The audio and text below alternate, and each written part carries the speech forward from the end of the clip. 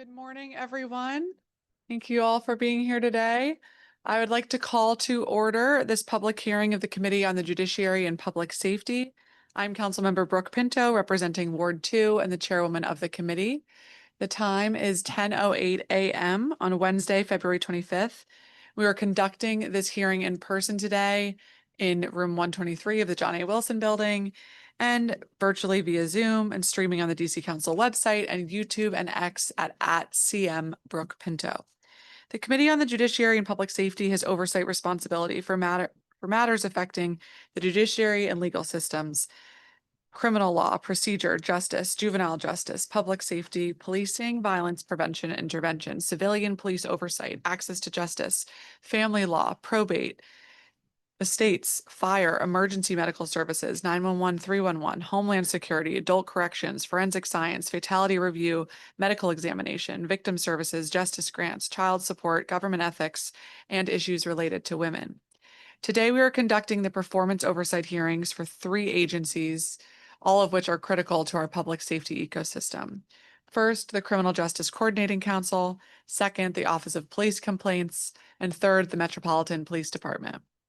We'll first hear from the Criminal Justice Coordinating Council, or CJCC. CJCC is an independent agency that serves as a forum for identifying challenges and generating solutions to enhance public safety and the fair administration of justice for district residents, victims, visitors, and justice-involved individuals. CJCC facilitates information sharing and collaboration between agencies, conducts research and analysis, and provides training and technical assistance on behalf of its district and federal member agencies. CJCC's work is particularly critical as the district increasingly relies on system-wide data, interagency coordination, and evidence-driven analysis to inform our public safety strategies. I'm especially looking forward to discussing CJCC's data modernization work, its role in supporting coordination across agencies and jurisdictions, and reports and analyses CJCC produces to help guide public safety policies and practices. These initiatives sit at the intersection of data, policy, and operational practice and are essential to ensuring that agencies and the council have reliable, timely, and usable information that guide decision-making. It'll also be important today to get an update on where things stand with many of the requirements laid out in Secure DC for data sharing so that we can have access to the best information to guide our policies moving forward. Many people don't know about CJCC, so I just want to reiterate again how crucial this agency is in getting together all of the principles in our public safety ecosystem from both our local and federal system. As we know, in DC, we have a unique public safety system. And so having CJCC be fully staffed, fully funded, and help serve as that arbiter between all of those agencies on information collection and driving towards solutions is really, really critical, and an agency that we need to support this year and support their funding for that data management. Our next agency in today's oversight hearing is the Office of Police Complaints, or OPC. OPC was created to offer an independent system of review of citizens' complaints against police officers in the District of Columbia. The office investigates, mediates, and adjudicates complaints against MPD officers, as well as the DC Housing Authority Police Department. OPC makes policy recommendations to the council, the mayor, and MPD and DC HAPD to ensure our police departments are employing the best practices that enhance public safety and promote trust with the communities that they serve. Today, I'm looking forward to hearing from Director Cross about his past fiscal year's complaint trends, as well as their reports and policy recommendations. I know that complaints are up significantly since this time last year, so I'm eager to hear about trends in those complaints and how the agency is handling the larger caseloads. I'm also interested in discussing more about the current staffing level needs within the agency, especially given the increase in complaints. We know that a trusted police department brings legitimacy to the department and in all of our communities and helps ensure that MPD is working on behalf of all of our residents every day. I look forward to the discussion with OPC on how we can strive to do better and how we can take the aggregate of their complaints in shifting policy where needed. Finally, we will hear from the Metropolitan Police Department, or MPD. MPD is the primary law enforcement agency in the district and provides crime prevention and investigation strategies, services, as well as emergency response services. MPD continues to play a critical role in promoting public safety in DC and want to thank them for their huge efforts and success in driving down crime over the last several years. We have seen significant progress in overall reduction of crime in the district, including significant decreases in violent crime. 2025 saw a 53% reduction in violent crime when compared to 2023. This past year of 2025 alone saw an overall 29% decrease in violent crime, including a notable 32% decrease in homicide and 37% decrease in robberies compared to 2024. This year's statistics are showing similar trends already, and I know the department and its officers work hard every single day to ensure that crime continues to go down so that we can fulfill our basic responsibility as a government to ensure that everybody is and can feel safe. This past year, though, the district has experienced an unprecedented level of federal interference with our local law enforcement and in our city.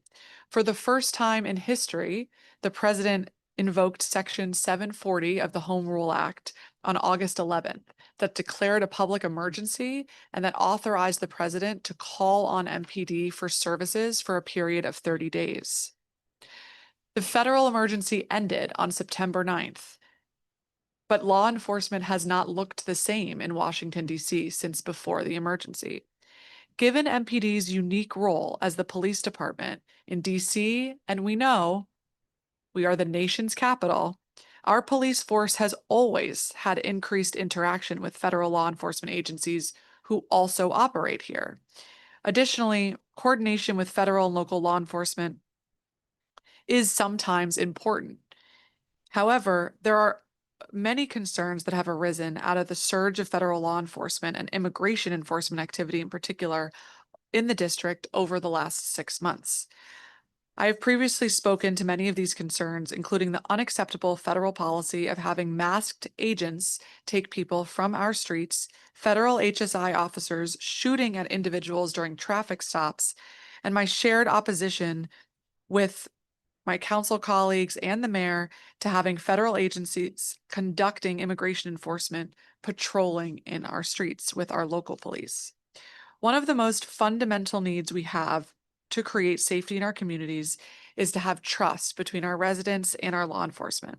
We prevent and stop crimes when witnesses feel safe to call 911, and we solve crimes and prevent future crimes when witnesses feel comfortable coming forward and engaging with law enforcement and with prosecutors. Today continues what we have been doing over the last 6 months in our oversight. We asked MPD a series of questions. We held a public hearing in December where we heard from over 100 public witnesses. That hearing was over 12 hours long. And we got a lot of ideas from that hearing. And so I want to thank many of you for being here today to share your perspective and ideas. That's how we continue driving forward with improvements. I then sent a letter to MPD signed by all of my council colleagues with a series of questions, much about the federal coordination, which federal agencies are here, how they're being deployed. And the answers we got was frankly unsatisfactory and didn't provide clarity. We then sent follow-up questions through our performance oversight questions with MPD. We got their responses this Monday, but when it again came to federal agencies, we did not get the answers that we needed. Yesterday, I introduced a bill that does a couple of things. It first says that if there is a serious use of force by a federal agent and our MPD officers are there with their body-worn camera footage, that body-worn camera footage must be released to the public within 5 days.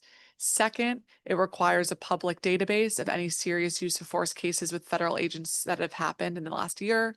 And third, it requires MPD maintain information on roll calls, which federal agents are coming to the roll calls and where they're being deployed. These are common sense transparency measures to understand the state of affairs in our city and to make sure that the public has insight into what is happening on our shared streets. Thank you. to be clear, I strongly support. Much better? Okay. Oh, sorry. I guess I won't start over given we've got a lot of witnesses, but um, I strongly support our local police enforcement officers doing the work of public safety for our local city.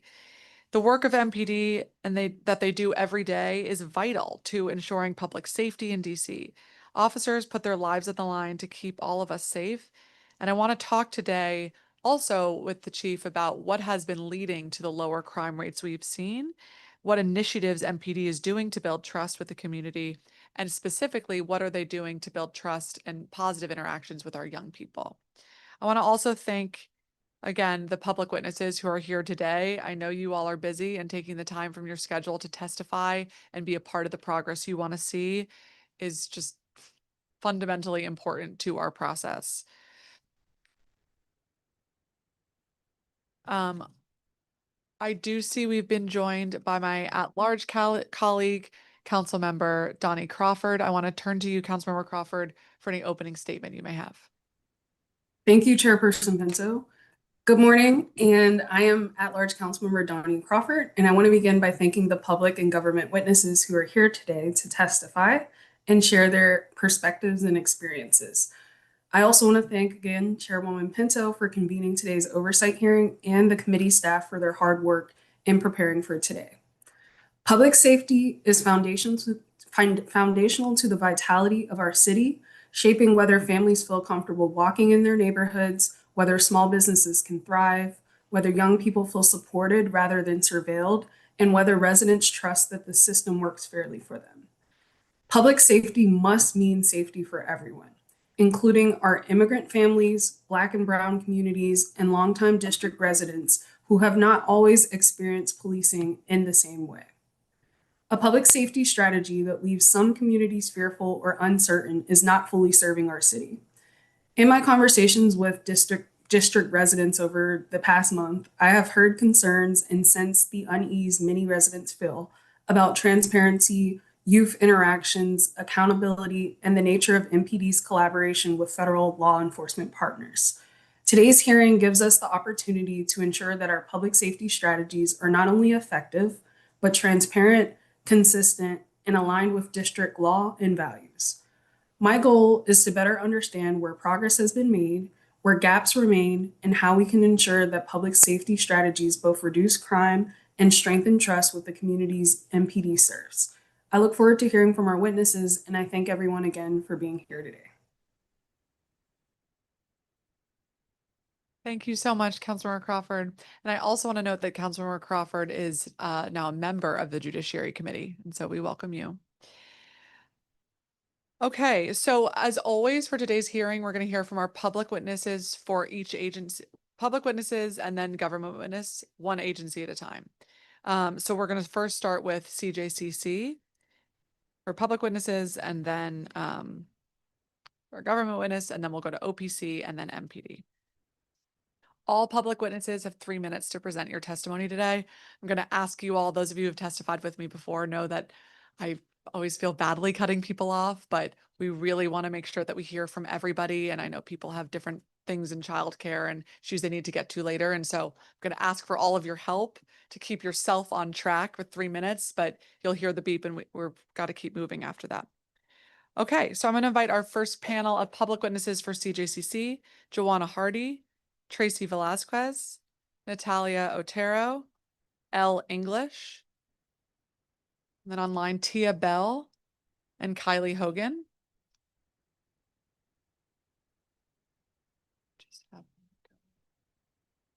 And L. English, are you here?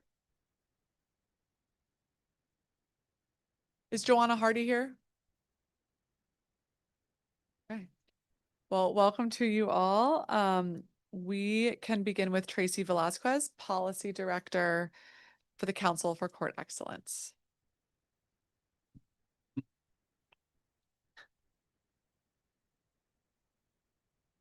Thank you, Chairperson Pinto and members of the committee for the opportunity to testify. My name is Tracy Velasquez, and I'm the Policy Director for the Council for Court Excellence. CJCC plays a critical role, as you said, Council Member, in coordinating agency interagency collaboration and data sharing, and public reporting across DC's justice agencies. I want to briefly highlight a few areas which I provide greater detail on in my written testimony. First, CCE commends CJCC for their Justice Statistical Analysis tool, which improves transparency by providing public dashboards on crime, arrests, incarceration, supervision, and other topics. However, the functionality to download the visualized data significantly limits its usefulness. Even simple analyses require manual data transfer, which is inefficient and prone to error. If the current platform cannot support downloads, we hope CJCC will consider posting Excel spreadsheets, as many other jurisdictions do. Next, CJCC provides strong reports and programs on issues of relevance and importance, including this year a report on youth and family perspectives on juvenile violence and a panel of successful violence and reduction efforts from around the country. I attended that excellent panel, and I would urge both the DC Council and the agency's decision makers to attend these informative events. Also, we were disappointed that the victimization survey mandated in 2023 has not moved forward. While cost was cited as a barrier, this survey would provide more detailed data directly from crime victims without a law enforcement filter. And I would note it also would include potentially crimes that victimization that's not reported to law enforcement to give people an understanding of whether there are issues around trust in law enforcement when there is victimization. We urge CJCC to begin planning this survey within existing resources and ask the council to appropriate dedicated funding for fiscal year 27. We are also concerned that 9 CJCC reports completed in fiscal year 2025 addressing issues of significant public interest have not been publicly released. For example, understanding why people are in the jail for over 5 years is particularly relevant, given that 5 years in jail costs the district $500,000. We urge CJCC to make this taxpayer-funded work available to the public. Finally, we appreciate CJCC's leadership on 2 interagency initiatives, the Crossover Youth Practice Model and the Pre-Arrest Diversion Task Force, both of which move forward CCE recommendations from the past. CCE has been attending the PAD meetings, and we encourage the task force to incorporate the recommendations made in a roundtable of people with lived experience, such as expansion of non-police diversion options, including peer support specialists, development of juvenile pre-arrest diversion, and additional police training. Thank you for your time and consideration, and happy to expand on any of these. Thank you very much. Natalia Otero, Executive Director and Co-founder of DC Safe. Thank you, Chairperson Pinto and members of the committee. My name is Natalia Otero, and I'm here on behalf of DC Safe.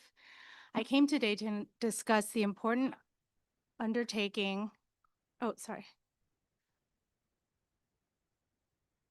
Sorry, is this better? I have a thin voice.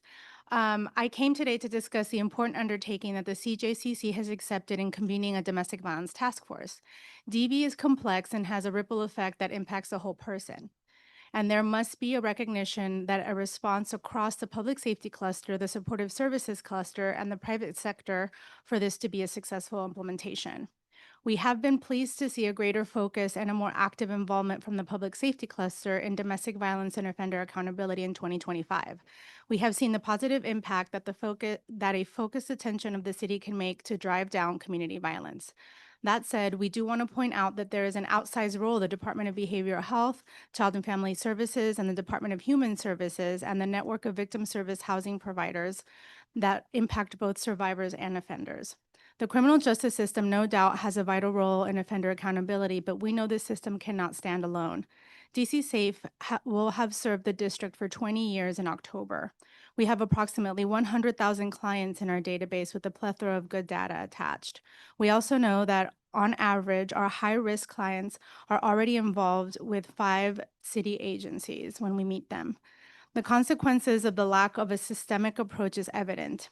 In our testimony for the Deputy Mayor for Public Safety and Justice, we drew attention to a 2025 DV homicide that occurred within a week after a suspect was arrested and charged with a DV offense, which also unfortunately ended in a police shooting and another death.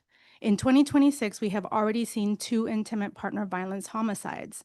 In one, the offender was under supervision through the courts for not 1 but 2 DV offenses at the time of the murder. 1 for homicide of the victim and 1 for another domestic violence survivor. Further, 1 DV homicide also resulted in the shooting of a child, a missing child, and 1 child who saw her mother die in front of their eyes. Further, that suspect took his own life. These are the worst possible outcomes in a city that prides itself on its hard work to addressing community violence. In the first decade that we implemented our lethality assessment program, we only lost 3 clients to homicide. We know that this approach can work, but we also know that no one agency can move the needle alone. Our city has bright minds working across the district in many areas. When the right people are focused on a problem, I have every faith that it can be innovated. We don't expect that we will ever be completely free of the worst possible outcomes, but we can do better. The working group is the first step towards a stronger coordination across the criminal justice system, but there are many other areas where adding to, supplementing, and appropriately resourcing existing efforts can go a long way in creating substantive change. Thank you very much. Great, thank you. Kylie Hogan, Director of Systems Advocacy, DC Safe. Thank you, Chairperson Pinto and members of the committee. My name is Kylie Hogan. I'm the Director of Systems Advocacy at DC Safe. We've served roughly 12,000 residents a year through our unique coordinated crisis response model. Our services aim to provide survivors with life-saving safety planning information, advocacy, and resources, but also create essential doorways for our partners throughout the community to connect survivors to safety. The scopes of our partnerships are extensive, including many members of the Criminal Justice Coordinating Council.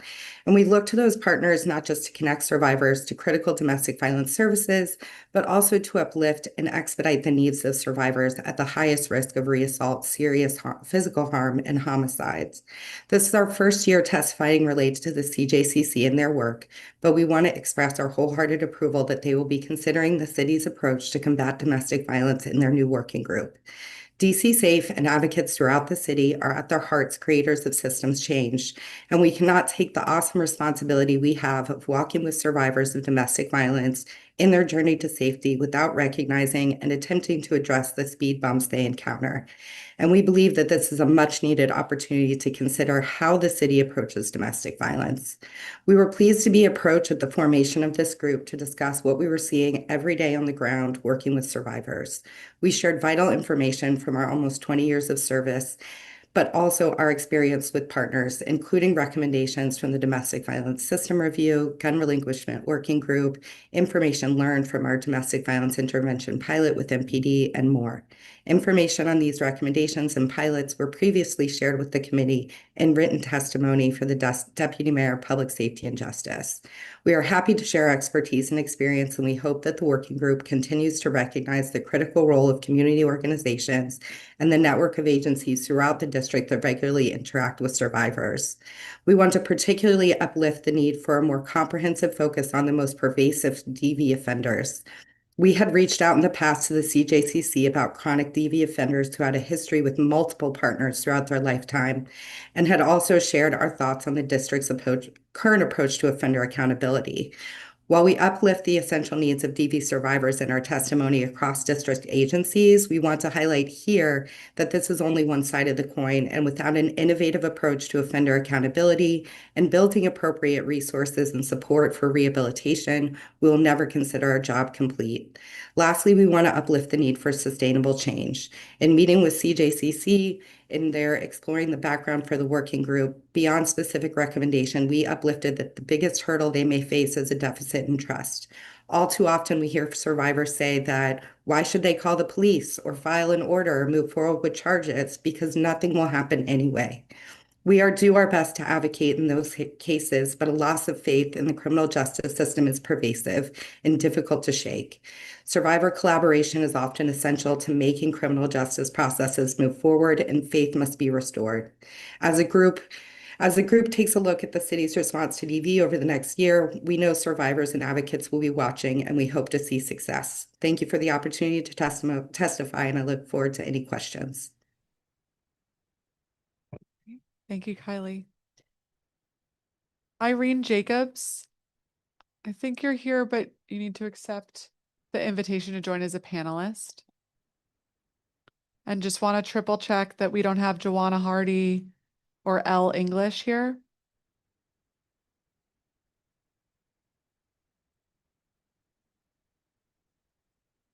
All right, Irene Jacobs. Okay.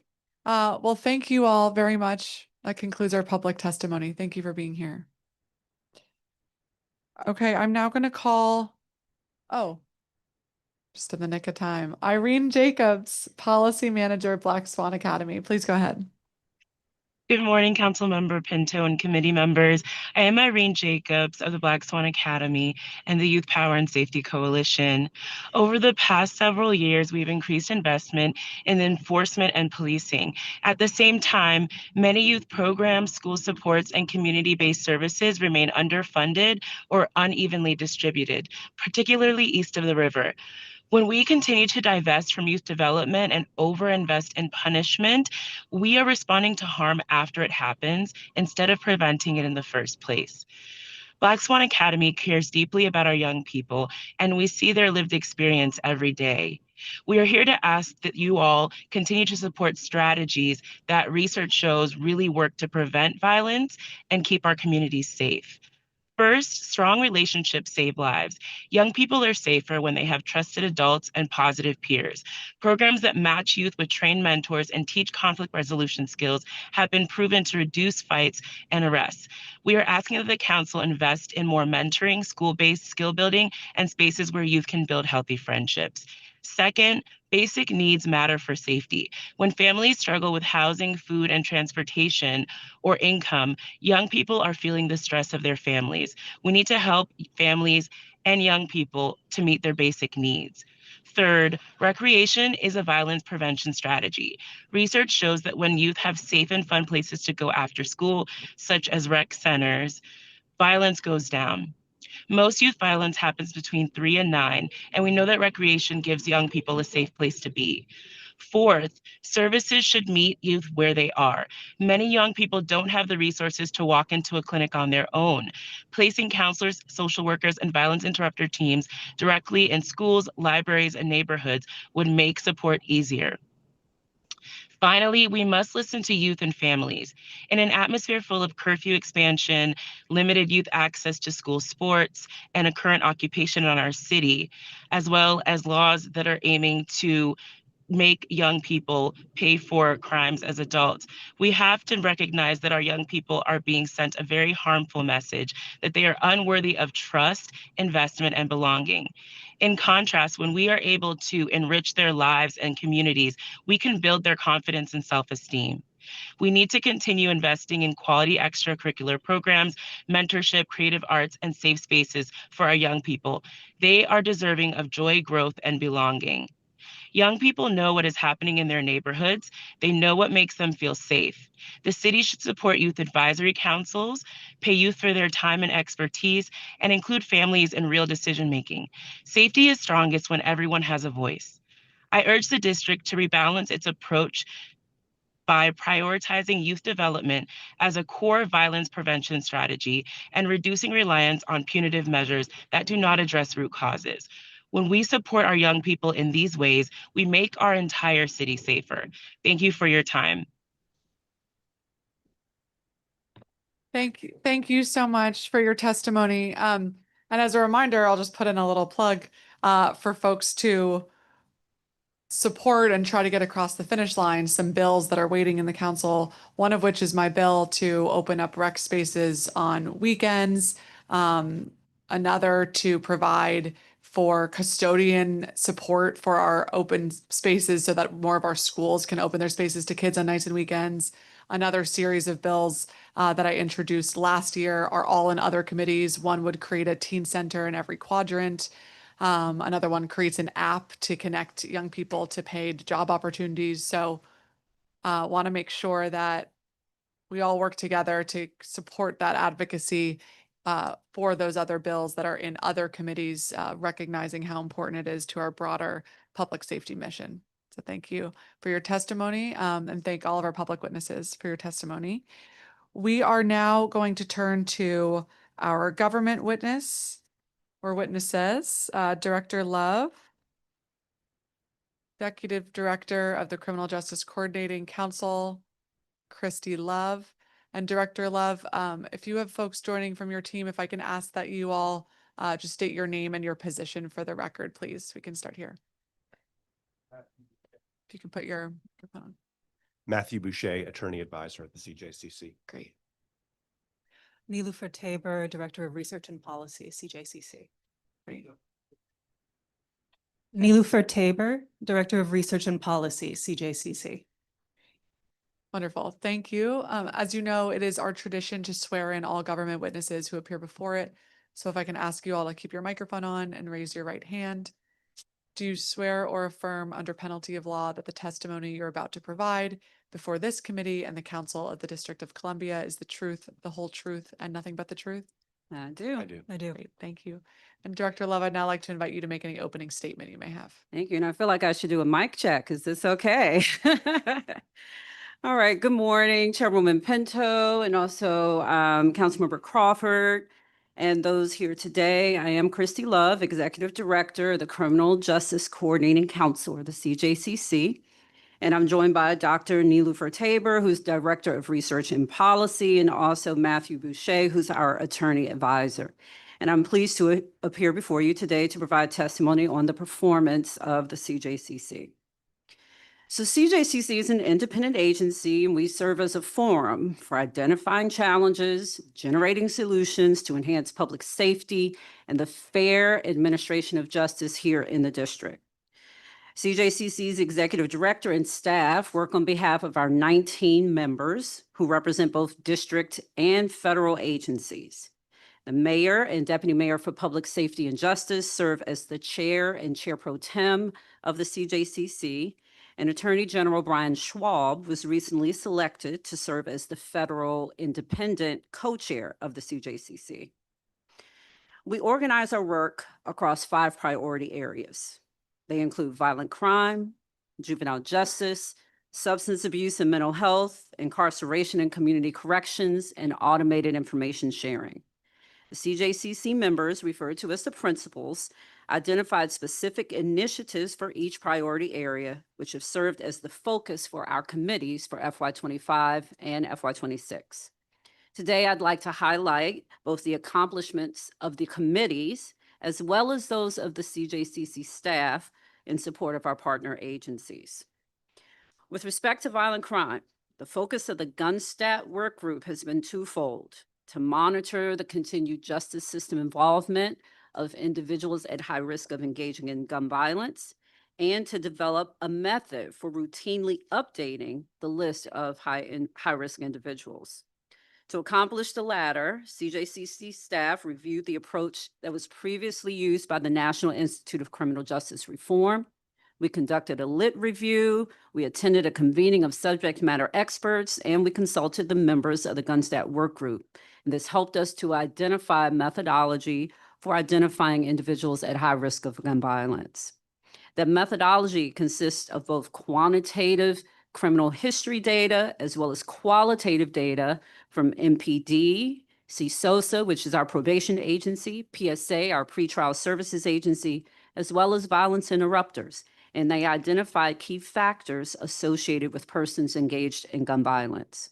We expect to finalize the new GunStat list by the end of April. Also related to violent crime, as was previously stated, the principals elected to establish a domestic violence work group. This work group is going to focus on identifying and addressing challenges related to investigating and prosecuting DV cases, holding DV offenders accountable, and protecting and giving voice to DV victims and survivors. Juvenile justice. We have a juvenile justice committee that engaged in 4 priority efforts during FY25. Understanding the key drivers of youth violence, identifying and addressing reasons for long lengths of stay for committed youth at the Youth Services Center, establishing a continuum of care for at-risk and system-involved youth, and enhancing efforts to identify and support crossover youth. We engaged a contractor, Opportunity Consulting, to conduct focus groups of youth, parents, community members, and youth-serving organizations to understand why youth engage in violent crime, what could deter them from doing so, appropriate mechanisms of accountability, and perspectives on available services and supports. Opportunity Consulting released a report in September 2025 with findings and recommendations, one of which was to develop targeted prevention efforts for high-risk youth in high-risk neighborhoods. As a follow-on to this report, we convened a session with representatives from ROCA Inc. and Youth Advocate Programs, or YAP, and they described their evidence-based models for successfully engaging high-risk youth and reducing their involvement in violent crime.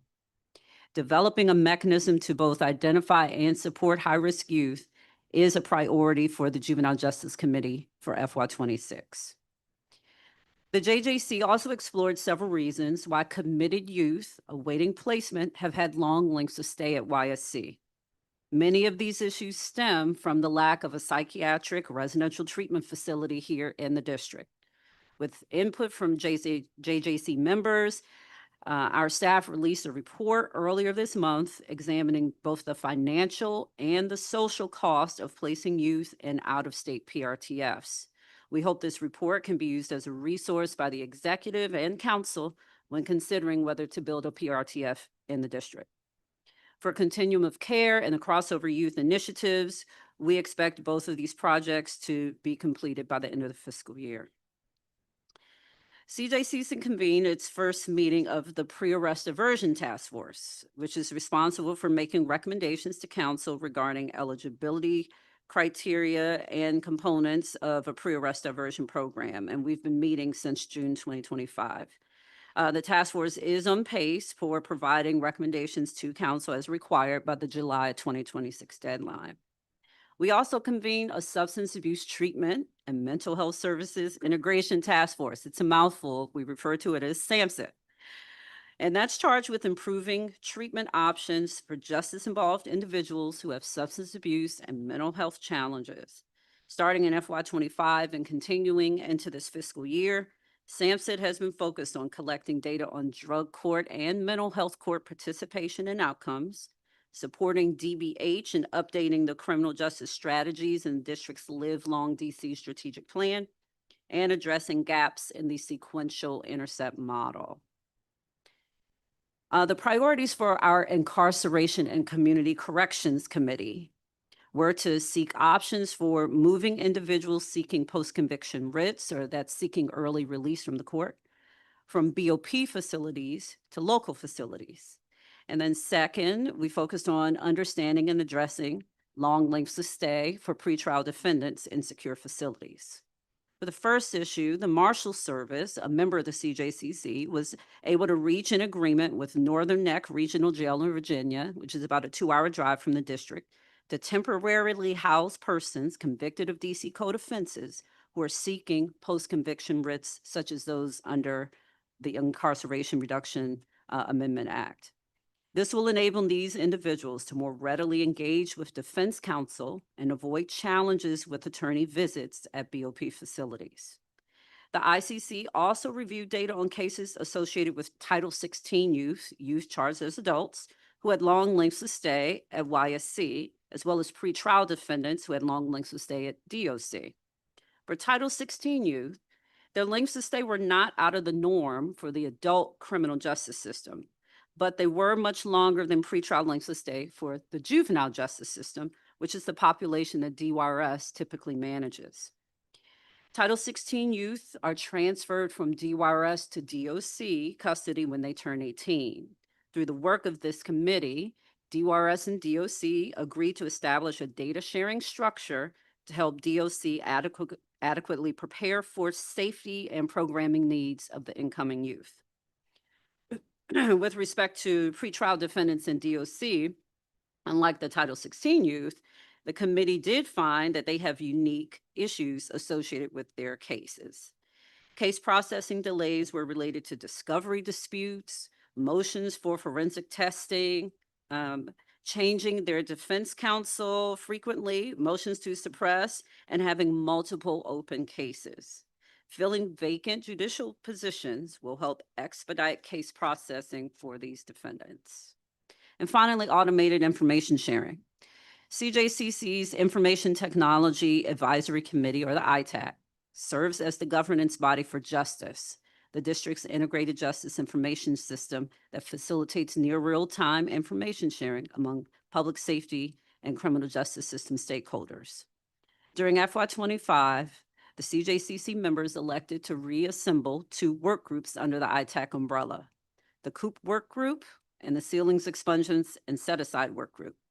This past year, the COOP work group successfully updated the COOP framework for the criminal and juvenile justice systems, which had not been updated since 2012. And the framework identifies each CJCC member agency's essential functions and the points of contact if a disaster were to occur. We also have the SES work group, which has been primarily focused on identifying mechanisms to implement the automatic sealing and expungement provisions of the Second Chance Amendment Act of 2022. The work group, in consultation with Code for America and the Clean Slate Initiative, determined that Justice would serve as the best platform for identifying eligible records. However, to make this work, CJCC would need permission to store court data, corrections data, and no paper data in Justice indefinitely, and to use those agencies' data for this specific purpose.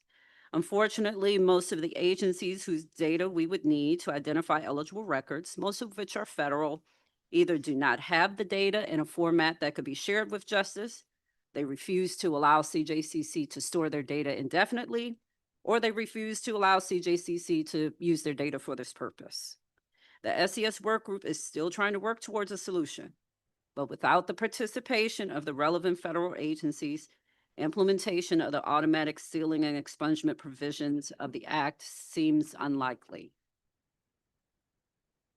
And lastly, staff accomplishments. Of course, the work of the committees is successful due to the dedication of principals and their staff, but it's always also successful due to the hard work and highly skilled staff who support the work of our members and stakeholders. We do that in 4 ways. We facilitate automated information sharing, we conduct research and analysis, we facilitate interagency collaboration, and we provide training and technical assistance. With respect to Justice, where we facilitate automated information sharing, in FY25, Justice had 5 million records, had more than 3,700 users across 33 agencies. We averaged 760 logins per day and 4,200 searches per day. CJCC continues to receive high marks on the annual Justice User Survey, where more than 90% of respondents reported that Justice was necessary for conducting their work and that they are satisfied with their Justice experience. Our IT team has not become complacent, however, because of the positive user feedback. Instead, they continue to seek opportunities to enhance the system. We fine-tuned the query process. We enhanced system security. We incorporated new information into the search function, and we generated new supports. And of particular note, we continue to be on track to complete our Justice Modernization Project in 2027. Our Statistical Analysis Center, or the SAC, generated 129 research and analytical products, including both routine reports and one-time analyses. Our primary focus has been to develop and maintain the 20+ monthly and quarterly dashboards required by SecurityC and to maintain JSAT, which is the platform where the dashboards live. Since the dashboards were first published, average monthly visits to JSAT increased by 355% since FY23. For interagency collaboration, that's our bread and butter as a coordination council. In FY25, we convened 101 meetings and served as project managers for 21 multi-agency initiatives. Making progress on our initiatives require frequent and consistent engagement with our partner agencies and stakeholders. And to do that, we must have a fully staffed policy team. We are happy to say that we are going to complete interviews for our final vacant policy position by the end of this month and hope to make a selection soon. And then training and technical assistance. We typically do this in the form of public meetings or webinars, information sessions. We had 1 public meeting this year that was focused on drug court, and we hosted 4 information sessions on topics ranging from risk assessments for adults, rehabilitative models for adult correctional facilities, and addressing youth violence. And after a 6-year hiatus, we also reconvened our information sharing forum. And that was an opportunity for users of our justice system to come together to share how the system supports their daily work, and they identified information sharing gaps. And the ITAC will prioritize and determine how best to address those gaps in FY26. So in closing, I just want to publicly acknowledge the CJCC staff. They continue to be unwavering in their dedication to providing critical information and support to the district's justice system, often behind the scenes. And I also want to acknowledge the members of the CJCC. In spite of the current environment and changes over the past year, they continue to show up and find common ground, and they've identified meaningful efforts that will enhance justice system functioning. I look forward to their continued collaboration in the year to come. And so that concludes my statement. I'm available for questions. Great. Well, thank you very much, Director Love. And I'd like to add my gratitude to you and your entire team, and all the members of CJCC who, at its core, share a belief that everybody deserves to be safe, and appreciate all of your efforts to make that a reality. I want to ask you a little bit more about justice. You talked about some of the importance of the modernization project, but can you zoom out and elaborate a little bit on why it is so important to have a common language of data that we're using in analyzing what is coming in, whether that be from the Attorney General's office or the courts or otherwise, and how that informs your policy recommendations? Right. So justice is an operational system. So that means that it's not used for research and analysis in general, but it's used to really help the criminal justice system function. And justice is the system that the criminal justice stakeholders use to communicate to one another. So for example, when MPD makes an arrest, the way that they communicate that they've made an arrest and refer it to the prosecutors is through justice. So there's an information that flows through that system. OAG and USA are aware that there's been an arrest. When the prosecutors make a decision, are they going to paper the case, meaning to charge the case in court or not? That decision is communicated to MPD as well as to the court and others. There's information on pretrial supervision. There's information on drug testing results for defendants. Court case outcome information that's available in justice. Supervision status, if someone has violated the conditions of their supervision, that notification is made through justice, as well as incarceration information. So it really is a critical system. And when we had the information sharing forum, you actually said, we had partners to say, I actually can't imagine how I would do my job if this system did not exist. So that's the importance of it. And we do appreciate council providing the capital funds last year to enable us to engage in the Justice Modernization Project. And the reason we're doing that project is because the software that really undergirds the functioning of justice is going to reach end of life in January 2027. And so I've just described the importance of the system. It has to continue to function. So we're using those funds to rebuild justice on new technology. We're going to upgrade the interface. It hasn't been upgraded in about 20 years. And then we're also going to shift the system to the cloud. Okay. And you talked about some of the hurdles that you're having in implementation of the Second Chance Amendment Act.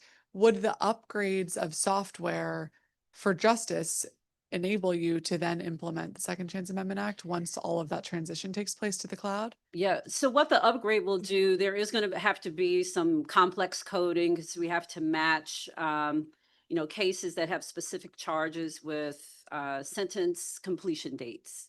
And so the new Justice 2.0 will allow for that. But what our real challenge is not a technology challenge, it's getting the permissions from agencies to use the data for this purpose. And it's also getting them to agree to, because in order to match data in the system, we have to store their data. And right now, we have a number of agencies that have told us that they won't permit us to store their data. And which agencies are those? So it's BOP has said he cannot store their data in justice. BOP also has a restriction that for detailed sentence completion information that they're not able to share that with non-law enforcement agencies, which would include the court, because the court is the one that needs to be aware of the eligible cases, because then the court makes the notification to all of the other partners that they need to appropriately seal and expunge the cases. So that's BOP. CSOSA has said yes. There may be some conditions, but they are willing to participate. DC Superior Court, they've been a partner and really a champion in this. So the only thing is that there are a number of scenarios of how a sentence ends. We may all think of prison or jail, but we have probation and parole with CSOSA. We also have U.S. probation. They're another agency that said, no, we cannot use their data for this purpose. And then we have BOP, of course, and U.S. Parole Commission is another agency. I think maybe they would be willing to share. They just don't store sentence completion data in a format that can be shared with justice. So it's either the data is not in a shareable format, or the agencies just don't want us to use the data for this purpose. And are all the agencies who have said no federal agencies? Yes. We're still waiting to hear back from DOC. They're the only agency we haven't heard back from. And I should add, so the implementation of these automatic sealing and expungement provisions, we put them in 3 buckets. The bucket I've been mostly talking about is cases that are papered with a conviction. There are 2 other categories: papered, no conviction. That's just court data. We anticipate that the court will say yes. And then you have no papered cases. So again, I described justice has no paper information. OAG has said yes, you can use our no paper data for this purpose. The U.S. Attorney's Office has said no. So right now we're in consultation with MPD, who's a recipient of the no paper information, to see if they would be willing to help identify eligible no paper cases. Okay. Are there other members of CJCC from federal government who can be leaned on to ensure that the federal agencies participate in this law?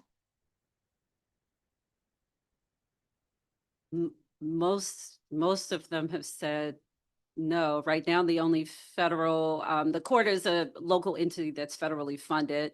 I anticipate they'll say yes. And CSOSA right now is the only federal agency that's relevant to this that has said yes. I've mentioned BOP is a no. Parole Commission just doesn't have the data in the format. USAO is a no. You know, when you think of structure, the U.S. Attorney's Office, they're the chief federal law enforcement officer, and in a way, I think a leader on the federal government side. So I feel like if they've said no, it may be a little difficult to compel others to say yes. And is the U.S. Attorney's objection substantive, that they just don't agree with the policy versus not having the software data functionality to implement it? Yeah, we didn't get a detailed explanation for why they're not permitting us to use their data for this purpose. I do feel like the U.S. Attorney's Office, though, has been very vocal about their opposition to the Second Chance Amendment Act. So I imagine there could be a connection. All right, well, let's continue our conversation about that and ensuring that the law that we passed can be implemented and that we can keep moving forward in that way. Can you talk about some of the other data barriers that you've experienced over the last year, especially in amassing aggregate data, whether it's with the pretrial detention reports or other areas where we need to collect data from the courts and from OAG and others, and kind of how that's looked over the last year? Sure. I can start, and I'll turn it over to Dr. Tabor to give a bit more detail. But, you know, I mentioned justice is an operational system, and then we receive data separately to do research and analysis. But a data challenge that we've had in common on the operational side and research side has been limited access to juvenile justice data. So I mentioned we had the information sharing form. We do a justice user survey. The top issue of, what are your information sharing challenges and gaps? The top issue is lack of juvenile justice information in justice. And so, if you look at what flows through justice on the adult side, the court, has a very substantive feed of case information that's flowing on the adult side, and that information is available to the prosecutors and public defenders and pretrial services and CSOSA. But there is no comparable court feed on the juvenile side. So there's no court data flowing from one agency to another. You can search it one by one, but that is very time intensive for an agency partner to do. The second piece of information that's missing is juvenile arrest data. So adult arrest data flows through justice, readily accessible. There is no juvenile arrest data and that's even searchable or, let alone flowing through justice. So those are the two, I think, big impediments. There are a few other data challenges related to justice that we're going to explore with our ITAC committee. And then I'll turn it over to Dr. Tabor, who can talk about some of the challenges we've had on the research and analysis side.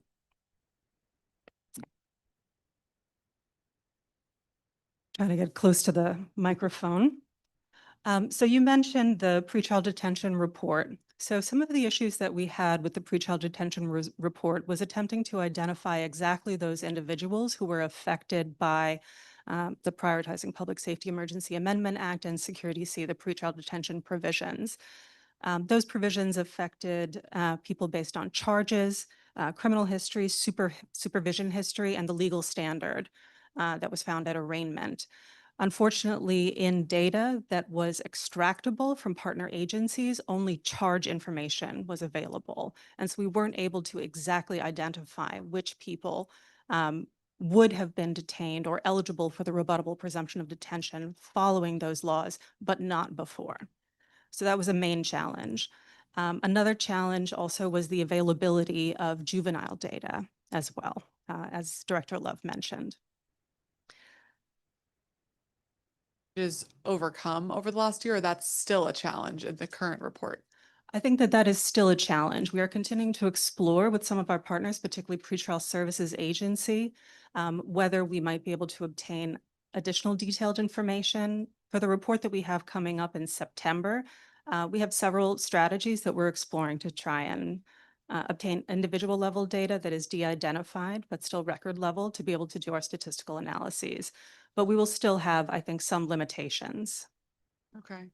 What if you randomly selected 100 cases and then looked at those as opposed to look at every case over the last several years?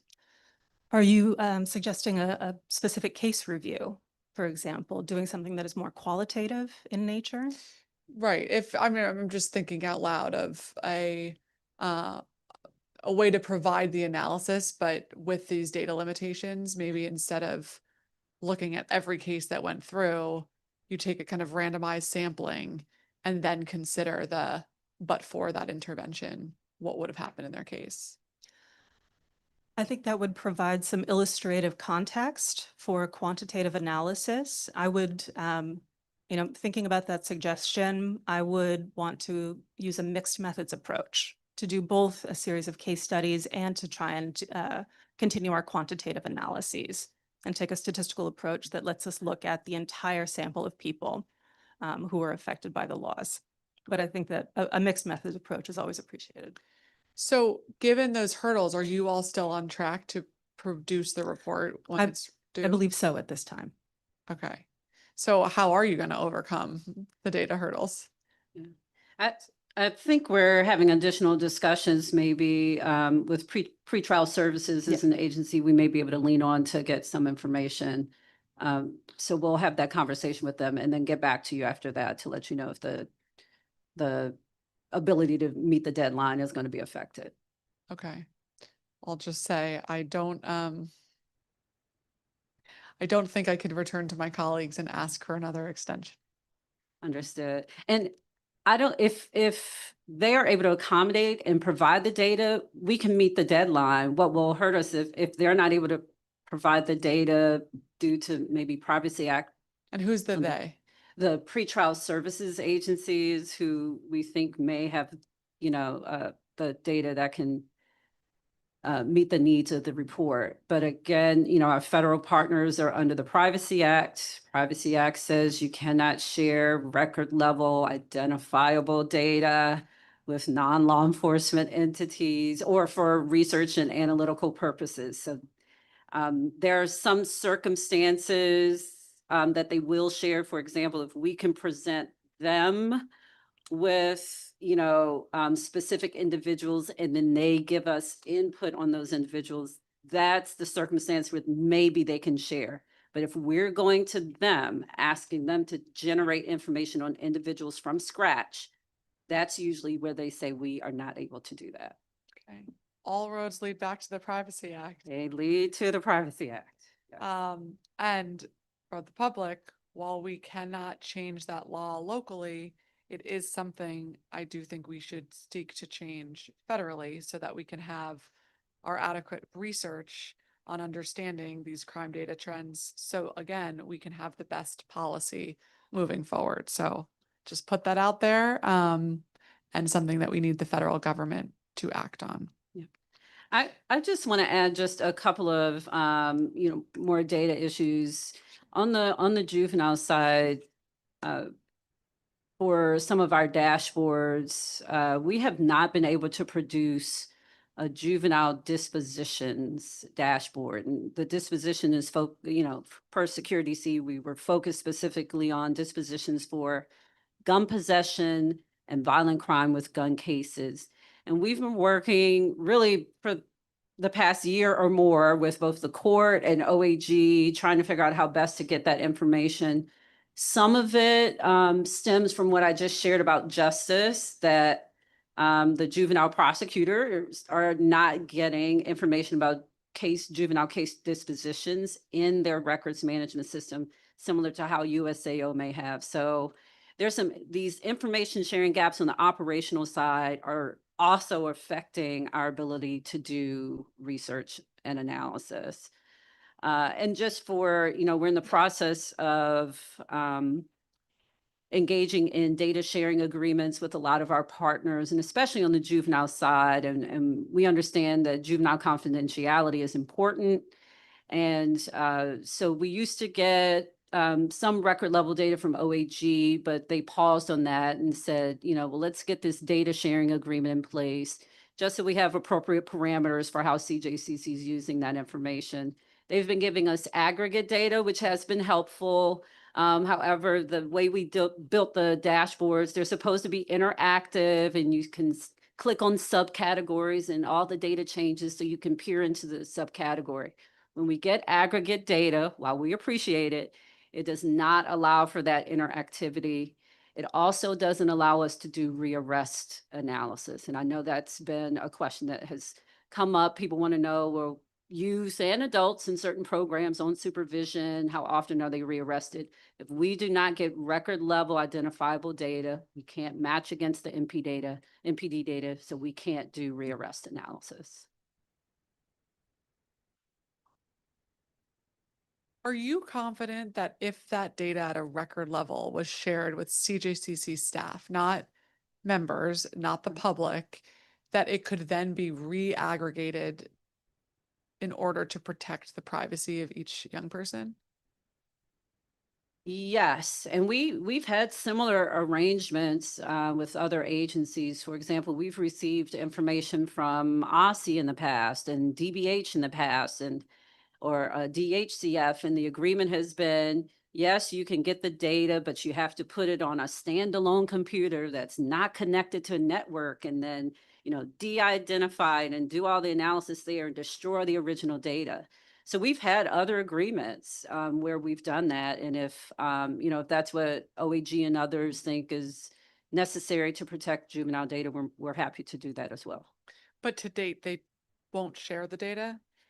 Not record level data until we can get this data sharing agreement finalized. So we sent that back to them maybe about a month ago, and so hopefully we can move forward on that.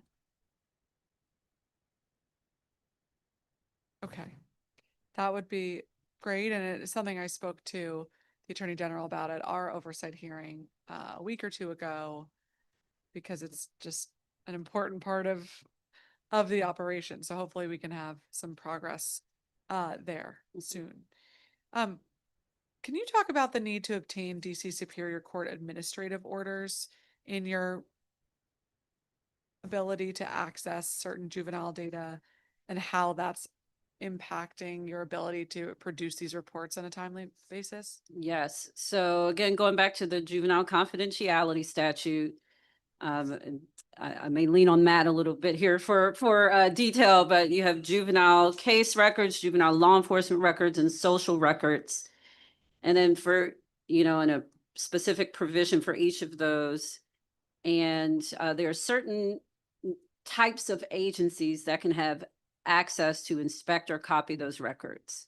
CJCC is not listed among any of those agencies. It's typically the agencies that are, supervising the youth, law enforcement, the court, prosecutors. The way that we are able to get access to juvenile data under those statutes is there is a provision that says that the court can provide access. And maybe Matt, I'll turn to you if you're able to share that provision. Certainly. As Director Love said, there are 3 separate statutes, each of which contains a provision that roughly says other persons having the court may grant the authority to inspect records to other persons having a professional interest in the protection, welfare, treatment, and rehabilitation of the respondent, if authorized by rule or special order of the court.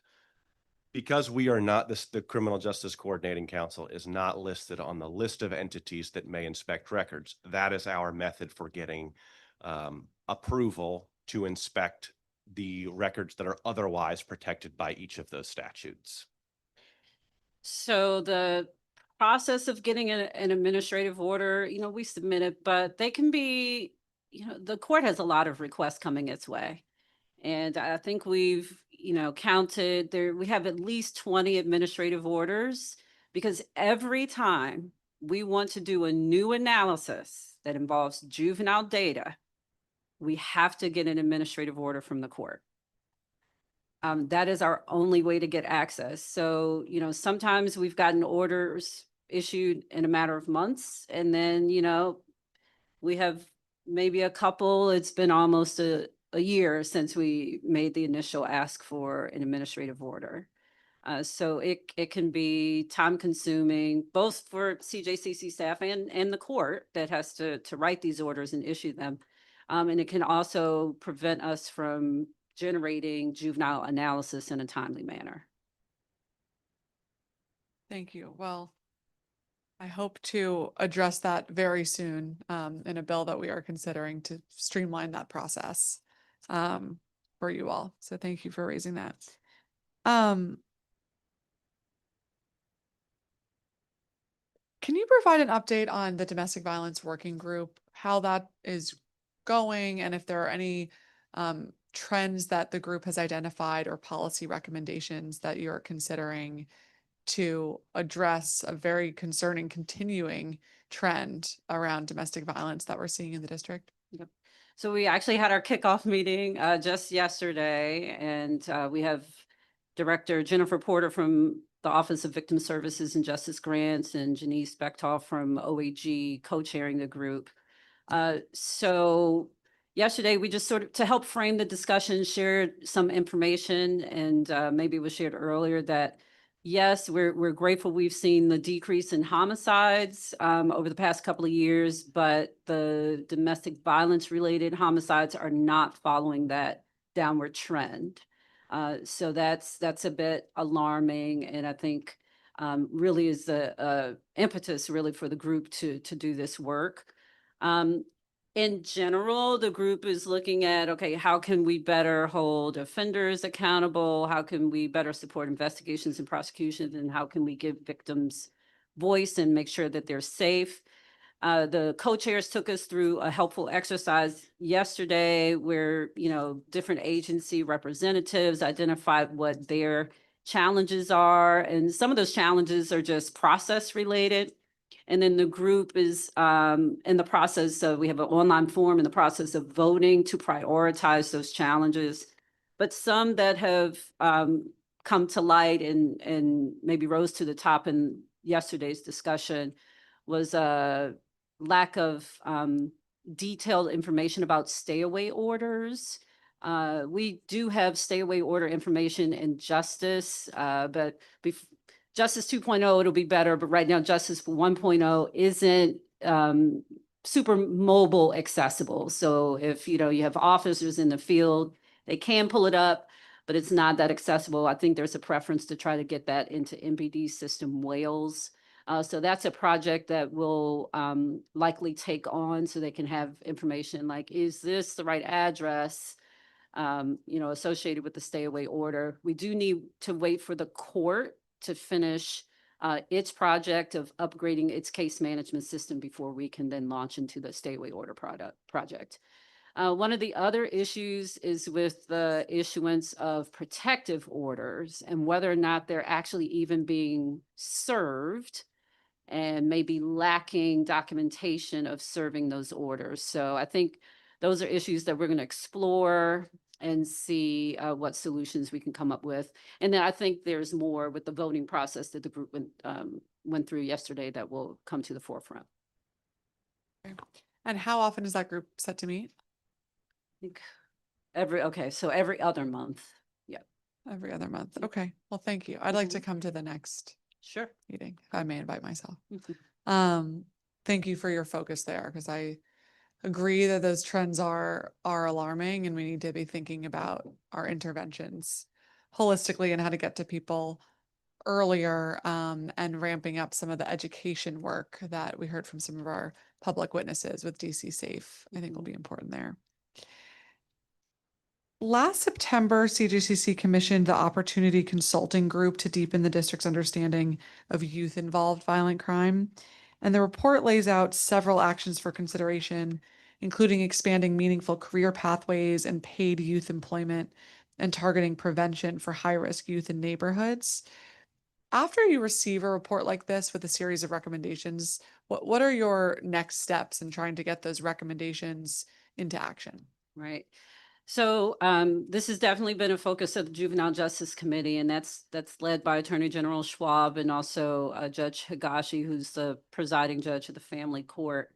And so we've talked about these recommendations. There are a couple that, of course, and the composition of the Juvenile Justice Committee is juvenile justice agencies and other youth serving agencies.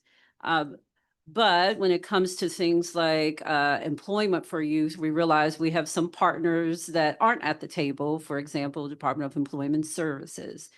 So I think for those types of recommendations, the Juvenile Justice Committee, we would definitely be supporters and champions, but we're probably not going to be the group that's going to be able to expand employment opportunities. But our job would be to alert relevant agencies of those recommendations. So then I think the group is going to focus on the recommendations that are within the justice system or youth serving agencies control. One of those is the recommendation to identify the high-risk youth and have targeted supports for them. So that is a focus area for the JJC this fiscal year. We had an initial conversation about it just a couple of weeks ago. When you talk about high risk and especially a concept of some sort of list, people get skittish, understandably so, because that information needs to be used responsibly. So we actually had the discussion of, do we sort of flip the order? Do we first figure out what are we going to do to support high risk youth and what's the best way to do that? And that was one of the reasons we had the session where we brought in ROCA, we brought in YAP, that are evidence-based solutions for helping high-risk young people. We also did, through the continuum of care work, had a site visit to Philadelphia and visited Philly, which is working with high-risk young people in Philly and has had really great success. So we can look at some other models, see which model might be best for the district, and then that can help inform how we go about responsibly and ethically selecting who the high-risk youth are that we're going to serve. Okay, and when do you think you'll have that list? I think we're gonna have to agree on how to select the youth. You know, there's some analysis we've done, there are a small number of youth, and that's the thing was just violent, you know, especially gun violence or violent crime in general. It's a small number of people who may be perpetuating it. And we see that on the adult side, and we see it on the youth side too, that there are some youth who we've seen be repeatedly arrested for violent crimes in a short period of time. Perhaps that's one way to identify who we consider to be high risk, but it's going to have to be, you know, a consultation with the group. We on our end, we can look at, you know, what does the research and literature say about best practices for identifying these populations. So I imagine that's something we can do during this fiscal year for sure. And is there any coordination with the DHS pilot to identify truant youth and some of the kids who haven't been going to school for days, sometimes weeks and months on end? So DHS participates in the Juvenile Justice Committee, and we actually supported them in their analysis of the truancy pilot. That's another example of needing administrative order. We haven't been able to release that analysis because we need an administrative order from the court because it relies on juvenile data. So it's sitting there. It's been sitting there since last summer, but we need the AO to release it to council and to release it publicly. But no, we haven't yet, you know, looked at the list of truant youth. And well, I guess that that analysis did look at their touches with the juvenile justice system, but we're not able to talk about it publicly at this time because we don't have the permission to do so. Right. And I think that is a really good example of like when a very specific administrative rule is hindering just access to public information and progress, because we need, especially as we gear up on the budget, we need access to that report for the DHS truancy pilot to know what interventions are working. Are home visits a great tool? Should we be expanding those? But without the report, we're kind of flying blind as policymakers, and that's not good for anyone. So back to, we will be moving shortly a piece of legislation that addresses the AO issue. Okay, and then the psychiatric residential treatment facility report is something that you all came out with that outlines both the financial and non-financial trade-offs associated with the district's reliance on out-of-state placements and the potential development of a district-based facility. Can you briefly summarize some of the findings of the report and how CJCC is thinking about that analysis moving forward as we consider next steps? Right. And so I'll just say on the financial side, we did collect some information, but we really leaned heavily on the work that had already been done by DBH and the Mayor's Office of Budget and Performance Management to estimate the financial costs. And Dr. Tabor can dive into what are some of the social costs that came out of that report. Certainly. So one of the main findings that we found from discussing with all the partner agencies was that the long wait times to placement themselves can have a significant mental health effect on youth who are awaiting placement. They understand that they are basically serving dead time. They're not moving towards a resolution of their case. They are not receiving the intensity of mental health care services that they by definition need from having been referred to a PRTF, and they also can experience that wait time as rejection, which can exacerbate underlying mental health issues. There are also educational challenges, making sure that the right credits are in place, making sure that youth are able to transfer credits back and forth between the PRTF educational provider and back to DCPS. They may come home in the middle of a semester and have trouble reaccessing school. And the distance itself can be a significant mental health challenge. Some of these are multiple states away, and it's very difficult for youth to be so far away from family, from friends, from their local environment. And it also presents challenges to having in-person visits with family members, since only 2 people may visit at a time. So a parent and a child may go. If both parents go, someone else has to take care of other children in the home. And then there's the reliance on out-of-state PRTFs also imposes significant administrative and contracting burdens on staff time. that many of the staff that we spoke to felt could be better served by engaging with families, with youth, with case management, doing the substantive work of trying to provide services and supports to children. And then finally, when it comes to reentry, there would be a much stronger step-down process to enable children to re-enter back into their communities and their families in a way that is structured, thoughtful, and forward-looking. Thank you for that. That concludes my questions for you all today. I want to, as always, Director, give you a chance if you have any closing thoughts or you want to highlight something of CJCC that we didn't get a chance to talk about today. Well, I just want to, again, publicly thank the CJCC staff, thank the CJCC members, just for, kind of hanging in there. It's been an interesting year, and I do just appreciate people still showing up and still caring about public safety in the district and investing their time and resources to make sure we have a safe city and to make sure that our justice system really is fair and, for everyone, and that we're trying to operate more efficiently and use taxpayer dollars to the best way we can. So just a sentiment of gratitude I just want to leave with today. So thank you. Great. Well, thank you very much. And as a reminder, just some of the follow-ups we need to continue working on together to get the juvenile data access for the secure DC dashboards, the pretrial detention revised report, and any other analysis that's needed, the changes to the administrative order to be able to release CJCC analysis on truant youth, and other analyses, continue to work together to identify additional data access points to implement the Second Chance Amendment Act, and then my attendance at the next domestic violence working group. We'll get that to you. Fantastic. And All right. thank you. And thank you to your team again for all that you do every day. It is vitally important. And as I mentioned at the opening, I don't think it is something that everyone in the public knows about. And as we head into budget, it's important for the functioning and safety and justice of our entire system to make sure CJCC is funded and well-staffed and that you all have the support that you need. So thank you for all that you do. Thank you. Appreciate it. Okay, we are going to move to the Office of Police Complaints. I want to just triple check one more time that L English is not here. L English. Okay. All right, we will call Director Mark Cross, the Director of the Office of Police Complaints.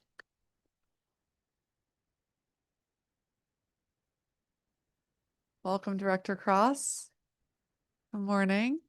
And as you know, it is our tradition to swear in all government witnesses who appear before it. So if I could ask you to turn on your microphone, which is the red button there, and raise your right hand.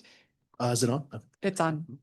Do you swear or affirm under penalty of law that the testimony you're about to provide before this committee and the Council of the District of Columbia is the truth, the whole truth, and nothing but the truth? I do. Great, thank you. I'd now like to invite you to make any opening statement you may have. Thank you.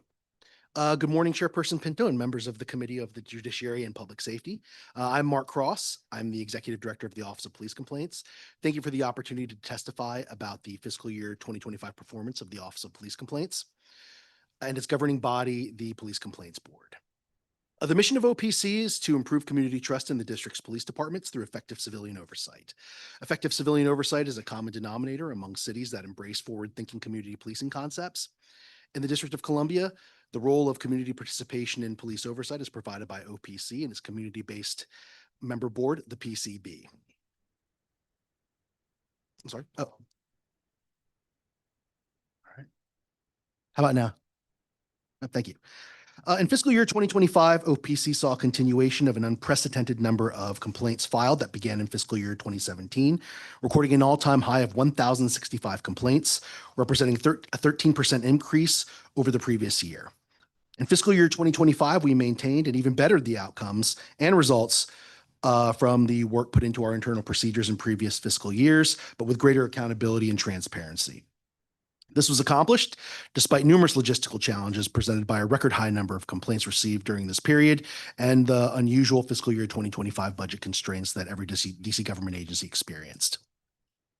In fiscal year 2025, the large number of complaints OPC received translated into opening 501 new investigations, with 147 complaints already open at the beginning of fiscal year 2025 that carried over from fiscal year 2024. OPC investigators conducted more than 485 complaint-related interviews during fiscal year 2025. These interviews included 370 community member interviews and 115 officer interviews.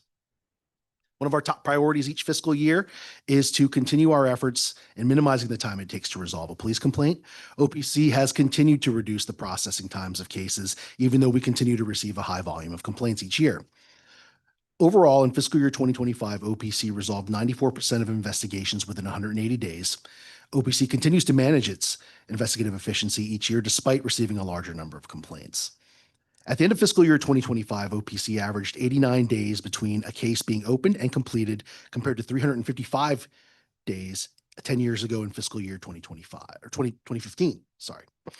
OPC's fiscal year 2017 mid-year report was the first glimpse of body-worn camera data, reported as MPD's full deployment of body-worn cameras was in December 15th, 2016. In its fiscal year 2017 annual report, OPC first reported on MPD's compliance with its own body-worn camera usage policies. In fiscal year 2025, 81% of OPC cases had some sort of body-worn camera footage, which is an increase from the 77% over the previous year. A total of 17% of OPC cases with body-worn camera footage included some sort of body-worn camera non-compliance, compared to 33% in fiscal year 2020. Nonetheless, body-worn camera footage exponentially contributes to more efficient case processing by our agency. In addition to investigating and resolving community member complaints of police misconduct, OPC and the PCB have the responsibility to identify topics for policy recommendations made to the mayor, the council, and the chiefs of police of MPD and the DCHAPD. In fiscal year 2025, the PCB published 3 reports. One was the implementation update on the reports and recommendations of the Police Complaints Board from fiscal year 2023, the duties of firearm licensees, and stop and frisk data. OPC continuously strives to increase the public's awareness of the agency's work and the service it provides by participating in outreach to the community. OPC has a social media presence on its Twitter account, now known as X, at District OPC, its Facebook page, LinkedIn page, and we use these to communicate to the community regarding our outreach activities, our policy recommendation reports, our protest monitoring activities, and our operations. These platforms also allow the community to communicate with us by bringing community events to the agency's attention and/or contacting us with questions or information that they might have. In fiscal year 2025, OPC conducted over 31 outreach events throughout the District of Columbia to local universities, schools, academic or community fairs, our community partners, neighborhood association meetings, and advisory neighborhood commissions. OPC also presented its student interactive training programs at various public and charter schools. OPC also continued its community partners program in fiscal year 2025 with 22 community partner organizations. Our agency is committed to enhancing the operations of the community trust in the district's police forces that serve the nation's capital, and we will continue to work with the community, the district council, MPD, and DCHAPD to improve upon the current model of civilian oversight in order to ensure the district's police forces are operating within the best practices of 21st century policing. However, our mission effectiveness is dependent on persistent collaboration with MPD, this committee, and the mayor. OPC statutory authority ends with administrative recommendations and fostered partnerships.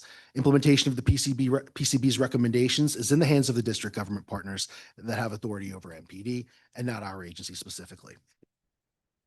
Thus far in fiscal year 2026, OPC has experienced an unprecedented rise in the number of complaints received by the agency when compared to last year. As of January 31st, 2026, the agency has received 397 complaints, which is a 33% increase when compared to the same time in fiscal year 2025.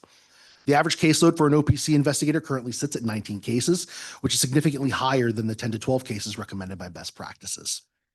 In order to adequately address this remarkable increase in complaints and prevent a potential backlog, OPC is requesting that the council's approval to convert 2 vacant positions to investigator and supervisory investigator positions to assist with this increased workflow.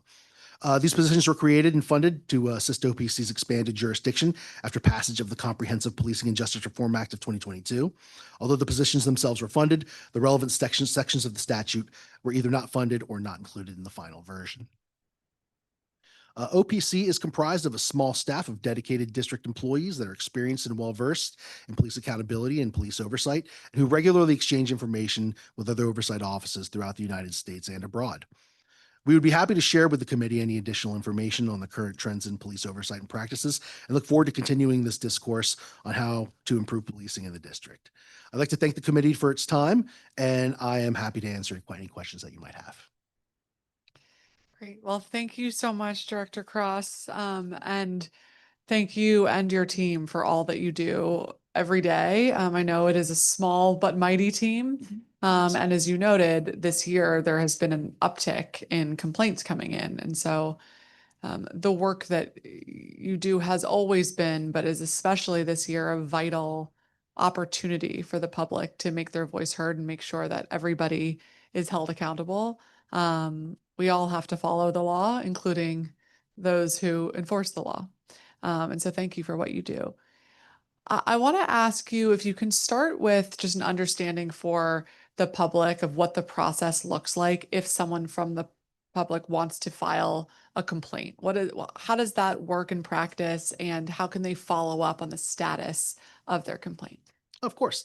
So if anybody wants to file a complaint with our agency, they can go online. They can go online to our online complaint form, or they can contact the agency directly via email or telephone, and we'll make sure we send a complaint form to them via regular snail mail or email if they prefer. Once we receive the complaint form, it has to be signed. We begin the process of the investigation. So that begins with interviewing the complainant. And then after that, we begin to gather information. For example, we make requests for MPD documents. We watch the body worn camera footage. And then the whole purpose of that is to gather enough information to be able to resolve the complaint. Throughout the process, during every critical stage of the complaint process, we provide updates to the complainant in the form of notices, mailed notices, or emailed notices. However, a complainant is always free to contact our agency anytime they want to and speak with the manager or perhaps the actual investigator themselves to receive an update on the complaint status. Okay. And in a limited staff environment, which I know you are in, how do you prioritize complaints coming in? Is it first come, first serve, or do you have a different prioritization process? It's generally first come, first serve.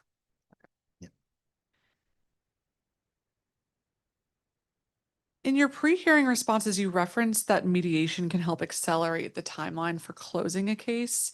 What does mediation look like, and how has that looked over the past several months?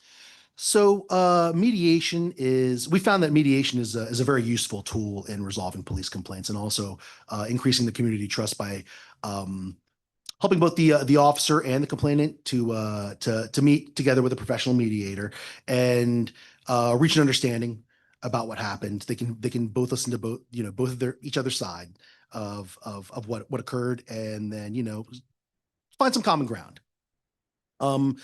We conduct surveys prior to and after each mediation session, and the reviews that we receive are overwhelmingly positive as far as the process is concerned. Now, the way the process actually looks is once we receive it, we receive the consent of the complainant and the agreement of the complainant to participate in mediation. It's not mandatory for the complainant. However, it is mandatory for the officer. And then once the mediation session has taken place, if both the complainant and the officer agree that agree to resolve the matter through mediation, they usually sign a form, and then we end up closing the case. Great. And in fiscal year 2025 and 2026 to date, how many complaints have you received about MPD not following the law related to immigration enforcement? So I believe I can't answer that question exactly. However, I do know that we have received at least 3. And why do you say you can't answer that question exactly? Well, I mean, I'm sorry, I don't have an exact number. Okay. How's that? I'm sorry. I That's, see. I can't answer that question, but I don't have an exact number right now. And the three that I'm pointing to they stem from the well-publicized incident that occurred outside of the bilingual public charter school. All three of them do. Yes, 3 people filed the complaint who were there Interesting. during the Okay. incident.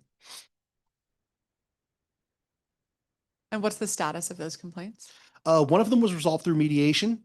The other one was closed because the complainant didn't participate in the process. And the third one is currently open and we're conducting a full investigation.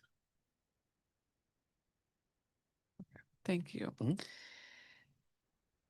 So you note in your pre-hearing responses that there have been 609 complaints filed since August 11th, 2025, which represents a 20% increase of complaints per month and a 25% increase in complaints since August.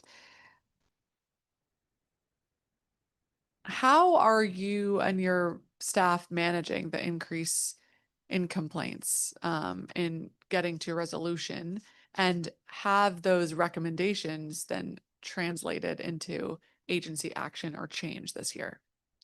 So what we've been doing is we have a wonderful staff, very talented investigators, and they're very good at managing their time and managing their workload.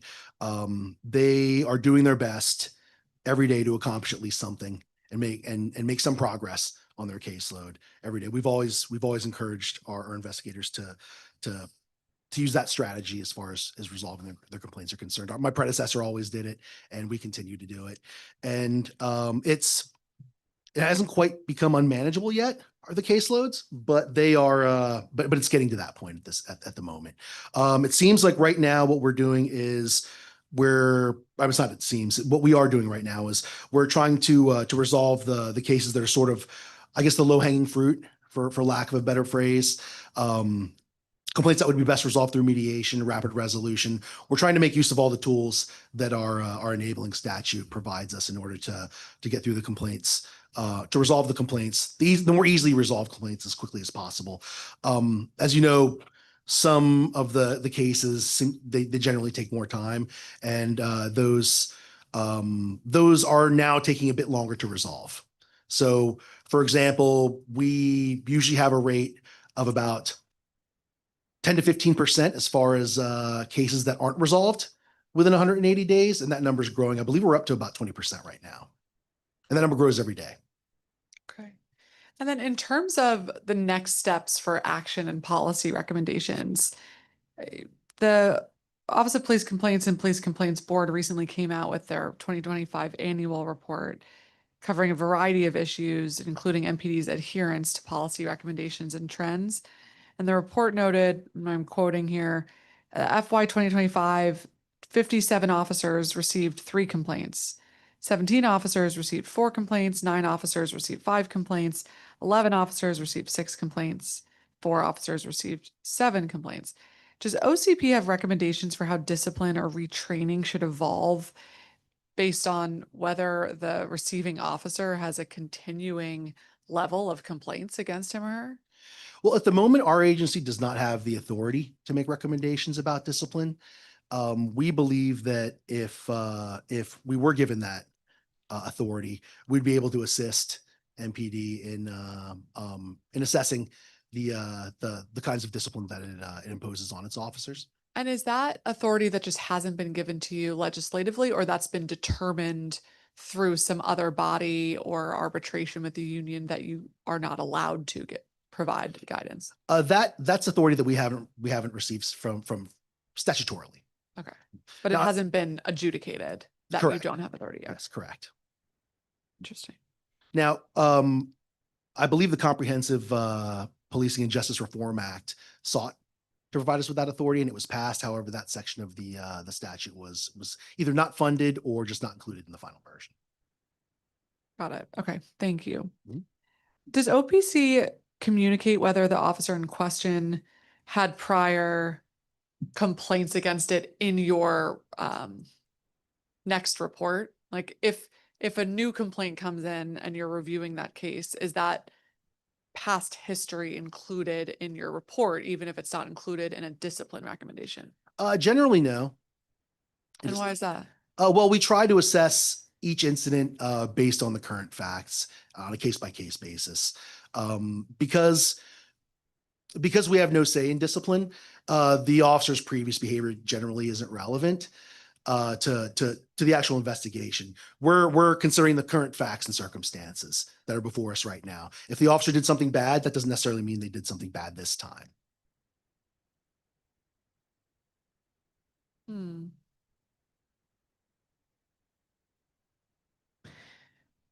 Yeah, I guess I'm just thinking about like, especially if it's a similar type of Mm. complaint and if it's not resulting in discipline, then that past context seems to be important in analyzing like how they're doing as an officer. Oh, I agree 100%. However, because we don't have the statutory authority to make those kinds of recommendations, we just don't. That's what I'm trying to say in the end. I'm not saying that it doesn't matter, because it does matter. However, I'm just saying that, you know, the way the system's currently set up and the powers that we've been given under our statute, we generally don't have the authority to make those kinds of recommendations. Okay.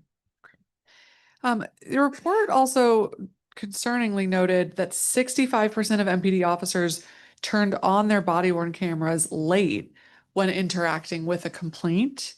Does OCP have any recommendations for how MPD should better train their officers and ensure full compliance with our body worn camera rules? Yes. So they can train the officers to I mean, you know, potentially provide retraining to officers on body worn camera usage. It's now been nearly 10 years since the initial full deployment of body worn cameras by MPD. So perhaps maybe it is time for a refresher training.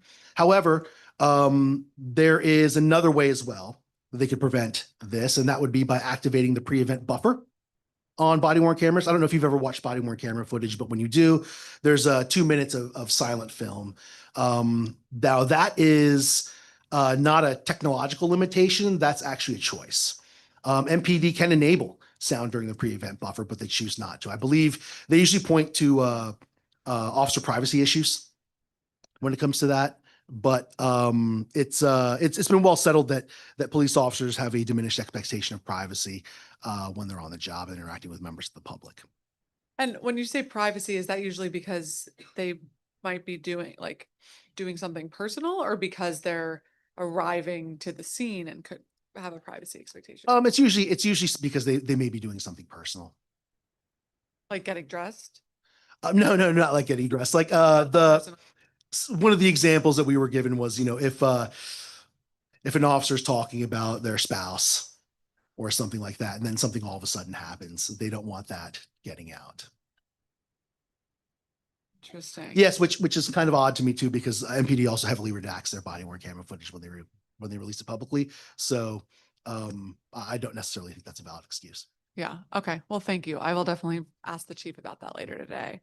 Another policy recommendation OPC made in FY 2023 was that MPD has not entirely complied with what it has to do with stop and frisk data.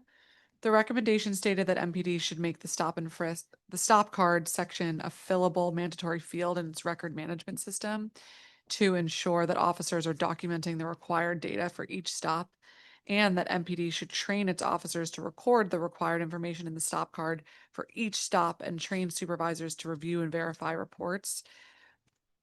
Why has MPD not complied with those recommendations? Well, they've complied to an extent. I can't answer that. I can't really answer that question. MPD would probably be in a better position to answer that Well, maybe question. better phrase is, how does their current cards differ from what the recommendations were? Well, so the current stop card it's actually really good. I believe it was designed by I could be wrong about this, but I believe it was designed by the ACLU. I have a version of it right here in front of me. It lists all the information that one would want to document a stop is present here. It's the stop type, the reason for the stop, whether they ran the person through the law enforcement database, whether there was a search or a frisk conducted, the reason for the search, was a search consent or non-consensual. But the best part is there's a section for what specific facts gave rise to the reasonable articulable suspicion regarding the indicated crimes. What specific facts gave rise to the reasonable articulable suspicion that the person was armed. This section provides some very important information to document the stop. MPD, when we issued this policy recommendation, they told us that the information that we were discussing was also present just beneath the stop card. However, if you look at the section just beneath the stop card, what we've been seeing in the reports are, so for example, what was the reason for the stop? Individuals' characteristics. So we feel that the stop card provides a greater level of detail and would greatly assist MPD in complying with the court order and the statute. Okay, thank you, Director. That's helpful. I want to note we've been joined by my Ward 5 colleague, Councilmember Zachary Parker. I'll turn to you now, Councilmember, for a 10-minute round. Thank you, and it's good to see you, Director.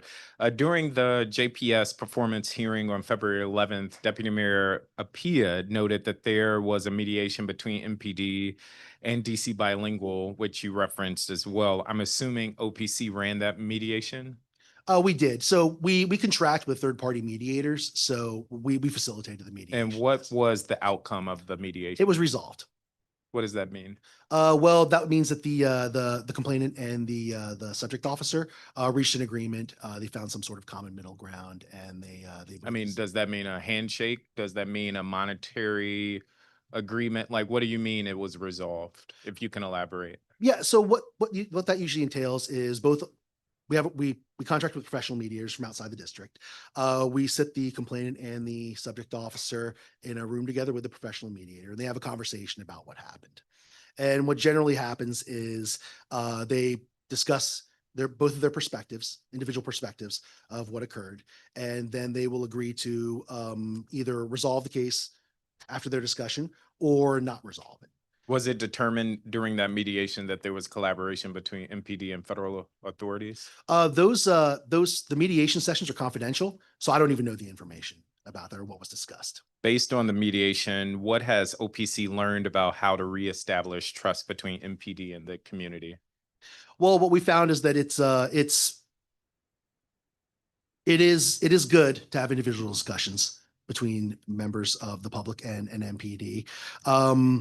However, what we have seen is that the presence of the federal task force has greatly eroded the public trust in Washington, D.C. when it comes to as well as what appears to be a level of gaslighting. So we hear, and I anticipate we're going to hear today, numerous examples and instances where there appears to be collaboration. In that February 11th hearing with Deputy Mayor Apia, she reiterated again, there is no collaboration between MPD and ICE or MPD and other immigration enforcement agencies.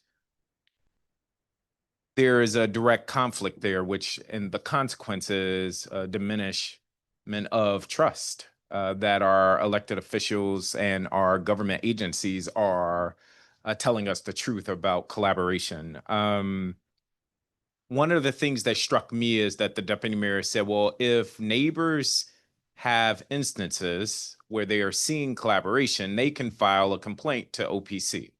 And she referenced, well, we just don't know the examples that neighbors are referencing. And even today, you're saying you've only received 3 complaints, all of which seem to center on the DC bilingual incident. Is that right? Yes, that's correct. We haven't seen very many examples of direct collaboration between MPD and very many or any?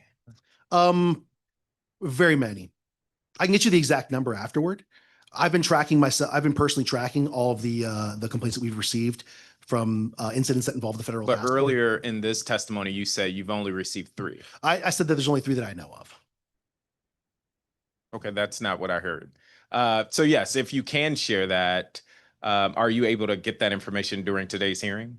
I can definitely get you the information afterward. I have it all in a spreadsheet in okay, can you give a ballpark of how many complaints there might be? Are we talking about less than a dozen? Oh yes, definitely less than a dozen. Less than a dozen. Yes, for sure. More than 2? More than 3. More than 3, including the DC bilingual. So there are complaints that neighbors have made about collaboration between MPD and federal immigration authorities. Yes. Okay, so that means there's a a misalignment between what we heard from the deputy mayor and what you're telling us now, because what we were told on February 11th is that there have been no complaints. What I heard you say less than 10 minutes ago is there have only been 3 complaints, but now we're hearing, well, maybe there are more complaints. Well, no, I said there are at least 3. Okay. I know for a fact of. Okay, I'm going to keep going for the sake of time. But when we talk about trust, this is part of the factor. And it calls into question what we are to believe. And respectfully, executive leaders are asking us not to believe our eyes, not to believe what neighbors are showing and telling us, which continues to be a challenge. In response to question 15B, you report that that the agency missed its goal of publishing 5 policy recommendation reports. I believe you issued 3. If Yes, that's that correct. is. Does OPC have plans to put together policy recommendations for MPD on the collaboration issue? Yes, we do. We are currently drafting that right now. As I mentioned before, we've been tracking those complaints, and yes, we do plan on issuing a policy Do recommendation. you have a sense of timeline when we can expect that? Within the next 2 months for sure? Okay. And I also, just one moment, I'd also like to mention that the fact that we only published three reports last year, we didn't meet our goal of 5. That does fall on me. We had a transition of leadership. Our executive director retired. Then we had our legal counsel go on maternity leave. That's the role that's usually responsible for drafting those reports. So I was acting as the deputy, the executive, and legal counsel because I was the only licensed attorney left at the agency. Suffice it to say, stretched thin. Yes, I get indeed. it. I get So, it. but we do feel like we owe the city and the community more policy recommendations. We know we can't unring the bell and make up for the So few it's that we safe to missed. say by the end of April, we should expect those recommendations. Yes. Okay. I'd say so. In response to pre-hearing question 38C, OPC notes that there has been a 25% increase in complaints against MPD since August 11th, when the federal surge began. In fiscal year 26, there has been a 33% increase in the number of complaints since the same period in fiscal year 25. Is that right? Yes, that's correct. But you're not able to tell me how many of these are relating to collaboration between MPD and ICE.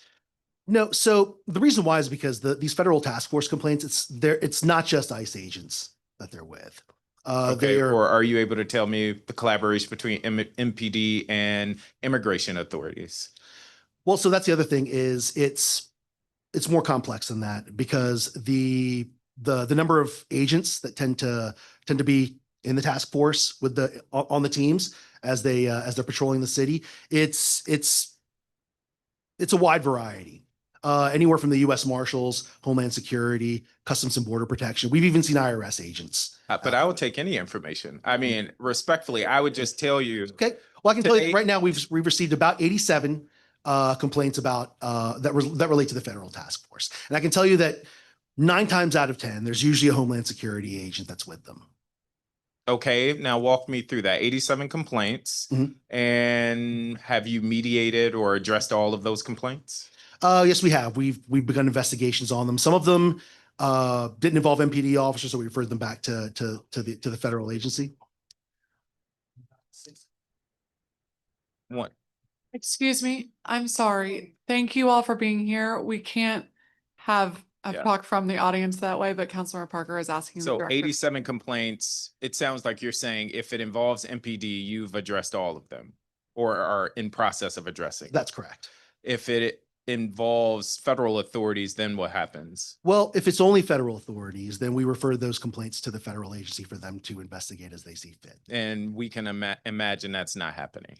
I'm not familiar with their processes, but I wouldn't disagree with you. Okay, so what you were discussing earlier with Councilmember Pinto is you're suggesting you don't have the authority to affect change even after your investigation. So what happens after your work? Well, it depends on the, can I get some clarification on that? So it sounds like a mediation. You can't tell me what happens, but there's some sort of mediation between the complainant and MPD or others. What other action items result from your investigation? Oh, okay. I understand now. Thank you. Well, if the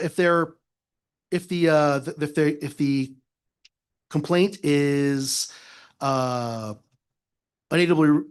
to, we'll start with mediation. For example, let's say the complaint is unable to be resolved through mediation. Then we perform a full investigation on it. And the other outcomes that could occur from our investigations are the complaint could be dismissed on the merits. It can be referred for policy training, or it could be referred for complaint examination once we've determined that there was actual misconduct. Now, the complaint examination process involves sending the complaint to a complaint examiner who essentially functions as an administrative law judge. And then they make the determination on the merits of whether or not to sustain an allegation or not. And do you have any number for how many of those complaint violations you forwarded on?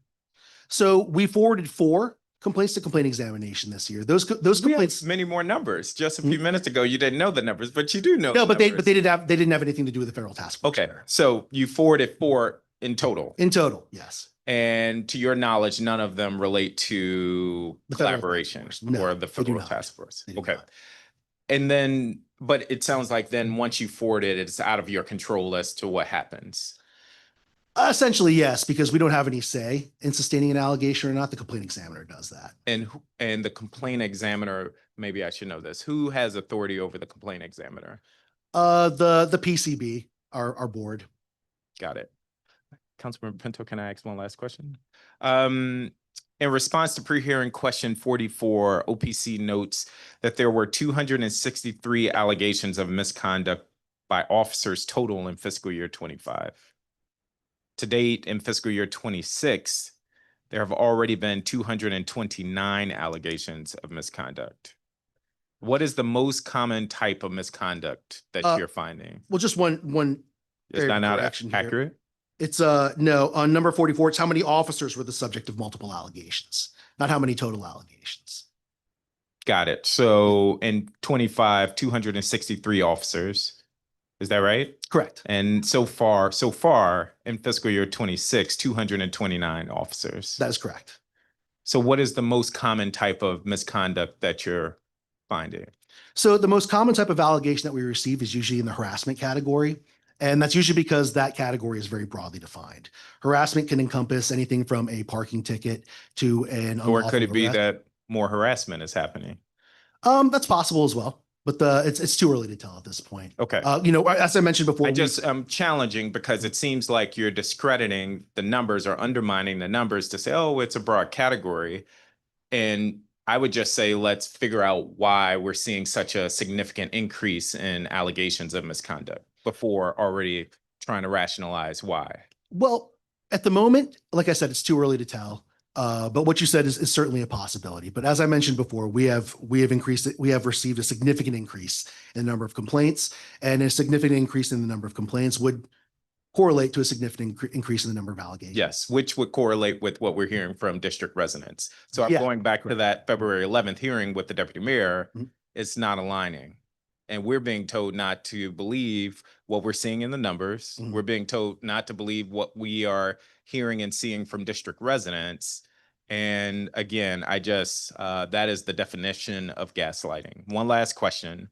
Does OPC have any insights as to why the numbers for the current fiscal year are so high? And we were just talking about that a little bit. Yes, I think that a lot of it can be attributed to the federal task force.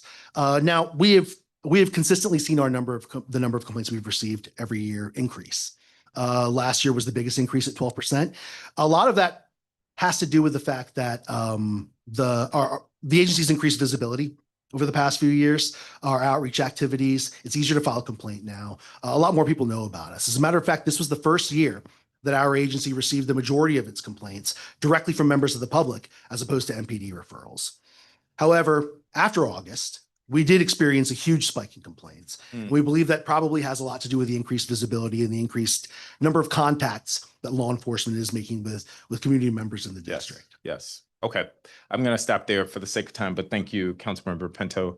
I do think it would be a value add to just notify for those watching how does one make a complaint in case they aren't aware. You can contact our agency via email or by phone. You can also go to our website. We have an online complaint form that's quite easy to fill out. Send it in, and then as soon as we process it, an investigator will contact you.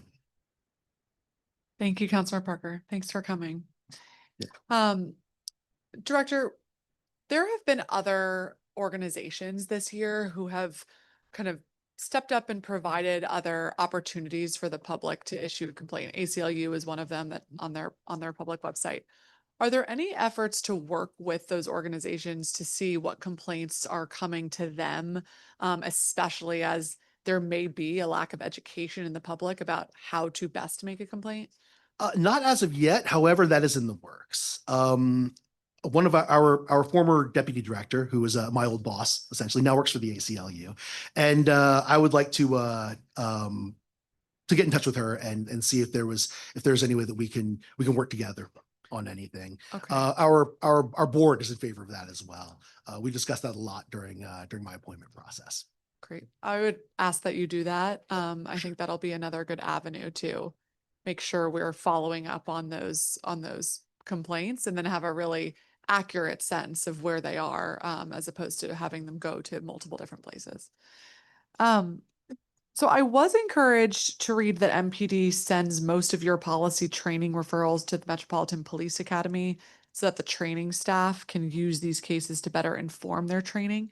Does OPC then follow up on if there are improvements to the training or outcomes based upon those recommendations that have been sent to the academy? Not in a formal sense. However, we do in an informal way. We do evaluate their training process. Members of our staff attend the annual professional development training that MPD holds every year, and from that, we usually have discussions about it. We also have informal mechanisms of speaking with or communicating with members with the trainers at the academy. So, for example, if we start to see trends that might become alarming, we'll contact them and voice our concerns to them. And usually, it's a great way to sort of nip things in the bud. Great. And how many full-time staff do you have? We have about 30. Okay. Well, thank you very much, Director, and I look forward to receiving that report and recommendations at the end of April. I want to give you, as always, a chance to make any closing remarks you may have or highlight something that we didn't get a chance to talk about. Yes, I just wanted to thank my team, my entire agency. They do a wonderful job of resolving police complaints. They're very knowledgeable, and they're working very, very hard right now under extraordinary circumstances. I'd also like to thank obviously the committee for giving me the opportunity to speak today, and I'd like to thank the committee for its continuous support of our agency. The committee and the council have always been very supportive, and we definitely hope that continues. Great. Well, thank you, Director Cross, and I'll add my thanks to you and your entire team for the important work that you do. And as a reminder, just some of the things that we talked about, we'll be asking MPD about the body-worn camera violations and this issue of not activating cameras early enough. I think that's an interesting area to probe on, that 2-minute kind of window. Look forward to your getting back to us on the total number of complaints that involve the federal task force. Specifically, we'll need that number. The recommendations you'll have on the federal collaboration that we'll expect at the end of April. The earlier the better if you have that ready. And then a request to work with the ACLU and any other organizations that are collecting complaints so we can all be going off of the same page. But thank you very much, and thank you for being here today. Thank you. Okay. That concludes our sir.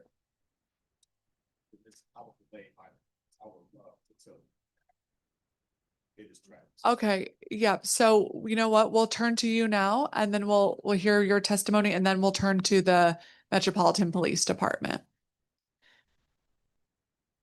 Okay, welcome. And we will hear now from L. English, who signed up to testify for CJCC and OPC. So we'll hear from you together on both. And then would you like your testimony included in the record for both of those agencies, or just? I would like it recorded wherever it might. If you could put your mic on. Hello. Hi. As a singer, I should know how to use a microphone. My bad. Respectfully, ma'am, you can add my witness testimony to wherever you might like. But Okay. a series of horrifying events have been happening in my life since 2017. I've been the victim of repeat police brutality on 6 different occasions. 3 of those occasions, I called 911 for help, and the police came to my house, beat me in my own house, tortured me. And in one case, Officer Matthew Nickerson, Officer Millsap, Officer Navoa, Officer Miligitar, Officer Hughes, Officer Thomas, a whole group of officers came to my house without warrant or probable cause. And when I got out to answer my door naked and wet from the shower, they illegally, forcibly entered my apartment, beat me down in my apartment, and sat on my back and tased me while I was wet from the shower. I filed a police complaint with Office of Police Complaints, and they said that these officers, they found no wrongdoing with what these officers had done. That happened on January 26, 2021. In 2017, Detective Shay Matera and the Joint Terrorism Task Force of the Washington, D.C. MPD, along with the Federal Bureau of Investigation, charged me with a U.S. felony threat in which they said I was the mastermind of a criminal plot to kill all the white people in America on November the 5th, 2017. They put me under surveillance for 2 years. They terrorized me. I lost my job. I lost my family. I lost everything, ma'am. As a matter of fact, right now, I called 911 for help after being hit by a car and being in my home. I had a home invasion July 25th, 2024. Police officers came to my house over 40 minutes late. I made the first call for a home invasion for 911, ma'am, at 6:17 p.m. Officer Navoa and several other officers arrived to my house, asked me what happened. I told them what happened and said, I'm going back in my house to lay down because I'm on bed rest from being hit by a car and I've been just attacked by a home invader that I had to fight off myself because you're 40 minutes late. Where have you been? These officers attacked me in my living room. Again, now this is the 3rd time I've been attacked in 5 years by police, these guys. They attacked me in my living room brutally. As a matter of fact, right now, I'm charged with assaulting a police officer, and I would like to show you something. I've been wearing this ankle monitor.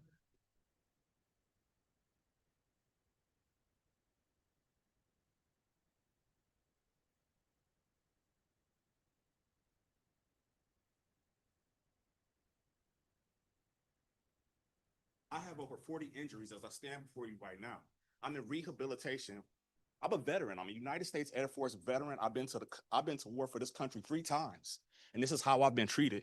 I'm a DC resident. I purchased a house that I can no longer afford to pay for because police went to my job and got me fired from my job by harassing the people at my actual job. I lost my job. They threatened to kill my 5-year-old son because he took pictures and video of police officers dealing drugs and guns in the park behind my house. These officers, instead of them arresting these officers who had dealt drugs and guns to 7, 15, and 16-year-olds at Parkland Park, my son took pictures of video of this. I reported it. And these officers came to my house and beat the living crap out of me. And there's video evidence of these officers dealing drugs and guns in front of my 5-year-old son. So you know what they did? They threatened to kill him. My son has been out of the state for 3 years. I filed a report with Office of Police Complaint, and guess what? They investigated it and then sealed the report. So I have to have it subpoenaed. And the case right now is evidence with a judge that I'm fighting the case for a criminal defense against falsified charges from corrupt I'm so officers here in the DC I'm MPD. so sorry to cut you off. I'm so sorry for what happened to you. That just sounds terrible. We will follow up with the Office of Police Complaints on your case. If you have longer testimony, you can submit it all to the record and we will read it through, but we do have to move on now to our other 100 witnesses. May I here. ask that you No, unseal? sir. We will follow up with OPC with your case. Okay? I really want you to know that I have been terrorized by your police force of this city for over a decade. They have beat on me, they have jailed me, and they have done all kinds of things to me. And I'm glad to be able to make it a part of the Thank you. Thank you, sir. Thank you for being here.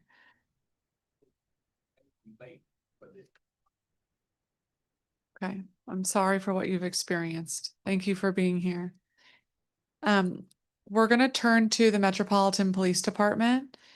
And we'll call our first panel of public witnesses, Rico Dancy, Oye Owolewa, Kia Chatterjee, Jackie Johnson.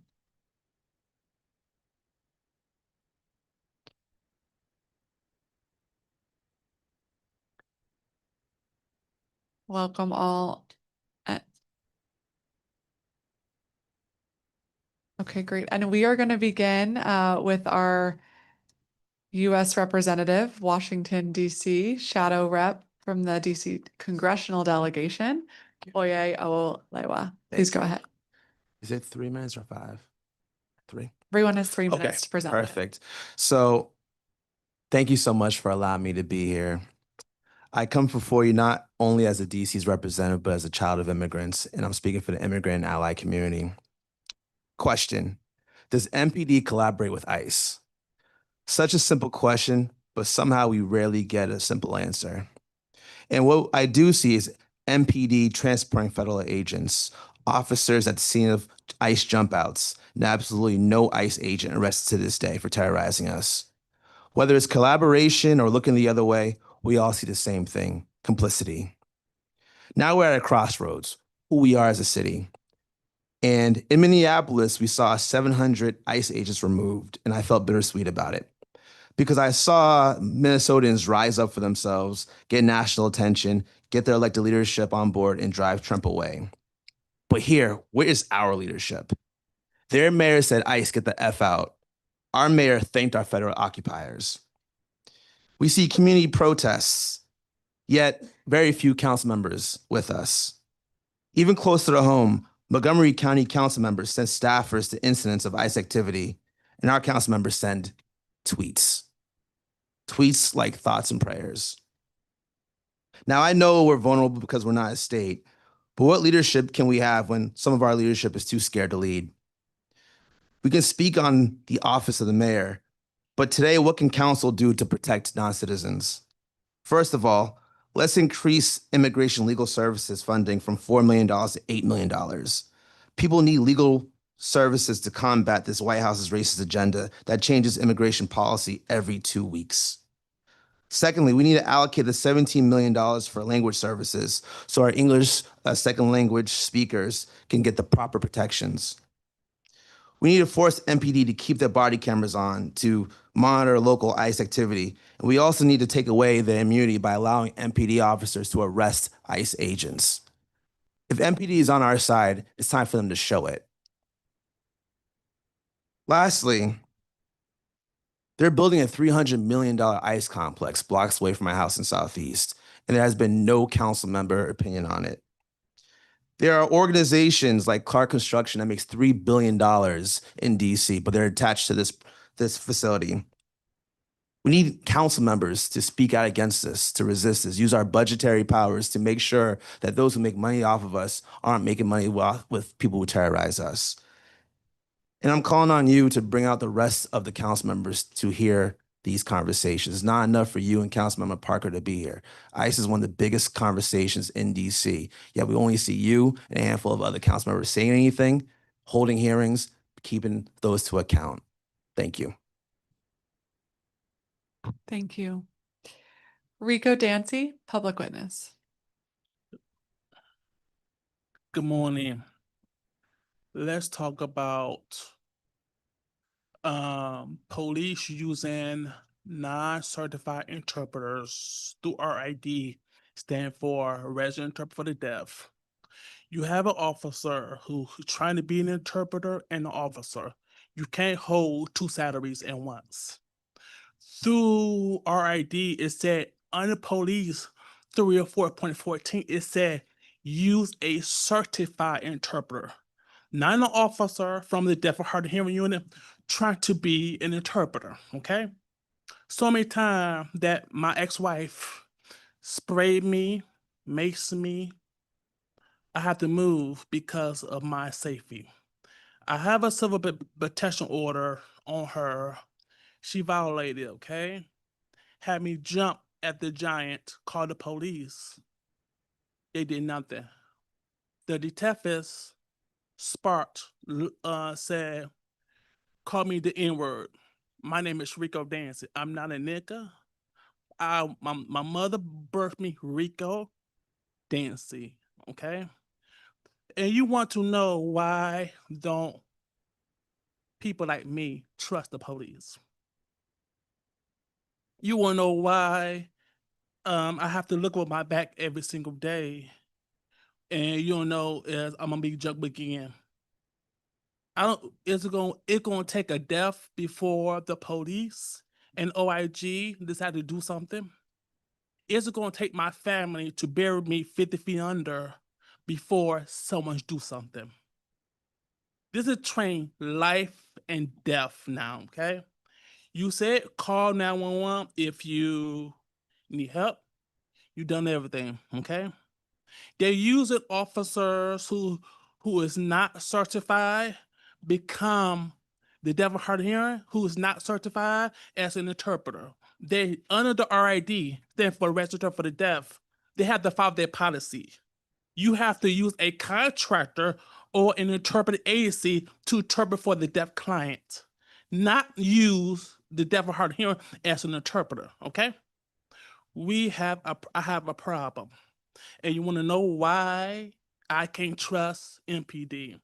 Why do I hate them that bad? Okay. Okay. She sprayed me in my eye so bad, I called the police. The officer looked and said, oh, well, keep it going. Okay. The detective confused to provide interpreter.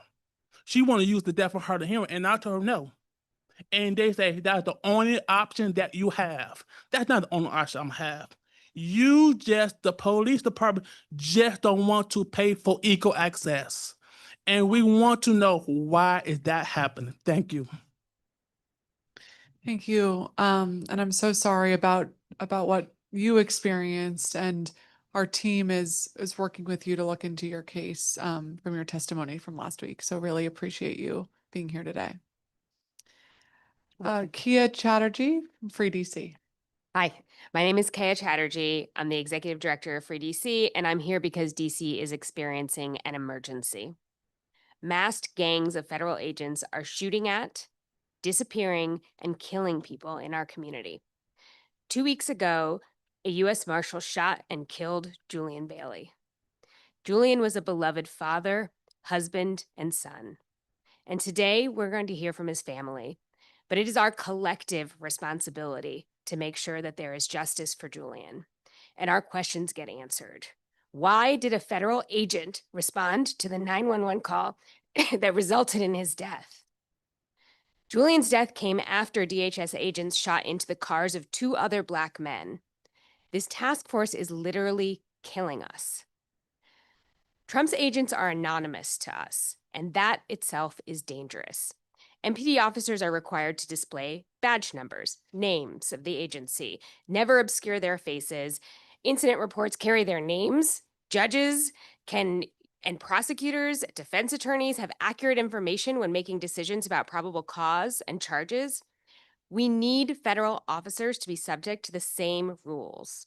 And we urge you, Chair Pinto, to co-sponsor the full Accountability in Arrest Reporting Emergency Amendment Act of 2026, which already has 7 co-sponsors, including the 2 council members who joined us earlier. This is about safety. Without these identifiers, it's impossible for any of us to know who is law enforcement and who is a kidnapper.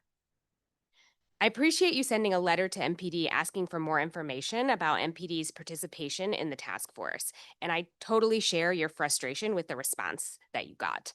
Today is your opportunity to hold MPD accountable for this lack of transparency and the cooperation that is inherent in that lack of transparency. The stakes could not be higher. This is an election year.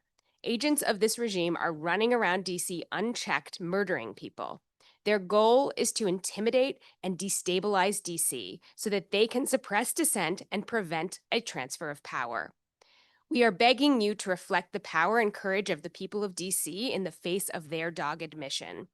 Together, the Free DC community has 11 demands that are in my written testimony. More than 1,000 people have been disappeared or deported from DC. And at this same time, DC Council has taken nearly zero action on any of this siege or on the recommendations that were put forward on December 12th. Refusing to protect our people is not smart or strategic.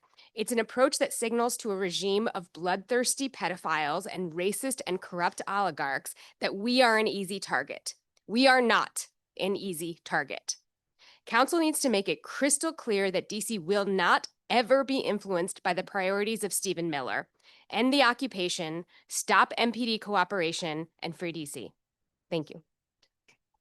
Thank you very much. Jackie Johnson, Free DC.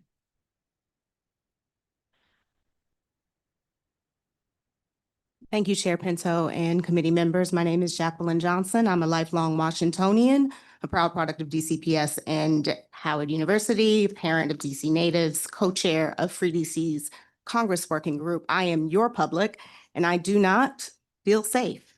I must briefly acknowledge something important before I get directly to my MPD part. As Congress attempted to disapprove DC's tax decoupling law so far, the council has stood firm. Yesterday, Attorney General Schwab issued a formal legal opinion confirming that Congress failed to repeal that law because it was outside the statutory review period. You are upholding the Home Rule Act. You are showing courage. Remarkably, stay the course. Do not recouple DC's tax law. Do not recouple yourself to this regime, because what we are facing is not random. It is episodic. It is a pattern of authoritarian consolidation of power. You know they want control of our budget, and they want to bankrupt our city, override our local laws, seize authority over our police, normalize a permanent federal presence in our neighborhoods, and your appeasement will not stop it. Neither Congress nor Stephen Miller nor the White House will stop targeting DC because you try not to poke the bear. We already are being targeted. More than 30 bills seek to override our laws. The federal surge is already here, with MPD volunteering itself to serve on the Safe and Beautiful Task Force. Flying under the radar will not save home rule, but courage from the council, from the mayor, from the CFO, and the AG might. In the interest of time, I'll trust other residents and experts to speak at length about the 5 Black men that have been killed at the hands of federal agents and the 2 that have been shot at. I won't get into the flashbang grenades and where is the public outrage and united front from our elected officials denouncing that escalation for a traffic stop in the middle of the day. In January, I personally watched a whole city block outside of Metro Center flood with federal agents responding to a minor disturbance, young ladies in a screaming match. I've seen a Black man get arrested outside of Rhode Island Row, and MPD came to carry him away. It's not proportional force, it's not transparency, it's not community policing, it's a militarized spectacle that increases fear. It doesn't reduce it. MPD's mission promises integrity and fairness and transparency. When you listen to testimony today, is that what we're seeing? You may not control federal agencies, council members, but you do absolutely control MPD. You have both the authority and the obligation to ensure that MPD does not become a further conduit for unchecked federal power in this city. You defended DC's authority in the tax fight. That same resolve is required here. If their mission is truly justice for all, then any form of cooperation with militarized federal forces that operate without transparency cannot continue. If we capitulate out of fear, if we allow militarized federal tactics to become normalized, we will have ceded more than budget, our safety and our dignity. Your leadership is not about calculating if we have the cards. Stand up for the people who elected you. Thank you. Even when the federal government attempts to intimidate our city into submission, set aside your ambitions for political futures just long enough to protect my children, my neighbors, my city. Stand up for DC and do not back down. No cooperation with occupation. Thank you very much. Thank you. I appreciate you all being here. Thank you for your testimony. I am going to ask everybody to please help me. I do hate cutting you off. But but we have to keep to 3 minutes each. We have over 100 witnesses and we want to make sure everybody gets their time. So thank you all for being here. Thanks for your testimony. Lily Gherkin, Abby Ogundare, Christina Hansen, and Jerome Hinkle. And as you all come up, I will just remind folks that I introduced a bill yesterday that does 3 things: that allows for access, requires body-worn camera footage if there's serious use of force from federal agents, requires a listing in a database from all of that serious use of force that's happened this year, and also requires a maintenance of records for agents that are coming to roll calls and where they're being deployed. And so I hope folks can support that legislation and getting that across the finish line. Lily Gherkin, okay. Abby Ogundare, okay. Christina Hansen, are you here? I saw you earlier. Jerome Hinkle. Ahmad M. Leah Cheek. Leah Cheek, Commissioner Ashley Ruff. Raymond Tolson. Tara Vanakor. You Raymond? Raymond's here? Great, okay, and Tara. Wonderful, okay. So we will begin with Lily Gherkin from Free DC.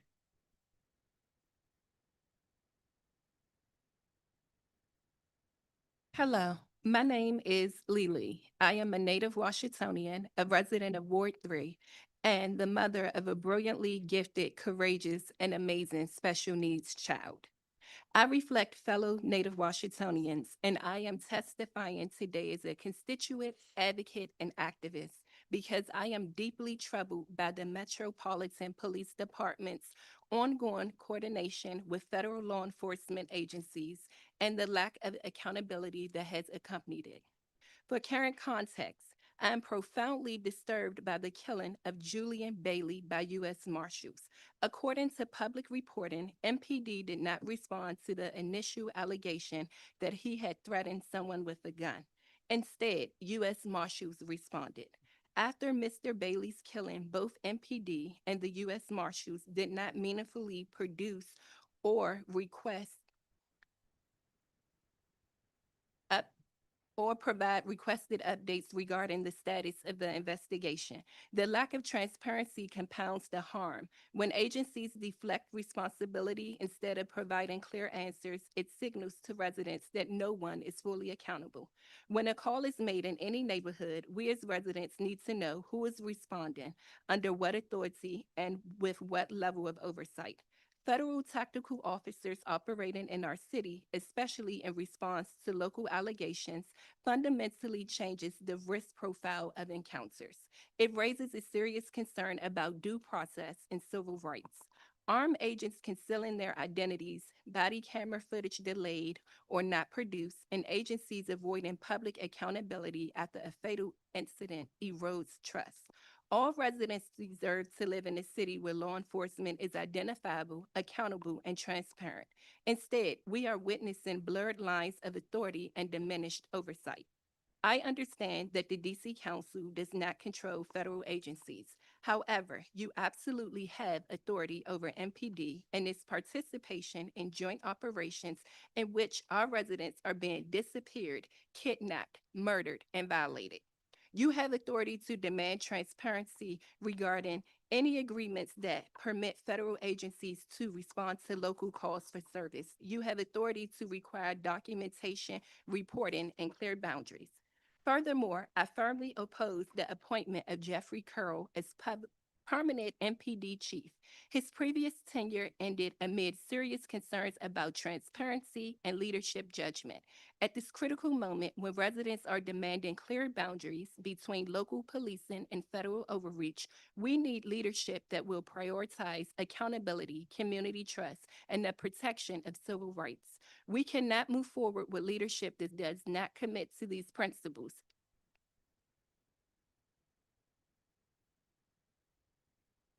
Thank you. And Please make sure to submit your full testimony and it'll all be included in the written record.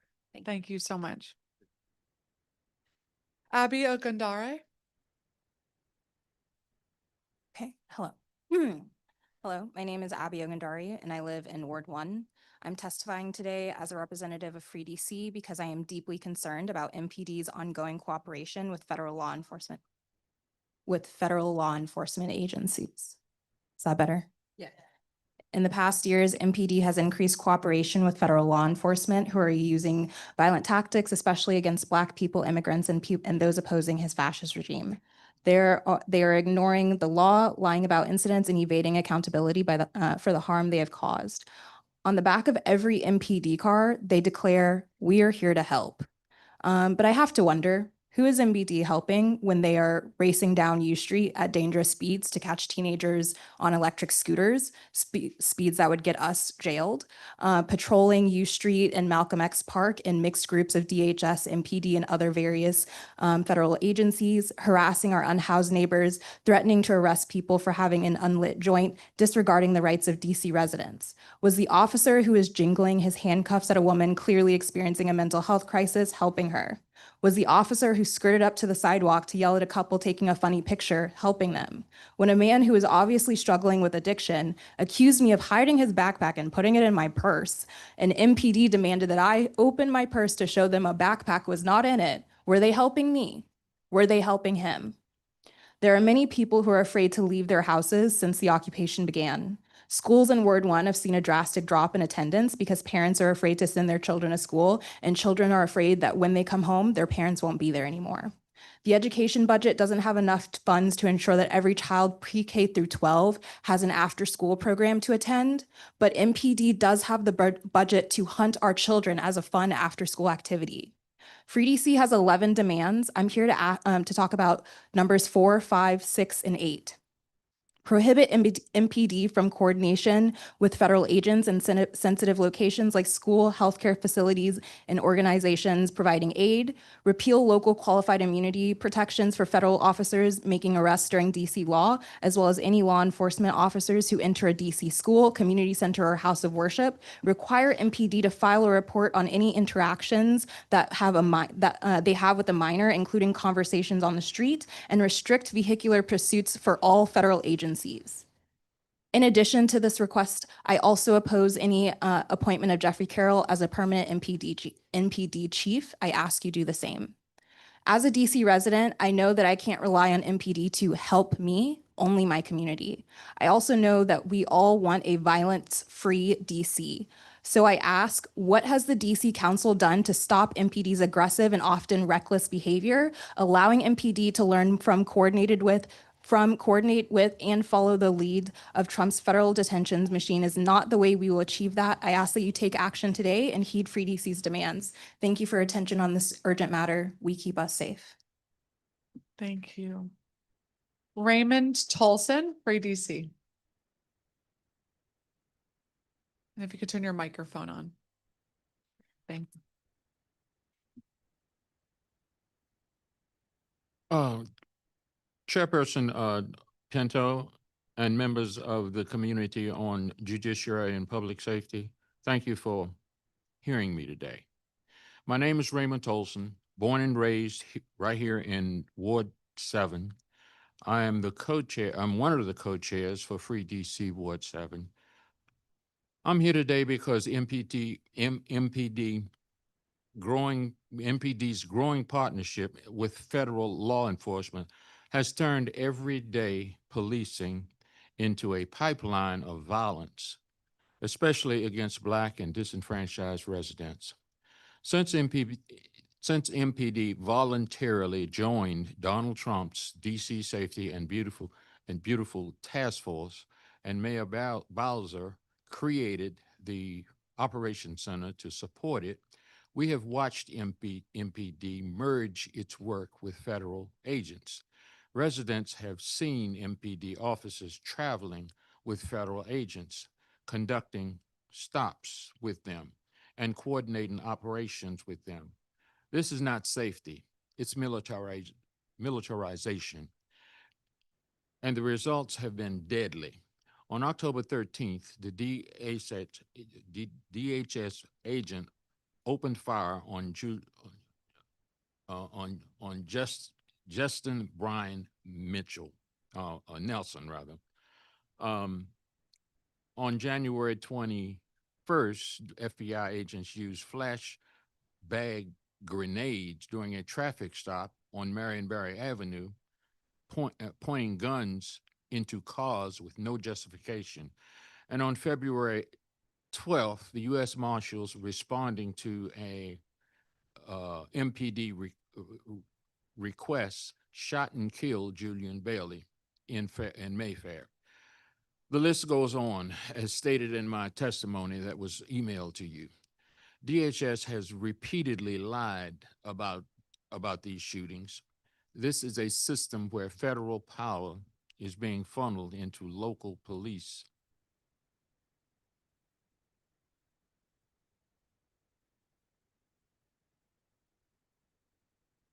Meanwhile, Mayor Bowser appoints Jeffrey Carroll as interim police chief.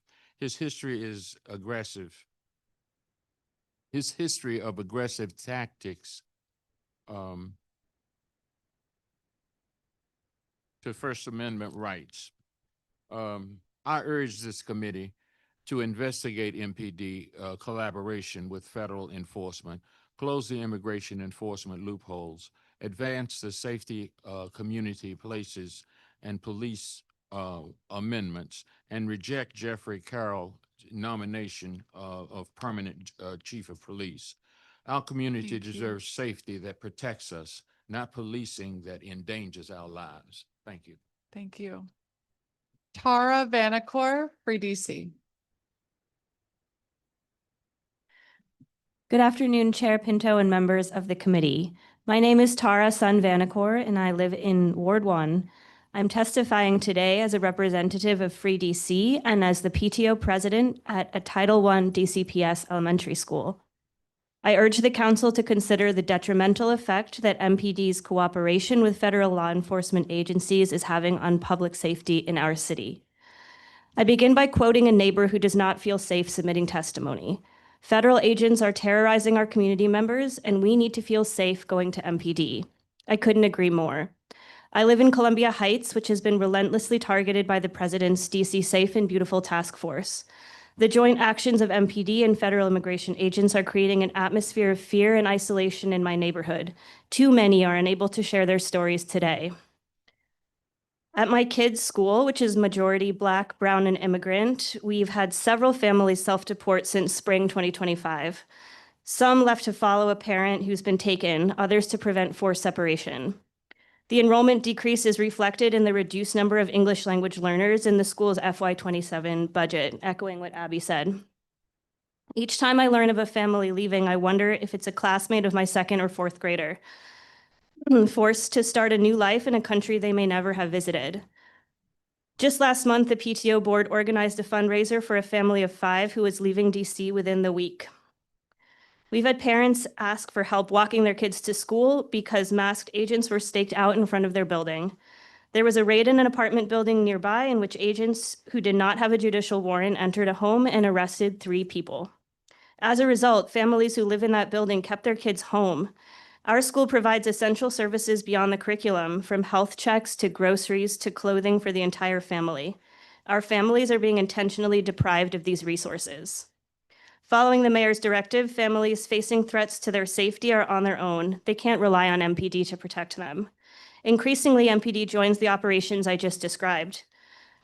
A photograph I'll never forget is of MPD, FBI, and HSI agents standing in the Cardozo High School parking lot overlooking a football game in September 2025.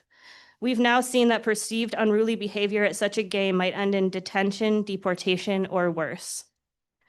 Last spring, I helped order food, water, and toys to stock a room where families could hide if federal agents entered the school building. The thought that a member of our community might need to hide in an elementary school for days or weeks defies belief. What is more disturbing is that our police department, whose job should be to protect DC residents from the inhumane attacks of the administration, is working to harm those who are most vulnerable. I share Free DC's requests of this committee and of DC Council, which are listed in my written testimony. In order to establish trust with our communities, MPD must stop collaborating with federal agents and be held accountable for the harm it has inflicted in the past year. Thank you. Thank you very much. Thank you all for being here today and your testimony. Appreciate it. Natalia Otero. Nene Taylor. Dr. Taylor. Trinice Bailey. Commissioner Trupti Patel.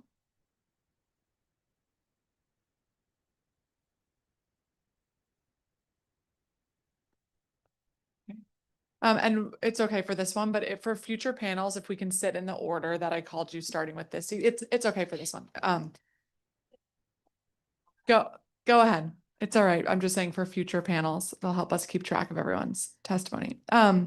Okay, we'll begin with Natalia Otero, Executive Director and Co-founder of DC Safe. Thank you, Chairperson Pinto and members of the committee. My name is Natalia Otero, and I'm here on behalf of DC Safe. DC Safe has served the district for over 20 years this October. We have served almost 100,000 clients since our inception, and I have been here since the very beginning. Excuse me. I speak today in my role as an advocate, executive director, but also as a member of our broader community. I want to focus my testimony today around the needs of the immigrant survivors. You will hear my colleague Janae Wilson today about broader oversight. I want to express my grave concern for MPD's continuing cooperation with ICE. We recognize the challenges the district faces with federal interference into critical aspects of home rule, but we must stress the toll this has taken on survivors of domestic violence. We have already seen a decrease in survivors coming forward. Further, I am hearing from our community of DV providers that MPD cooperation with U visa certification for immigration for survivors of crime has been increasingly challenging. It is unfair and not aligned with the stated values of the city or MPD itself for victims to be further isolated, trapped, and for them to endure escalating violence. I ask you to consider how the DC Council can help guide the Deputy Mayor for Public Safety and the Police Department to be more clear with the community about how they intend to support and treat victims of violence. I would specifically appreciate that question being asked of the new chief today. This political conversation has a big toll, not just for the populations most directly affected, but for trust in law enforcement as a whole. The conversation isn't about mere legalities around residency or citizenship status. The conversation is really about how society intends to treat each other. It's about humanity, dignity, and collective rights to the most basic freedoms and respect. Having participated and listened to testimony related to MPD's performance for many years, and having maintained a successful relationship with them for 15 years, we strongly believe that this has benefited survivors in the district as a whole. We must fiercely guard against any approach that dissolves the vital gains that have been made over the years.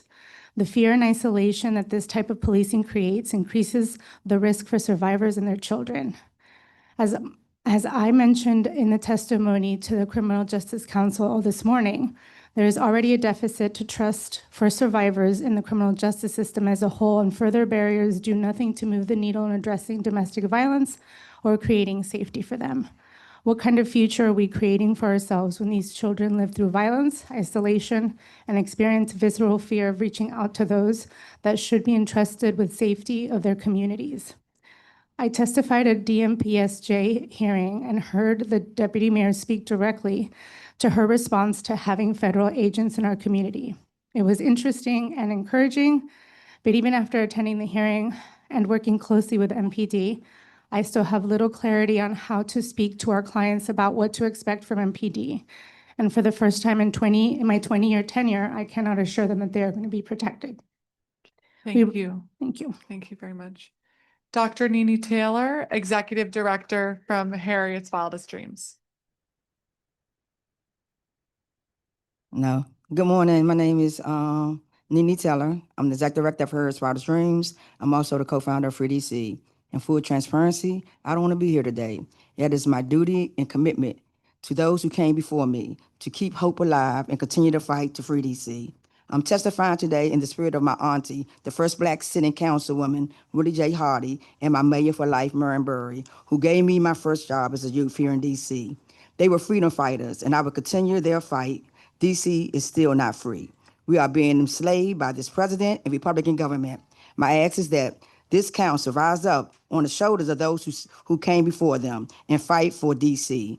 DC is under attack, and you all have tried to reason with the people on the Hill, and it's been proven that when we give them an inch, they take a foot. It's past time that you all stop being being complicit and protect your constituents. The government has contributed to the hurt and harm that is being done to the Black and brown people in Washington, D.C. MPD is the leader of the Terror Safe, Beautiful Task Force game. This legislation has emboldened the white supremacy law enforcement agencies to have their way in D.C. without any accountability. Others has lift up their names in incidents where MPD has not kept our community members safe. I, for one, understand that MPD has a legal responsibility to work with federal agents. Yet in this capacity that they are working now, it's a no. When a U.S. Marshal can respond to a local police call and shoot a constituent 10 times and MPD is not on the scene, that is very problematic and unacceptable. Julian Bailey blood is on all of y'all hands. My ask is that you do your part and you get the answers to what happened to Jillian Bailey. I brought his wife here today so you can see firsthand what they're going through. On MLK Day, I had to kidnap a 16-year-old girl back from U.S. Marshals and Park Police. They had her in handcuffs and were trying to lock her up for the actions of a 36-year-old man that was grooming her. They arrested the man, but because it was federal law enforcement, I was unable to get the man's last name, nor could I track him through Court Watch DC of his criminal background or what was happening because it was in federal court. So with what I'm saying today, that we must fight for change. My ask is that the council, I ask you that you vote for Councilman Robert White emergency legislation that would keep your constituents safe. The only thing changed around MPD and local policing is the year. They are still killing Black people. I've had my personal experience with Chief Jeffrey Curl. I encountered his leadership in 2017 when we didn't welcome this current president and we shut down his inauguration. Curl was on the commanders then, was a commander then, and he was listed in the federal case where all of us was found not guilty. So I urge you all to say it with your chest and do not make police officer Jeff Curl, the new DC police chief. Thank you. Thank you. Bernice Bailey, welcome. Yes. Good morning. My name is Trinice Bailey, and on February 11th, my life changed forever. My husband of 12 years was shot and killed by U.S. Marshals. My husband was shot and killed by U.S. Marshals. Let me say it again. My husband was shot and killed. My husband of 12 years by U.S. Marshals. Julian Bailey was just 43 at the time he was killed. He was a father of 5 children, ages 25, 21, a set of 9-year-old twins, and a 5-year-old, as well as a stepfather to my 2 older children who are now 30 and 25. He was also heavily involved in his community. He was a cheer dad, a real cheer dad. We have videos of him going up there being the only brave cheer dad to wear whatever the girls would put on him. Okay? He took his responsibility as cheer dad very seriously. He talked to kids in our neighborhood to not go down paths that could cause them to disrupt their lives. He literally paid young boys in our neighborhood to help shovel out the community during the recent snowstorm 2026 because they didn't come on our street. But all that doesn't matter because he was killed by U.S. Marshals on February 11th. Why, you ask? That's what we have collectively been asking Pam Bondi, the U.S. Attorney General, Muriel Bowser, the current mayor of D.C., and the current director of U.S. Marshals. Why were U.S. Marshals involved? Julian was not a prisoner, nor did he have a warrant for his arrest. Why does our government want to release Why doesn't our government want to release more details? What are you hiding? If the marshals were a part of the joint task force, this is a further reason that this needs to end now. U.S. Marshals are not trained to conduct traffic stops or interact with innocent people. You are placing district residents at risk. How many more husbands? My husband. How many fathers and sons need to die before you do something? Excuse me. My children will never see their father again. I will never get to nestle in his arms again. I would never hear him say my name because he spoke proudly of me. We were a team. I literally became a widower, and a single mother all in one day. Why? Because you failed to keep us safe. You failed to keep my family safe and our community. Lost a good man. I had a reality check at this past, and I'm sorry to take this time, I have to say this. We had life together. We dreamed together. I had to explain to my 5-year-old every morning since that day that her daddy is not coming back. She literally said, "Mommy, I miss daddy's heartbeat," because he put her to sleep every night.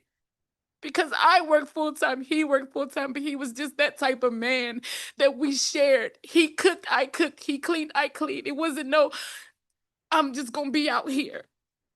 My 9-year-old twin daughter said, "Mommy, who's going to check the boyfriends?" Because daddy said that he's gonna check all of them. Who's gonna walk her down the aisle? I have another daughter who she won't talk to me anymore. I say, "Are you okay?" "Mommy, I don't know." She won't speak. She's not herself. She literally is about to be the starring role in Elsa in Frozen in May. And I'm concerned that she may not do it. She's been practicing for this play every day. Her and her dad singing "Let It Go." And I'm scared that she's not gonna do it. This hurts. It hurts. So I want questions, please, and I want answers because you guys don't have to face these girls. I do. And you guys can go to sleep at night. I can't. I'm tired, but I can't sleep because my husband is not there with me. He was my protector. And that's it. Thank you. Thank you.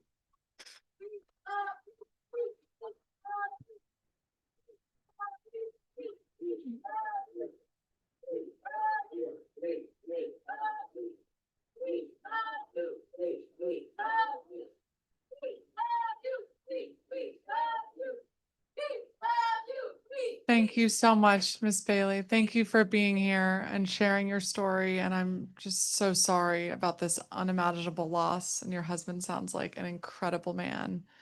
And thank you for being here. And we're going to try to get as many answers as we can about what happened here and get to the bottom of this. So thank you for being here and your courage.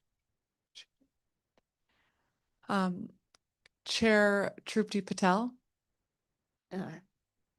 Before I begin my testimony, I just do want to take a moment and say, may all of this land ever so gently. Thank you. I am so, so sorry. Good morning, Chairperson Pinto, and members of the Committee on Judiciary and Public Safety. Thank you for holding this performance oversight hearing so my comments may be entered into the official record. My name is Trupti J. Patel, and I am a fourth-term advisory neighborhood commissioner representing single-member District 2A03, which is historic Foggy Bottom, and I'm the chairperson of ANC 2A. I am also the district's longest-serving elected official that is actually a tipped worker. In addition to that, I am the legacy of 2 suitcases and $8. I'm a proud immigrant kid. And I am here to testify regarding about the performance of Metropolitan Police Department during 2025 and 2026. I want to be clear at the outset, effective policing depends not only on enforcement, but on public trust, data integrity, and accountability. Over the past year, these pillars have been seriously tested. First, crime data integrity. Throughout 2025, serious concerns emerged regarding the accuracy and classification of MPD crime data.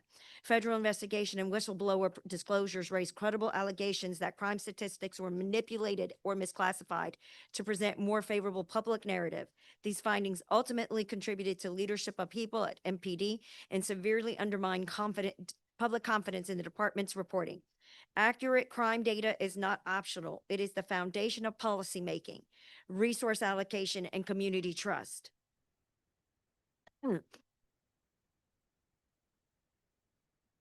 Sorry, I lost my place in there. When residents believe numbers are unreliable, they lose faith not only in MPD, but in the district's entire public safety framework. Second, civilian oversight and officer accountability. During the same period, the Office of Police Complaints reported several elevated complaint volumes involving MPD officers, including allegations of harassment, inappropriate conduct, and excessive force. While complaints alone do not establish wrongdoing, sustained increases point to systemic issues that demand oversight, transparency, and timely discipline where warranted.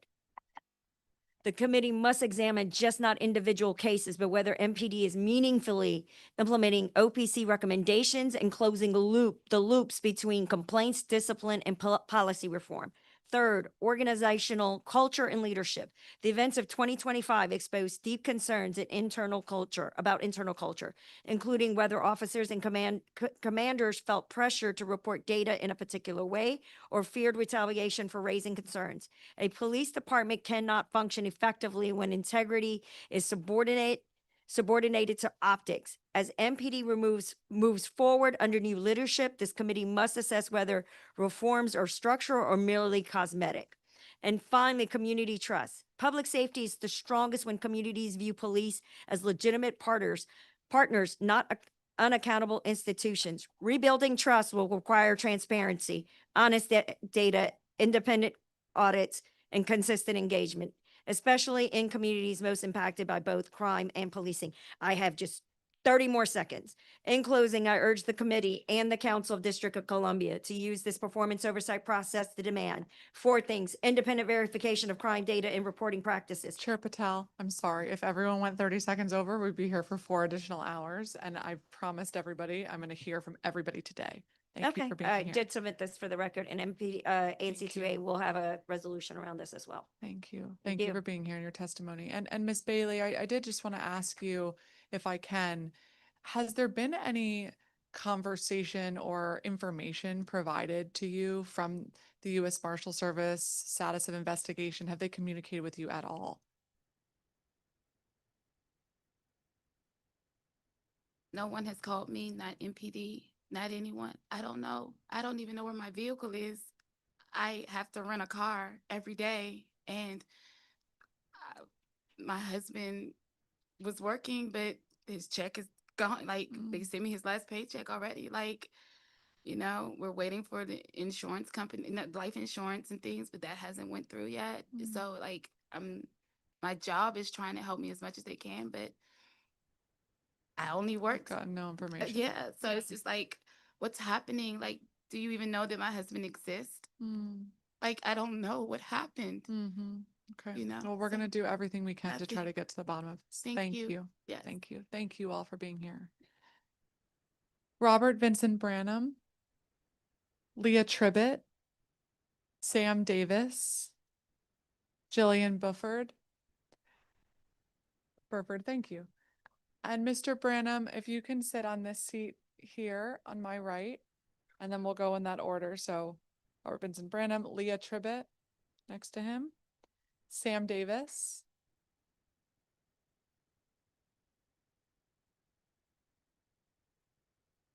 okay, great. Robert Vincent Branham, Chairman of the Ward 5 Leadership Council Public Safety Committee. Welcome.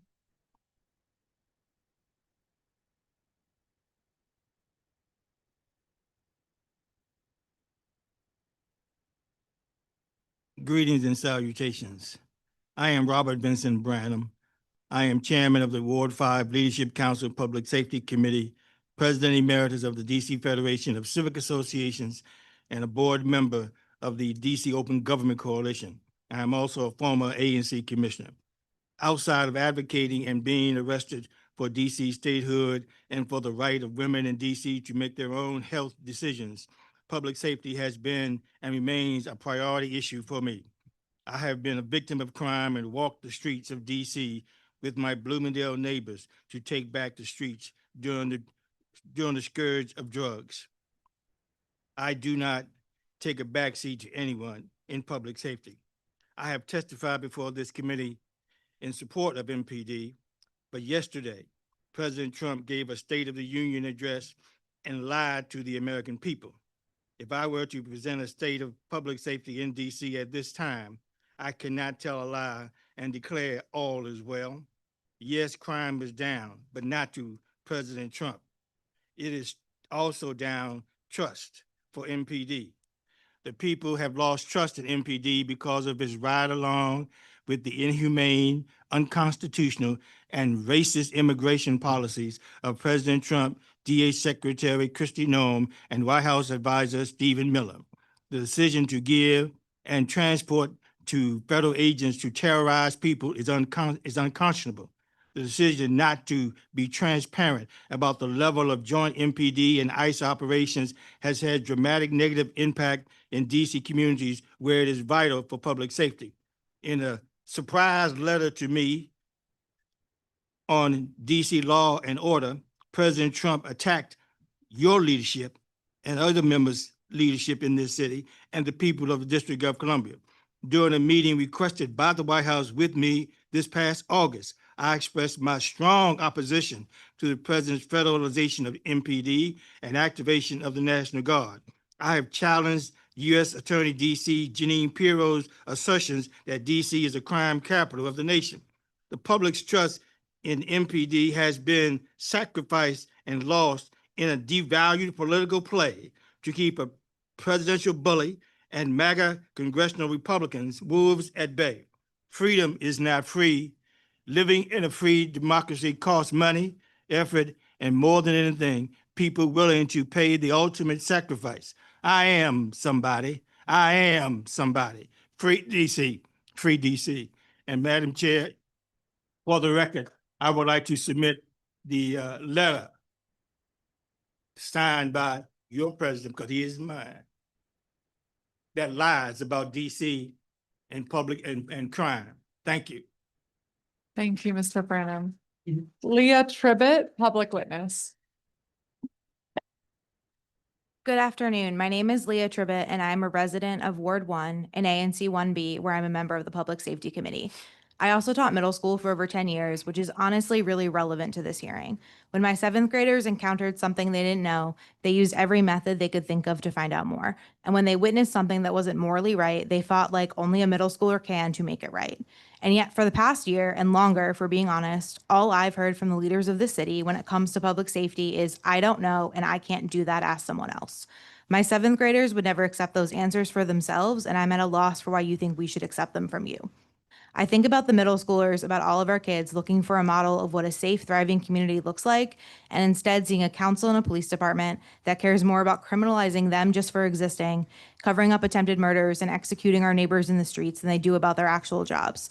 They're seeing an interim chief who has openly protected white supremacists and kettled peaceful protesters. They're seeing officers openly collaborating with the federal agents wearing white nationalist pins on their vests and terrorizing the city. They're hearing MPD officers say in meetings that they automatically assume teenagers are criminals if they're outside at certain times and detain them without question. They're seeing MPD officers and leadership openly flaunt that they don't care about the law and refuse to be held accountable to it. Not that you, council member, have made any attempt to do so, besides signing a single letter. I could sit here and share more stories than we have time for. About the MPD officers I watched tackle a teenage boy to the ground because it was 10 minutes after curfew and he was still walking home. About the MPD officers who have openly violated the Sanctuary Values Act by exploiting any loophole they can find to disappear our neighbors, or even just about the MPD officers who have harassed and threatened to arrest me simply for filming. But we've spent months recounting these stories to you, and yet nothing has changed. And we don't have the time to keep playing this game when the MPD is murdering our neighbors without remorse or accountability. And to every person who lives in DC, your message is clear. You value your power over our lives, and we are disposable to you. There are so many things I could demand that would actually protect us that I don't have time to name them all, but here are 3, all of which are within your power. 1, end MPD's participation in the Safe and Beautiful Task Force. 2, fully comply with the Sanctuary Values Act, which is the absolute bare minimum required of you. And 3, hold MPD accountable for every single abuse of power, act of violence, and broken law. All 3 of these are something that can be done just within the district and are what we deserve. We deserve a city where we can exist without fear that MPD officers covering their badges will harass and attack us alongside masked and unidentified federal agents, where at best they will traumatize us and at worst they will execute us.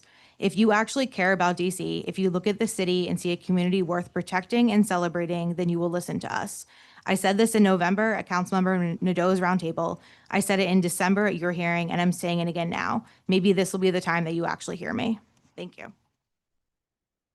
Okay. Sam Davis.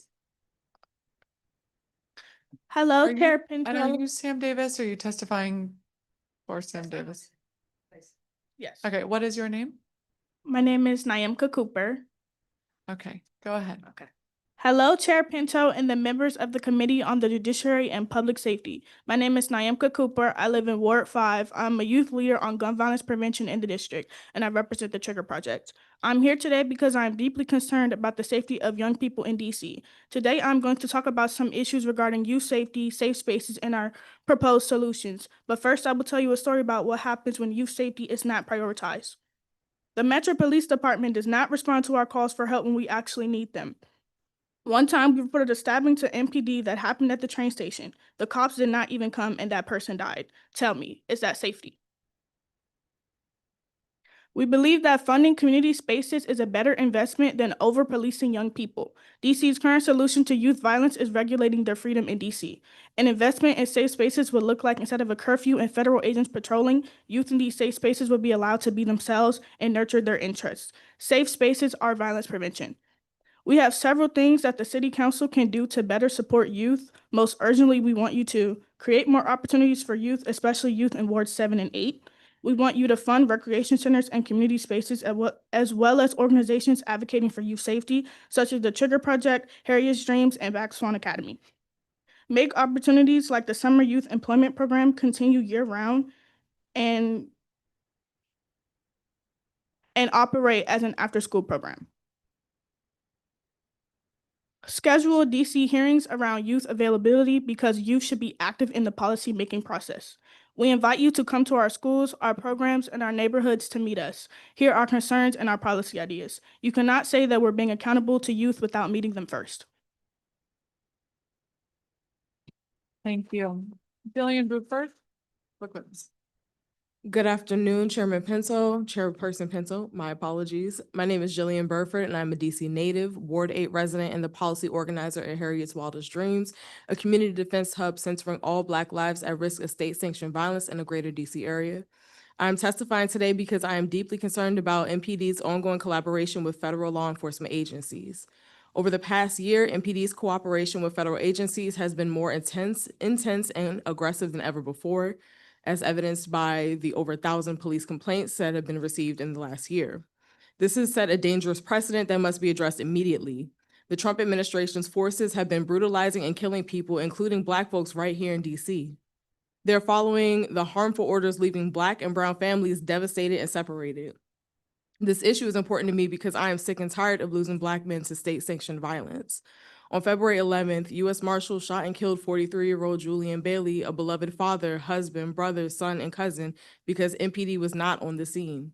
And as we know, the federal agents are not trained in community response and de-escalation. So what happened? Where's the body cam footage? Where's the accountability for agents who kill our community members with reckless impunity? While I understand that the council has no power over federal agencies, there are several actions that the council can take and should take to enforce basic safety standards and limit how MPD assists in their operations. So I'm coming with several demands. Prohibit face coverings for federal officers. Require several agents operating in DC to follow the same requirements for public identification as MPD. Require MPD arrest reports list all officers from all agencies present during the arrest. Prohibit MPD from coordinating with federal agencies in sensitive locations such as schools, healthcare facilities, and organizations providing aid. Repeal local qualified immunity protections for federal officers making arrests under DC law, as well as any law enforcement officer who enters a DC school, community center, or house of worship. require MPD to file a report on any interactions they have with a minor, including conversations on the street, conduct all independent investigation of all officer-involved shootings in 2025 and 26, and release the names and body cam footage of all officers involved. Restrict vehicular pursuits. Close the loophole in the Sanctuary Values Act so it applies to all DC agencies that contact residents outside of holding them in custody. Hold a hearing on the Safe Community Places and Policing Amendment Act of 2025 and prohibit MPD from contacting federal agents over personal possession of cannabis. But also in addition to these demands, I'm urging the council to reject the appointment of Jeffrey Carroll as a permanent MPD chief. Not only has he cost the city money with lawsuits, he has been documented standing alongside Proud Boys on January 6th. Is this who you trust to keep us safe? He has already proven to be a liability. DC residents are doing our part to keep each other safe from the militarized police in our communities. So I am here today to demand that you do your part. Thank you for your time. Thank you. Thank you all very much for being here and your Madam Speaker, testimony. very quickly. Mr. Branham, please. Very quickly. I recommend that this committee send a letter to U.S. Attorney Janine Pirro and invite her to come here and testify before this council and the people of the District of Columbia and stop hiding behind social media posts. Thank you. April Goggins. Carlo Chavaria. Mickey Charles. L'Oreal Hawk. And Ms. Goggins, if you wouldn't mind sitting at this chair and then we'll go in order this way, just so we can make sure everyone's testimony is tracked with their name. That would be great. Okay, so April Carlo. Mickey Charles.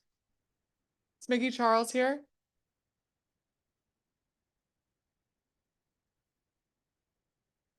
Mickey Charles, not here? Okay. L'Oreal Hawk. Ariana McKay. Jackie, thank you. All right, we will begin with April Goggins or Goggins? Thursday's been like 5 years. It's Goggins. April Goggins, Black Lives Matter, DC. All right. My name is April Goggins, and I represent BLM DC, and I've been a proud Ward 8 resident for almost half my life. This is a performance oversight hearing on MPD. So let's talk about performance. Let's imagine hypothetically that MPD performed exactly as it was built to and protected to perform by murdering me today. Not a rogue officer, not a tragic mistake, but the logical outcome of, are you listening? No, I'm just making sure Brooke she was a little busy. But the logical outcome of policy, budget, and political protection. Since 2001, MPD has operated with expanded federal patrol authority. Since 2006, it's expanded CCTV surveillance. Since 2008, ShotSpotter has blanketed Black neighborhoods. Since 2012, GunStat escalated enforcement. Since 2018, Project Safe Neighborhoods layered coordination. Since 2021, federal gun strike forces have wreaked havoc on our city. Since 2022, flock cameras and expanded license plate readers. And since 2024, a real-time crime center integrating surveillance and federal databases. And through it all, MPD's budget has grown every year, every request, every expansion approved. Even when the violence grew, that's MPD's performance. Now imagine a confrontation shaped by that performance. If MPD did what it was designed to do and what Councilmember Pinto fights for, the officer who killed me would be deemed justified. He would have followed policy. He would have been placed on paid administrative leave. The MAGA fanatic police union chair, Greg Pemberton, would defend him. The mayor would defend MPD. The council would say they're waiting for investigation, but say nothing to my parents or my daughter. And MPD would investigate MPD because that's the pattern. And if there were a vigil for me, some of the same council members who voted to expand MPD's power would get on the mic and cry. They would mourn me publicly while continuing to fund the system that made my death possible. They would call it tragedy. They would call for calm and they would pass another enforcement bill because the point is not safety. The point is about preservation of the institution.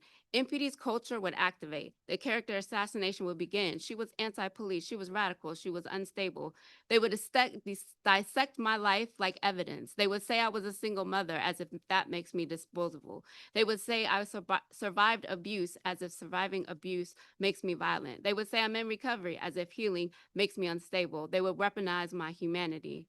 They would turn my resilience into suspicion, my survival into pathology, my truth into justification for my death, not to understand me, but to make what happened to me feel reasonable, not to humanize me, but to make my humanity suspicious, to imply that I was responsible, that is not reform or failure, that is design.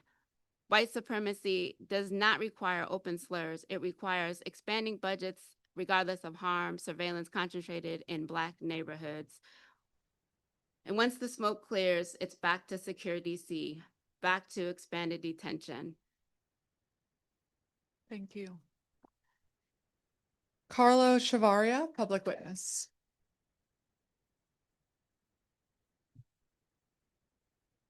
Thank you, Chairwoman Pinto and members of the committee. My name is Carlo Chavaria, and I am DC resident in Ward 4. I'm a longtime organizer who has been active in various community roles in the last year and over the last 9 years alone. I'm here to testify today on the impact of MPD's cooperation with federal law enforcement, how it's echoing America's history of race-coded fascism. Over the last 6 months, the Safe and Beautiful Task Force has been an occupying force in this city. They abuse their authority to terrorize, and in at least 5 cases, kill DC residents. And in response to Congresswoman Crawford's point from earlier, their presence has been a deterrent to DC safety, not an enforcement. Living in Petworth, I have seen the neighborhood become a staging ground for mass profiling of Black and brown people. The intersections of Georgia Avenue were once safe spaces for the unhoused. Now they can't safely receive community or citywide support. Apartment buildings are regularly targeted in ICE raids and other federal sweeps, with MPD officers actively on site. Sometimes they'll say they're responding to a call. Other times they won't respond at all, just working within the anonymity of the federal government. I've seen everyone from hospitality workers to rideshare drivers to my own neighbors watch out for the Black vans with out-of-state plates, regularly staking out intersections, waiting for people to make the wrong turn. Yet Mayor Bowser and MPD leadership celebrates their presence, claiming our streets are safer because they're a deterrent to violent crime.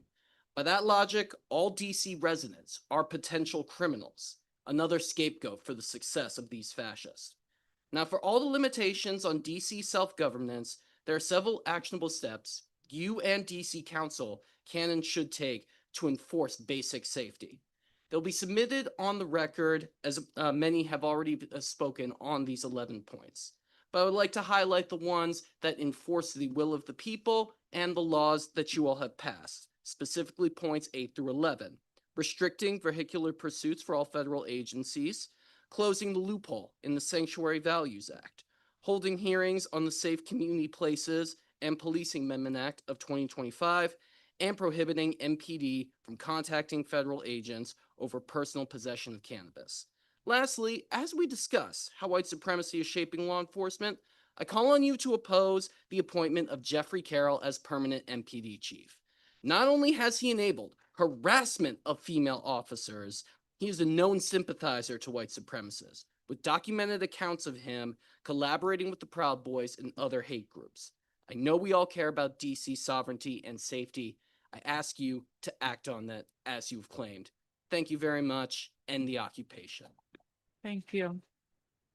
L'Oreal Hawk, civil rights attorney, Erase the Database, DC. My name is L'Oreal Hawk, and I'm testifying today here as a Ward 3 resident, civil rights attorney, and the founder of the Erase the Database DC Coalition, or EDDC. EDDC was founded in 2021, and its mission is to abolish racist surveillance technologies in the racist surveillance state. We do this by advocacy and cultural organizing to abolish discriminatory policies and technologies used to perfect racist outcomes. We also build community power and demand investments in transformative systems of care instead of useless, experimental, and expensive surveillance technologies. From CCTV, red light cameras, and ShotSpotter to the usage of Flock, Celebrite, and Tangles, there are many types of surveillance and AI technologies in use in the district. It's important to note that in responses to questions before this hearing, MPD didn't disclose that they use any of the technologies that I just listed. All this tech converges into specific sites and policies like the gang database that was created in 2009 or the real-time crime center that went live in 2024. When MPD wants to compile info on someone, they may use devices like Flock to track residents' movements. When they make a search or arrest based on a vague assumption of gang affiliation, they may use Celebrite to search a person's phone and their entire content within minutes. If MPD decides to monitor a resident through the real-time crime center or the DC gang database, every public and private camera in this city may be for use by MPD to track their movements. Collectively, MPD is empowered to know everything about a person and their movement with or without a warrant. They use this information to surveil, harass, and create pretext for arrest, like labeling someone a gang member for seeing them interact with their neighbors. In essence, walking while black or brown just became automated, and MPD is willing to spend millions on this type of technology. In fact, MPD wants to spend an additional $5 million alone on additional Flock cameras. Our taxpayer dollars should not be spent on needless technology. Even more, our dollars should not be spent on experimental and expensive technologies that will share obscene amounts of info with federal law enforcement. MPD already regularly shared information with more than 30 federal agents before the occupation. And since the occupation began, there has been an increase in 24 arrests per day, as told and observed by DC Court Watch. Of those arrested, 86% were Black, which is more than double the population of Black DC residents. Instead, we must focus on investing the millions MPD wants to spend on needless technology on alternatives to MPD that invest in DC residents' lives. Council has worked to create responses like the Crisis Response Team, CRT, and CHAMPS, but these services are not enough. Less than 1% of 911 calls are diverted to CRT and CHAMPS. Instead of spending money on Flock, Celebrite, Tangles, or a bunch of other technologies that we don't even know that MPD might be using, we should be focusing on implementing models like On Point NYC and scaling up CRT and CHAMPS. On Point provides free mental health services, primary care, drug treatment, meals, laundry services, and many other services to meet residents' needs. In their first year of operation alone, On Point was able to intervene in over 700 overdoses. This is the type of services that we should invest in to protect our citizens, not expensive machine learning that can develop a complete dossier of residents within seconds. Thank you. Thank you. Ariana Mackey, Erase the Gang Database DC. Chairperson Pinto and members of the Committee on Judiciary and Public Safety. I have been here before, representing a client whose son was murdered by MPD without accountability. My name is Ariana Mackey, and I live in Ward 6. Today, I'm testifying as a Georgetown law student and representative of Erase the Database DC, or EDDC. I am deeply concerned about the harm and abuse being enacted by the Metropolitan Police Department's continued cooperation with federal law enforcement agencies and their reliance on the gang database. I am urging the council to prohibit federal law enforcement from working with MPD, from covering their faces, and force them to adhere to our existing laws on public identification. To require that all officers from all agencies on the scene of an MPD arrest be listed by name and badge number in arrest reports, along with the descriptions of use of force. To prohibit MPD from coordinating with federal agents in sensitive locations like schools, healthcare facilities, and organizations providing aid. And to prohibit MPD and other local and federal law enforcement agencies from using DC's vague and discriminatory gang database. As my colleague mentioned, MPD maintains a gang database of individuals with ties that MPD has considered gang ties. The MPD can add anyone to it if they observe an individual associating with who they have deemed gang members. MPD can conclude that a person is a gang member based on tattoos, clothing, the public housing complex they live in, or their friends. DC is not a gang city, and therefore MPD is collecting personal information from a large number of people who are likely not gang members. Less than half of DC's population is Black, but 82% of the people in the database are listed as Black. Only one individual is listed in the database as white as of 2022. This omits white supremacist groups and others. 99% of the gangs are named after street corners or public housing complexes. And this information is used to justify aggressive policing in our communities. MPD does not even inform people that they are in the gang database, nor do they have a process to contest or appeal one's inclusion in it. Thus, I compel the council, again, to pass legislation dismantling the database and prohibiting government surveillance based strictly on personal association or protected classes in accordance with the DC Human Rights Act. As a resident of Ward 6, I walk outside every day and see my homeless neighbors struggle in this freezing weather. Their needs remain unmet as the presence of law enforcement and their surveillance increases and fails to help the community. Council member, will you take a stand for the residents of the district? I hope so. Thank you for your attention. Great, thank you. Thank you all for your testimony, and we'll be asking Interim Chief Carroll later today about the use of these databases and technology, so thank you for raising it. Thank you all for being here today. Oliver Marino. Marawi Jarima. And Mr. Marino, if you can sit on this seat here, we'll go in order, starting always in this right. James Stroud. Chad Oliver.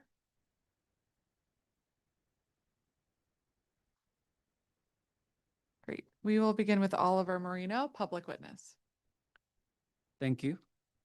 Good morning. My name is Oliver. I'm here with Families Not Pets Coalition, Movimiento Migrante DC. Thank you for being here, everyone. This is, of course, not the first time that we are here.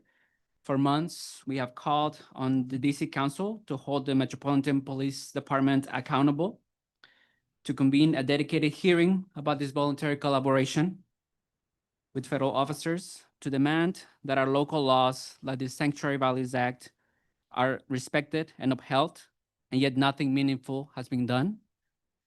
The MPD voluntary collaboration with ICE, CBP, US Marshals, Park Police, DEA, FBI have violated people's civil rights, have further criminalized our community, has led to racial profiling, and these federal agents have even shot and killed our community members.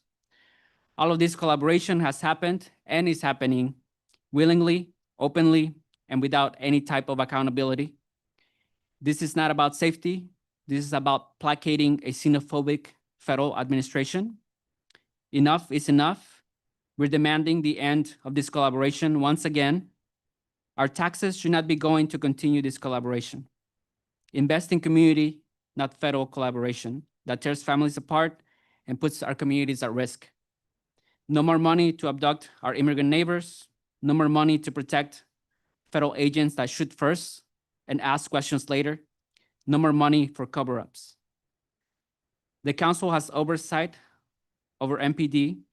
There must be accountability of the harm that has already been committed. There must be transparency about how this collaboration has worked and continues to happen. And there must be action from the council. It's not enough to ask questions. You have to lead, you have to take action. Besides the council's budget oversight power, you can introduce and pass emergency legislation that specifically prevents MPD from collaborating with immigration enforcement and assisting federal agents that terrorize our immigrant communities. How are you preparing to protect our immigrant neighbors? What are you doing now to prevent more harm in the future? We need emergency legislation. We need it 6 months ago. It's too late. It's not too late to do the right thing. Thank you. Thank you. Marawi Jarima, organizer, DC Alliance Against Racist and Political Representation. Yeah, I'm a little upset. We just sat here and listened to Miss Bailey talking about how her husband was murdered by US Marshals. You sat there and told her that you're going to get to the bottom of it, which is quite upsetting to me because Phillip Brown was shot at by Homeland Security officers back in October. Since then, we have been coming here to every hearing possible to raise the case of Phillip Brown and Justin Nelson, who was also shot at by Homeland Security officers. And since then, no legislation has been introduced by you to limit the activity of these federal agents. And we say that had you acted with haste back then, we believe that Julian Bailey's life may have been spared by these racist officers and agents who are running through our city. unchecked by city council and the mayor. So that's the first thing. When you say get to the bottom of it, I'm not sure exactly what that even means, because you seem to, up to this point, been only willing or able to send questionnaires to MPD just so that they can throw them back in your face unanswered. We want justice. We're not saying we want only the information on who did it. We do. We want the body camera footage. Great on that. We want justice. And here in the DC Alliance, to us, with the families that we work with, all the way up to Philip Brown's mother, and what we heard from Justin Bailey's, family as well, especially Philip Brown's mother, came out here because they refused to prosecute those agents. We want them charged. We want them locked up. Killer cops should be locked up. They cannot come into our city and break DC laws. They're not above the law. Nobody is, unless you just mean black people when you say it.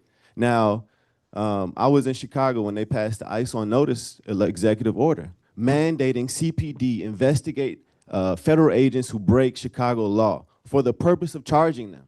We want that here in DC. We want to make DC a place where these racist agents are afraid to break our laws. That's what we want.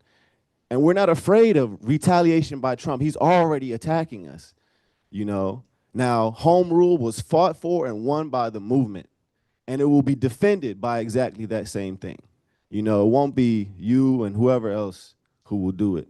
That's why here in the Chicago and the DC Alliance, we fight and will build a movement to get community control of the police here in Washington, DC, because we see day after day elected officials who will not raise a finger to defend the people of this city. And we want that democratic option. Just like in Chicago, we want to take that power from the city council and the mayor and put it into the hands of the people to give them a way to hold these cops accountable when they kill our people.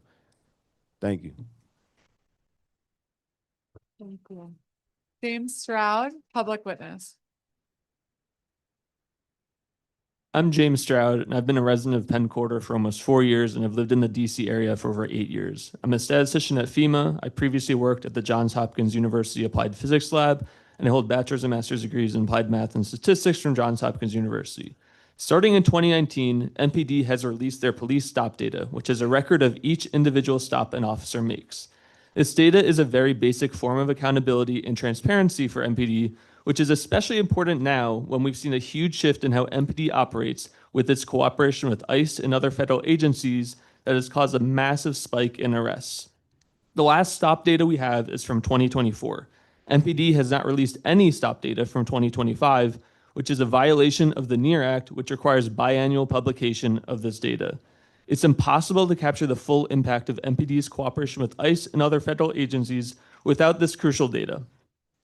Before I dig into the 2024 data, I want to point out that DC's population is about 42% Black and 38% white. In 2024, 73% of stops were of Black people, and just 9% of those stops were of white people. So two populations are about the same size, yet one of them is stopped by the police over 8 times more than the other. Let's look at stops where there is no arrest, no ticket, or no warning given. The clearest cases of a person doing absolutely nothing wrong. For Black people, these are 1 in 4 stops. For white people, that number is 1 in 8. So we see that Black people are found to be doing absolutely nothing wrong much more often, but are stopped over 8 times as often. This is a clear case of discrimination. This is not a fluke year. The ACLU of DC has published reports with similar numbers for 2019, 2020, and 2023. These stops aren't just a minor inconvenience. They result in physical harm. Black people are disproportionately the victims of police use of force and police killings, and they erode the public's trust in the police. Research shows that people who don't trust the police are less likely to report a crime, even if they themselves are the victim. I'd like to finish by telling a story about New York City. Between 2004 and 2012, 80% of their police stops were of Black and Latino people who only made up half of their population. Sound familiar? In 2013, a judge ruled that NYPD's stop and frisk policy was unconstitutional. The ruling resulted in a huge decrease in the number of police stops from hundreds of thousands of stops a year to about 12,000 a year. And with that change, crime only decreased from previous years. In 2024, MPD stopped over 73,000 people. Meanwhile, NYPD only stopped 25,000 people. Why are the police in a city of 700,000 stopping more people than a city of over 8 million does. MPD needs to publish its 2025 stop data immediately. And if this is too cumbersome to do in a timely manner, maybe they shouldn't be stopping 3 times more people than NYPD does. Thank you, Mr. Stroud. Chad Oliver, public witness. Good afternoon, Chairman. My name is Chad Oliver, and I live in Ward 4. I'm here today as an organizer with DSA and the Families Not Feds Coalition. Before Interim Chief of Police Carol comes up and begins to distort the truth, I would like to provide you with the reality of what is going on in the city from the perspective of a person who lives in one of the communities being terrorized by federal agents and the MPD. On a freezing evening, sometimes close to Christmas, I received an alert that federal agents and MPD were harassing a neighbor not far from my home. When I arrived at the scene, I witnessed 5 to 8 federal agents forming a perimeter around several MPD officers who were harassing an unhoused woman for having an open container. This woman was ultimately detained. And this wasn't an isolated incident. Many of us in the community had noticed during these freezing days and nights an uptick in unhoused neighbors being harassed by federal agents and detained for minor offenses. These individuals did not have the means to escape from the cold, leaving them vulnerable to this cruel treatment. MPD will tell you that this is simply about reducing crime in the city and making America safe again. But those of us that are watching the streets every day know that this is a lie. It is simply about meeting quotas. When the federal agents can't target our immigrant neighbors, they prey on whoever is available when they are most vulnerable. It is about desensitizing masses to accept armed federal forces in their cities. As a community defense organizer in this moment, I am asked, why aren't we doing what Minneapolis is doing? Why aren't our leaders acting like those in Chicago or Los Angeles? And you must constantly remind them that this is DC. The conditions are very different here. We are not a state, home rule, Congress, etc. But now I'm asking myself, why do I feel the need to explain our leaders' failures away? Why am I perpetrating the lie that there is nothing that we in the city can do? Those other cities, they chose to fight, and so must we. We cannot afford to sit around doing nothing, hoping our luck can change, and we cannot wait for the midterms and hope that a potential sympathetic Congress will protect us. We must fight, we must resist, and we must create a DC for all DC residents. So I ask you, the leaders of the city, to fight. And all collaboration between MPD and ICE, both ICE and Trump's federal forces, fully comply, honor, and strengthen the Sanctuary Values Act. Demand transparency and accountability from MPD and end their cooperation with Trump's Safe and Beautiful Task Force. Do not allow this White House to use our police force as a tool of hatred and tyranny. And finally, protect the families of this district and not the federal agents and MPD gangs that roam our communities and terrorize our neighbors. Thank you. Thank you. Thank you all very much. Christina Murdoch. Clinton James. Clinton James, are you here? Carly Shippets. Tanya Golash Boza. Tanya Golash Boza, are you here? Lena S.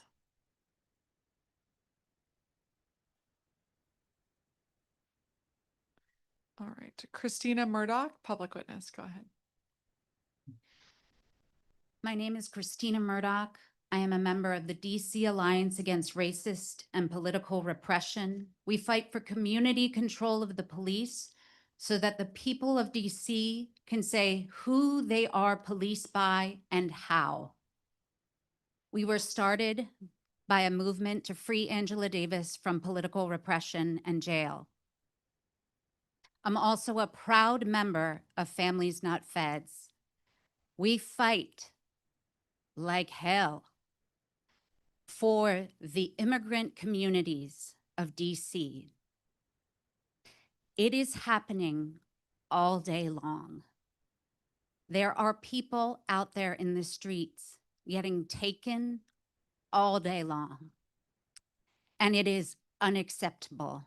They are members of this community, and they do not deserve to be treated like second or third class citizens.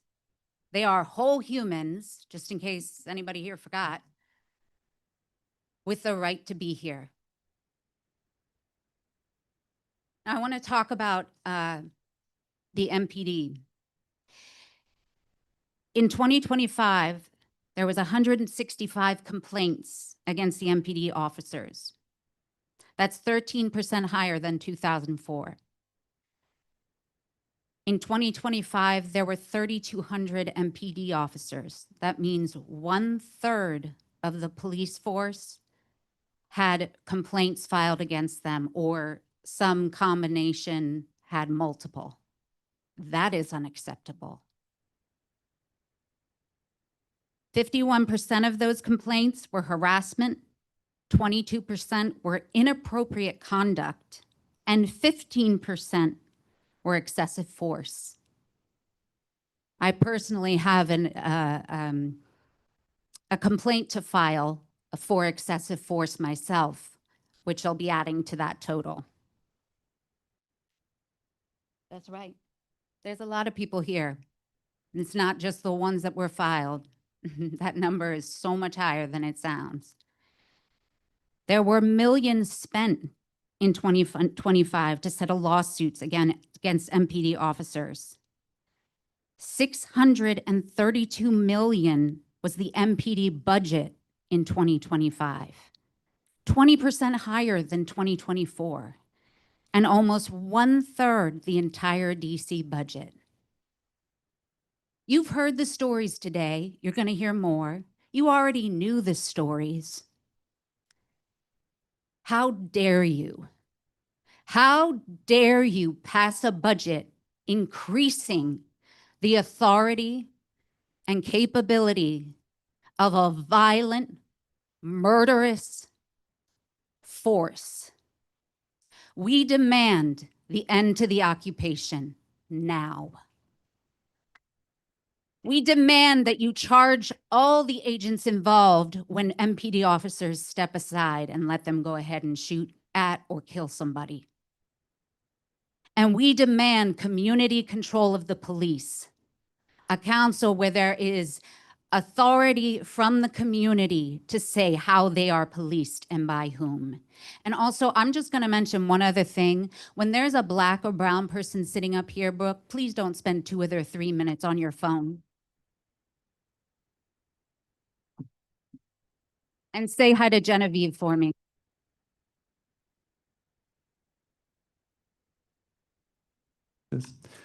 Hi, my name is Clinton James. I'm a father and a 20-year resident here in Washington, D.C. I have volunteered my time over the past year to responding to sites of immigration arrests because I believe that nobody should be disappeared from their community and no one should have to face the violence of ICE and MPD alone. I'm speaking today as a firsthand witness to MPD's attacks on the immigrant community and to demand an end to all federal collaboration which corrupts this department. In the summer of 2025, MPD helped ICE arrest over 1,200 people in just over 1 month here in Washington, D.C. It was a month of terror. MPD led operations, setting up traffic stops all over the city, demonstrating to ICE and other federal agents exactly how and where to detain the most immigrant people at one time. I saw many of these stops both in person and in footage collected by other community members. The trauma was relentless. Every day, fathers being ripped from their cars, men's pinned to the ground, screaming for help, women and children crying, begging for mercy. The police siren became the trumpet sound of incoming racial terror. At one such traffic stop, a racial checkpoint, I personally was threatened by an MPD officer. Filming from the sidewalk, I walked by, narrating to the camera as I walked, MPD working with ICE. An MPD officer turned to me and said, "You got a mask on and you're outside all by yourself." Those words, "by yourself," were chilling. I stopped and turned to the officer. "Is that a threat, sir? Are you threatening me?" I was both startled and confused. "Yeah," he replied. "You're threatening me, telling me I'm working with ICE," he said. The officer took out his cell phone and pointed it at me, while other agents from unknown agencies cheered. "Take a picture of him," they said. "He's recording you. You record him." What a bunch of fucking idiots. This collaboration is lawless. They shoot, they murder, and they kidnap without fear because they know that when Brooke Pinto has oversight, there is no oversight.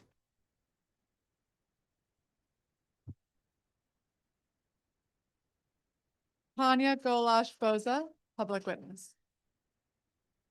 Good afternoon. My name is Carly Shippets, and I'm here to discuss pedestrian safety and to ask for enforcement of bike and scooter traffic laws. These days, pedestrians are terrified to walk outside. We find that we constantly need to look over our shoulders because so many bike and scooter riders flout DC laws. Let's look at some statistics. Average walking speed is 3 miles an hour. A bike can easily reach 15 miles per hour, and e-bikes and e-scooters up to 28 miles per hour. Machines capable of reaching these speeds simply have no place in walkways that are designed to keep pedestrians safe. Indeed, in DC, it is illegal to ride a bike or a scooter on the sidewalk in the central business district. It is also illegal for bikes and scooters to run red lights. Nevertheless, every single day, I witness bikes and scooters doing just that. I have personally been the victim of a bike collision. I was walking in a crosswalk when a bike ran a red light and hit me. Fortunately, I walked away with just bruises, but other DC pedestrians have not been as lucky and have sustained broken bones, head injuries, and have even died as the result of bike and scooter collisions. The presence of bikes and scooters on sidewalks and in crosswalks is especially dangerous for children and dogs.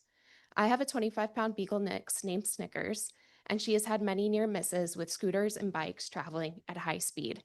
And one time, we witnessed a bike ram into a golden retriever on a sidewalk outside of the central business district. Such a collision would be catastrophic for a dog or a child of Snickers' size. As we all know, children and dogs can go from walking nicely in a straight line to veering off to the side in a split second, which is likely not enough time for a passing bike or scooter rider to react, press their brake, and come to a stop. Indeed, studies have found that for a bike traveling at 10 miles an hour, the average stopping distance is a whopping 22 feet. And a bike traveling at an average walking speed of 3 miles an hour has a stopping distance of 6 feet. Likely too much to avoid hitting your wandering toddler. So there is no safe speed at which a bike or a scooter can be ridden on a pedestrian walkway. Statistically, riding on the sidewalk is also less safe for cyclists. The reason is that most car-bike collisions occur at intersections and driveways, and a driver is more likely to see a bike traveling on the road than they are to see a bike traveling on a sidewalk. To sum up, a pedestrian safety zone is no place for a high-speed, metal-framed machine. The Central Business District ban recognizes this fact, as does the DC law that requires bikes and scooters to stop at red lights. When bike and scooter riders face no penalties for disobeying these laws, it creates a dangerous situation that leads to pedestrian and rider injuries and deaths. Please make our sidewalks and crosswalks safer. Please enforce bike and scooter traffic laws. Thank you. Thank you. Lena S., public witness. Thank you for allowing me to testify today. My name is Lena, and I'm a resident of Ward 4 and a volunteer for Court Watch DC. Court Watch observes arraignment court proceedings at the DC Superior Court several times a week to bring transparency and accountability to the judicial system. I'm here to share evidence from the Court Watch program on MPD's unaccountable and harmful collaboration with federal law enforcement. Because of DC leadership's capitulation, To this day, we are seeing MPD traveling in roving convoys with ICE, HSI, and Border Patrol, setting up traffic checkpoints so that they can hand people over to federal agents, and swarming lone pedestrians in groups of dozens of officers from a grab bag of agencies. Before the federal surge, DC was already the most heavily policed city in America, with the vast majority of this policing focusing on arresting and jailing Black residents. MPD's collaboration with federal law enforcement has not only resulted in the kidnappings of immigrants, it has also supercharged the over-policing of Black people, especially Black youth, with racial profiling, constitutional violations, and reckless violence. Through CourtWatch DC's observation of the courts, we found that the number of people arraigned per day increased by 59% after MPD began collaborating with federal agents in August 2025. On some days, court went past midnight as over 100 people were arrested. A staggering 85% of all people arrested were Black, even though Black people only make up 40% of DC's population. This surge in arrests is not about safety. Violent crime in DC was already at a historic low before the federal surge. Through CourtWatch, we found that the largest increase in arrests per day was for drug-related offenses, which fully doubled in the weeks after federal collaboration began. These are nonviolent charges, including the personal possession of marijuana, which is decriminalized under DC law. These arrests are the tactics of mass incarceration and the new Jim Crow at the behest of a racist federal government aided and abetted by MPD. On top of this, DC residents who are swept up in law enforcement's indiscriminate tactics are being handed over to a chaotic prosecutor's office led by former Fox News propagandist Jeanine Pirro, who spoke with relish about locking up 14-year-old children in DC. Under her leadership, CourtWatch DC has found that prosecutors increased pretrial detention requests by 70%, seemingly trying to lock up as many people as possible by any means, despite judges regularly noting the weakness of these cases and violation of residents' constitutional rights. When MPD cooperates with federal agents to racially profile, harass, and arrest people on ridiculous charges, this is the hostile system that they're feeding people into. We know that federal agents are ignoring the law, lying point blank about incidents, and hiding their identities. The fact of the matter is that they are not trained local police. They are the enforcers of an authoritarian federal government. They care about power, not the law. They are making MPD part of that mission and enacting violence on our community. I would ask that the council meet all of Free DC's demands on MPD oversight, especially closing a loophole in the Sanctuary Values Act. Thank you. Thank you. Abbas Azar. And thank you all for your testimony. We're going to call the next panel Abbas Azar, Emily Casamides, Bill Mefford, Joey Ferguson. And if you can sit in that order. So Abbas Azar here. Emily Casamides, are you here? Great. Bill Mefford. And the third chair, and then Joey Ferguson, are you here? Okay. Welcome to you all. We will begin with Abbas Azar, Electronic Privacy Information Center.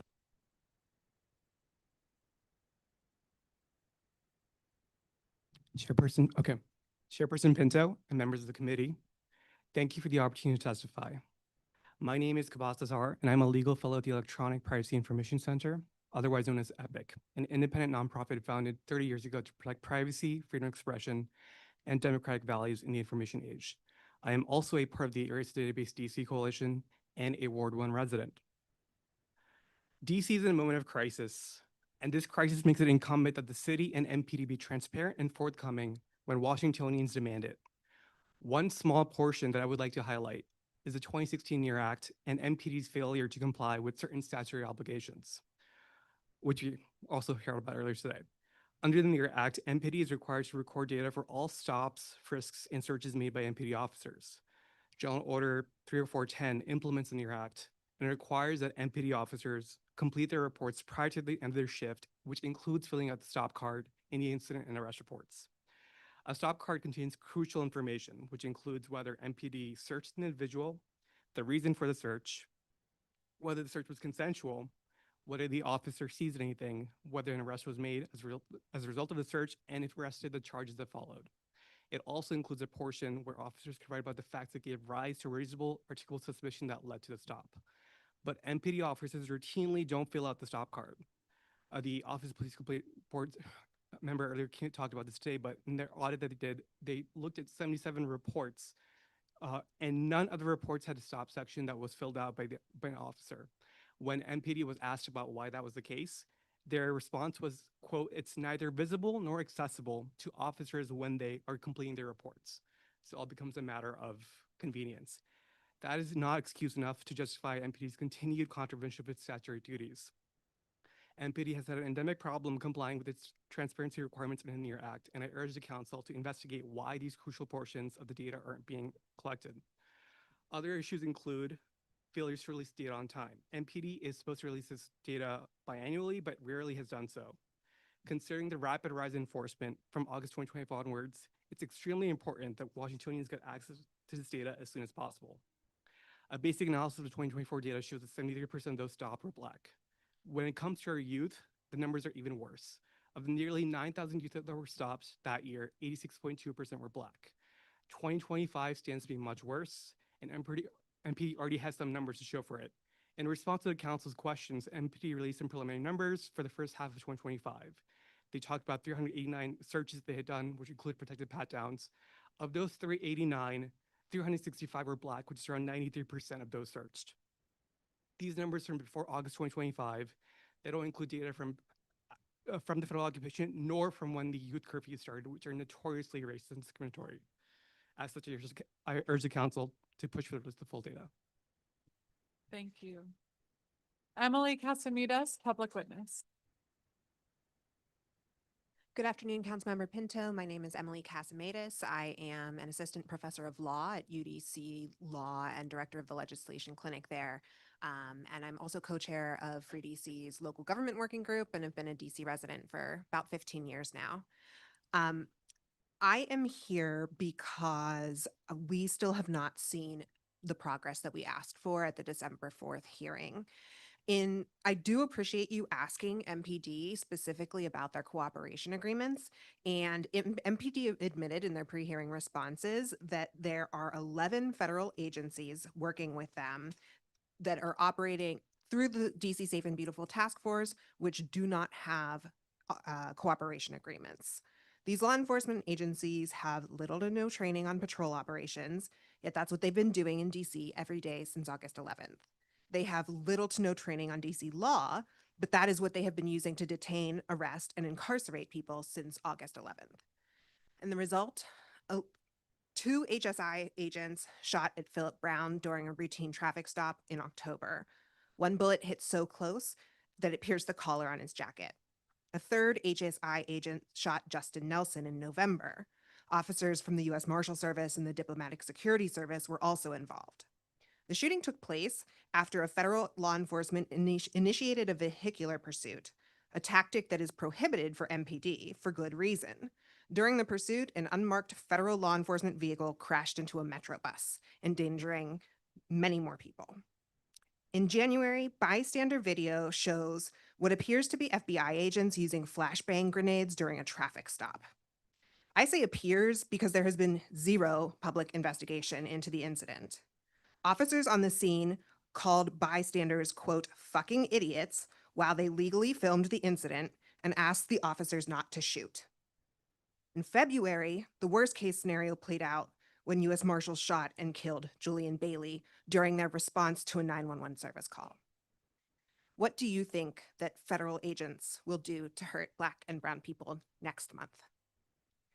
You cannot prevent the abuse of power by federal law enforcement, but you can give your constituents the tools to demand accountability after the fact, and we need you to play your part.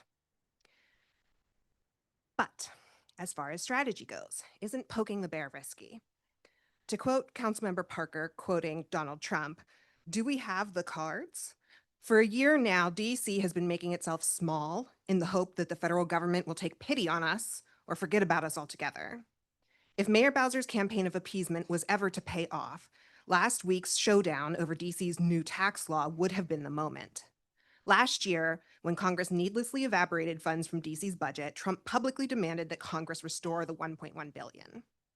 This year, the president has the power to relieve the district's newest congressionally created budget crisis at a time when the mayor's team has warned that budgeting for the next fiscal year will be as hard as anything we did during the recession. But he did not do that. Bowser has bent the knee, and she got nothing in return in this critical moment. Ms. Casamitas, sorry. By signing the disapproval resolution, the president definitively answers the question of whether or not her strategy is an effective one. It is not. So please take this as a lesson learned. Thank you and go very use your much. power. Thank you. Bill Mefford, Executive Director of the Festival Center. I should just say what she said, but I'll add a couple things. Thank you, Chair Pinto, for allowing me to speak. I'm with the Festival Center, which is a faith-based community center. We basically provide space in one way or another for about 50 nonprofits, and we work with dozens more. We're also a member of the Washington Interfaith Network. An average of 5,000 people per month walk through our doors, so safety is of paramount importance to us. But thanks to the ongoing collaboration between ICE and MPD, this past year has been anything but safe. We have had to initiate our safety protocols over 40 times, and every day we are on high alert as to the presence of ICE or MPD in our area. It is exhausting. We've had to raise and spend an additional $20,000 on new safety equipment for our building to protect our guests and our tenants from MPD and ICE. This is $20,000 that could have gone to support the amazing nonprofits who are housed in our building and the ways in which they serve DC residents. The reason why we have had to take all these steps is simple, because our current mayor, this council, and this committee have failed to keep us safe and to hold MPD accountable. Last year, a large group of us from the Festival Center met with you to ask for a hearing dedicated to ending the collaboration between ICE and MPD. We were refused. I never understood why. I joined another letter that we delivered to you on the December 4th hearing, joining with 58 faith leaders. And among other things, one of the things that we stated in the letter was this, quote, while MPD and federal agencies deployed precious resources to arrest people for open containers and sleeping in parks, hundreds of residents lined up for blocks to access housing support services. The juxtaposition could not be starker. DC does not need more force, it needs more care. Therefore, we urge the committee and the council to hold a hearing and move forward Councilmember White's FAR Act. We also asked that the chief's order on ICE cooperation be formally and publicly renounced, and that this council should also insist that no officer who works with ICE on their regular time should get paid any overtime. We need you to provide oversight and accountability. Last year, I remember I was sitting at this table up on the 5th floor when you listened very passionately and compassionately to a small group, very small group, of residents in Ward 2 who were complaining about loud noises from those harassing the Chinese embassy. Your compassionate listening posture, your passion to work hard to address their problems is needed now. My hope is that you have that same passion to listen to and fight for all DC residents. Thank you. Thank you, Mr. Mefford. Joey Ferguson, Public Witness. Hello, my name is Joey. I'm a proud DC resident living in Ward 7. I represent a group called Flock DC. We are a growing number of Washingtonians opposed to MPD's use of automatic license plate readers, otherwise known as ALPRs. This technology puts our privacy, safety, and civil liberties in danger, all in the name of profit. An ALPR logs the license plate of every car that drives by it. With enough of these AI-enabled cameras, one could autonomously track a person's movement throughout the city. MPD utilizes 66 ALPRs maintained by Flock Safety, a company notorious for its invasive surveillance tech. Many are clustered in overly policed neighborhoods. Others are eerily close to a number of schools. Normally, MPD is more than willing to brag about its oppressive and expensive toys, yet when it comes to ALPRs, mum's the word, I reckon. They have ignored FOIA requests and even questions from members of this council. Why are they suddenly so bashful? Maybe it's because they've allowed a private company to spy on us and track our movement, whether we're suspected of a crime or not. Or maybe it's that the data gathered by Flock's ALPRs are made available in a nationwide database searchable by over 4,800 other law enforcement agencies. Yes, that includes ICE. Yes, that includes HSI. Yes, that includes the rest of the alphabet soup terrorizing our streets, throwing flashbangs at traffic stops, and killing community members like Julian Brown. Bailey. All that doesn't seem to matter to MPD, seeing as they want to add an additional $5 million in new cameras in the downtown corridor. Flock's cameras are also riddled with vulnerabilities, and there are very few security standards for those with access to the database. This recklessness is a perfect example of what happens when we trust private companies like Flock that places profits over people. Our safety and privacy are not commodities to be bought and sold. The data collected by these cameras would no doubt be shared with federal agencies with or without Flock, either through the Real-Time Crime Center or the Fusion Center, or simply because they ask. So the only real way to ensure this data doesn't end up in the hands of ICE is to simply not collect it. DFlock DC calls on MPD to end its relationship with Flock and end its use of ALPRs regardless of who manufactures and maintains them. We're spending millions on ALPRs, shot spotters, drones that track movement, servers for the gang database, and $1 million a year subscription to Celebrite's AI-powered mobile forensics platform, which MPD failed to mention in the questions, by the way. Instead of spending money to spy on Washingtonians, we should instead be investing in them. Now, let me tell you something. I love this city. Long live GoGo and the occupation, and free DC. Thank you. Thank you all very much for testimony. John Payne, Barbara McCann,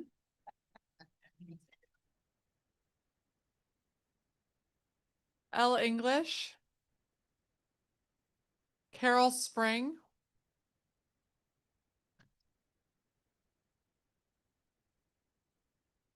Ashley James Barnett, Sean Payne. Okay, 1 second. Barbara McCann. Okay. Carol Spring, are you here?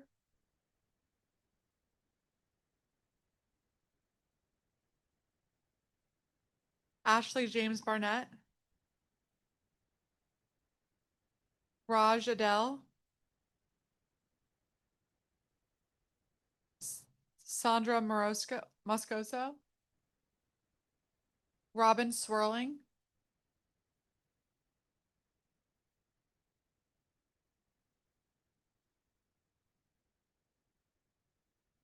All right, we will begin with John Payne, public witness. Good afternoon. My name is John Payne. I'm a born and raised Washingtonian, and I currently live in Ward 4. I'm here to testify today about the abuses and harassment MPD has inflicted on the city for the past year, especially against our Black, unhoused, and immigrant communities. I'm also here to demand that the DC Council end all cooperation with the federal task force, close the gaps in the Sanctuary Values Act that allow MPD and other agencies to work with ICE, and that you do not make Jeff Carroll the new MPD commissioner. I want to start by providing several examples of the abuses that I've personally witnessed MPD commit over the past year. This fall, while my wife and I were walking through our neighborhood, we watched a combination of MPD and FBI pull over a woman for a problem with a temporary tag on her car. The woman answered every question calmly and clearly, but they still felt the need to arrest her, and FBI agents surrounded her while carrying large weapons.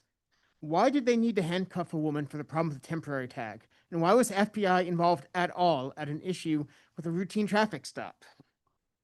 Another night, when I was walking home from my church, I saw a combination of MPD, DHS, and Park Police literally strip the license plates off somebody's car in a routine traffic stop. Several blocks from my home, MPD, HSI, and the Border Patrol were so busy standing around after an arrest of an elderly man that they refused to let his wife give him his seizure medication, a simple pill with a glass of water, but they would not let him get this life-helping medication. How is this making any of us safer? And then, just a few weeks ago, MPD, with no help from any of the federal agencies, chased down a man on my block. What was his crime? He didn't want to speak to them because he was afraid they were going to hurt him. They chased him down, literally grabbed him, threw him up in the air, and smashed him down on the asphalt. Why? Because he was afraid they were going to hurt him. And he was right. I don't think it's going to surprise anyone in this room to learn that all the individuals I've been talking about here were Black residents of DC. So even when MPD isn't present, they are to blame for the violence committed by the federal task force in DC. MPD shows them where to go, shares radio frequencies, and passes along information. Because of this, MPD must be held accountable for the harm that the task force inflicts on this city. And so must this council. We've been begging you to rein in these abuses. We're tired of hearing that you can't do anything to oversee federal agents or that you've sent a letter. The harassments and abductions and the murder of our neighbor Julian Bailey are due to your inaction, your collaboration, and especially you, Chair Pinto. You are to blame, and his blood is on your hands. If you won't defend this city, you should resign and get out of the way. We are asking you today to do your goddamn job. What we have seen over the past 8 months isn't some sort of aberration. These types of abuses have been the hallmarks of MPD behavior, now just out in the open. But here we are asking you to have MPD held accountable for these actions, end all cooperation with the task force, not with some law to come later, but end them now, close the loopholes in the Sanctuary Values Act, and do not let Jeff Thank you, Carroll Mr. become Payne. the MPD commissioner. Thank you. Barbara McCann, public witness. Let's go ahead, and I'm going to ask you all, I know you want to applause, that's okay, but we've got a lot of witnesses, and as I've said, we want to make sure we hear from everybody, and then so we can talk to the police chief today. So let's please stay on track. Please go ahead. Turn that on. My name is Barbara McCann, and I have lived in Ward 1 for 28 years. I'm testifying today because I am deeply concerned about what I have witnessed as MPD cooperates with armed, unidentified men wearing tactical military gear on our streets. This is dangerous. I'm not using the term federal agents, as in many cases, these aggressive men and/or their cars have been unidentified. No badges, no license plates, and sometimes they wear masks to shield their identities, as criminals often do. Calling these people federal law enforcement is also problematic, as courts across the country have ruled that their behavior is outside the law. Yet here in DC, I've seen MPD officers assisting them. Why? Since I did not witness any of the events that have previously been mentioned at this hearing, which I've been at all day, but since August 25th, since this August 2025, I have witnessed 4 arrests in my neighborhood, 2 of them violent. I've seen at least half dozen more stops of Black and brown people that involved armed men assisted by MPD, often while walking my dog. I have seen an armed masked man in tactical gear get into an MPD squad car, and I have seen armed men taunt onlookers as passive MPD officers watch. Aren't they supposed to be protecting us? Aren't they supposed to be protecting us? I described key incidents I've witnessed in my written testimony. Armed men working for federal agencies have repeatedly overrun DC's own law enforcement, especially in recent months. Multiple times we have heard about this. They have shot DC residents, and on February 12th, they killed Julian Bailey. I attended the vigil held at the spot where he was gunned down, and now we have all witnessed the grief of his family. Well, I personally am not now, a target of federal force. The lawlessness of these people means that could change at any moment. I now feel fear and distrust when I see MPD squad cars, and I avoid calling the police for anything, especially since I know it will likely endanger my neighbors. The DC Council can and should take action to enforce basic safety steps and to limit how MPD assists the federal operations. I'm asking you to support emergency legislation to identify all federal enforcement agents present at an MPD address, to facilitate independent investigations of all officer-involved shootings. And I know there's a full accountability and arrest reporting Emergency Amendment Act of 2026 for your consideration. We need to prohibit MPD from coordinating with federal agents in sensitive locations like schools, healthcare facilities, and organizations providing aid. And we need a hearing on the Safe Community Places and Policing Amendment Act of 2025.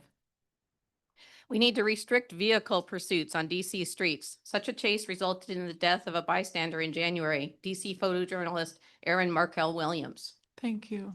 Thank you very much. We want a DC that will be safe for all visitors, and we really need you to take action. Thank you. Sandra Moscoso, public witness. Good morning, Chairperson Pinto and members of the council. My name is Sandra Moscoso. I'm a member of the DC Open Government Coalition, and I am a proud community member who has worked closely with the Metropolitan Police Department for years. From community safety walks and walk and roll to school days to building real relationships with officers who patrol our neighborhoods. I'm here today not as an adversary of MPD, but as a partner who believes that transparency is the very foundation of the trust we have worked hard to build. I've seen firsthand what a collaborative relationship between residents and officers looks like. It takes time, consistency, and good faith on both sides. And I know that trust, once lost, is incredibly difficult to rebuild. That is why I am concerned about the transparency gaps that the DC Open Government Coalition has documented and why I urge this council to act. First, on arrest information, MPD is required by statute to make arrest logs public, and federal agencies operating in the district are required to report their arrests for inclusion in those logs. This is particularly important at a time when our crime and arrest statistics are being politicized locally and nationally.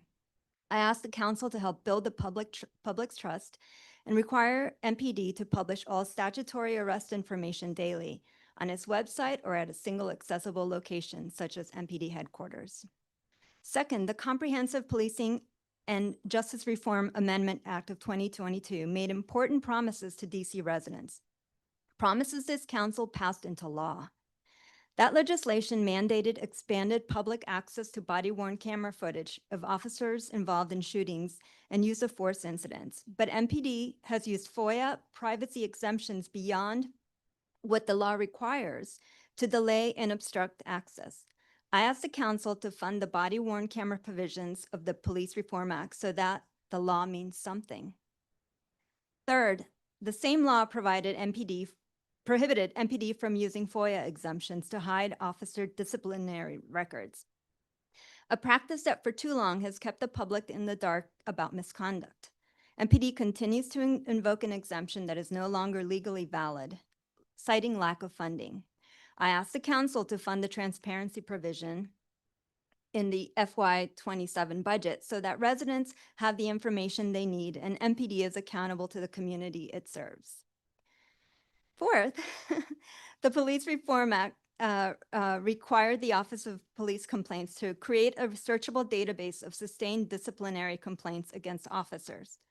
That database does not exist because the mayor has not funded it. Please fund it in this budget.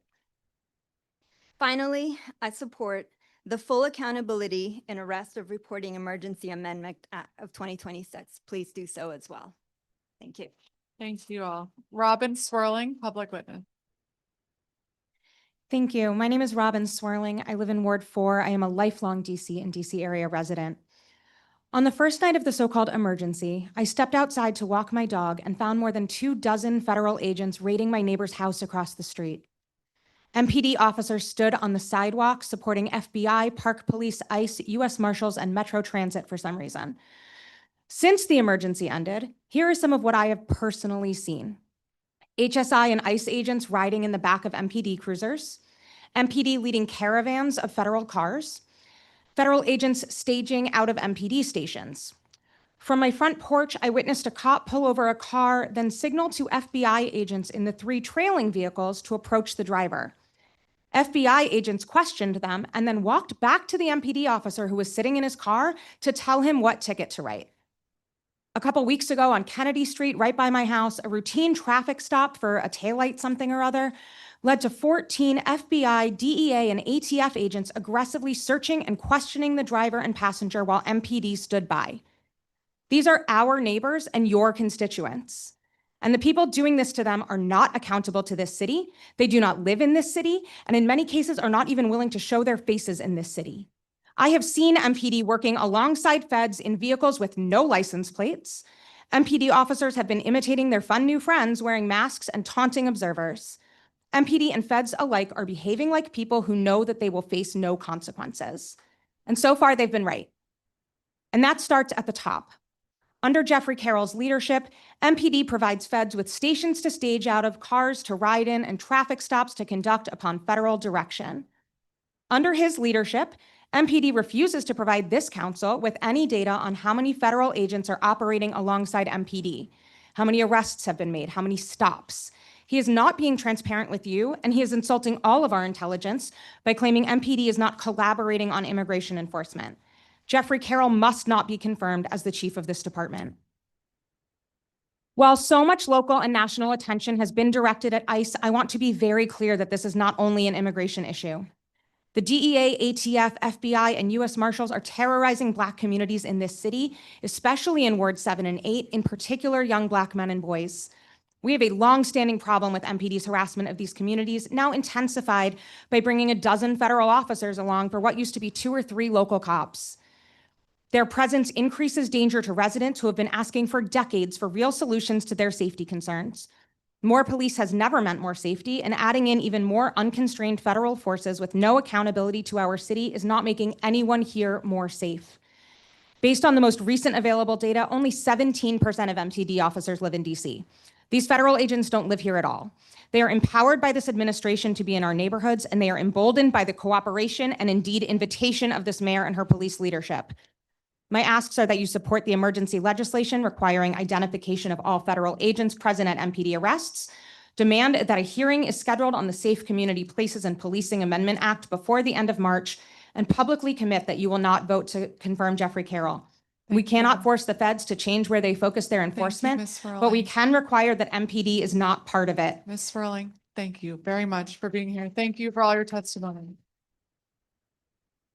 Thank you all. We're going to call our next panel, Jeff Hall, Paige Dennis, Salvador Sauceda Guzman, Robin Lip. Jeff Hall. Is Jeff Hall here? Okay. Commissioner, you can come here. Is Paige Dennis here?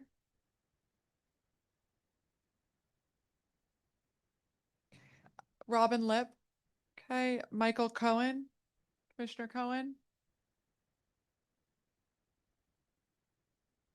Siget Malus. Elizabeth Falcon. Ty Hobson Powell.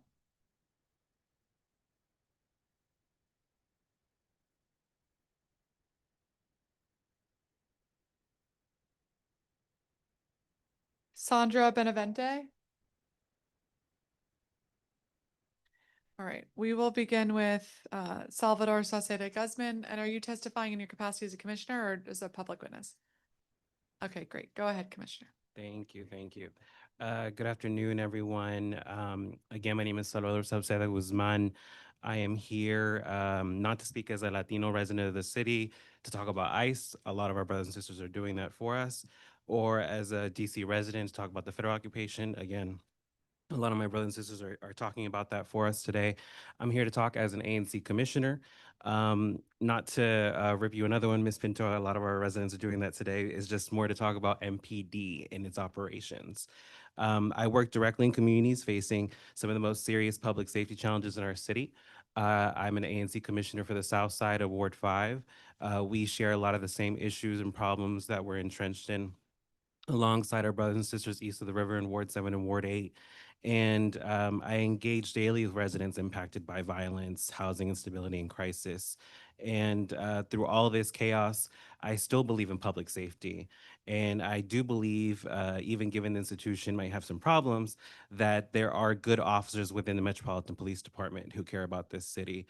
But I'm deeply concerned about the operational leadership with MPD. Over the past year, I've asked 37 officers on patrol one simple question. Do you know who your watch commander is? And out of those 37, only 2 were able to give me a name.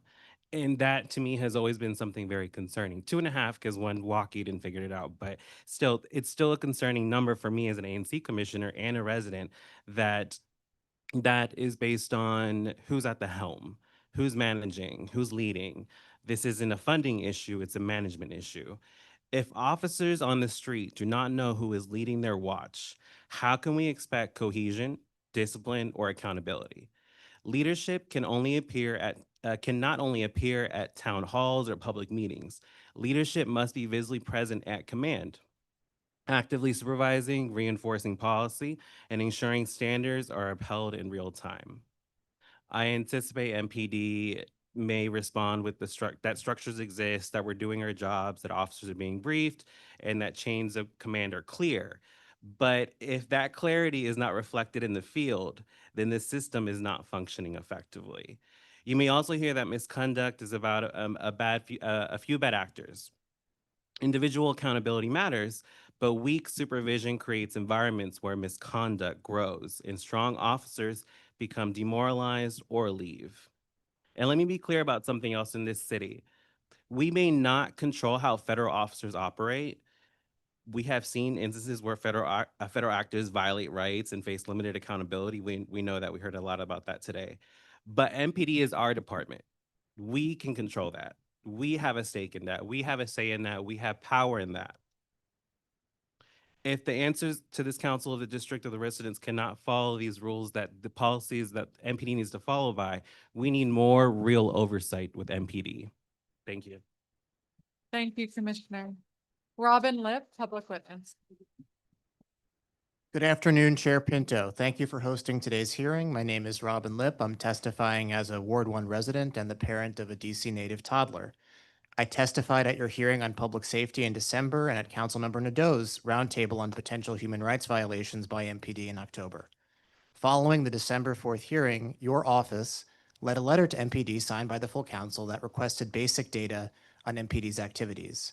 2 days ago, MPD submitted responses that show why this council needs to stand firm in getting real answers and real solutions for the people of DC. MPD's responses are a mess of excuses to avoid stating the obvious plainly. MPD collaborates with ICE and other federal immigration enforcement agencies threatening safety for all of us. Buried on pages 66 to 74 of their 244-page response, here's my summary of what they say. MPD has a formal MOU to collaborate with HSI, a branch of ICE, and they regularly work together whenever the U.S. Attorney's Office claims an offense involves human trafficking, which could be a lot.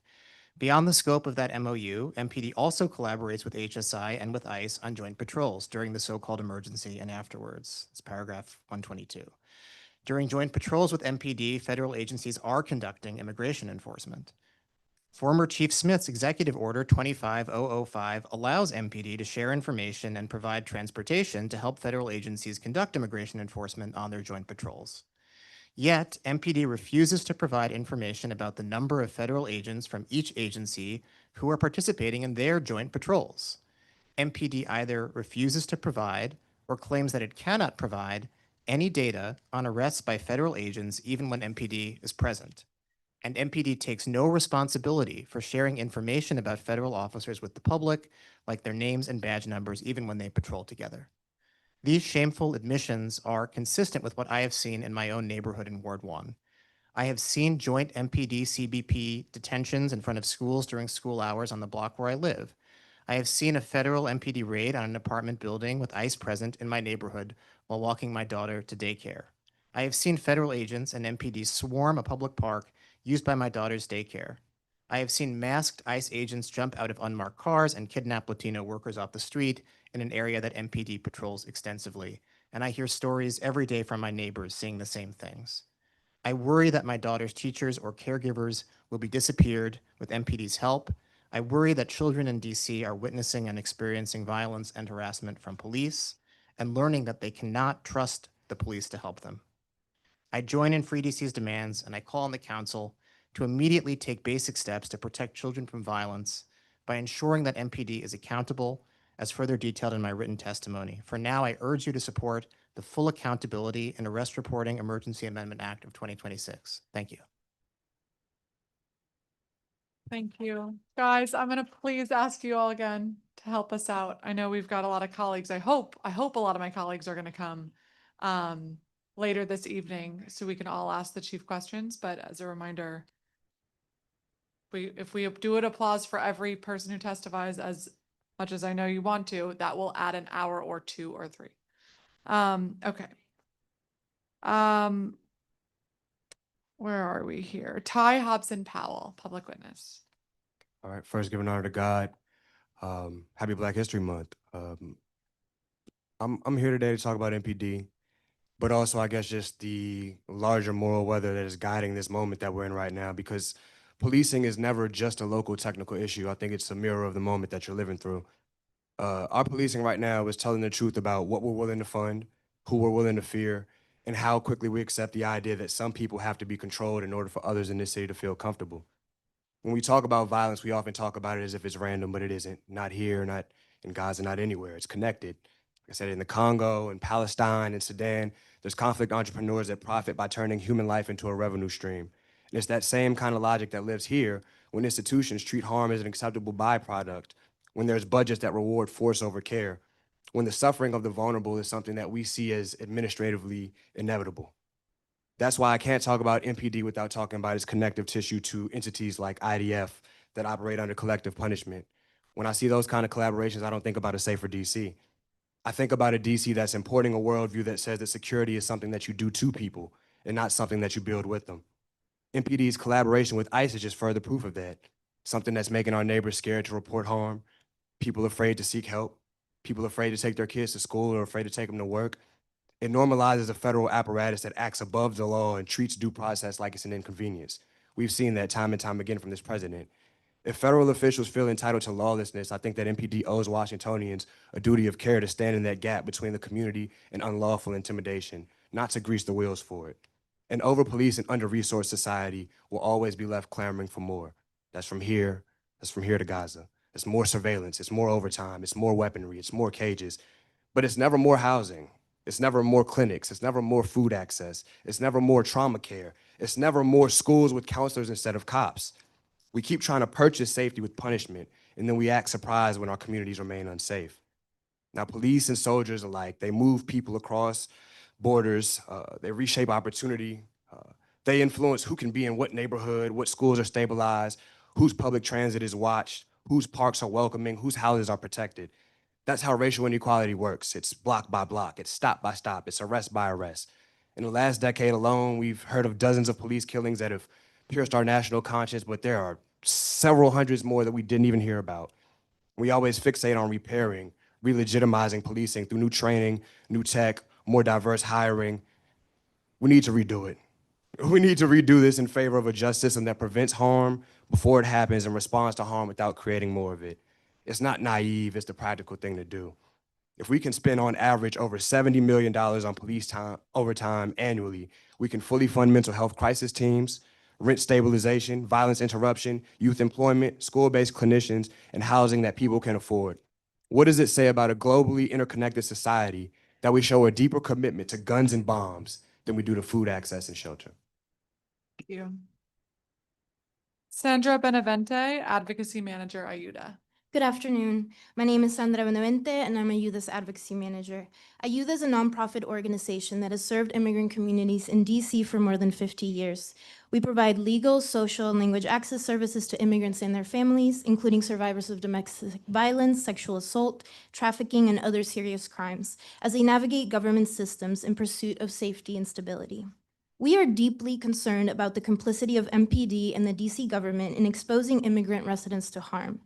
At the federal level, relatively quiet but significant procedural changes are happening in the immigration system, from the firing of immigration judges to the expansion of third country removals. Brick by brick, due process is being dismantled. The federal government is making it easier to detain and deport people with less oversight and fewer safeguards. This all based in the racist belief that Black and brown immigrants like me do not belong here. The district should play no role in advancing that racist agenda. Yet when MPD collaborates with federal immigration authorities, they are doing just that. They are actively collaborating in actions that terrorize immigrants and separate families, violently target Black and brown neighbors regardless of their immigration status, spread fear in every member of the community, and compromise public safety.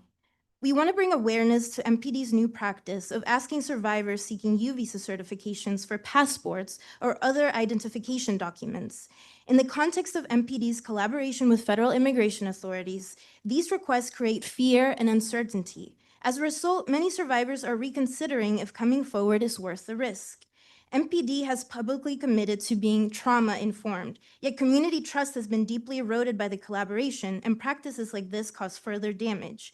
What is the purpose of this new practice? What safeguards are in place to ensure that information shared by survivors will not be shared with ICE and other federal immigration authorities? And what steps are being taken to address the harm caused?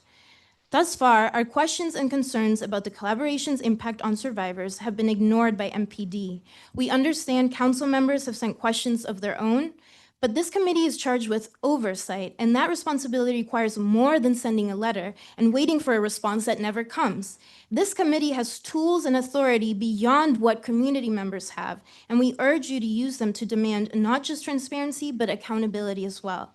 This committee must strengthen and uphold the Sanctuary Values Amendment. It must hold MPD accountable to, among other things, end the collaboration between MPD and federal agents. This also means reducing barriers for immigrant survivors by creating clear U visa certification policies, ensuring confidentiality of survivor information. Every member of our community deserves to be treated with dignity, respect, and humanity. They deserve clarity and access to safety, and they deserve a local government that does not place them in further danger, especially when they're seeking help. Thank you for the opportunity to testify today. Thank you very much. Thank you all for your testimony. And if anyone is in the flow over room but has signed up to testify in person, if you want to come over to room, are we in 120 or 123? We're in 123. So if you're in the Wilson building and have signed up to testify in person, there are now some seats in here if you want to come over so you're ready to go when you're called. And we're going to call Elizabeth Falcon first, and then Abby Hollinger, Owen Schwartz, Mistet Ringler. Great, thank you. And we'll begin with Elizabeth Falcon, public witness. Hello, my name is Elizabeth Falcon. I'm the Executive Director of DC Jobs with Justice.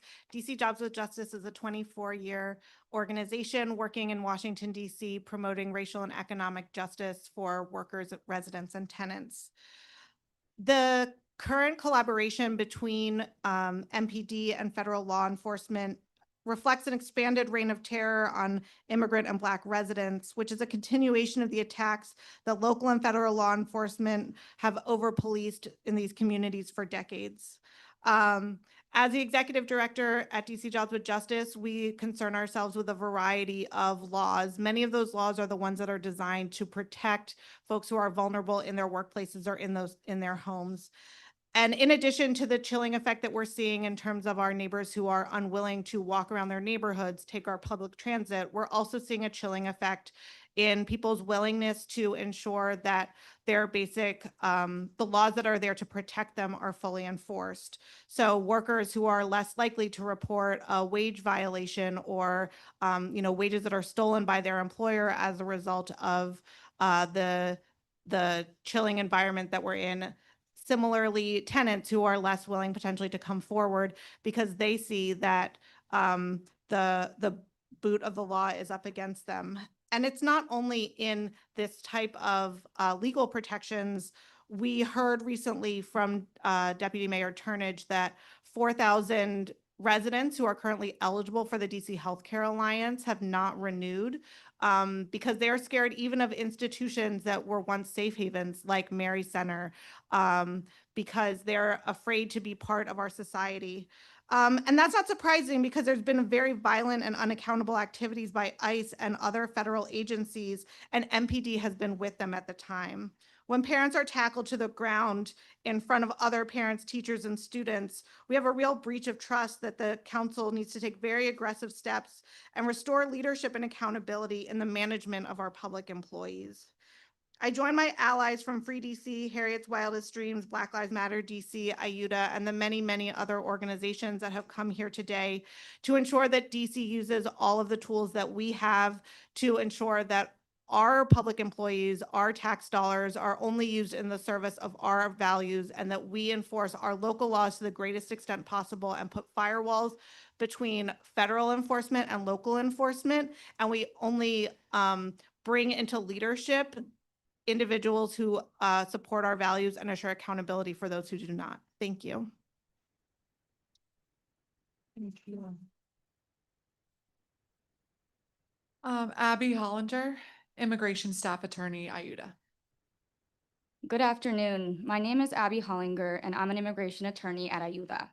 My colleague Sandra just spoke to some of the most recent federal efforts to further strip immigrants of their rights, which are being implemented as we speak. In this moment, DC should be protecting its residents from federal overreach.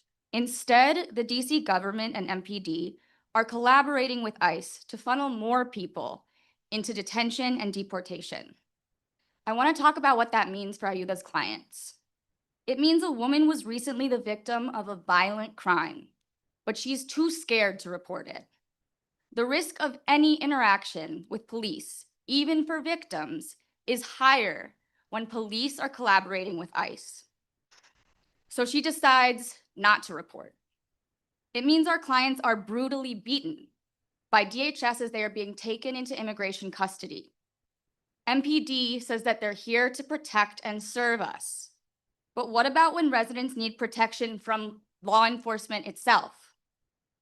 It means clients who live in Maryland and Virginia are missing appointments with us because they're too scared to come into the city. They know that this could delay or irreversibly damage their immigration cases, but the risk of detention is just too high. In addition to being an immigration attorney, I'm a DC native, and I'm part of the rapid response organizing in my neighborhood. So I also want to tell you what we're seeing on our streets. We see DHS staging its operations from the Park Road MPD station. And then we see caravans of MPD and unmarked undercover federal vehicles leave the station together, drive into our neighborhoods together, and detain our neighbors together. I saw this happen a block away from my home. A man was pulled over, and within minutes, ICE had swarmed the scene. They kept this man waiting for a very long time. While he waited, he asked us to call his brother and tell him what was happening. His brother sobbed on the phone. The police and ICE eventually let this man go, but so much damage had already been done. The stories you've heard today point to a very simple truth. You all cannot fulfill your duty to protect DC residents while collaborating with those intent on harming them. We call on you to end all collaboration, including rescission of the COP order and dismantling of the task force. Protecting your community takes work. We all know that because we show up every day. The question is, when will you? Owen Schwartz, active at-large board member, Delta Lambda Phi Social Fraternity, Inc. Chairperson Pinto, members and staff of the committee. My name is Owen Schwartz, and I'm an undergraduate student at George Washington University and active at-large member of the Board of Directors of Delta Lambda Phi Social Fraternity. Delta Lambda Phi was created in 1986 right here in DC in response to the exclusion of gay men during the height of the AIDS epidemic. Our commitment to justice, dignity, and chosen family guides the way we show up, especially now. Across the country and in the city, we are seeing a massive increase in ICE and other immigration enforcement using violence, intimidation, and deadly force. Immigrant communities, including queer, trans, undocumented, and mixed status individuals, are experiencing fear and harm. These are our communities. Safety is built through care, accountability, and community, not fear, not intimidation, and not violence.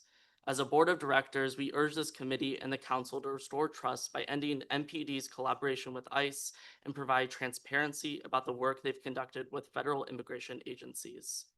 The executive order signed by former Police Chief Pamela Smith on August 14th, 2025, allows MPD officers to share information about persons not in the custody of MPD, including those stopped at a traffic stop, with federal immigration enforcement agencies, as well as provide transportation for their agents and detained suspects. After this order went into effect, MPD has failed to provide clarity about joint patrols between MPD and federal agents, which have the authority to conduct civil immigration law enforcement. One such patrol in October of 2025 raises concerns about MPD's transparency about its work with federal agents. Philip Brown was stopped by a patrol consisting of MPD officers and agents from 5 federal agencies. Federal agents stepped in front of his car and fired 2 shots into it.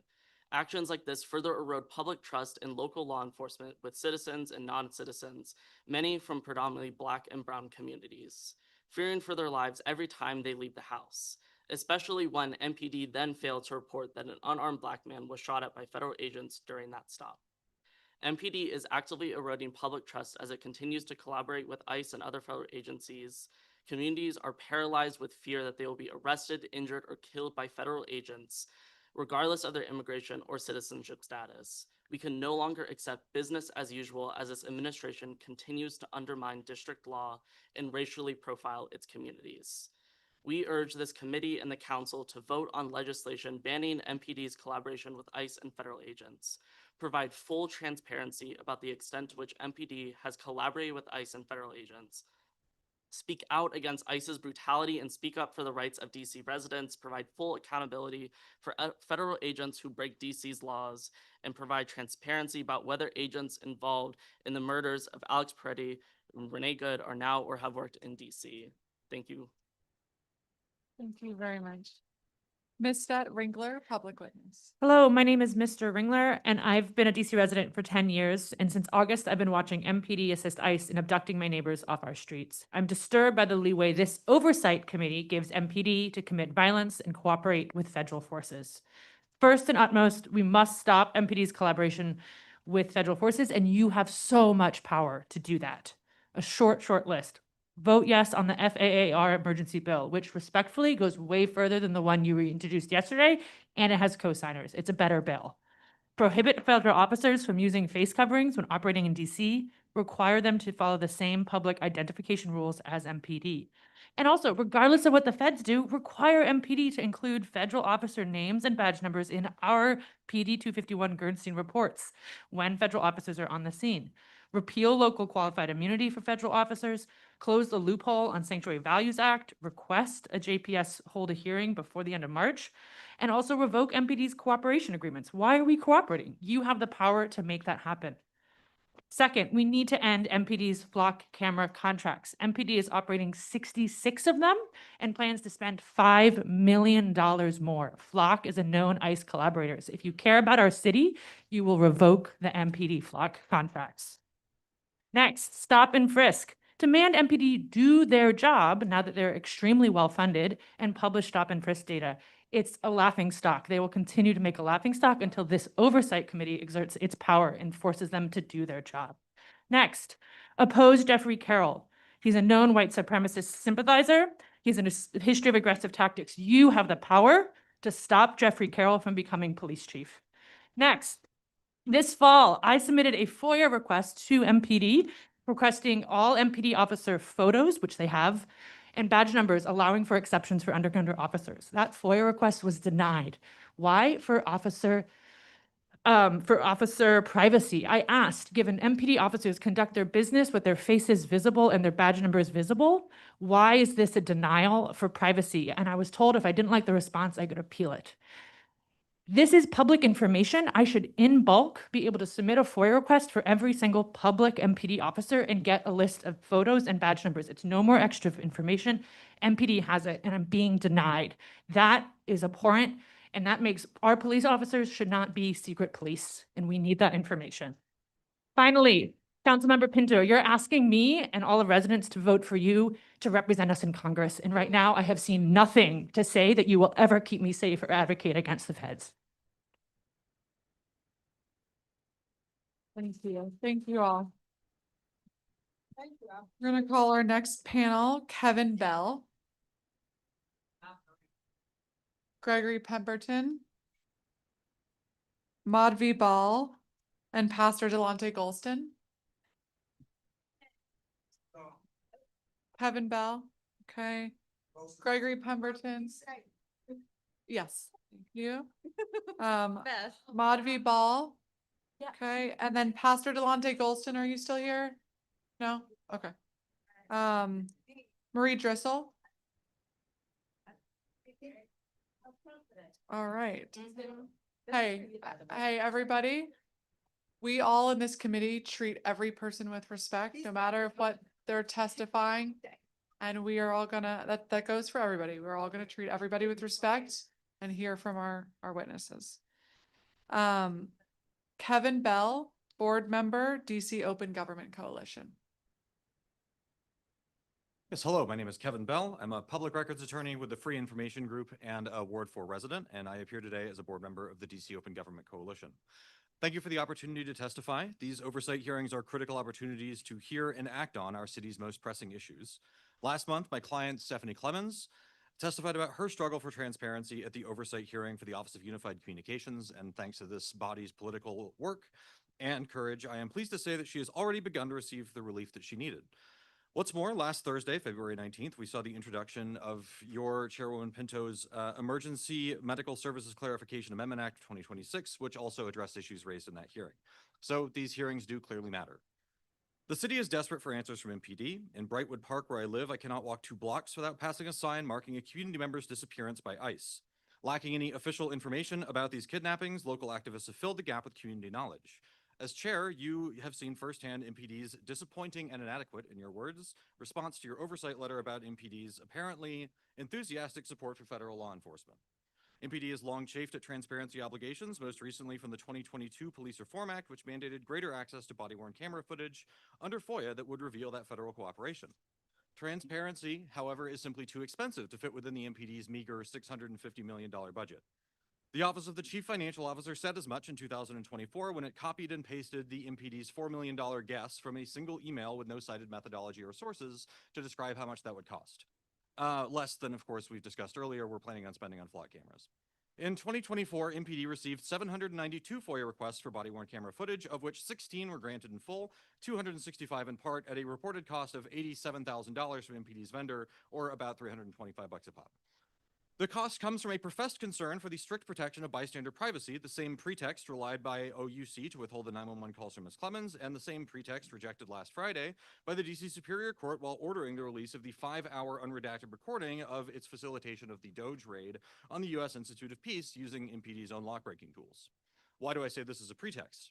MPD takes a Janus-based approach to privacy and spending, operating a 28,000 camera surveillance network recently handed over to the feds, has multiple contractors to surveil the social media of DC residents to tap in the networks of activists and disruptors, according to public records obtained in FOIA litigation by the Brennan Center. MPD also compiles tweets about graduation parties, birthdays, and cookouts in Wards 7 and 8, shares compiled social media information with ICE, the Department of Homeland Security, the USDA, Amazon, and the Ogden Cap Luxury Apartment Company for some reason. Citations for that are in my written testimony. Despite all of this, MPD still refuses to release any body-worn camera footage which features a federal agent in it because of the need to protect their privacy. We ask the council to fulfill the Police Reform Act's transparency promises by mandating the agency spend appropriated money on transparency instead of this far-reaching domestic espionage. Nobody here is naive enough to think that the release of records alone will lead to change, but if they were not important, we do not believe the MPD and the mayor would be trying so hard to hide it. Thank you. Gregory Pemberton, President, DC Police Union. Thank you. Good morning, members of the committee. Thank you for this opportunity to testify. As the president of the DC Police Union, I speak on behalf of approximately 2,800 sworn police officers, detectives, and sergeants who serve this community as members of the MPD. I've been a DC police officer for 21 years, and I take great pride in serving the city. When I took office as head of the police union in April of 2020, reports showed that we had 3,797 sworn members on the department. The MPD staffing report from February 4th, 2026 states we are down to 3,156, the lowest total number we have seen in over 50 years. This is a net loss of 641 sworn members. As this attrition rate undoubtedly continues, we could see this number drop below 3,000 in less than a year. While MPD's public-facing daily crime report has shown declines in certain crime categories over the past 2 years, we should be careful to celebrate. Recent investigations by the U.S. Attorney's Office for the District of Columbia and the House Committee of Oversight and Government Reform have exposed a systemic pattern of deliberate crime data manipulation under former Chief Pam Smith. These reports confirm what the union has long warned. MPD's command staff and a coercive culture of fear pressured commanders to downgrade serious felonies such as assaults with a dangerous weapon, robberies, burglaries, and motor vehicle thefts to lesser offenses or non-criminal classifications like injured person in the hospital or pending investigation. This not only distorted public statistics, but prevented proper investigations, leaving evidence uncollected, detectives uninvolved, and criminals unaccountable. To put this in perspective, the Internal National Incident-Based Reporting System, NIBRS, data reported to the FBI showed a 2% increase in violent crime for 2024, contradicting the DCR's fabricated 28% decrease. The USAODC reviewed approximately 5,800 police reports and identified over 1,200 misclassifications, including 78% of taking property without right reports, 33% of aggravated assaults, 68% pending investigation cases. This manipulation hid the true extent of crime, gaslighting residents about their personal experiences and basing public safety decisions on falsified data. These command staff officials who so blatantly and callously chose to falsify police reports and crime stats for their own political benefit are the same officials responsible for investigating union members. So when the council made the misguided decision to strip away key employment protections such as due process rights and disciplinary actions and privacy rights, they handed unfettered authority to an abusive command staff, further eroding morale and driving experienced personnel out the door. The staffing crisis forced MPD to rely on an unprecedented amount of overtime hours to maintain basic operations. For fiscal year 2025, the MPD used 1.7 million hours of overtime, nearly 4 times the average, costing over $130 million. This unsustainable pattern is a major factor in officers retiring early or leaving for other agencies. It is of the utmost importance that we are properly staffed to handle any emergency that may affect the city. We've handled everything from extended periods of civil unrest to pandemics to aircraft collisions. Being understaffed undermines the safety of the city as well as its citizens and institutions. The union asked for the council to consider repealing or amending prior legislation that has negatively affected the MPD's ability to hire and retain our best employees, specifically legislation affecting employee rights.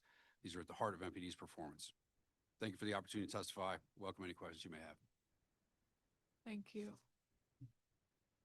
Madhvi Bal, Core Organizer, Migrant Solidarity Mutual Aid. Hi, Chair Pinto, members of the committee. We got to stop meeting like this.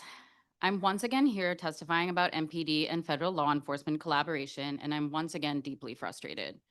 In fact, there's nothing that I can say today that I didn't already say in December or in October or during the many other hearings I've testified at in this committee over the years. But I will give it a go. My name is Madhvi Bell. I'm a core organizer with Migrant Solidarity Mutual Aid, or MISMA. Since January 2025, MISMA has operated a 24/7 ICE emergency hotline. In August, when the expanded occupation of DC began, overnight, MISMA's hotline became the emergency hotline for all federal law enforcement activity in the district.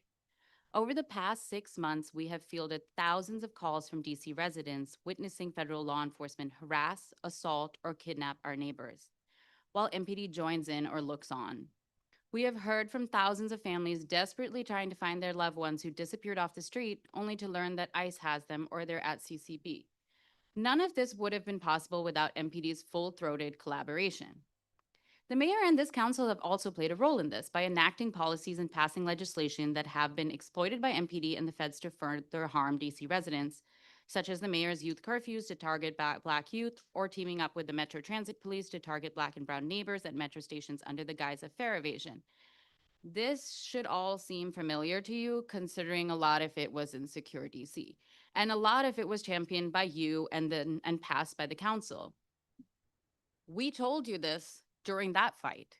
We said that when you allow people to, when you supercharge enforcement, when you expand criminalization, it will lead here.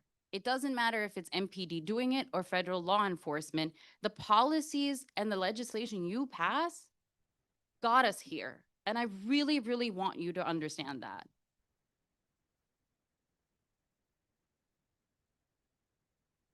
MPD is a rogue police department, and you're doing nothing to rein them in. In fact, you're enabling it. This is a police department that gave us people like Shane Lamond, who worked with the Proud Boys, or Greg Pemberton, who just spoke, who has been seen to rub shoulders with the fascist in chief Trump and Project Veritas, and interim chief Jeffrey Carroll, who's also seems to have a soft spot for the Proud Boys. Are we supposed to believe that these people are not going to relish at the chance to work with the feds to lock up Black and brown folks? Are we really supposed to believe that? I don't. After hearing him speak, I definitely don't. I don't know what to say except consider please doing your job. And today I invite you all to be human beings and protect DC residents and end the collaboration.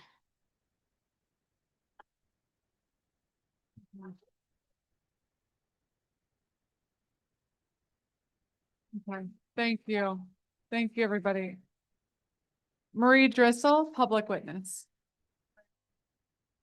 My name is Marie Drissel. My family has lived in DC for 170 straight years. I am here to testify in support of the Metropolitan Police. For more than 2 years, my neighbors near the Chinese ambassador's home at S and 23rd Streets were subjected to harassment. Protesters used amplified megaphones to blast messages in Mandarin at deafening levels from 7 a.m. until 9 p.m., 7 days a week. The situation was so tense that residents could not think straight, could not have close family members stay in their homes, and could not use their home offices. With your support and the leadership of MPD, the council enacted legislation to limit amplified noise in residential zones. The law is now permanent. I am happy to report that the early morning and late night noise has finally ceased. I want to thank Interim Chief Jeffrey Cal. During the height of the crisis, Deputy Chief Carroll showed up unannounced to observe these harassers firsthand. He understood immediately that this was not a legitimate First Amendment exercise, but a calculated game. He testified before the council that decibel testing was a cat and mouse game the protesters knew how to rig. His clear testimony that the Residential Tranquility Act was enforceable and that stationing officers there indefinitely was a waste of vital resources. He is instrumental in defining this problem and presenting MPD's position supporting the proposed law, a major substantive and enforceable change in noise laws in 50 years, and at the same time protecting the First Amendment. On a personal note, I was present when a protester charged at me yelling in Mandarin. An MPT K-9 officer intercepted her and protected me. I am deeply grateful for their presence. I also want to address the issues regarding ICE and crime statistics. Recently, neighbors were terrified that an ICE raid was occurring at a church on our block known for its homeless feeding program. We contacted church leadership and discovered it was actually a medical emergency. MPD arrived to assist with the emergency medical service team. Regarding and also I just want to add, I have heard many issues here today of grave concern and am very impressed with the testimony of Tyler Hobson-Powell. Regarding concerns over downgrading of crime statistics, I welcome a legitimate, serious review of these issues. Thank you. Thank you. Thank you all very much for your testimony. We're going to call the next panel Alexander Howard, Julian Headland. Is Julia here? Is Julia Headland here? Wayne J.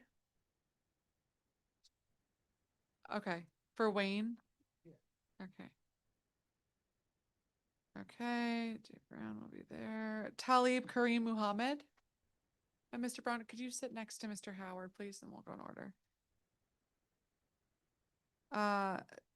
Talib Kareem Muhammad, are you here? Kawanza Billy.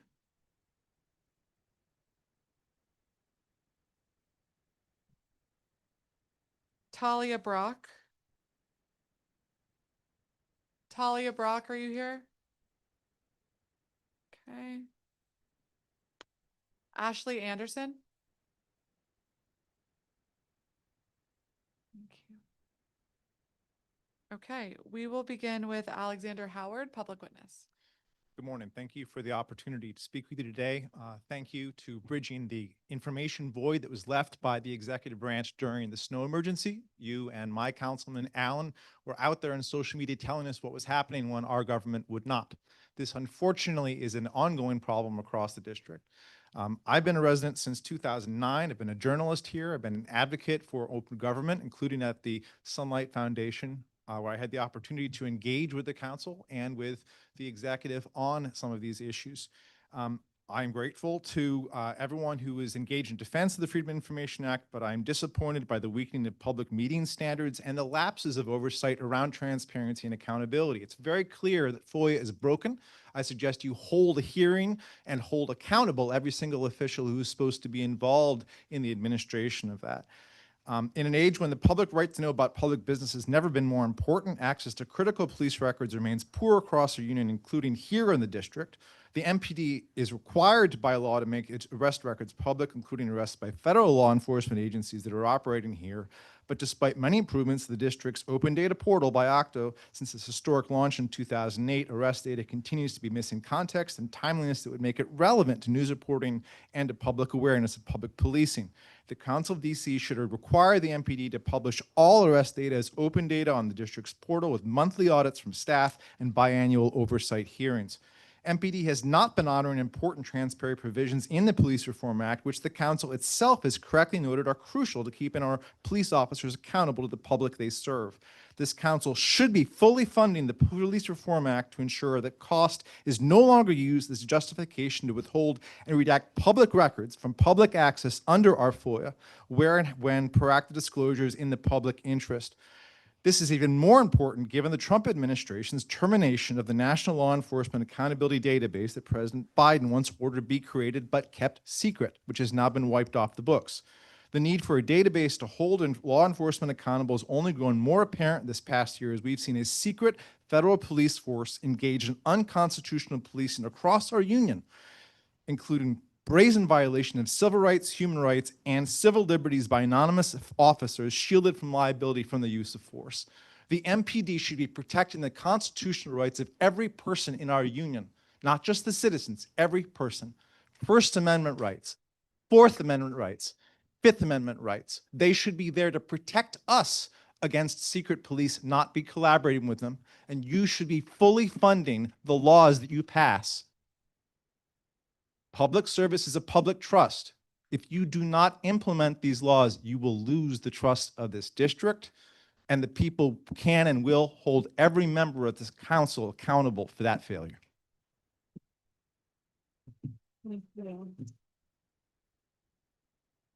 Jay Brown, public witness. Yeah, so I'm dealing with some shortness of breath, so I ain't got time play with y'all today. I'm sick of the council BS. I'm sick of MPD's BS. I'm sick of Bowser BS. And I'm so glad that preaching ass pastor, whatever that Pam Smith gone. I'm saying this. I'm sorry to interrupt you. If you could not hold the mic, because I think it's going to create some echo for the go ahead. Okay, do you want me to repeat that? Because I would love to repeat that part. Okay, cool. All right. I hear a lot of talk about collaboration and cooperation with MPD and the federal agents. I don't look at it that way. I look at them like they're co-defendants. They're co-defendants. And when we sit in positions of power, especially positions that are oppressive, like when we pushed the Secure DC bill, knowing that it was a failure, when you had members of your council tell me to my face, don't worry about the sacrifices of the Black and brown community members. This is a smokescreen for Congress. I held my tongue because I wanted to protect home rule. But it only set up a situation that was stronger for the feds to mess with our community. Those policies failed us, and now it emboldened the federal agencies. Please don't become or don't add to our view of you, Pinto, and the council members as co-defendants to these atrocities that are going on in our community with these federal police. Who is the person that's supervising our MPD officers when they're working with these individuals. Because when I call Commander Hickman at 6D, every time there's an incident, he tell me that wasn't us. That's not us. I didn't know they were in our community. That's not us. Then what the hell do you know? Who's responsible for them knowing? And when those federal agencies out there and our members of the community say, hey, who can we talk to? Where's the supervisor? We get a flashbang, a damn grenade, a smoke bomb, some mace. Those are the answers that we're getting. I'm sick of it. I feel like I'm begging the oppressor about what kind of cotton we picking. We really got to get this together, for real. When Julian Bailey got hit up around Mayfair, that's the same route my daughter take home from school every single day.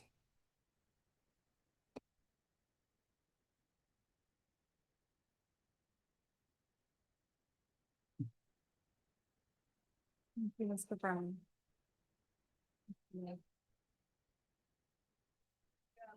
Talia Brock, Program Director, Critical Exposure.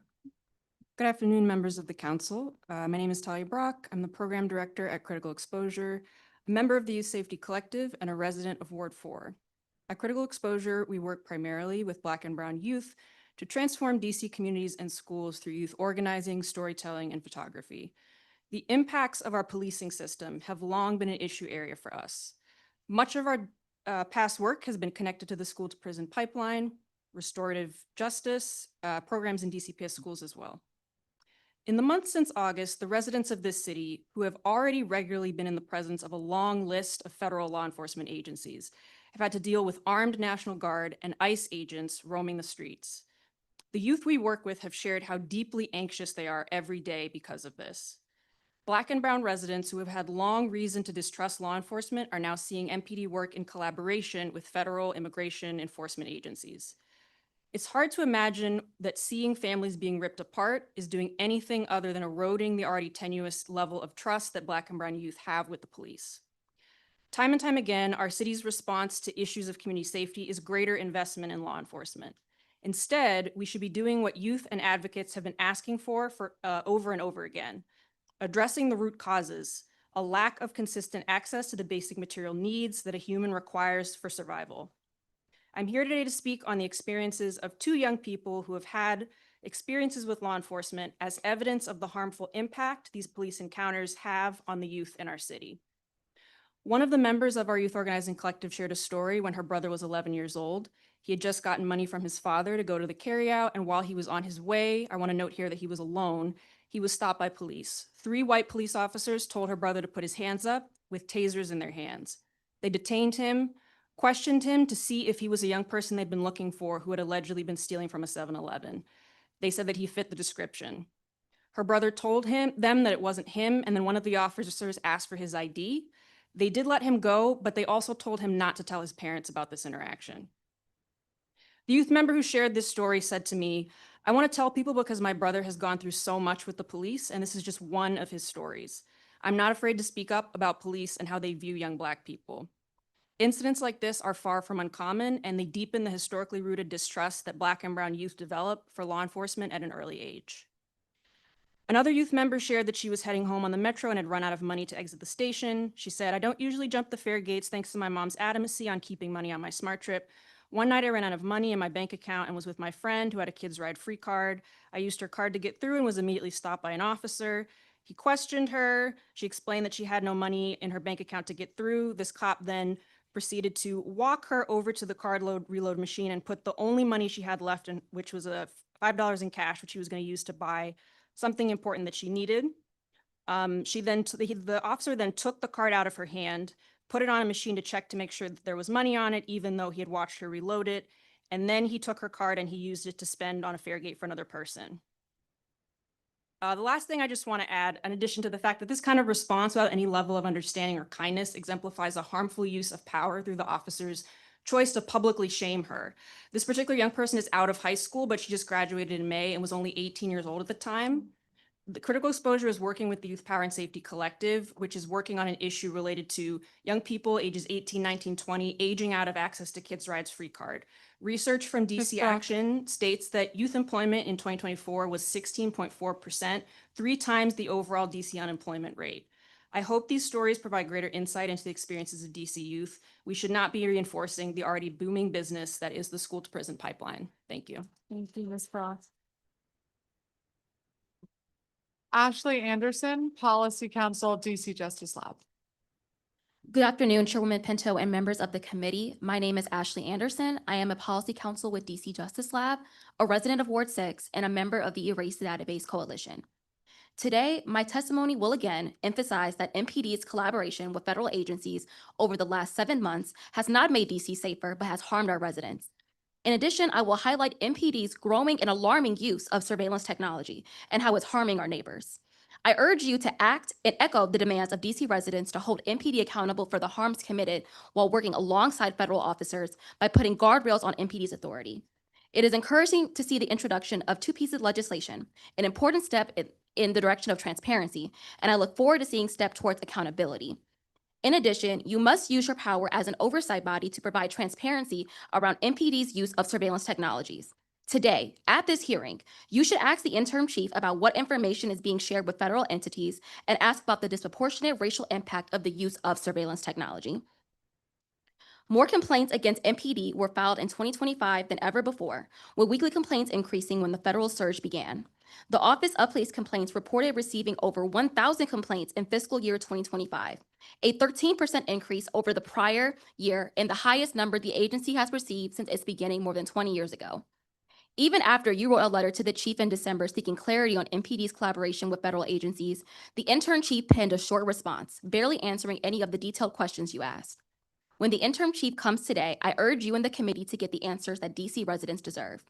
But not only should you get answers to your questions about MPD's collaborations with federal entities, the council needs to act to defend this city against the attacks we are facing. I echo the demands and solutions that I shared in my December 4th testimony, such as by using your oversight authority to provide transparency and accountability for the multiple MPD officer-involved shootings we saw last fall.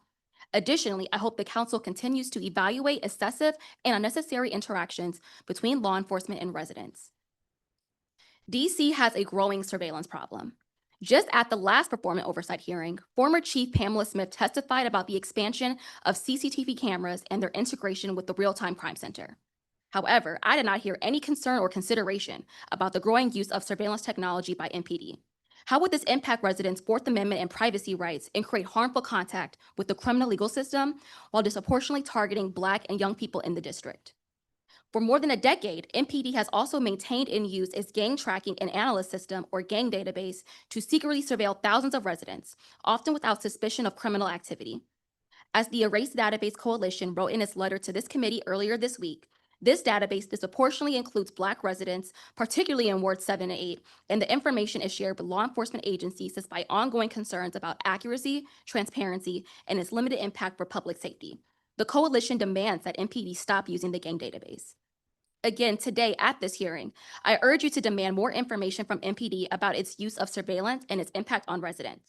And I look forward to establishing more transparency on this matter and to ultimately restrict the use of surveillance technology in DC. Thank you for the opportunity to speak with you all. Thank you. Thank you all. Talib Kareem Muhammad, you here? Great. Come on up. Meg Messier. Ava Millstone.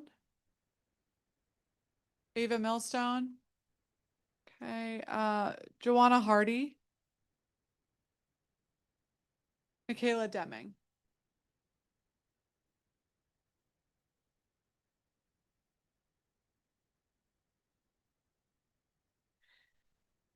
All right. Is there anyone else in here who has signed up to testify in person who has not testified yet? Okay. Okay. We will go first to Talib Kareem Muhammad.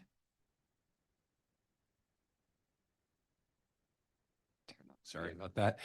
Good afternoon. I'm Talib Kareem Muhammad. I'm a engineer, a lawyer, a Ward 3 resident, former chief of staff of the largest DC government agency, former counsel to the previous mayor, and former special counsel to the special committee on DC statehood, former chief of counsel for Congresswoman Sheila Jackson Lee, who oversaw the Civil Rights Committee, which is a key committee in the House Judiciary Committee to determine whether or not DC will be a state. And I wanted to give that background, first of all, to let everyone know that I'm also running for mayor of Washington, DC. And the reason why I'm running for mayor is because the current members of the council, including Councilmember Janice George, and yourself, for 2 years in a row, we came before the council, invited by the chairman, to put forth the idea to keep our young people safe after school. As you all know, the most violent hours during the week is generally the times between 3 and 6, when our young people are out of school and their parents are oftentimes at work. For 2 years in a row, instead of allocating the monies that could have been used to keep our young people safe and keep them from engaging in conduct that none of us would like to see, you all chose to say no to that money, but yes to the billionaires. First, the billionaires who own the Washington Wizards, and then the billionaires who own the Washington Commanders. That's when a mentor of mine pulled me to the side and said, Talib, the people currently running DC government don't care about the youth. And if you really want to see change, you're going to have to be that change and run for mayor.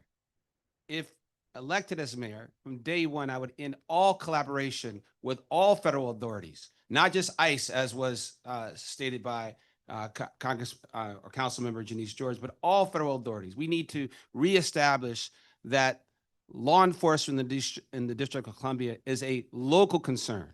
Second of all, we would end the IDF training that happens through the federal government's training of our DC law enforcement. We need to end that.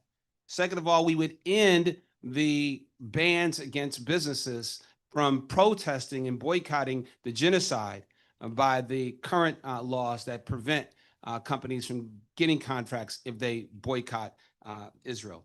In conclusion, I'd like to just invite everyone here to the 15th annual Ramadan Iftar that's scheduled to take place downstairs on next Tuesday. Everyone is invited, and we will be standing for our brothers and sisters both in Palestine, our brothers and sisters in all 8 wards, and prayerfully end the occupation of DC. Free DC. Thank you, Mr. Mohammed. I do want to remind folks that we cannot politic in this building. We are here around MPD oversight. So as I stated at the beginning, we've all got to follow the rules, including those of us who enforce the rules. Okay. Meg Messier, public witness. Good afternoon, Chairperson Pinto and members of the committee. My name is Meg Messier, and I'm a staff attorney at the Domestic Violence and Family Law Unit at Legal Aid DC. Legal Aid DC works with survivors of domestic violence by helping them navigate their civil protection order or CPO cases, family court matters, and immigration matters. This work requires significant coordination with MPD. I want to bring attention to several areas of concern regarding MPD's interaction with our client communities. First, MPD has been inaccurately reading court documents and laws. Survivors rely on MPD to provide accurate information when they are in stressful and dangerous situations. However, we continue to hear of instances where MPD misinformed district residents about the law. For example, encouraging survivors to file for CPOs even when the incident they report is not an intrafamily offense as required by law, or telling survivors incorrect ways to serve respondents with necessary court documents. These inaccurate recommendations create safety risks for survivors. Second, MPD has increasingly arrested survivors of domestic violence. Survivors rely on MPD to be able to assess the situation, identify the primary aggressor, and take steps to keep survivors safe. Unfortunately, over the past year, at least 7 Legal Aid DC clients who have been experiencing domestic violence from a partner were arrested following an incident where they were the victims of domestic violence. Survivors should be able to rely on MPD for protection, not fear arrest or other consequences. Next, MPD does not have a proactive process for gun relinquishment by respondents. For all TPOs and many CPOs, respondents are prohibited from possessing, purchasing, or receiving any firearms or ammunition while the order is in effect. We know that an abuser's access to a firearm makes it 5 times more likely that the survivor will be killed by their abuser. Currently, MPD officers don't ask respondents about firearms or relinquish firearms when serving or enforcing TPOs or CPOs. MPD officers need to have a proactive process for gun relinquishment to ensure survivor safety. Next, MPD continues to decline certification of U visas. U visas offer immigrant crime victims temporary legal status. To file a petition for a U visa, crime victims must get certification from a law enforcement entity that the victim has been helpful in either the investigation or prosecution of a crime. Even where a victim has been fully cooperative, MPD refuses to certify U visas where another law enforcement agency is involved. MPD's refusal to certify isn't survivor-centered. Last, the lack of clarity surrounding MPD's cooperation with ICE discourages immigrant survivors from reporting crime and providing information to MPD. The presence of ICE has caused immigrant victims in DC to fear for their well-being, distrust law enforcement, and decide against seeking protection for themselves. Immigrant survivors like our clients should be able to interact with MPD to ensure their safety without fear of immigration-related consequences. In all, MPD's response to domestic violence survivors remains a critical point in survivors' journeys, and we appreciate the opportunity to testify today. Our written testimony lays out these issues and more in more detail. Thank you very much. Thank you. Michaela Deming, Policy Director, DC Coalition Against Domestic Violence. Thank you. Good afternoon, Chair Pinto and staff. Thank you for the accommodation and testifying. My name is Michaela Deming. I'm the Policy Director for the DC Coalition Against Domestic Violence, the federally recognized statewide coalition of domestic violence service providers here in DC, serving upwards of 1,000 victims of domestic violence survivors on any given day across all 8 wards of the district. Improving public safety in the district requires protecting victims and witnesses of crime regardless of their background. When survivors of violence are afraid that contacting the police exposes them and their loved ones to violent federal law enforcement actions, they often remain silent rather than seeking the protection and services they urgently need and deserve. All DC residents are less safe when victims and witnesses are discouraged from reporting crime and seeking safety and justice, like they are now. Over 75% of advocates who work with immigrant survivors of violence report that their clients express concern about contacting the police to report domestic violence and sexual assault. And half of those victims ultimately chose not to call the police because of that fear. Here in DC, immigrant survivors and Black and brown folks, regardless of citizenship or legal status, have shared that they are afraid to come to service providers' offices to seek help or go to court for protection orders. Every day, domestic violence survivors, our neighbors, are making impossible choices for themselves and their children between their physical safety in DC and the potential of being ripped away from their children permanently and returned to dangerous situations that they may have fled.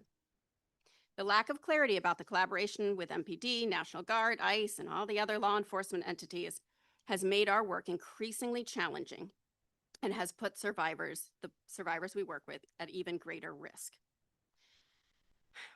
We spoke recently with the Deputy Mayor for Public Safety in front of this committee and heard from her a lack of firm rescission of the police chief's executive order.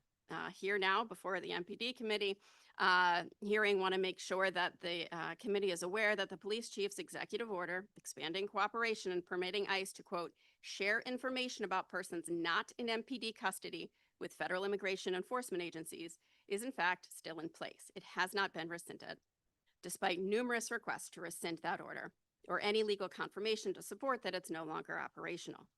You might hear in that persons not in MPD custody, of course, would include victims and witnesses of crime. I hope you raise these unanswered questions with MPD today.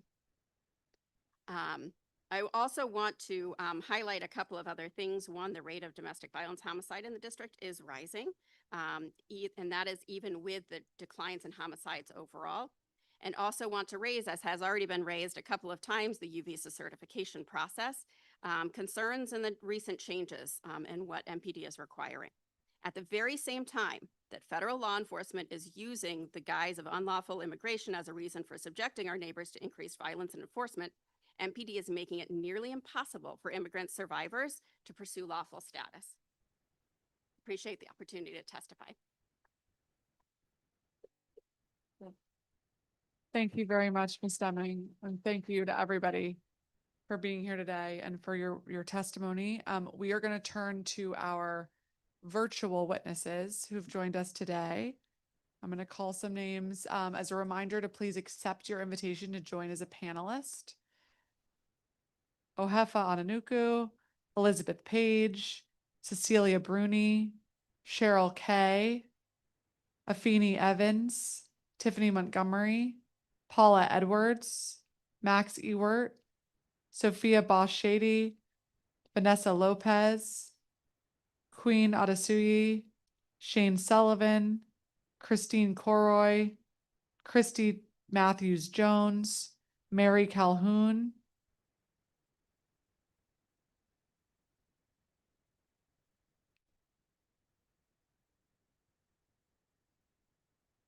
give you all a moment to join. I see Cecilia Bruni on, so we can get started with you. But as a reminder to everybody else joining us for virtual testimony, to please accept your invitation to join as a panelist. We will begin with Cecilia Bruni, public witness. Good afternoon, Chairperson Pinto and members of the committee. My name is Cecilia Bruni, and I'm a staff attorney in the Reentry Justice Project at Legal Aid DC. Since 2015, Legal Aid's Reentry Justice Project has assisted clients facing barriers to accessing housing, employment, and other necessities due to their criminal record. We help community members seek record clearing relief, most frequently under the Second Chance Amendment Act, or SCAA. That work requires that we interact with MPD to request arrest histories for clients and certifications that their records have been sealed. At Legal Aid, we've been excited to see the increased access to opportunities and greater sense of dignity that the SCAA provides for our client community, and we appreciate the Council's commitment to increasing public safety through enacting the SCAA. Yet, administrative delays and challenges that stem from interacting with MPD have hindered the SCAA's impact. I'm here today to speak about 3 areas of concern related to MPD that continue to create barriers to individuals seeking record clearing relief in the district. First, we experience frequent delays when requesting arrest histories from MPD. Arrest histories are documents that list all of a client's DC arrests. They're necessary for sealing motions, and they must be requested and picked up in person. Although some arrest history requests are fulfilled within weeks, MPD sometimes takes multiple months to fulfill a request while providing no status updates. We also have had several clients receive inaccurate MPD arrest histories and have seen clients struggle to obtain their arrest histories from MPD until a legal service provider steps in to assist. These delays slow down the already lengthy process of record sealing for our clients. They require additional time and labor on our staff's part, and they raise concerns for us about MPD's respect for our client community and the ease of access to necessary records for community members looking for relief under the SCAA. Second, to request an arrest history, MPD requires sensitive information about clients, including their social security number and place of birth. We are very concerned that requiring this information deters individuals who are not U.S. citizens from pursuing record clearing relief. Between fears over MPD's cooperation with ICE and the USAO's focus on identifying non-citizens through DC's court system, we are troubled that immigrant members of our client community are not getting the same access to record clearing relief as their citizen counterparts. Third, MPD often fails to provide certifications of sealing within 90 days as required by the SCAA and court orders. These certifications are some of the only means by which an individual can know whether the relief that they've been granted has been realized. For clients, this delay means that despite having a court order in hand sealing their criminal records, the barriers that the SCAA sought to eliminate instead can persist. Thank you for the opportunity to testify today. We urge the committee to ensure that MPD improves how it works with system-impacted community members and aligns its practices with the Council's goal of expanding public safety through record sealing relief so that all community members can gain fuller access to the relief offered under the SCAA. Thank you. Thank you. Afeni Evans.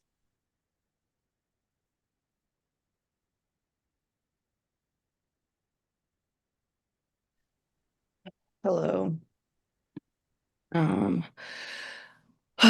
Good afternoon, Councilmember Pinto and members of the Judiciary and Public Safety Committee. My name is Afeni Evans, and I'm a community organizer with the Fair Budget Coalition.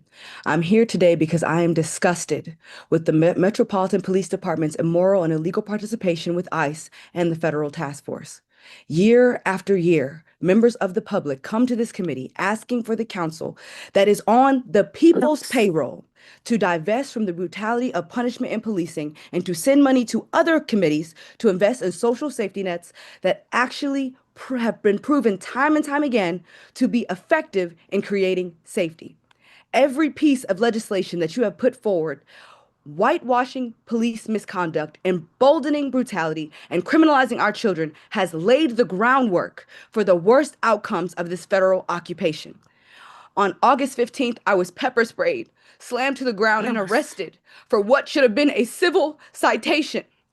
I was held for 18 hours with pepper spray in my eyes, all over my face, and all down the front of my body in places that you don't even want to imagine.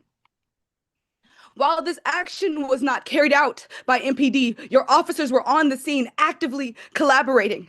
And this incident is indicative of the culture of policing that is led in the district, that is in the district that is led by MPD and legislated by you. Every unlawful arrest, every unnecessary detainment, every single unwarranted police shooting is on your hands. And Mark Cross got up here and said that there were 3 complaints, and then it shot up to 87, which makes it clear to me that this agency is either not properly tracking its officers or they are purposely obfuscating the truth. There has been collaboration between MPD and ICE. That is a fact. It is also true that it is a violation of the law. And further collaboration with the federal occupation undermines DC's autonomy. So my questions are these. How much of our money is going towards collaborating with the federal occupation? How many officers are lended in support of these ICE kidnappings? And how does this impact their use of overtime? It is your job, Councilmember Pinto, to get these answers, to oversee this agency, and to hold them accountable. Do your job, and maybe then I will thank you. Thank you, Ms. Evans. Hefa Ananuku, ACLU DC.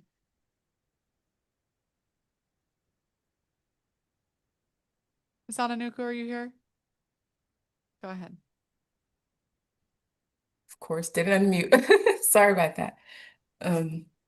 Hello, Chair Pinto and members of the committee. My name is Ahoifa Ananuko, and I present the following on behalf of ACLU DC. My written testimony goes into more detail about how we got to this current moment and also touches on the search for a new police chief, a process that should be transparent, inclusive, and center DC communities most impacted by police and community violence. There's much to be said about the impact of federal interference on DC's inability to be nimble in this moment. However, we must acknowledge that the groundwork for the severity of the federal takeover was laid by a history of defiance from MPD, as well as actions from district leaders, including the council. While for some the clock started last August, the abuses of power we are seeing from federal agents and MPD are not new. Black, Latine, immigrant communities, who have always been the canaries in the coal mine, have long been the primary targets of police brutality and used as political fodder. In response to call for more investments in community-based solutions to violence, DC leaders gave more money to MPD. They also passed legislation such as Security C and Peace DC that further criminalized certain segments of the population with an urgency that did not exist for reining in MPD. Accountability measures that were passed, such as the establishment of a police misconduct database, went unfunded. The defiance MPD leaders continue to exhibit can be attributed in part to the council's reluctance to take up measures, the council's reluctance to take up measures that address transparency and accountability. This reluctance has resulted in a history of MPD officers and the department writ large acting with an air of impunity. MPD has gotten used to there being no consequences when they disregard district laws or violate department policies, when they fail to implement recommendations or publish reports, or lie about their policing practices. MPD is emboldened by a lack of pushback. For instance, when department leadership decided to reinstate Terrence Sutton and Andrew Zabowski, who were found guilty and convicted of murdering Karan Hilton Brown and conspiring to cover it up. This history is why MPD officers can feel comfortable not reporting federal agents who shoot DC residents and leadership lying about the department's engagement in immigration enforcement. While the DC Council has taken actions that have had negative impacts on the public's faith in this body, this moment presents a critical opportunity to ameliorate some of those harms. The Council can meet this moment by taking bold actions to rein in MPD and by working with impacted communities on meaningful solutions that do not center policing. It can start by acting on the recommendations outlined in the report by the Committee on Public Works. Thank you.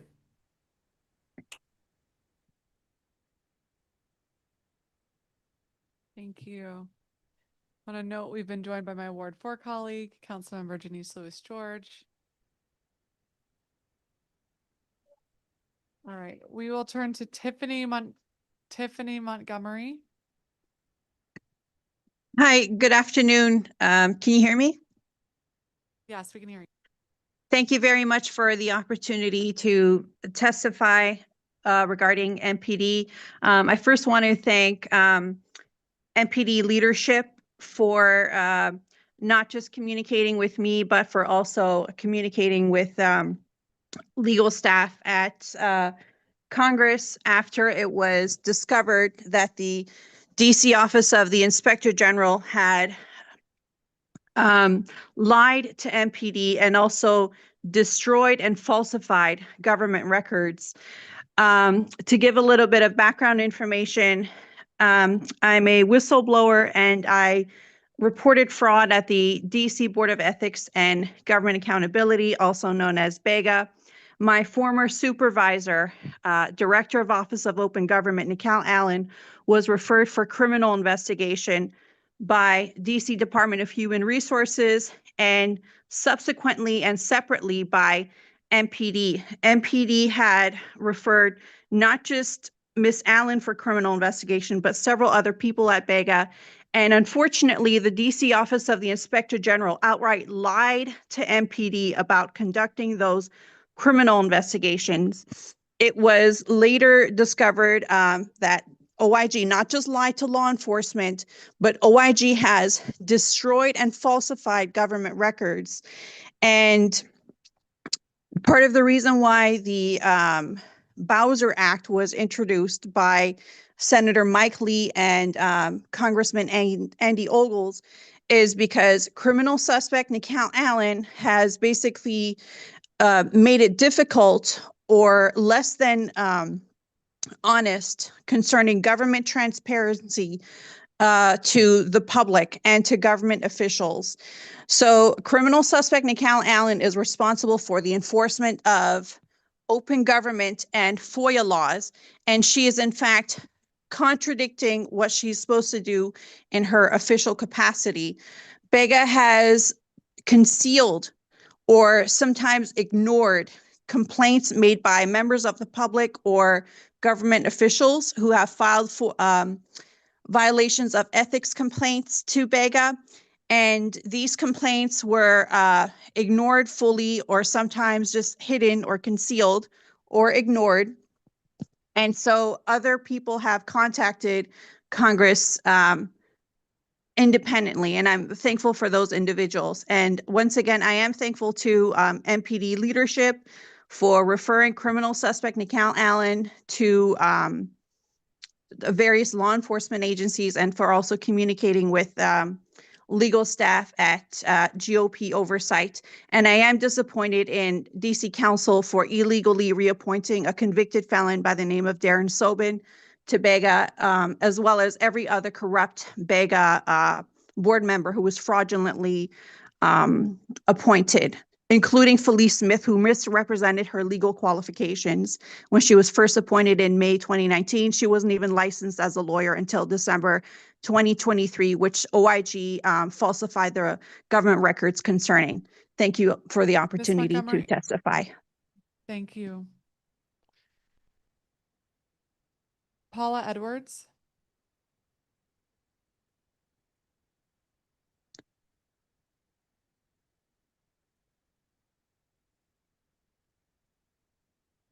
Commissioner Edwards, are you on?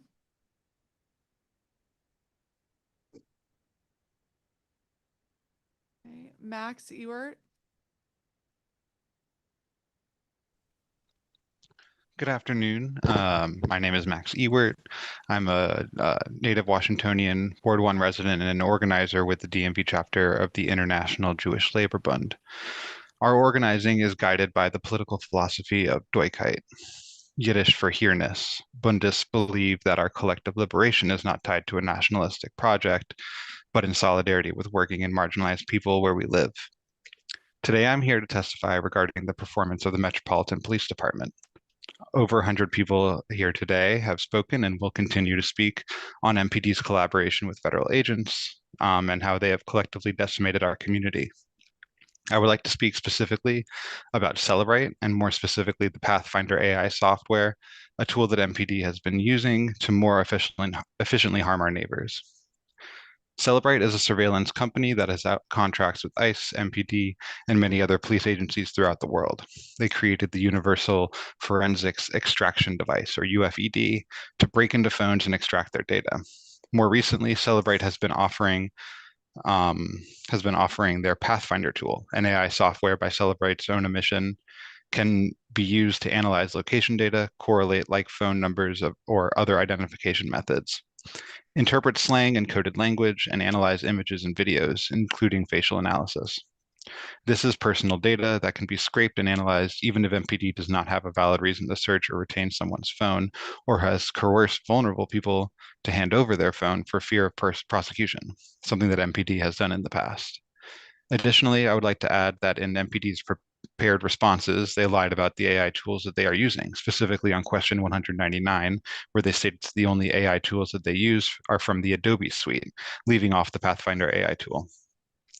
MPD has had a Pathfinder contract since 2022 and is slated to renew that contract. This tool has undoubtedly been used to wreak havoc on the migrant community and our Black and brown neighbors who have historically been over-policed and criminalized. Access to this data would allow MPD or anyone they work with to track down, identify, and surveil children, neighbors, or anyone in proximity to someone whose cell phone data they have scraped, even you.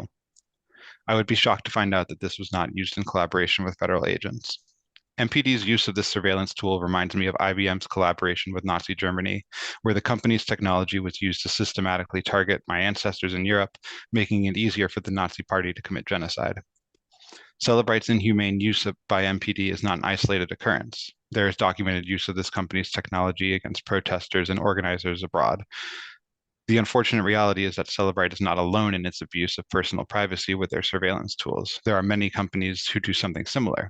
It is my goal today to urge the council and this committee not to play whack-a-mole with surveillance companies as a tool for the police, but to abolish the use of them outright. Thank you.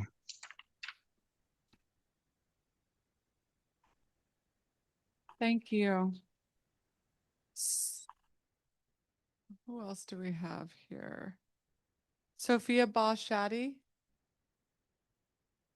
I'm here, okay. Nessa Lopez, Christina Corey. Hello. Sorry, one second. Hi, good afternoon, Chairperson Pinto. My name is Christine Corey, and I am a born and raised Washingtonian currently residing in Ward 5. I'm here today to testify about MPD's ongoing collaboration with federal agencies, as well as MPD's use of invasive technologies, such as automated license plate readers or ALPRs, as a tool of surveillance. It is true that DC has always been a heavily policed and heavily surveilled city, with its Black, brown, and immigrant communities suffering the greatest consequences. But the escalation of violence and terror we have seen in recent months has been shocking and represents a fundamental threat to human rights for all residents of the district. So many of our neighbors are too afraid to even go outside to do everyday tasks like getting groceries for fear of harassment or detention. While MPD has denied and downplayed its collaboration with ICE and other federal agencies, there is abundant footage available that indicates the exact opposite. In addition to the harm caused to our most vulnerable communities, the persistent obfuscation of a reality that so many of us have witnessed with our own eyes erodes public trust and further contributes to the culture of fear that has overtaken our city. Amidst this growing climate of violence, terror, and distrust, we are also facing rapidly increasing surveillance. MPD operates 66 flock automated license plate readers in DC, and records indicate that MPD intends to spend between $1 million and $5 million to expand flock cameras in the downtown quarter. Whatever the stated rationale for these systems is, the fact is that they collect data about all our movement without any guarantees or protections in place to ensure that it is not misused. These cameras are connected to a national network where law enforcement agencies, including federal agencies, can query the data, and Flock has a track record of collaborating with ICE. Given that MPD has not responded to a Freedom of Information Act request for the flock data, we have no way of knowing how they are using it. But even if we had transparency from MPD or felt we could trust them not to collaborate with ICE, the overarching security and privacy concerns associated with ALPRs pose a major civil rights issue. The only way to ensure that the data do not end up in the wrong hands is not to collect it. Investing millions in surveillance technology does not actually prevent crime or make us safer. Investing in our communities to address the root causes of harm is the only path forward to a safer DC for all. These problems will not be solved overnight, but I would like to close with a by no means comprehensive list of actionable items. Require federal agents operating in DC to follow the same requirements for public identification as MPD, including displaying name, badge number, and agency information that is not removable, and prohibit face coverings for federal officers in DC. Require MPD arrest reports to list all officers from all agencies present during the arrest. This should include officer names, badge numbers, and descriptions of their use of force. Close the loophole in the Sanctuary Values Act, and finally, end MPD's relationship with Flock and all automated license plate reader technologies. Thank you for your time. Thank you.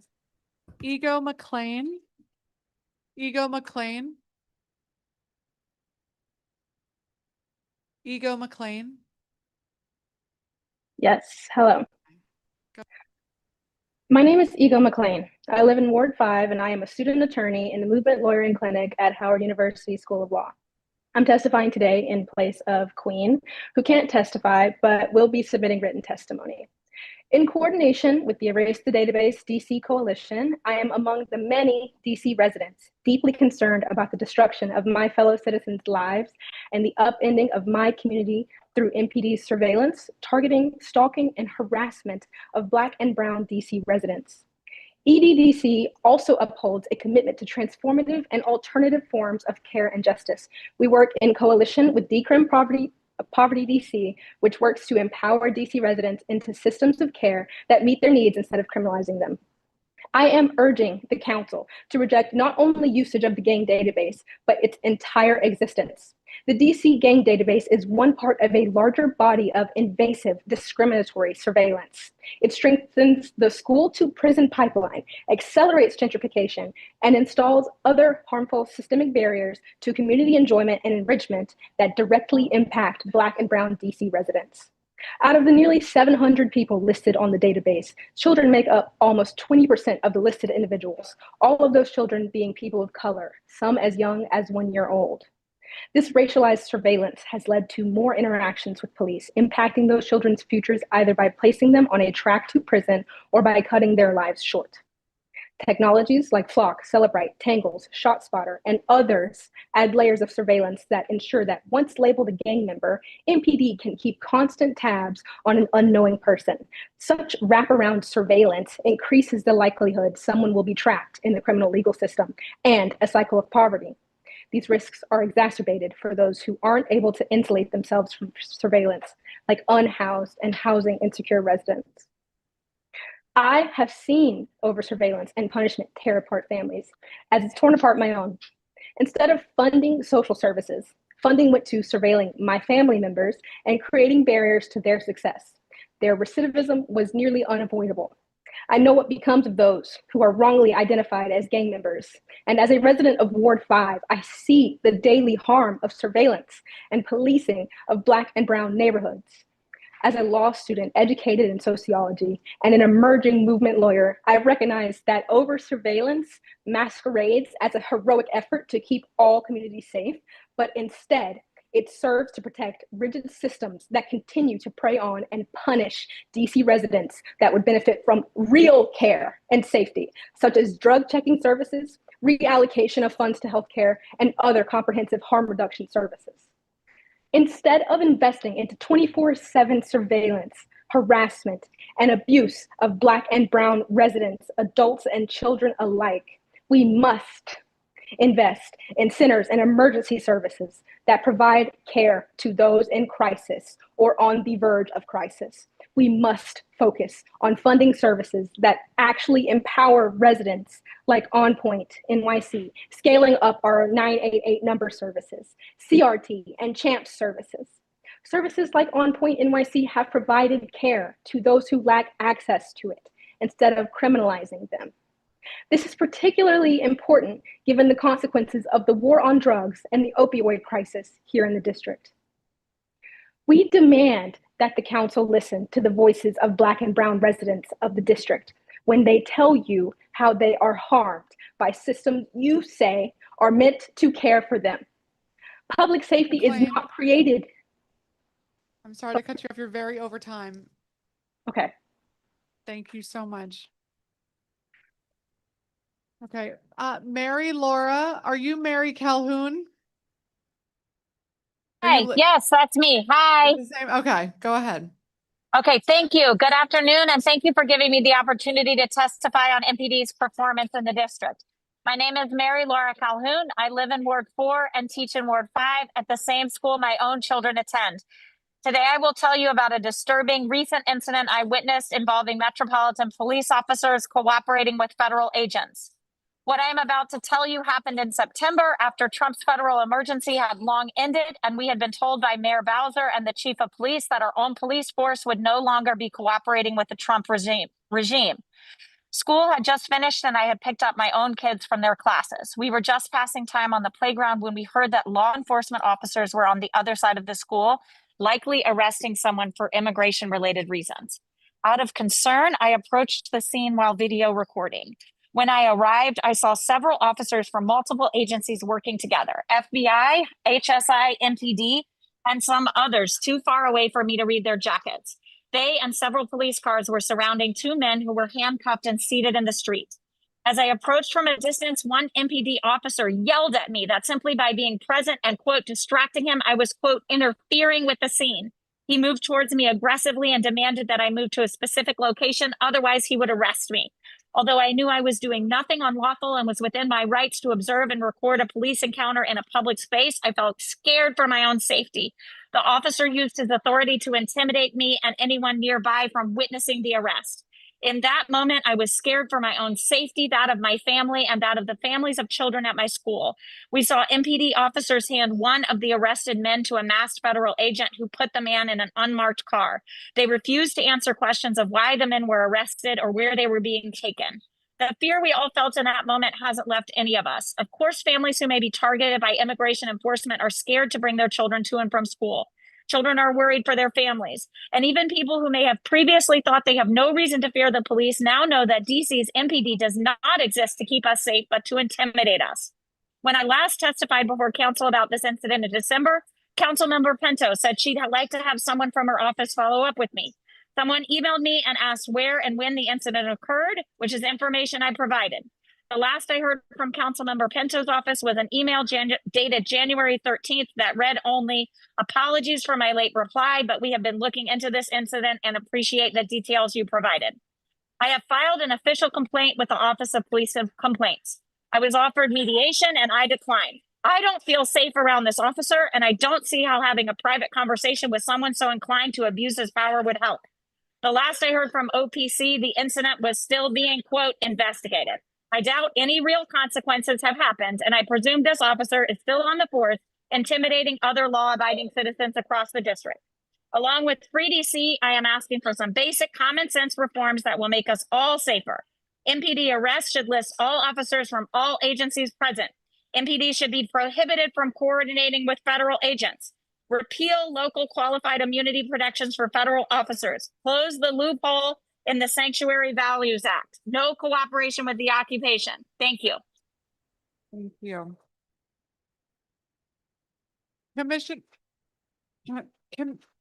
Commissioner Paula Edwards, are you here? Commissioner Paula Edwards? Just making sure. Okay. Okay. Thank you very much. Yes, I am here. I'm sorry. Can you hear me? Okay. Thank Go you. ahead. I'm very sorry.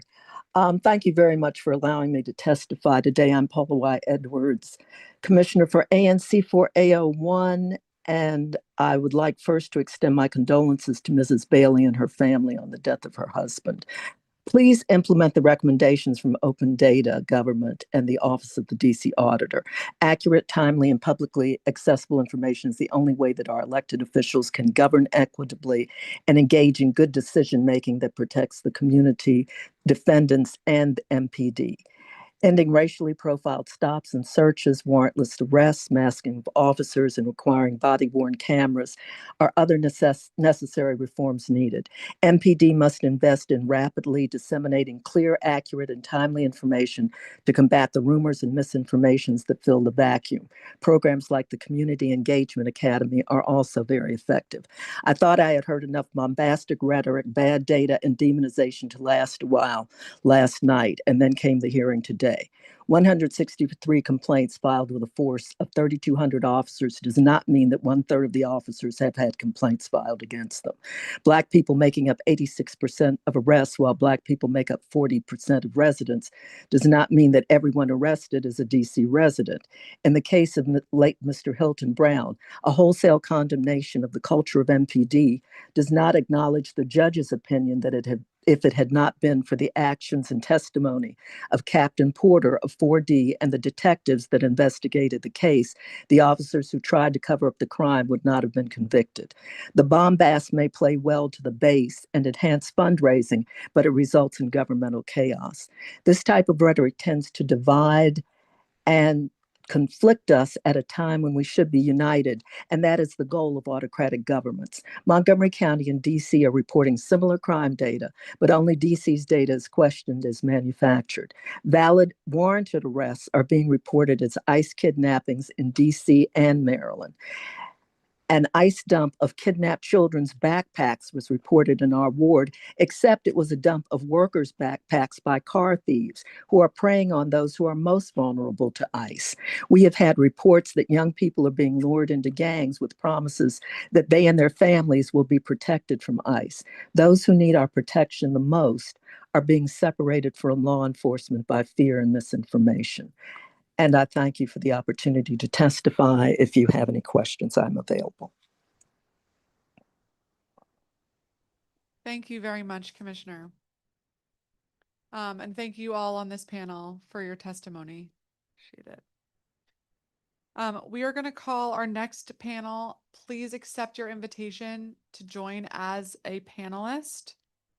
Laura Fuchs, Marie Cohen, Janae Wilson, Irene Jacobs, Austin Rose, Brendan Jackson, Virginia Spatz, Patrick Burke, Karen Gall, Edward Daniels, Edna Boone, Afeni Evans, Nahima Konate, Rebecca Gordon, and Mariah Burke-Rains.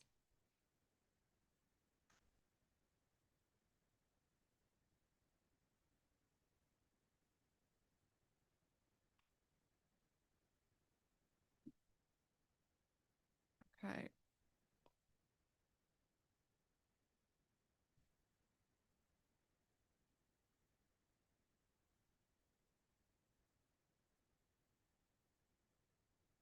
Okay. Laura Fuchs, are you here? Okay. Marie Cohen, Child Welfare Monitor.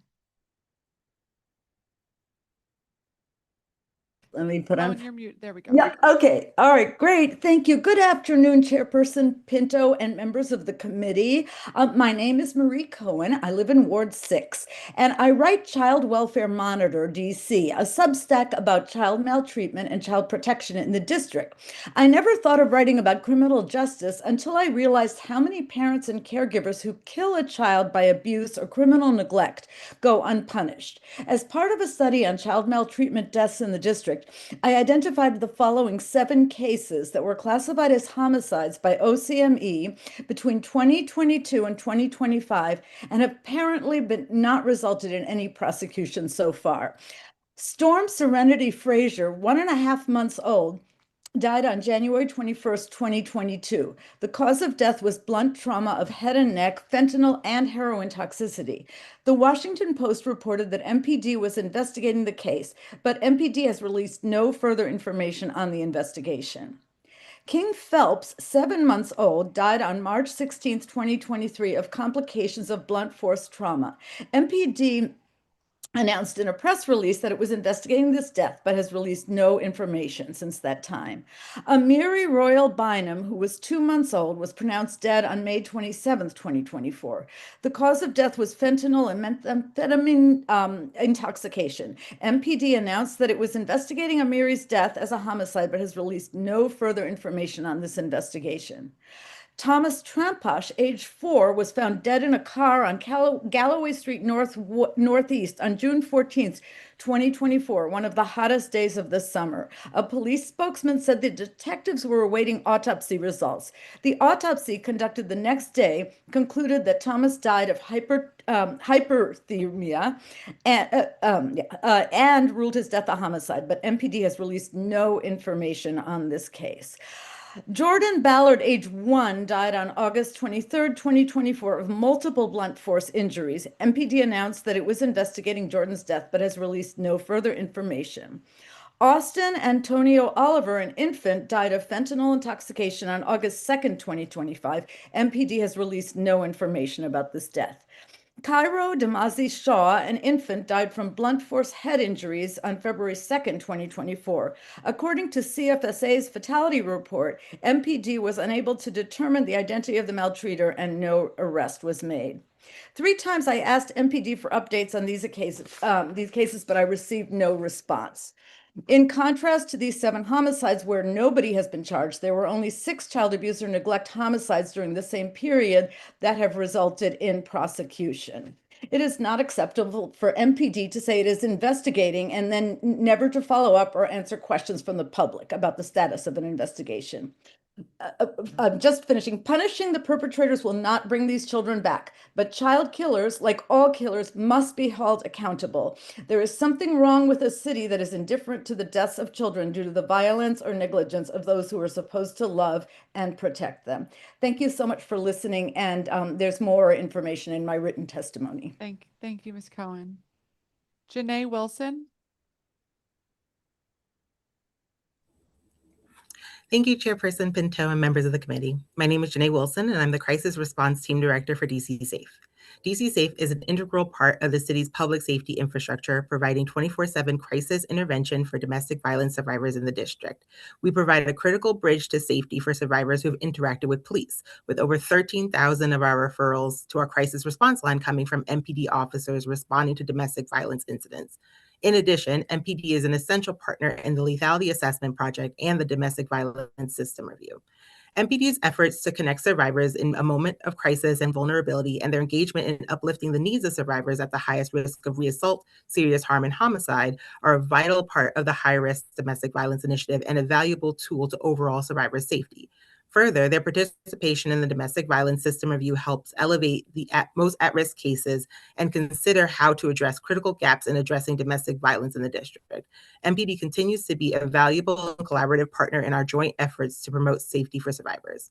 However, while we remain thankful for the partnership we maintain with MPD, we know there are opportunities for improvement and have consistently made recommendations for many years, such as better data gathering and analysis on DV calls for service, a more robust and consistent DV unit, clear expectations for leadership assigned DV responsibilities, and a better access for information for officers who are on the scene of DV calls. Comprehensive and targeted approach to chronic and persistent develop the capacity for great collaboration both within and outside the public safety cluster. We have shared those recommendations with MPD leadership, your office, the CJCC, in testimony for the Deputy Mayor for Public Safety and Justice, and in past performance oversight and budget testimony. We continue to urge the Committee of Public Safety and MPD to consider how to move forward with these recommendations. We recognize that there may be resource constraints that impact things like creating a more robust DV unit, but recommendations like reevaluating data for calls for service or how frequent calls for service are tracked seem like they are within reach if there is a commitment to improving MPD and the city's response to DV. Even simply publicly reporting crime statistics related to DV in line with reporting sexual assault data would be a start. As we have mentioned in other testimony, there has been a shift in attention to and the city's response to domestic violence, and we welcome that focus, but we want to uplift that there is a strong foundation, particularly in the work of the High Risk Domestic Violence Initiative and existing pilots and recommendations for an innovative approach. For these efforts to be successful, there needs to be thoughtful consideration, but also a sustained commitment of both will and resources. We also believe strongly that investing in a smart approach to policing and the city's overall approach to DV pays dividends over time, both in cost savings and community safety. Thank you for your time, and we look forward to any questions. Thank you very much. I want to call Ava Millstone, who's here in person, I understand. Great. Welcome. Please go ahead whenever you're ready.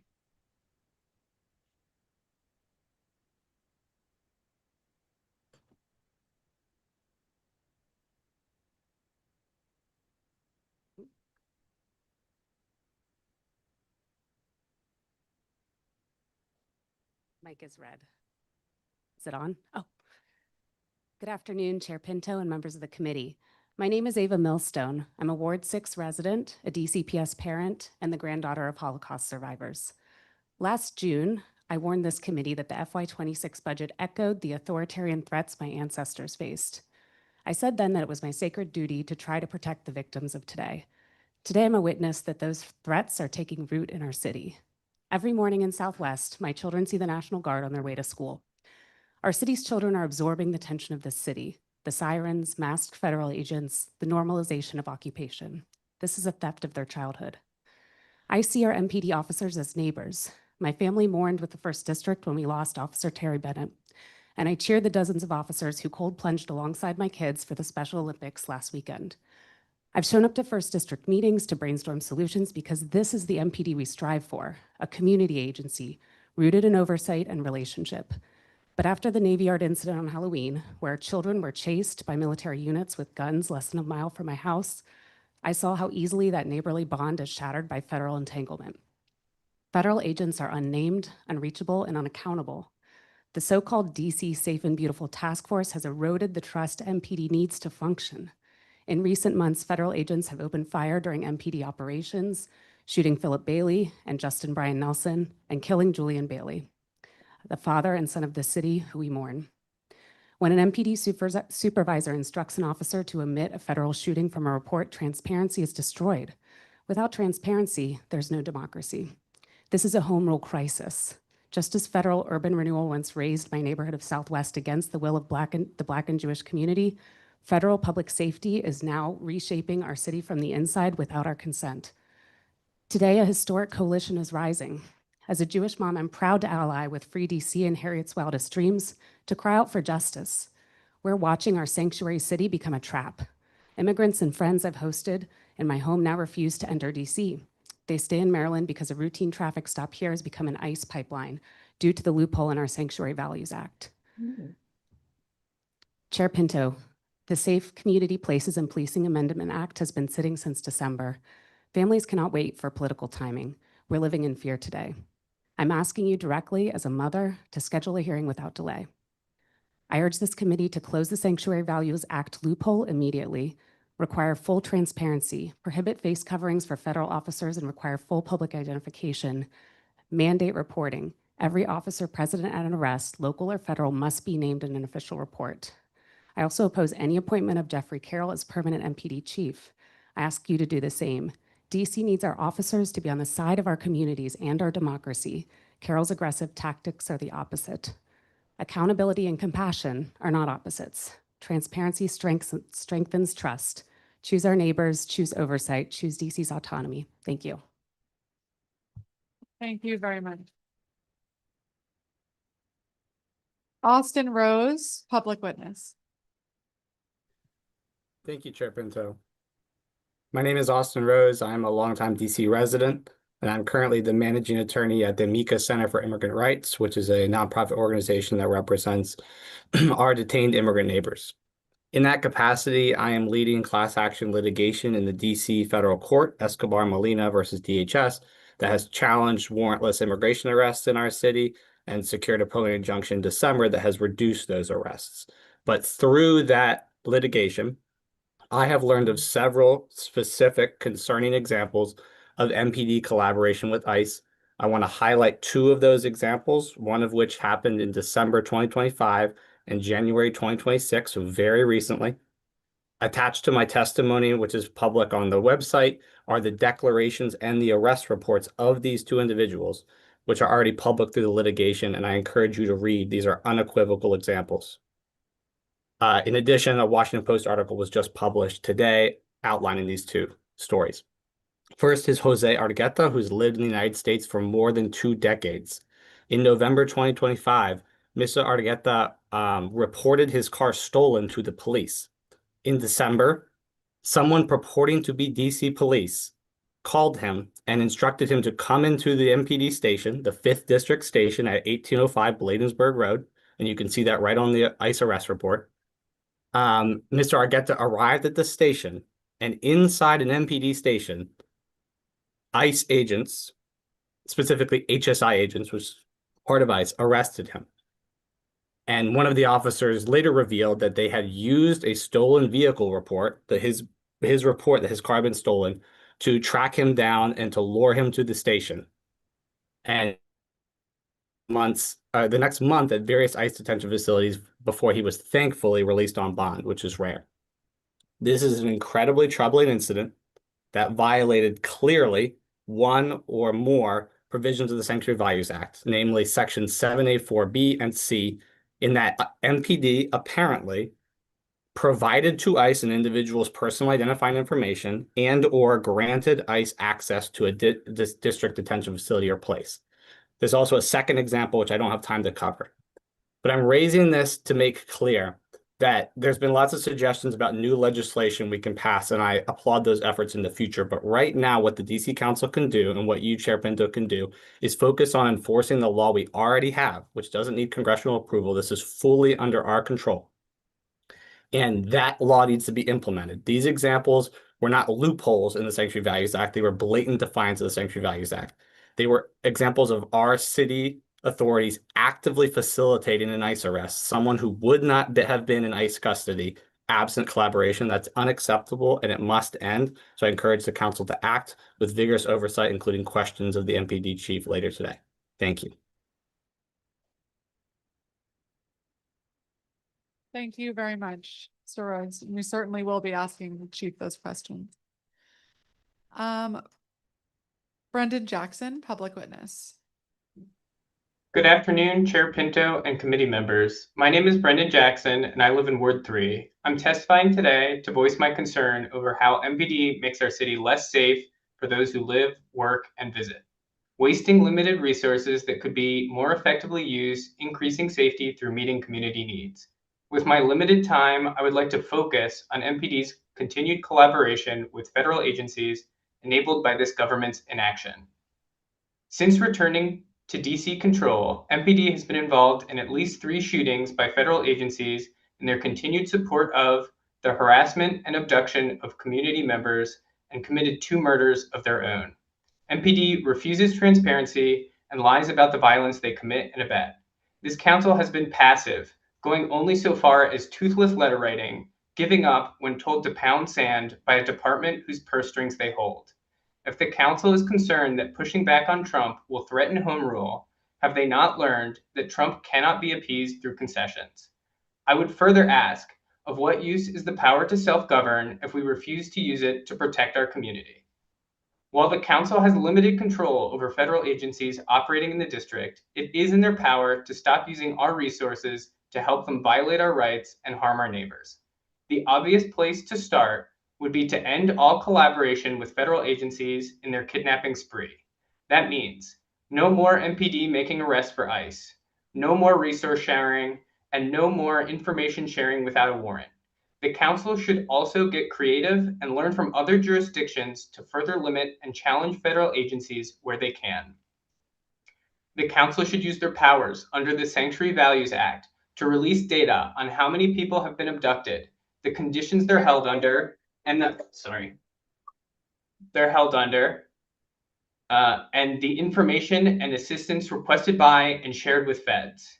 MPD should no longer be allowed to hide the identities of the agents they have been supporting and officers who commit violence and abuse power. I ask the council to reject the appointment of Jeffrey Carroll as police chief.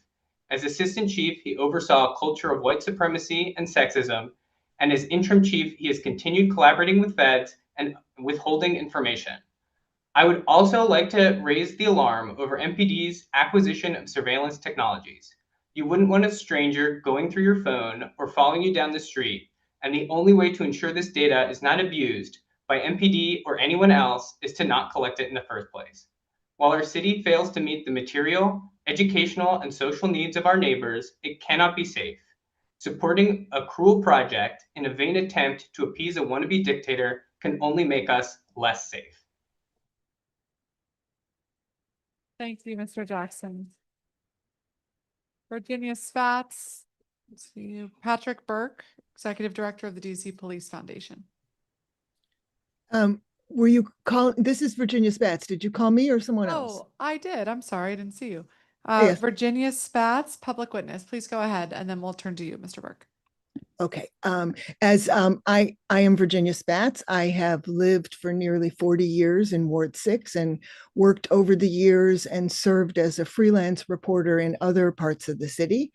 My testimony, the written submission, and this kind of condensed version is informed by that background, as well as by the work of DC Justice Lab, Free DC Project, Harriet's Wildest Dreams, and other experts on issues of judiciary and policing. However, I am speaking for myself.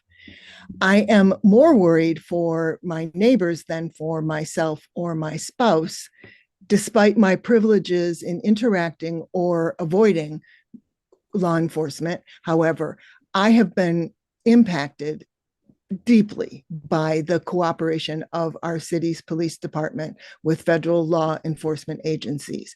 I feel far less safe on our streets and in the metro than in the 40 years before.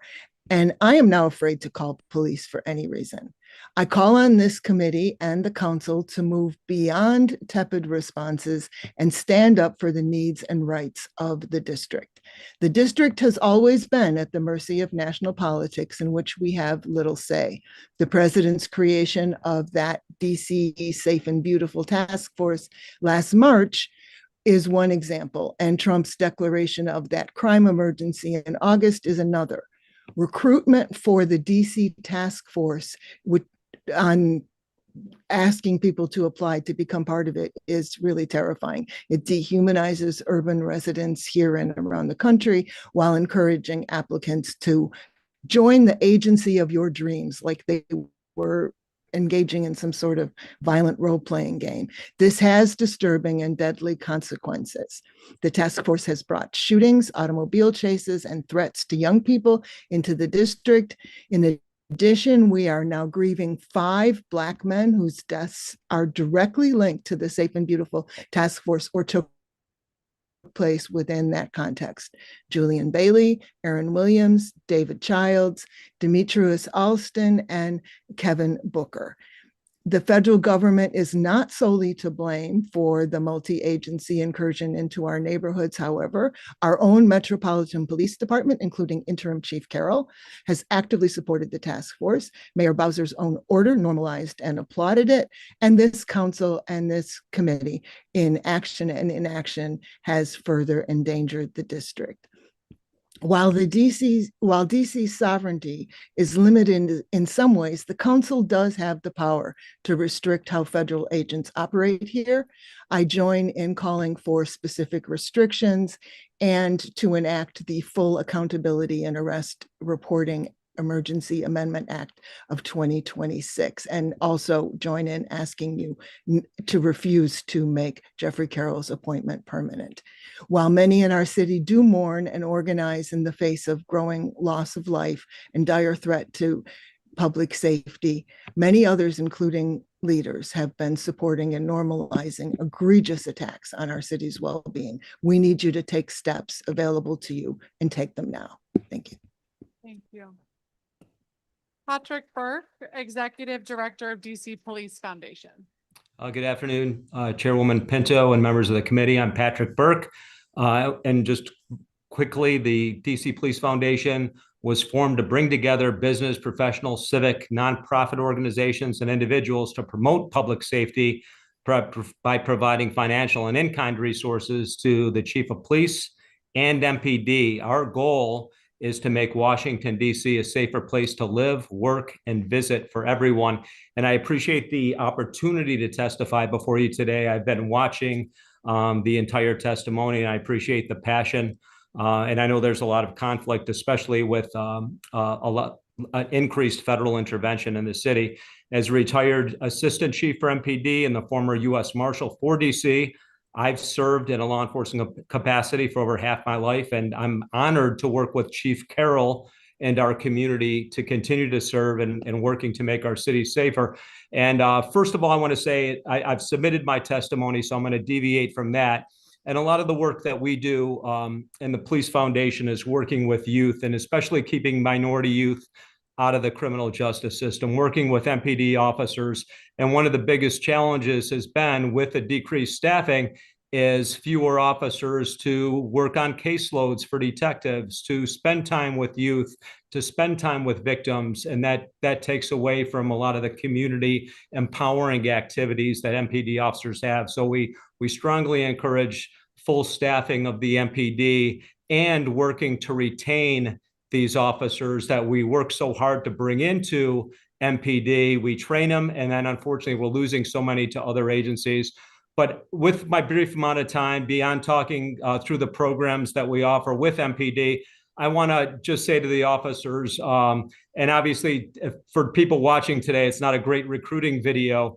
And first of all, I know in DC with OPC, internal affairs, and a number of avenues, if people feel that they're treated unfairly by an MPD, and I've seen this around the country, around the world, there are many avenues to pursue if you have a complaint. There's a lot of anecdotal stories I hear, but if you have a complaint, come forward, make it, and people will be dealt with. And we absolutely want anyone held accountable. And I also want to say thank you to all the police officers. If you're watching this, it's a tough hearing to watch. But I want to thank you, the men and women that are out there every day putting your lives on the line. I want to thank the widow and the son of Terry Bennett, who we lost recently in MPD. And I know the dangerous work that you men and women are doing every single day. And I want to thank you and let you know that I appreciate you. And there's a whole lot of people throughout DC and beyond that appreciate the work you do. God bless and be safe. Thank you, Mr. Burke. Karen Gall, Chairwoman and Public Safety Director of 3D CAC, 3rd District Citizens Advisory Council. Can you hear me, Chair? Yes, we can. Okay. Good afternoon, Chairwoman Pinto. My name is Karen Gall. I am the 3rd District Citizens Advisory Council's Chairwoman and Public Safety Director, and also ANC 1B05 committee woman serving here in Ward 1.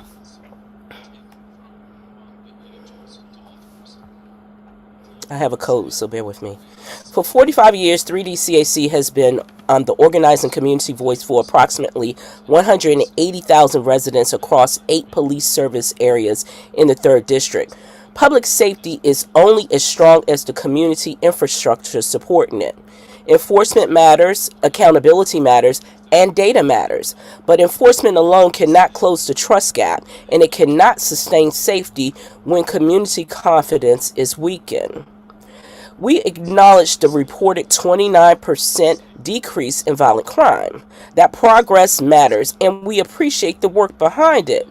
But progress is fragile when federal interference, unclear coordination, and inconsistent communications erode trust at the neighborhood level. When trust is damaged, bonds are broken, people hesitate to report, witnesses go quiet, victims disengage, and businesses lose confidence. Chairperson Pinto, the bill you introduced yesterday is just what our communities need. It reflects what residents have been saying in our meetings and on our blog. 3D CAC has documented 47 incidents involving MPD and federal coordination affecting civil rights in our communities. These are not abstract numbers. Behind each incident is a resident, family, or business owner who no longer knows whether calling for help will lead to protection, confusion, or harm. That is why we're here. 3D CAC is bringing concern, documentation, and organized community evidence.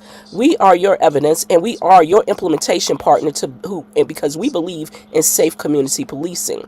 For MPD, we respectfully urge 5 actions. First, expedite the permanent chief appointment by Q2 2026. Also, because we need to have stable leadership and it strengthens the accountability and public confidence. Second, publish the protocol required under Section 740 because residents and partners deserve a clear standard for how coordination works. Third, fund block captain training for FY 2026 because prevention and readiness at the block level reduces calls, it rebuilds trust for service, and it stabilizes the corridors. Fourth, fund the Pastoral Clergy Coalition for replication because trusted messengers help prevent escalation and restore trust after incidents. Fifth, require clear identification and complete arrest documentation when federal officers operate in D.C. because transparency is the foundation of lawful coordination. Federal officers should follow MPD's public identification rules. MPD reports should list every officer from every agency present, and MPD should not coordinate enforcement in sensitive locations like schools, healthcare facilities. Yes, ma'am. You're over time. Sorry. Thank That's you. okay. Thank you very much. Edward Daniels. You're Edna Boone. Okay. We heard from Nahima Konate, youth leader, DC Girls Coalition and Youth for Justice. Good afternoon.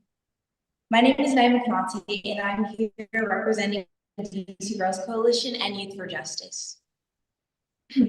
I live in Ward 4, and when I walk around my community, I should be able to feel safe without fear of being intimidated. No one should have to worry about being stopped or questioned by federal agents or ICE, along with all the other law enforcement agencies currently occupying DC. I should be able to walk with my friends without being profiled or harassed. Everyone deserves to feel secure in their own community, regardless of who they are or what they look like.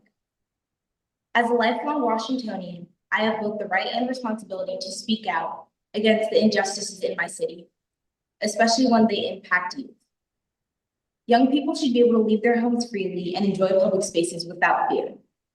They should have the right to gather with their friends, walk in groups, and express themselves without being unfairly targeted. As a member of the young people in Washington, D.C., we deserve opportunities to grow outside of our homes without being met with suspicion or hostility.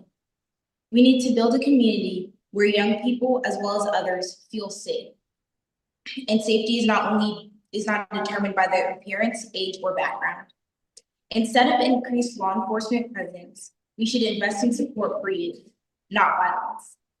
By empowering young people and fostering trust, we can create a city where everyone feels safe and valued. Thank you. Thank you very much. Rebecca Gordon. Yes, hello, Chair Pinto and committee members. My name is Rebecca Gordon. I live in Ward 1, and I'm testifying today about MPD's collaboration with ICE and other federal police and reducing over-policing and unnecessary surveillance. My testimony is informed by my direct observation in my community and my many years of work on violence as a public health issue. Both I and my neighbors have seen MPD collaborate with federal police, including IRS, DHS, Secret Service, and the DEA. These agents show up en masse to MPD calls or on their own for nonviolent calls and minor issues such as transit stops, harassing unhoused people, and metro enforcement. They kidnap our neighbors and attack bystanders. The collaboration targets the most marginalized and criminalized, making DC less safe. It decreases community trust in MPD, and the kidnappings of over 1,000 DC neighbors by ICE and the killing of Julian Bailey and others are the horrific and racist results.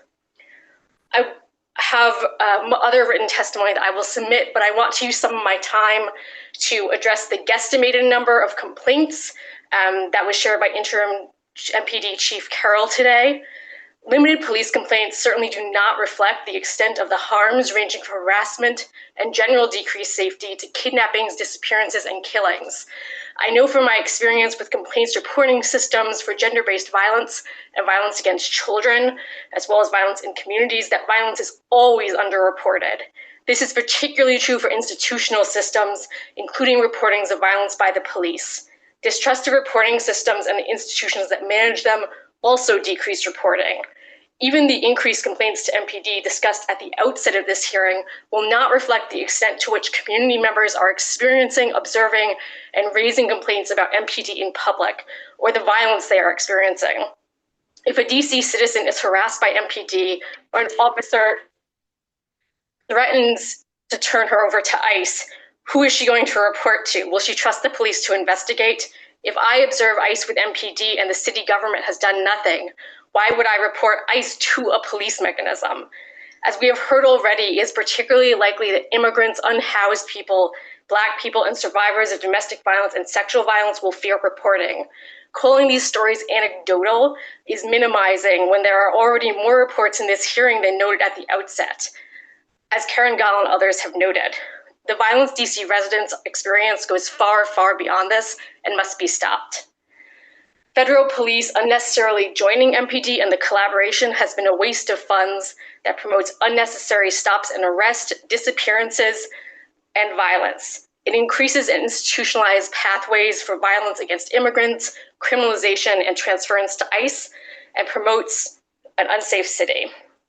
I echo the requests of Free DC, Harriet's Wildest Dreams, and others about reducing federal collaboration and MPD oversight in general, ending the collaboration with the Safe and Beautiful Task Force, not confirming Interim Police Chief Carroll, and enforcement of the Sanctuary Values Act, including federal officers working with MPD and operating in the city, needing to show personal identification. Thank you for your time. Thank you. Mariah Burke-Rains, public witness. Chair Pinto and members of the committee, thank you for allowing me to testify today. My name is Mariah Burke-Rains. I'm a native Washingtonian, a 10-year resident of Ward 5, and a supporter of Harriet's Wildest Dreams. I'm here because I'm deeply concerned about MPD's collaboration with federal law enforcement agencies, and I want you to take immediate action. We know that allowing MPD to learn from and coordinate with Trump's federal detention machine has created an incredibly dangerous situation for our people. It puts us all, but especially Black people, brown people, and people who are immigrants in daily mortal danger. MPD and Trump's federal officers are showing up around the city in large numbers, in full force, intimidating Washingtonians, making a show of arrests, kidnapping people, and killing people. They're ignoring the law, lying about incidents, and refusing to take accountability.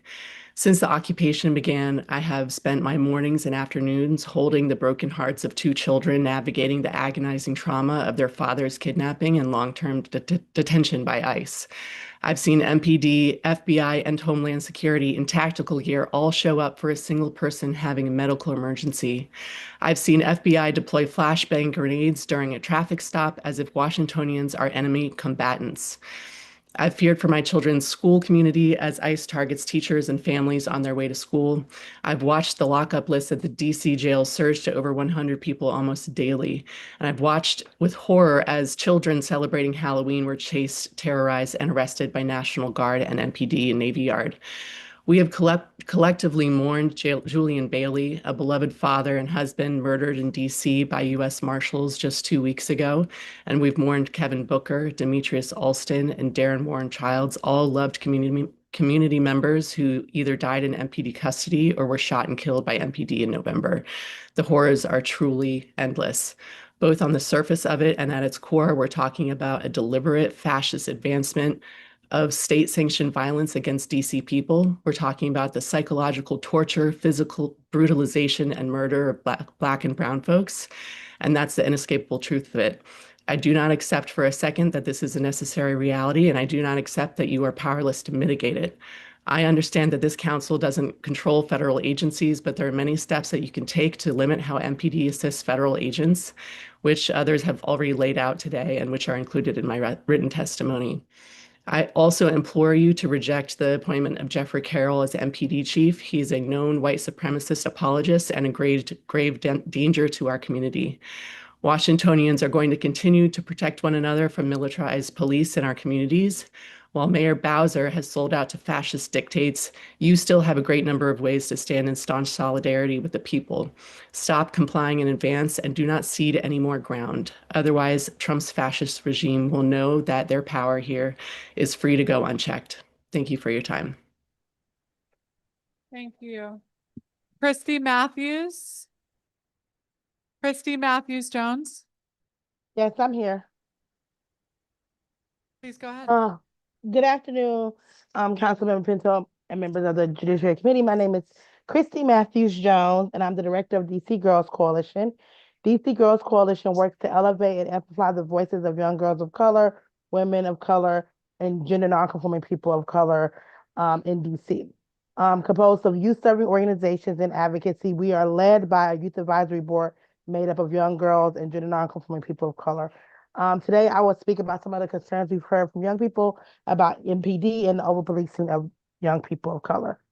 There has been an increase in interaction between police officers and young people since the city implemented youth curfews in more aggressive manner. 127 young people were taken to YSC due to the juvenile curfew. Young people have been targeted and harassed for simply trying to get home from school, work, programming, or events. This has led to a distrust of police officers among young people. We often hear about police, how police should be seen as resources, but unfortunately for many young people, they are a source of great pain and distress, and we need to be creating space for young people to grow, learn, and develop into adults who can lead the world. Instead, we're making investments into targeting, criminalizing, and intimidating young people in very harmful ways.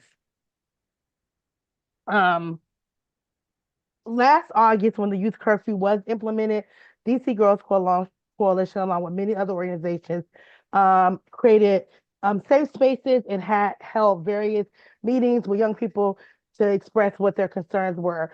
We held a youth assembly where we had over 40 young people come together with grave concerns about the over-policing that they had already been experienced and the increase that they were going to be experiencing with the new curfew in the hot zones.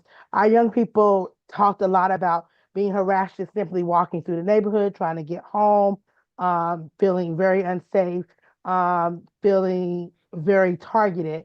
And the safe spaces that we held were opportunities for them to feel safe, seen, and experience joy. Turning being under 18 into a crime directly impacts young people's ability to develop in who they are. I know I'm running out of time and I will submit my written testimony. I just want to say in closing that we need to stop making investments in criminalizing young people, and we need to start making investments into creating resources and programming for them to address whatever needs they might need. If we continue to teach young people that they are quote unquote the problem, then that's going to be what the society that we create.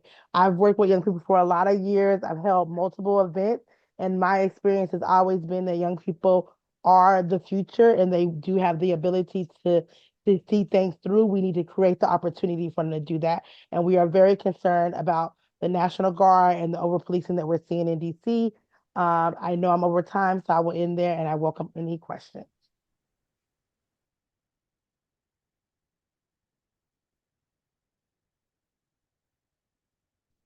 Thank you very much. That concludes our public witnesses for today's hearing. I want to thank you all very much for being here today, both those of you in person and online, and for submitting your written testimony and being a part of this process. I know there's a lot of feeling of fear and frustration, and want to just thank you all for and anger.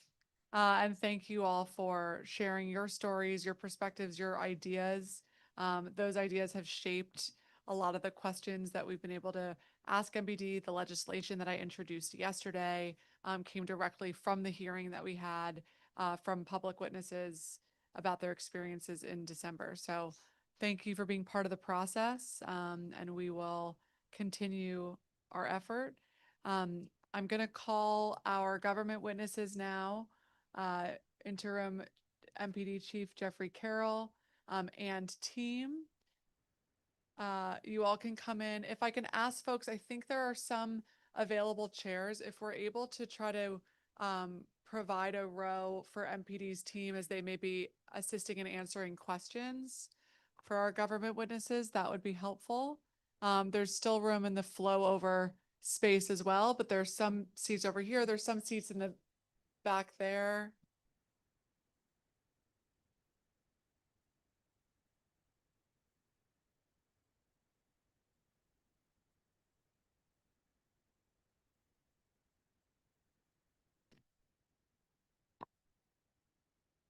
Guys, we need to make some room for our government witnesses who are here to testify. Thanks to all.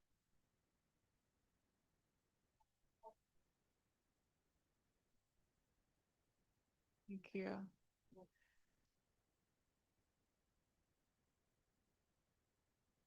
Chief, is there anyone sitting up at the table with you? Okay. Okay. Is everybody, all our officers don't have seats yet? There's a seat over here.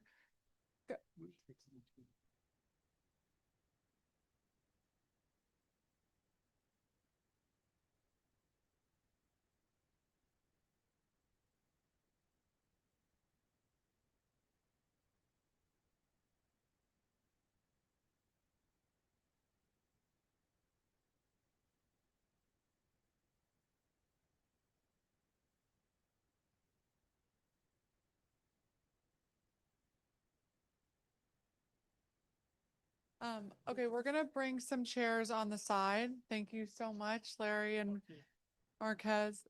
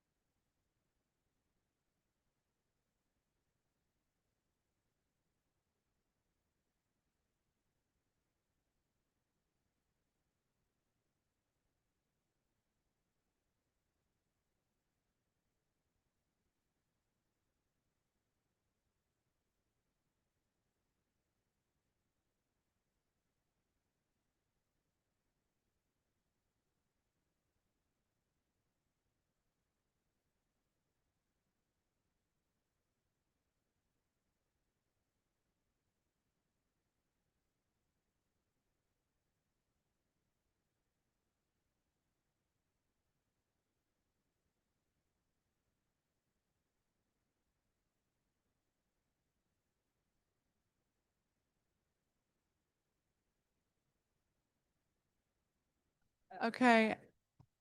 MPD folks, there's some extra chairs here. Are you sure? Okay. How about here on the side? Okay. Okay. Well, thank you very much, Chief, for being here. I want to also recognize we've been joined by my at-large colleague, Councilmember Christina Henderson. Thank you for joining us. And Chief, as you know, it is the tradition of this committee to swear in all government witnesses who appear before it. If you can please turn on your microphone and raise your right hand. Do you swear or affirm under penalty of law that the testimony you're about to provide before this committee and the Council of the District of Columbia is the truth, the whole truth, and nothing but the truth? I do. Great. Well, thank you very much for being here, and thank you to your entire team who's here and all of the hardworking MPD officers who work throughout the year on behalf of the District of Columbia. We appreciate all that you all do. I'd like to invite you now to make any opening statement that you may have. Thank you, ma'am. Good afternoon, Chairperson Pinto, members of the committee, everyone here today, and those watching remotely. My name is Jeffrey Carroll, and I'm the Interim Chief of Police for the Metropolitan Police Department. I'm honored and grateful that Mayor Bowser selected me to serve as the Interim Chief of Police and to be here representing the department that I've served for over 23 years. I grew up in Maryland, and I learned about MPD from my uncle, who also had a long career with MPD. I've served half my career in patrol in the 1st, 3rd, and 6th districts and rose to the rank of commander for the 3rd district.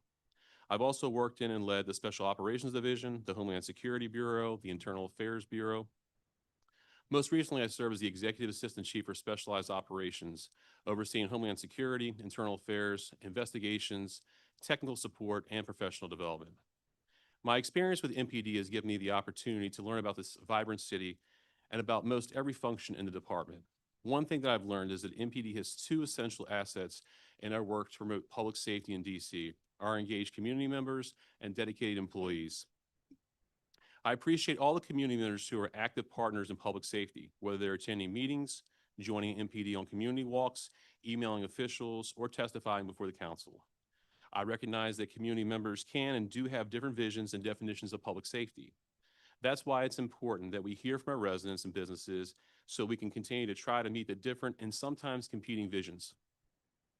I look forward to working closely with the community as well as our DC agencies and our elected city leaders to keep DC safe, strong, and united. To the men and women of the Metropolitan Police Department, I'd like to say thank you. Your dedication, professionalism, and sacrifice were on prominent display as 2025 brought many demands to DC and the Metropolitan Police Department.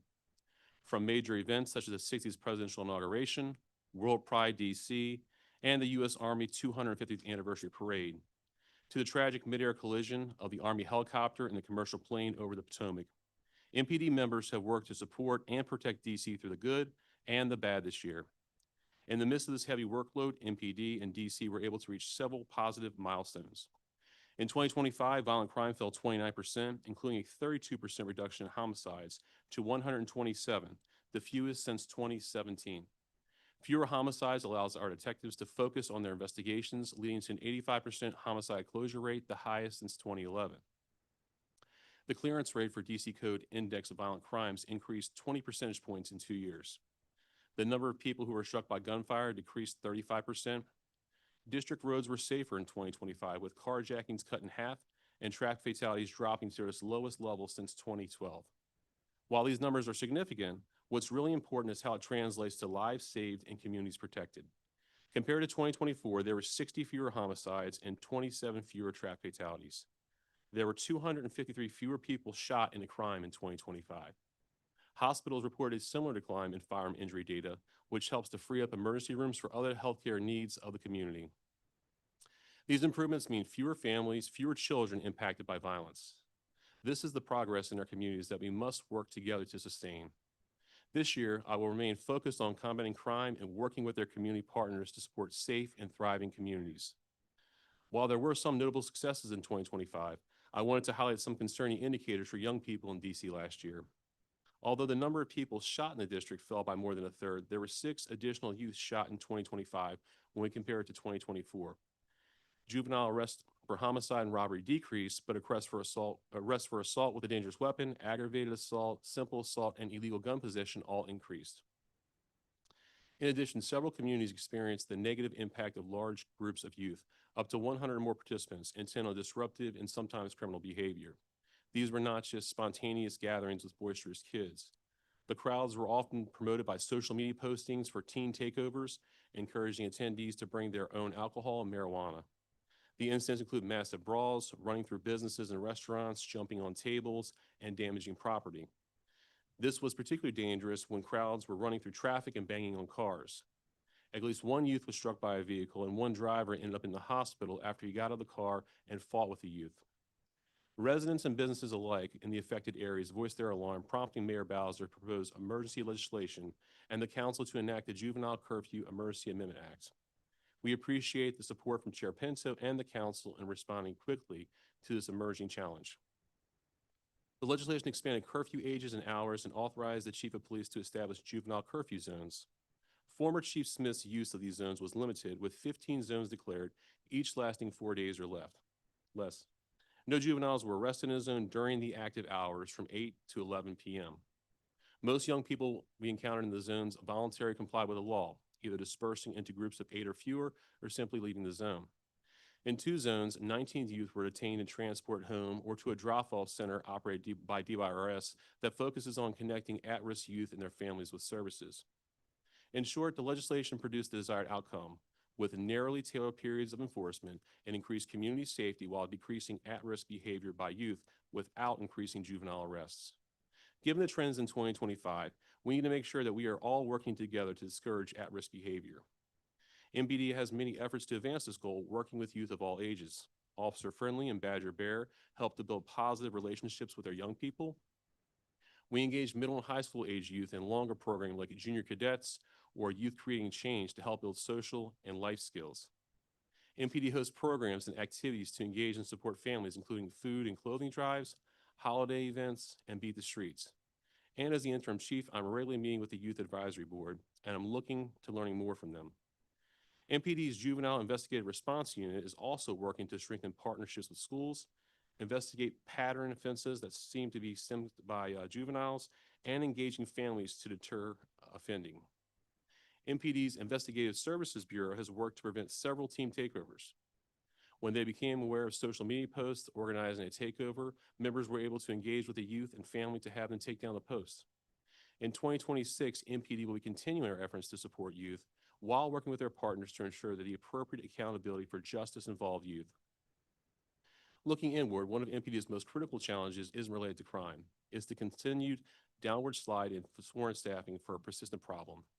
We currently have 3,144 sworn members. This is about 660 fewer members than right before the pandemic, or the equivalent of losing the staffing of more than 2 police districts. Unfortunately, fiscal year 2025 was the 7th year in a row with separations outpaced new hires. This is happening even though the separations have reached the lowest level in more than a decade, with both resignations and optional retirements hitting new lows. Although the department has made progress on retention, the recruitment challenges are systematic. First, the good news. The cadet program has become the strong hiring pipeline that we envisioned. In the past 5 years, 155 cadets rolled over to become recruits, approximately 1/5 of all recruits hired over that time. MPD also has one of the fastest hiring processes of major police departments, and applicants and new hires rate highly for professional development opportunities. However, it's increasingly difficult to compete against other jurisdictions and departments to recruit new members. For example, most agencies we're competing against have lower entry-level requirements. A year ago, Arlington, Montgomery County, and MPD were the only jurisdictions in the region requiring applicants to have more than a high school diploma or GED. Since then, Montgomery County has dropped their college credit requirement. Although Arlington still requires a credit, its better work-life balance and a quieter jurisdiction is a draw for some applicants. And on July 1st, 2026, the Arlington starting salary will increase from $72,000 to $90,000 in comparison to MPD's starting salary of approximately $75,000. On the other hand, although federal agencies may still require college credits, they are also offering hiring bonuses ranging from $50,000 to $70,000, more than twice of MPD's $25,000 bonus. This is not drawing not only new recruits, but also MPD officers who resign.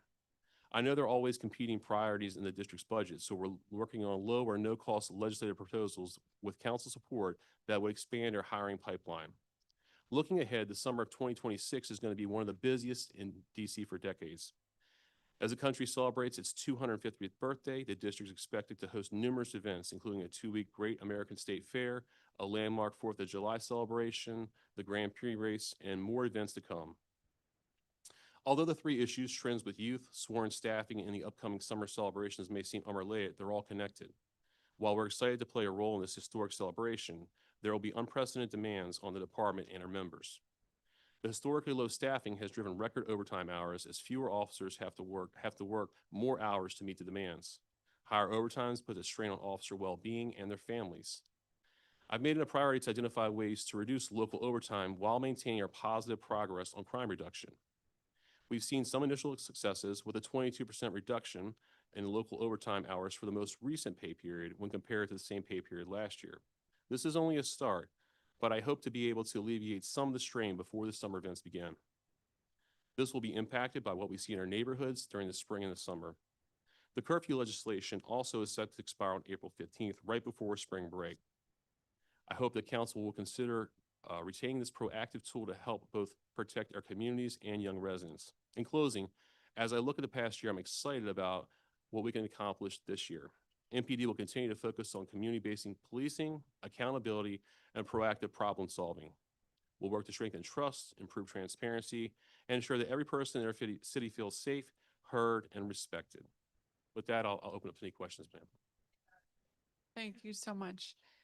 Thank you, Chief. And I'm going to ask everybody as a reminder to please allow us to have a conversation with the chief.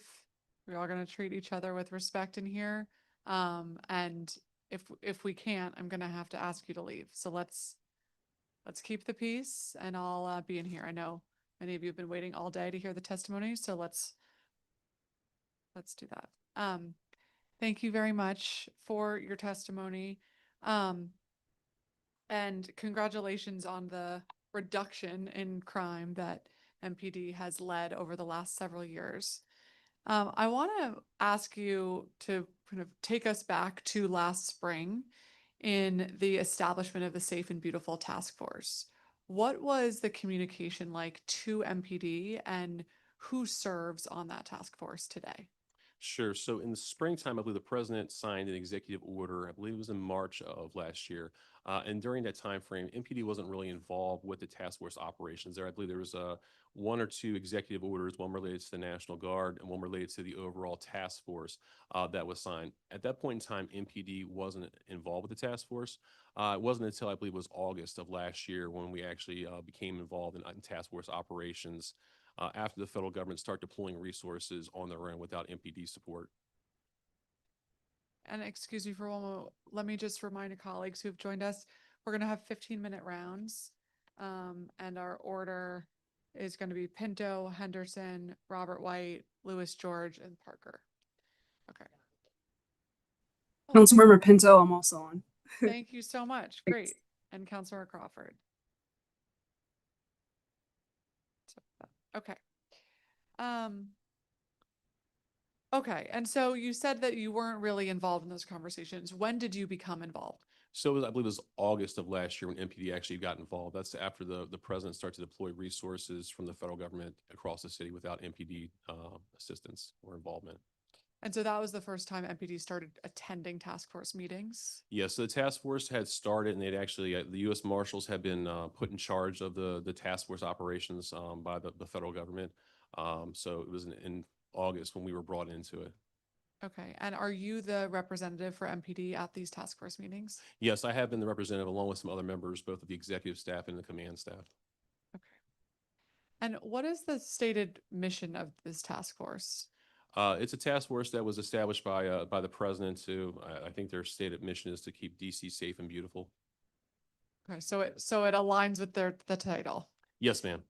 And August was when the president declared the public emergency. How have things changed in the operations of the task force since after September 9th when the emergency ended? Sure. So once the emergency began, obviously MPD was fully integrated. Since that time, as time has gone on, kind of task force operations have migrated a bit or changed a bit. Initially, there was a big outpush of federal officers that you'd see across the community, these huge contingents. As time has gone on, there's been work to take the federal agencies and push them more into investigative areas or areas where they may have more experience in operational in there. There still is a contingent of what they call proactive teams that are integrated or that work with the crime suppression teams across the police districts. But the numbers of those personnel have shrunk down while the investigative folks have increased. So for example, like the U.S. Marshals, they lead the Capital Area Regional Fugitive Task Force. That's something they did before this, but now they have additional resources that are doing more warrant enforcement, working with the Criminal Apprehension Unit over at the Violent Crime Suppression Division and other federal agencies to enhance that because that's their area of expertise. Or the DEA is working more closely and providing more resources with other federal agencies with their Violent Crime Suppression Division to address narcotics operations. So really that area where those agencies have that special skill set is the areas they're going to try to beef that up. And then, of course, there is the proactive part that there still is a portion of that, but it's much smaller now than what it was when it began. Have you tracked those numbers since it started in August of how many agents are here from which agency? So we don't track the numbers. The federal government does track the numbers. The numbers have stayed fairly consistent. They've kind of gone down over time, I'd say. But it's not something MPD tracks how many that they have. How do you know if it's gone down if we haven't tracked The federal government tracks it. So the feds, the marshals track it, the U.S. Marshals. Okay. And do they provide that information to MPD? They push it out to the agencies involved. in the task force? Yes, ma'am. Okay. And do you know how often they're tracking that? Is that on a weekly basis, a daily basis? They put out like a daily report, but they also put out like a weekly report. They have a variety of reports that they put out. Okay. And it includes which agents are here from which agency? Does it also include arrest data? So there's a daily report that has arrest data and numbers of personnel. And is MPD a part of collecting that data when you are on the scene of an arrest when there is also another federal agent there? So we aren't collecting the data, but arrest data is pushed to the JOC where the marshal's IMT, that's their incident management team, is at. So that information from all the agencies goes to one central place. But in the event that MPD is on the scene where an arrest is being made, are you all recording that arrest data? Only if we make the arrest. Only if MPD itself makes the arrest? Yes. Okay. And regardless of which agency makes the arrest, whether it's our MPD or a federal agency, that information then rolls up to the JOC? Yes, it goes to the incident management team in the JOC. It's also irregardless of if the arrest happens in the district or not. And what I mean by that is, for example, Park Police, if they were to make an arrest in Maryland, that number would also go to the IMT for inclusion in their overall numbers. Okay. So as you know, the council passed a law in 2021 that limits the district's ability to share immigration information about individuals who are in MPD custody or actively support certain immigration enforcement efforts absent a judicial warrant or order. Is it MPD's policy that you follow that law? Yes, it is, absolutely. MPD's policy always is when we follow the Sanctuary Values Act that's there. MPD officers are not allowed to share information once they're inside custody. We're not allowed to turn them over to federal agencies. We're not allowed to inquire into their immigration status. That's in the law. Are you aware of any cases over the last 6 months that that law has been violated by our MPD officers? I am not aware of any. Everybody, please don't make me remind you again. We're going to have this conversation. We cannot have call outs from the audience. We asked in our pre-hearing questions whether Executive Order 25-005 regarding immigration enforcement was still in effect, and your response was yes. So why is that order still in place if MPD's policy is that we do not coordinate with immigration enforcement? Sure. So that executive order brings clarity. So that executive order is not in contrast to the law. It specifically talks about what MPD officers can do prior to individuals being in custody. So there is no conflict between the executive order and the law. It was actually to make sure there was clarity for the officers and not to put them in a situation where they were unclear what to do. Can you elaborate a little more on that and what that means of prior to being in custody? Yeah, so if you're not in police custody, then the questions can be asked. Once you're in custody, the law is very clear and specific about once you're in custody, we can share no information with federal immigration authorities. And at no time can we inquire about immigration status. So prior to being in custody, the law does not prohibit that at this time. And how is in custody defined? So that would be like you're under arrest, you're in police custody. Okay, so before someone is under arrest, there can be questions asked about immigration status, and there can be a transference of somebody. Not by MPD, by other agencies. MPD will never inquire to anyone's immigration status. Other agencies can. So for example, if we had a traffic stop and the person wasn't in custody and we have information, we could share that with a federal agency. If that person is placed under arrest for a crime, at that point, we can no longer share anything based on the law. Okay, and so can you provide an example of how this works in practice where information would be shared about someone's immigration status prior to an arrest being made? Yeah, so we wouldn't be sharing information about their immigration status because we don't have that, right? So we would be sharing information. So what could happen is there could be a person on the scene from another federal agency. I'll give you an example, a marshal service. Marshals historically don't have Title VIII authority, which is Immigration Enforcement Authority. However, now they do. So they could be on the scene with us. We could do a traffic stop for a broken tail light. We could have a driver's license. We could be running the information. The marshal could take that information. They could run it through whatever databases that they have related to that. And then they could come back with an immigration response and they could take action.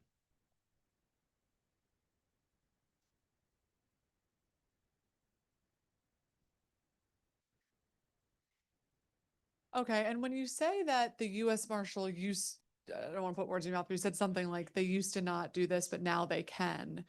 Is that formal authority that they've been deputized by this task force that they can handle immigration enforcement? Where does that authority come from? No, so there's certain agencies that have what's titled authority, which is Immigration Enforcement Authority. So the federal government has given them that authority. So there's other agencies. Some agencies may have had it historically, but never used it.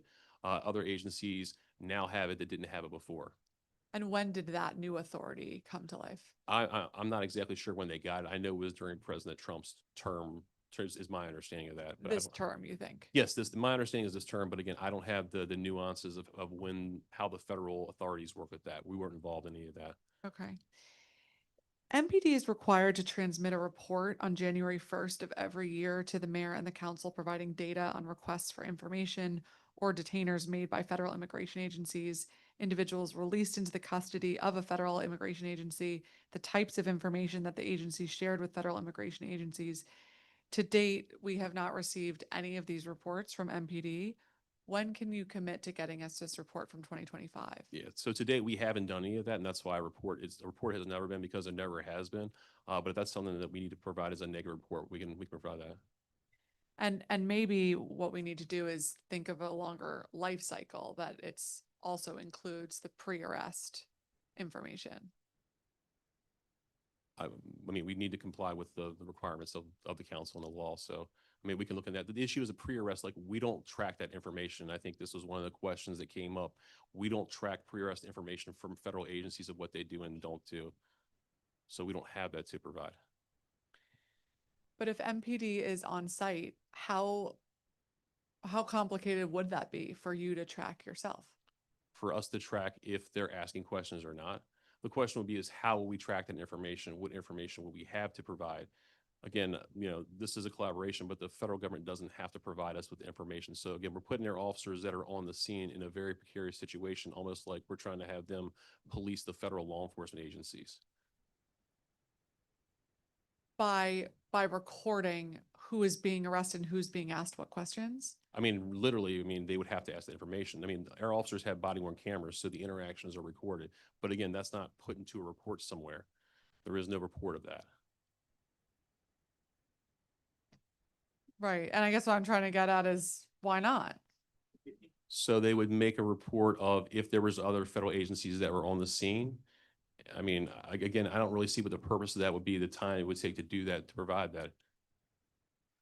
Well, I think the purpose would be around transparency of which agencies are here, where they're being deployed, how decisions are being made, and then if there is an issue with an arrest or a violation of the law or the spirit of the law, then we could know how to track it down and follow up. But right now, kind of flying blind with what exactly is going on in our communities when the federal agents are present because we're not tracking it. I see your point with that, but again, it's very difficult to put our officers in that situation where, again, an officer's running a driver's license over here, there's a federal agent doing something else over there. I don't really know what they would track or what they would put down that someone's running somebody. I get the idea of where you're going with that, but I just don't know how that would move forward and how practical that would be every single interaction, just in case later on there was something, they use the information from that stop and they try to go back to it. Like, I think we'd have to think more about what that looked like.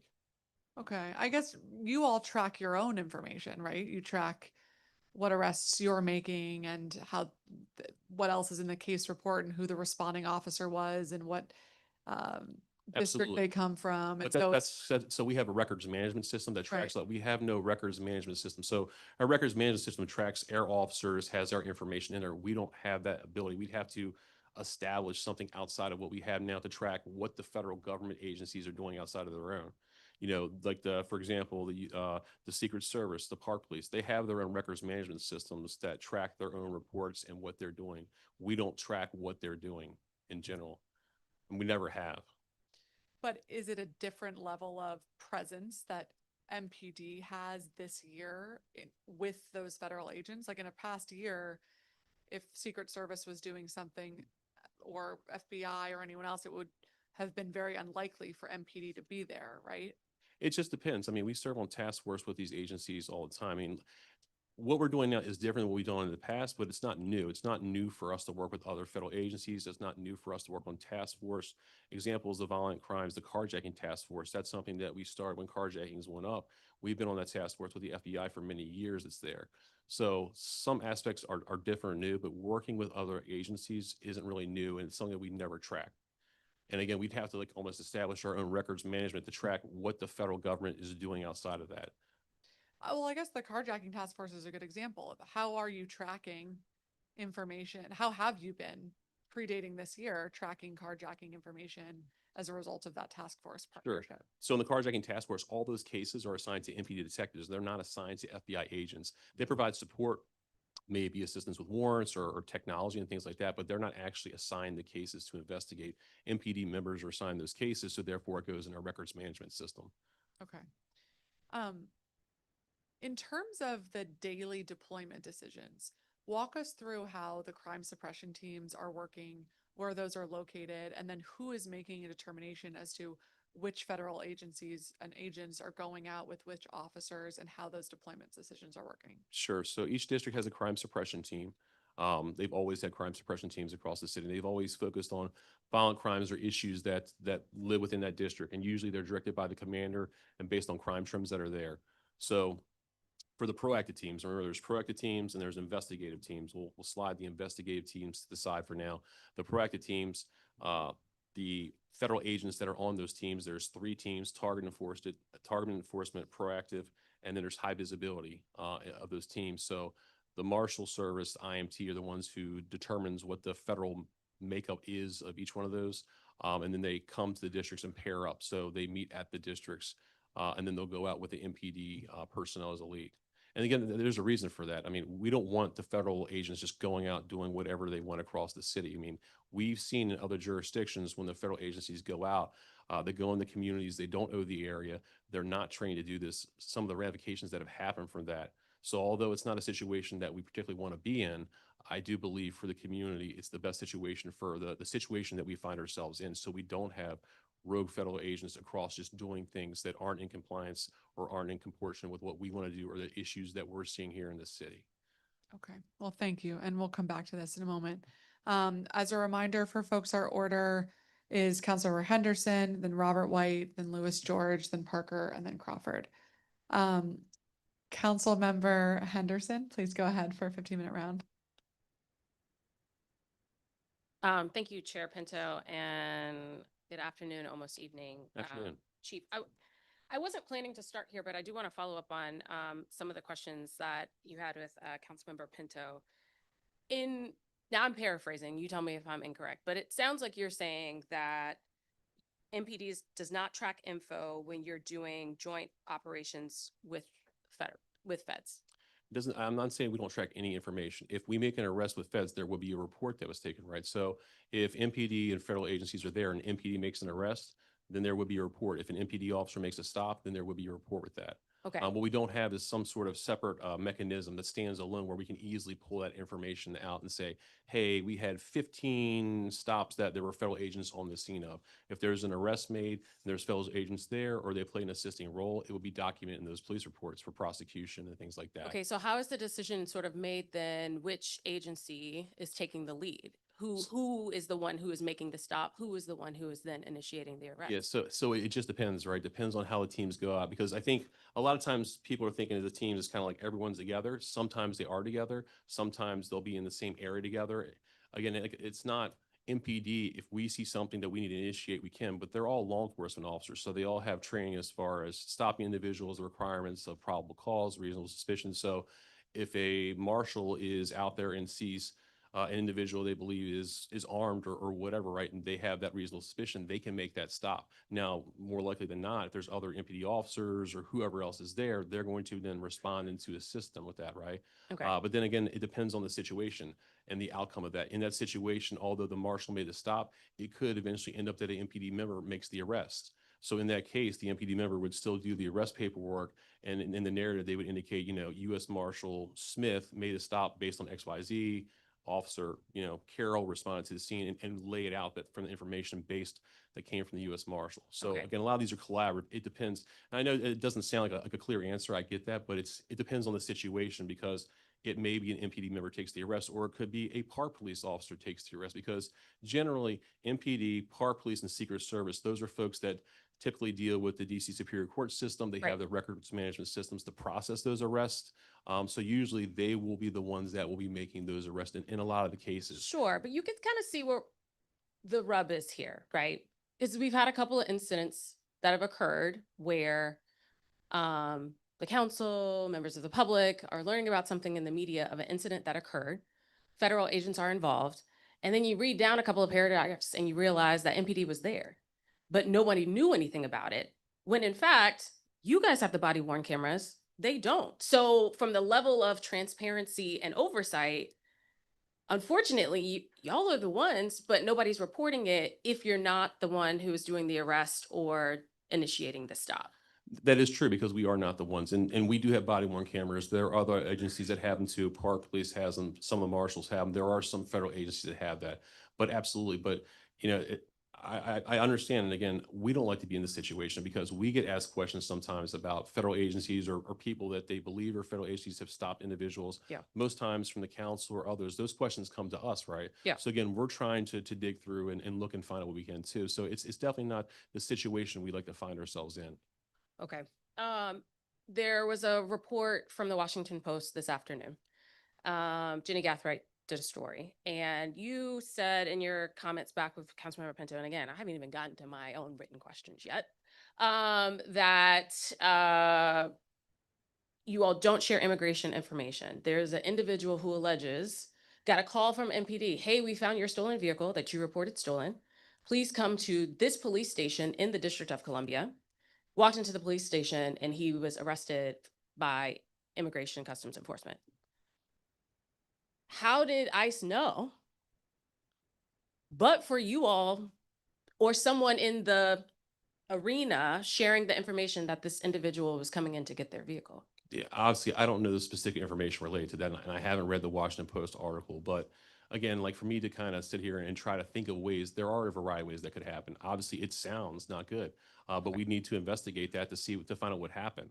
Because it also could have been, there could have been a federal agent on the scene when the car was recovered and they could have had the information. I mean, there's lots of ways it could have happened. So for me to sit here and try to throw like hypotheticals of how it could have happened without having the details, it's, you know, like I'm at a disadvantage. About Jenny's story is that this isn't a one-off incident. She names another incident that it occurred. So now I'm starting to get to questions of pattern and practice, which obviously we're not going to get to the bottom of in this particular hearing.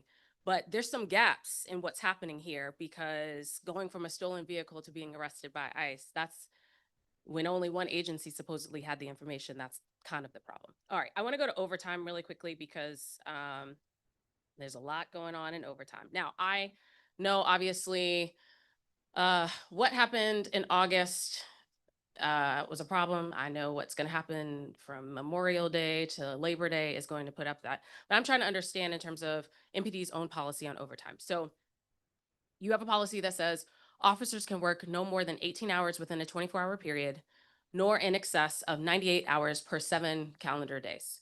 Now, these limitations includes all kinds of police work, and it's also police-related outside employment. That is part of that category. Is my understanding correct? Absolutely, you're right. Okay, all right. Now, are there any instances in which exceptions are granted? I mean, unfortunately, there could be times. There could be times like presidential inauguration or times when details run over, or there's someone who has a specialized skill set that can't be filled by another officer. Okay, What do I mean by that? Who has the authority to make? So they'd have to notify a supervisor if there was going to be, so the policy also requires notifications to supervisors as they approach the 18-hour rule. Yep. That's what we refer to it as. And the same thing with the 96-hour rule. So they have to make those notifications to see, is there some way they can be relieved? Is there someone else that can take over that detail? If not, the supervisor should document that of why that reason that officer had to stay over. Okay, who tracks police-related outside employment? Sure. So police-related outside employment. So members are required to track that and report that as they work it. So it's an honor system. I guess you could say that's an honor system. I mean, it is an honor system. You have to, yeah. It's I mean, a you have to, system. yeah, there's a form you fill out that you have to document your thing. So like members get paid by their own organizations. It's not like, for example, if you work security at Giant doesn't tell MPD, you're not getting your part-time employment or police-related employment through the department. No, It's a no, I direct understand that relationship. part, but I'm saying for the purposes of the policy, which includes both overtime initiated and controlled by MPD and overtime from outside, somebody's got to track to make sure somebody's numbers are, and this is not, it's two things. One, look, I know I'm tired after a certain amount of time of working. So mistakes happen when folks are tired and that type of thing. So this is kind of important. Okay. Yeah, absolutely. What percentage of MPD overtime reimbursements are currently pending? I'm sorry, I don't have that information right now. We can get it back to you. Okay. And I'm referring to, I know that when there are special events that take place, we're reimbursed by the federal. Yeah, you're talking, well, so there's In some cases. Yes, there's two types. There's a special event where an event organizer has it.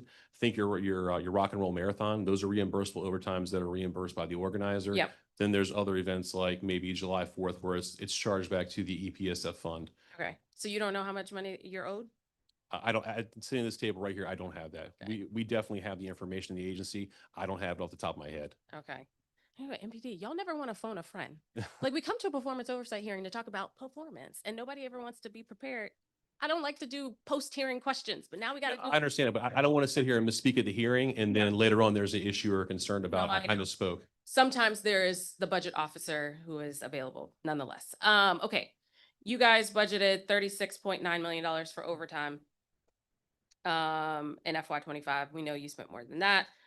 Spent about 61 million. Yes, ma'am. We already know what you have going on this year is going to be insufficient. So how much has MPD spent on overtime to date for FY26? I don't have the exact information. I do have Ms. Campbell here. She may be able to speak to that. Do we have her come up so she Yeah, can speak to it? Sure. This is not my hearing. Can he phone a friend? Do you mind if I have Ms. Campbell, our Director of Resource Accountability? Oh, absolutely. Come on up. We just need to swear you in quickly. Sure. We can pause the clock for a second if you want. Oh, Yeah. I didn't know we had bright lights. Bright lights for the city. All right, welcome. Akima, will you stop the clock, please? Thanks so much. If you can state your name and position for the record. With the Oh, you got to microphone. turn your mic on. Patricia Campbell, Director of Resource Accountability. Great. And I'm just going to swear you in quickly. If you can raise your right hand. Do you swear or affirm under penalty of law that the testimony you're about to provide before this committee and the Council of the District of Columbia is the truth, the whole truth, and nothing but the truth? Yes. Thank you. Go ahead. Okay, so the question was about how much MPD has spent on overtime in FY26 to date. FY26, if you give me 1 second. In gross overtime? Yeah. Gross overtime is at $41 million, 41.6. For FY26. Yes, ma'am. It's February. Okay, so Well, we're good. if for fiscal year 26, yes, 26.8 of that is local. And Oh, okay. So 26.8 of that is local yes, out of the 60, 41.6, 41.6. and then 14.8 of that is non-local. Okay. I'm gonna ask a clarifying question, Chief. So there were pre-hearing responses that were provided. There's a chart that is attached to question 47. And that is about the top overtime earners, which listed, several sergeants, lieutenants, captains, et cetera. That part, not the problem.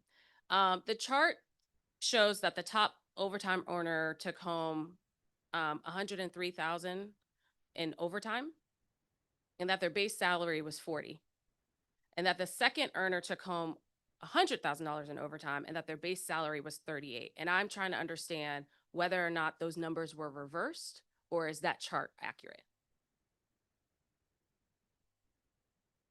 It is accurate, ma'am. It's accurate. Okay, she said it was accurate. So that seems,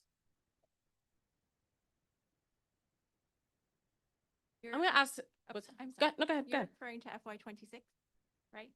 No, I think the chart that was attached was regarding FY27 or FY25. I think we have both in there. I think we have 25 and 26, the portion thereof inside the questions. Okay. But overall, in general, that seems off, that somebody has a base salary of $38,000, but is able to earn $100,000 in overtime. I don't see there's no sworn member that has a base salary of $38,000. Okay. That's why I asked if the chart Yeah. is accurate. No, I don't have the chart in front of me. That's why, again, that's, Okay, so we'll ask some follow-up questions on that. yes. I got 3 minutes, so let me keep moving really quickly. I recently got the Department of Insurance, Securities, and Banking as part of my committee. You know, I chair the Committee on Health. Is the Financial Crimes Unit at MPD still active? So there is a financial and cyber crimes. It's a very small unit compared to what it was. I believe there's 3 people that are currently in there. A lot of it is work with other federal agencies. 3 people Yeah, at this point, for both financial crimes and cybersecurity. it's all one unit. Okay. Formerly it was called check and fraud years ago, but yeah. Okay. Is that sufficient? A lot of the crimes that occur in that arena are federally related crimes. So that's why the task. So the challenge with that is working with the federal agencies that really have the authorities to further delve into that, the FBI and other things. So a lot of those investigations are joint investigations where we work with them. Okay. Obviously, you know, as we talked about, we have a lot of staffing challenges. So there's a competing interest. We would like to be able to put more people in the unit for sure.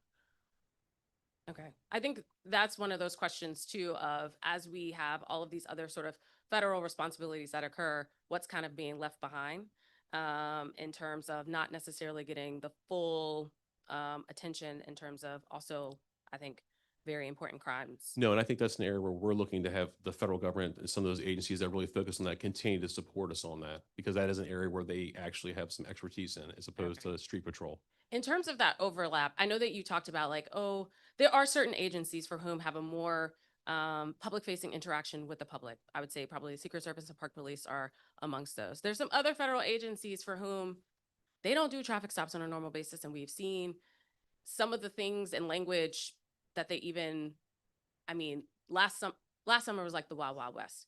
But to be stopped at a traffic stop and have a federal officer ask, what is your business in the district, as though the district is somehow closed, like that tells me that person does not have training. But talk to me a little bit about the scanner situation. Is it normal for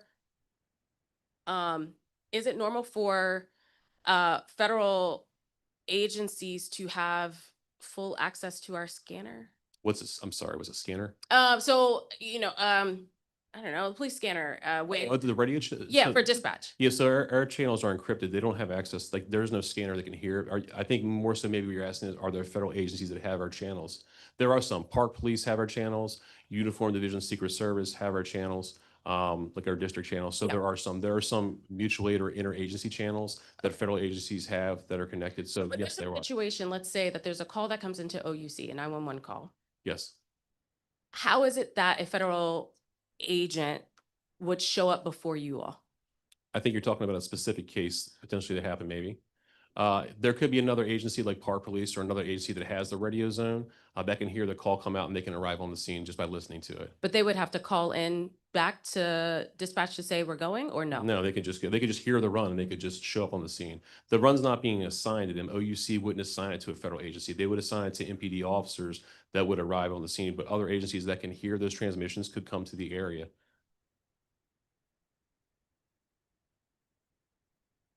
I'm over my time, but I know they got this.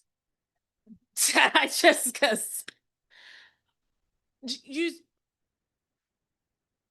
That's nothing new. They've had like Park Police and Secret Service, Capitol Police. That's nothing new for them. I understand we're in a different situation, but Park Police, I feel like, again, Park Police and Secret Service are very different in terms of their interaction. They're dealing with people. Secret Service, they deal with children, right? Come up to the White House, around the federal enclave, etc. I'm just trying to understand, and I think the public is trying to understand. If I call 911, are you showing up, or is FEM showing up, or is ICE showing up? yeah. And that part is real gray right now. Well, I can say if you call 911, MPD is showing up. Can other agencies hear those calls that have those radio channels? Absolutely, they can. But MPD is being dispatched a call and MPD is responding. I think that makes it a little, you see now the uneasiness of some people calling for help. No, I definitely understand. I'm not saying it's a situation that we want to be in or where we want to be, but I want to make sure that we're transparent and clear on what the state is right now. Like that's what the state is. Thank you. Thank you for Thank you, Councilor Henderson. Guys, I've got to ask you again, please. You cannot respond in this way. It's not right. We are trying to ask questions. We're going to treat everybody with respect in this room, in this committee. Councilor Parker. Thank you. Chief Carroll, Mayor Bowser has denied collaboration between MPD and ICE. publicly stating, quote, ICE is not patrolling with MPD, end quote, and quote, MPD is not giving the federal government anybody, end quote. This claim was repeated in Yord's letter to the council on January 10th. Yet there have been many videos. There's a lot of testimony today. We then heard at a November ANC 8A meeting that from Lieutenant Karan Roberts, who said, quote, we are working with ICE. What accounts for the gap in the executive's statements about collaboration with federal immigration authorities? Yeah, so I can't speak of what accounts for the discrepancy. What I can tell you is we're not working with the ICE enforcement removal operations, which is what people refer to as ICE that come out and remove and do civil immigration enforcement. With that being said, there was a time period during the crime emergency when President Trump initiated the emergency when we were. And Chief Smith spoke about that. Since that time frame, we have not been patrolling with they call themselves ERO, but the enforcement removal operations. There are other agencies in the city that do patrol with them. Yeah, ICE is the EROs is the common term for that is ICE. We are not patrolling with them. There are other agencies that do patrol with them. They are in the city. And how do you define collaboration? How do I define collaboration? Because maybe that explains the discrepancy, that there's some way you're defining or the mayor is defining collaboration that the public is not. Yeah, so I mean, I would define collaboration as like, for example, are we riding with them? Are we out on the scene with them? We are not on any teams with the ICE ERO teams that are out there. We have not been since the end of the emergency that's out there. We are not providing information to ICE ERO once people are in custody. Those are, as we talk about the DC code, we're not allowed to do that. We are not allowed to ask individuals about their immigration status. We're not allowed to share that information. So that's what I call collaboration. We're not going out with ICE ERO. ICE ERO is going out on their own. They are going out with other agencies. They are not on teams that we are on. So that's what I would define collaboration. I don't know if there's a different interpretation maybe. Are you privy to the Office of Police complaints, the formal complaints that have been made about collaboration? I know there have been some. I had the opportunity to hear the earlier hearing with that. The specifics of them, I do not know. And obviously, any complaint that comes into OPC, just like when they come to MPD and we refer them to OPC, I know they'll follow up and investigate those complaints. A lot of times in these situations, folks don't know who's out there. I think it's been highlighted inside some of the community comments. They see people in tactical vests. They don't know what agency they're with. So again, they refer those for further investigation, as they should if they believe it's misconduct. Okay, more to come on that. I would just say it was unsatisfying. We heard literally in a matter of 10 minutes that there were no formal complaints. There were 3 formal complaints. There were less than a dozen, but more than 3. And then there was a number of 87 thrown out. So there's still a level of ambiguity about how many formal complaints there actually have been. Do you have a sense of how many formal complaints have been made about collaboration? I do not know what OPC's received. Any complaint that we receive, citizen complaints, we're required to refer them to OPC for determination. They determine if they're going to investigate it, or they can refer back to us if it doesn't meet their mandated requirements. But we have to give them to them, and then they would send it back, or they handle it. So they would be the place to provide you with the full picture of that. On October 17th, MPD was patrolling in collaboration with 5 federal agencies, including Homeland Security. In the midst of a traffic stop for a car missing a front tag, a Homeland Security member shot a DC resident, Philip Brown's car, leaving bullet holes in the driver's side window and passenger seat. Mr. Brown was then arrested. No gunfire was recorded in the initial MPD public incident report. During court proceedings, however, MPD officer Jason Sterling informed the court that a superior or unit team lead advised him not to document the gunshot fired by a Homeland Security officer. In response to pre-hearing questions 188, MPD did not explain the status of its internal affairs investigation of this incident. Can you provide an update? Sure. So internal affairs, so my understanding with that is there were 2 reports that were taken, one which described the incident, and there was one for discharge of a firearm that was taken by internal affairs. So I think that's where the confusion came in with that. With that being said, my understanding with that case is internal affairs gather the information, they present it to the United States Attorney's Office, who then decline the information. Once that's declined by the U.S. Attorney's Office for prosecution, then it's returned to the home agency for any administrative investigations as it relates to that. So at this point, since there's been a criminal declination by the United States Attorney's Office, it's then referred back to the home agency for their administrative. That home follow-up. agency being MPD. HSI, no, the home agency is where the officer is assigned to. So in this case, it's an HSI officer, so HSI, because their policies and their procedures of how they report use of force, their policies about how they do is not the same as MPD's. They have their own policies that are guided by their What own internal procedures. investigation has there been to the allegation that Jason Sterling was told by a unit lead not to record what happened at the scene? Yeah, I can't speak to that. I don't know. Well, that's something I have to follow up with you. I do know there was a report that did complete that for discharge of a firearm. I know we put out a press release saying that MPD Internal Affairs was investigating that. So I know publicly we acknowledged that we were investigating that. I can't speak right now. I'll have to follow up with you on that. Okay, so because the U.S. Attorney's Office declined to take up the matter, it was referred back to the home agency. But what I'm also hearing you say is MPD is doing its own internal investigation. No. So when it comes to outside law enforcement agencies, MPD's role in the investigation is just that. No, I get that. But we have, and I have the reference here. So according to MPD Police Academy guidance on basic report writing, incident reports must include factual details of the incident, including who, what, when, where, how, and why. MPD Executive Order 19-009 states that arrest information is automatically uploaded to the force incident report, indicating the documentation of a use of force is suffused with arrest information and as well as DC law. So we know that according to the allegations by this officer, not only was DC law broken, but MPD protocol was broken. No, so you're talking two different things. So the force investigative reporting system is if an MPD member uses force, then there's a report that they have to complete. No, what I'm talking about is the requirement to record what happened at the scene. So I'm trying to make sure that we're on the same path here. I get so the headline. Maybe if we push apart the side about the actual shooting, if there's an allegation of misconduct on the officer, now I want to be clear. So let's be clear about this. So if we push it aside and we address that, if we're talking about did the officer engage in misconduct by not including in the report, that would be a separate investigation by MPD Internal Affairs. So that's what I'm asking you Yes. about, and you're saying And you I'm don't saying, have I'm not any sh- insight. I'm saying I can't tell you right now. Again, I don't want to sit here and misspeak and tell you there is or there isn't. I want to give you the correct answer to that. Is there anybody here today that can give us an update on that? No, I don't think there is at this point. We would need to make sure, again, I want to make sure that we can give you the actual information. So I imagine there is no update on whether disciplinary action has been taken.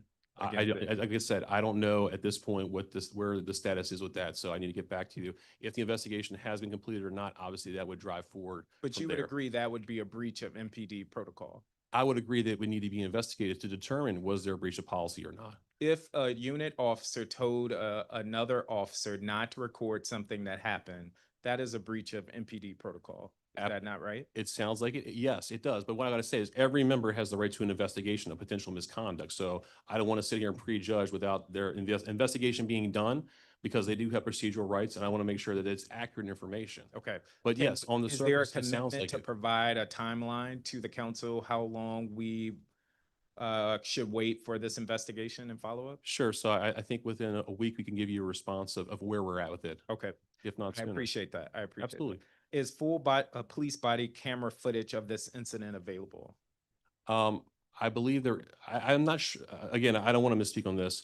My understanding on this incident, because there was two different situations, and that's why I want to make sure that I'm on the right one. The officers weren't there when it actually happened. They got these shortly thereafter. However, DC code does not allow for us to release MPD members, BWCs, if they're not involved in the serious use of force. Okay.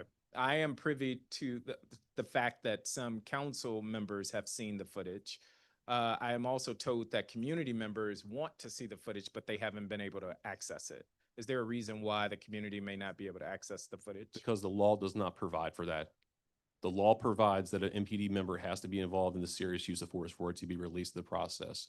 There has to be a great public interest. The only other way underneath the law, again, this is the law, not MPD policy, is there has to be a great public interest where And I think Councilmember Pinto introduced emergency legislation yesterday that would change that policy. Does MPD support that change? I haven't, I've heard tangentially of what that looks like. I haven't had the time to delve into it completely. I don't know what the impacts would be for that specifically. I do know that that was introduced by the council member. Maybe somebody else also introduced something similar. The chairman. The chair, yes. Again, I don't have the specifics of that. Okay, I'm gonna move on for the sake of time, but needless to say, it's unsatisfying. And I think for your credibility and the credibility of the agency, we need to get to the bottom of what happened and to repair trust, because trust is broken not only within the community and the family that is heartbroken about what happened, but the council, which is No, why we're moving I understand that. emergency legislation. I understand, but right now MPD is complying with the law. We're bound by the law. Okay. At the February 11th performance oversight hearing for the Deputy Mayor of Public Safety and Justice, Deputy Mayor Pia suggested that incidents of illicit collaboration between MPD and federal agents, such as what occurred at DC Bilingual on September 25th, 2025, are isolated and not systemic. Deputy Mayor Pia noted that there is, quote, not the level of immigration enforcement in the district that people think is happening, end quote. She seemed to suggest that the evidence of collaboration was slim and didn't hold up to MPD scrutiny. Do you agree with this impression? And what evidence do you have to support such a claim? Yeah, I Because do. if I can say Sure, one yes, sir. additional thing, where we are sitting, we see videos, we hear anecdotes, we hear day-long testimony where people are saying, this is what we're seeing and hearing. And we hear the deputy mayor, we hear MPD say, oh, that's not happening. So my question is, prove it. How do you assure us that it's not happening? What are you looking at to prove that it's not? Sure. So obviously it'd be great if we could come here and have some empirical data, some numbers, say, hey, X, Y, Z. And I know that's what people like to have. With that being said, if this was happening on such a large scale as it is, there are 2 or 3 isolated incidents that have received a lot of attention that's out there, and one of which you spoke about that's out there. But you're not seeing this on social media. It's not out here publicly. There are individuals obviously that continue to push that out there, but we're not seeing that. So again, that's anecdotal. And that's what the deputy mayor said. We are not seeing it. So then again, today, with the Office of Police Complaints, I'm asking, all right, here are the formal complaints. They couldn't give me a concrete number. You can't give me a concrete number.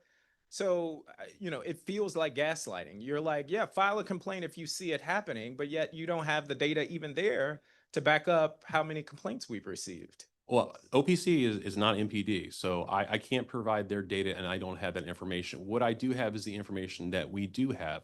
And like I said, again, it's anecdotal, but if this was happening at some large scale prevalence, it would be all over social media. It is all over social No, media. there are a few incidents that are out there, right, that continue to circle around there. So again, I can't provide OPC's data with that. I wish I could provide something more formal. If there is information out there, we would ask that people provide that so that way we can investigate. If members are violating the policy or violating the law, then they'll be held and addressed accountable.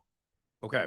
That's how it That works. is So good to people do hear. that. We will hold That is people good to accountable. hear. So then my follow-up question is, how many officers have been held accountable to date for collaboration or stepping outside of MPD policy as it relates to federal authorities? Sure. And so at this point, like we talked about before, I don't have that information, just like you said with OPC. Again, Okay. we can go back and look at the cases and make sure that we're clear. I don't want to sit here, and I understand there's a lot of pressure. Respectfully, today is an oversight hearing. You had to know we were going to ask you about this. You had to know that. I would think you would come in here to say, my fight is to rebuild trust, and let me assure you that the buck stops here. I'm glad to hear you say we're going to hold officers accountable, but then it just strikes me as odd that you would then say, oh, but we don't have any numbers to back up. Okay, I have 1 more minute, and then I know Councilmember Louis George is ready to jump in. In your response to pre-hearing question 115, MPD notes that MPD Executive Order 25-005 is still in effect. While the executive order clarifies that MPD officers may not share information about individuals in MPD custody with federal immigration officers or agencies rather, MPD notes in its answer to question 115 that officers are free to share information about individuals involved in traffic stops and can give federal immigration agents or detained subjects rides. Yet MPD insists that this does not amount to civil immigration enforcement. So that comes back to what I was asking earlier, how you define collaboration. How Absolutely. is MPD coming to the conclusion that this is not effectively engaging in civil immigration enforcement if you are sharing names and information of people that you are engaging with in your line of duty? We're following the law. The law is very specific, as we talked about earlier, about when information can and cannot be provided. Once an individual is in custody based on the law passed by the council, that information cannot be shared. We didn't want to put our officers in a situation where there was Once the unclear. person is in custody. That's what the law says, absolutely. And But if- we cite the law inside the if, executive order. Okay, walk with me. If an MPD officer pulls someone over, you're not in custody yet, you can share their information. We can share their information. With that being said, we're not on patrol with ICE, ERO, or Civil Immigration Authority and folks that are out there. But there are other agencies that have that authority that have not had in the past, the U.S. Marshals, the Park Police. So if there's a Park Police officer that's there and they decide to then flip that and do something and check that through some database or whatever they may have access to, they have that ability to do that. So under oath, your testimony today is MPD is not sharing the name or information of any individuals prior to being taken into custody with any federal agency. No, it's not what I'm saying. Okay. I'm not saying that we're not So- providing their information. No, the law is specific. It says that once an Forget the individual law. is in custody. So now I'm asking about the practice. So we're clear. That was helpful. So Yes. prior to being taken into custody, you can share the information. That's correct. Once they're in custody, you're saying MPD cannot share the You cannot. information. So what we routinely hear about are these pretextual traffic stops where all of a sudden now people are seemingly being handed over to immigration enforcement authorities. And what I'm asking you under oath is you are assuring us that MPD is not authorizing that behavior within the force. No, and we're not sending officers out to do immigration enforcement. We're not pretextually sending officers out to take people to areas to do civil immigration enforcement. That is not what we want to do. That is not an area that we want to be in. This is a situation that the city itself is in. We don't want to be in these situations. We are not going to violate the law. Okay. I am over time. I'm going to respect the clock and my colleagues. Next on this list is Councilmember Lewis George. Councilmember White, I believe, is after that. So Councilmember Lewis George, I'm going to turn to you. Yeah, thank you. Good evening. Good I evening. want to start on February 11th. Julian Bailey, a 43-year-old father and son and a neighbor, was shot and killed by U.S. Marshals. I understand that MPD was originally called out to respond to this incident, and that Mr. Bailey was allegedly initially involved in, and you all were there, and that MPD is now conducting an investigation into what happened. But I do believe our community deserves some answers right now. And so I want to understand what happened at the convenience store when MPD was still on the scene. Sure. Excuse me. So the preliminary information that I have, and obviously this is under investigation, so there's going to be a limit to what I can say about the actual officer involved shooting portion of it, because Internal Affairs is investigating that portion. Again, just like we talked about earlier, they'll refer the information to the U.S. Attorney's Office for determination on prosecution with that. Outside of that, as it relates to the convenience store, a call came out, officers responded to the convenience store, MPD officers responded to the convenience store to investigate that call. I believe it was an individual, the call was for an individual, I believe, that was armed with a gun. When those officers were on the scene investigating that, that's when other agencies, Park Police and Marshals, arrived on the scene because they overheard those transmissions on the over the radio. Okay, and so at what point did MPD leave the scene at the convenience store? My understanding is, so after, and again, we can only go so far kind of into it so we don't impede the investigations there. My understanding is the Marshals and the Park Police were there. They then left looking for the individual. Shortly thereafter, MPD officers left as well. I do know when the officer involved shooting did occur, MPD officers were not on the scene of that. They arrived shortly thereafter. And I guess I want to know why did U.S. Marshals and Park Police apprehend Mr. Bailey without MPD present after the fact? Because if you arrived on scene and he was at the convenience store, I'm just trying to figure out how he ended up then alone without Metropolitan Police there, with then Park Police and U.S. Marshals, and then being murdered.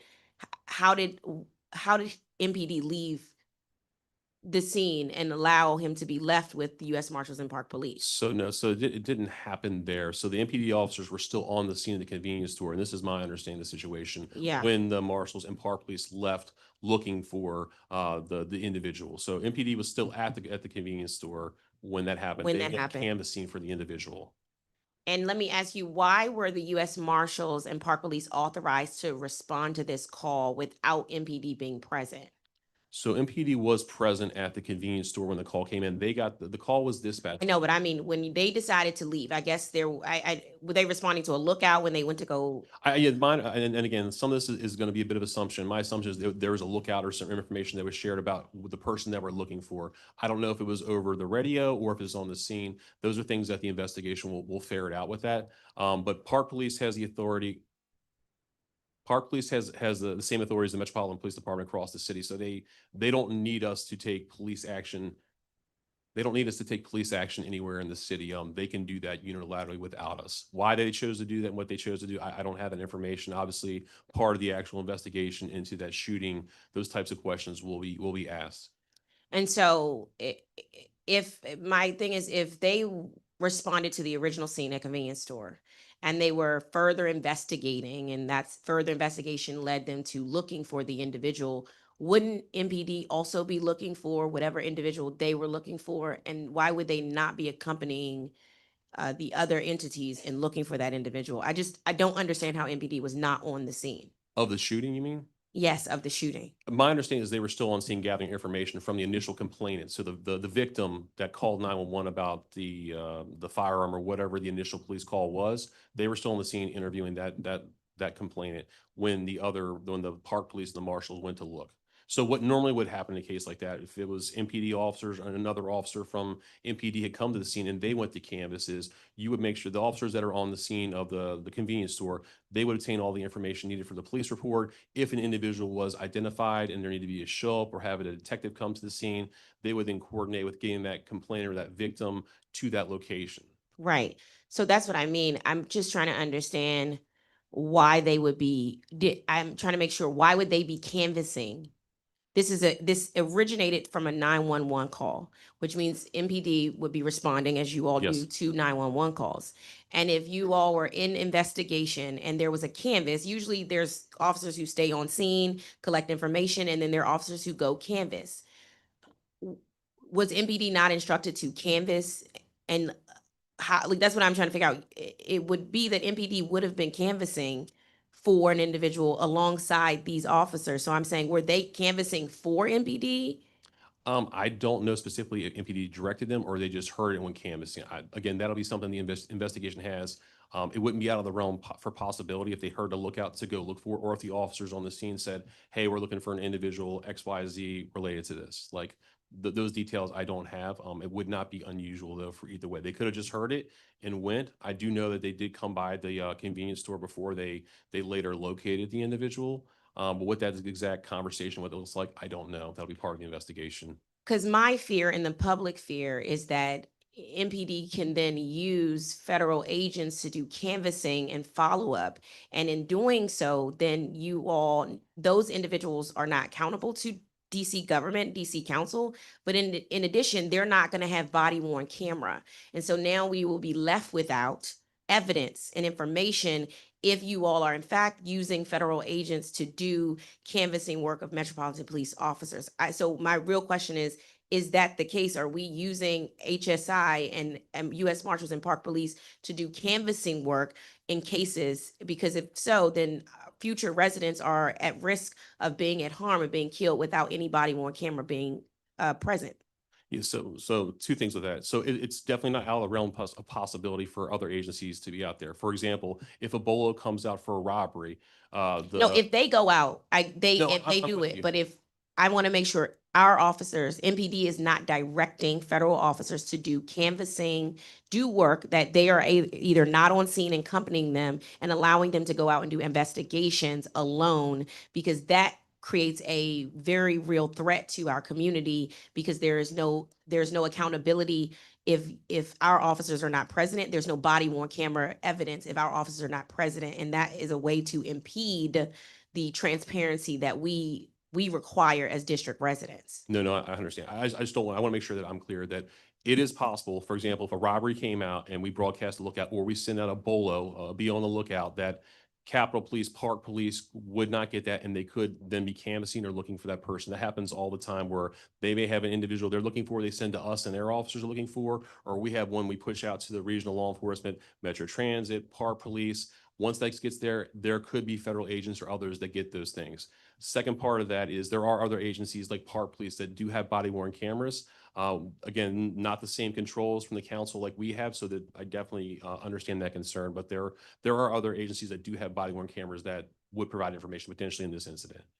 Do we know if there is body-worn camera available for this the incident involving Mr. Bailey? My understanding, there is some from Park Police.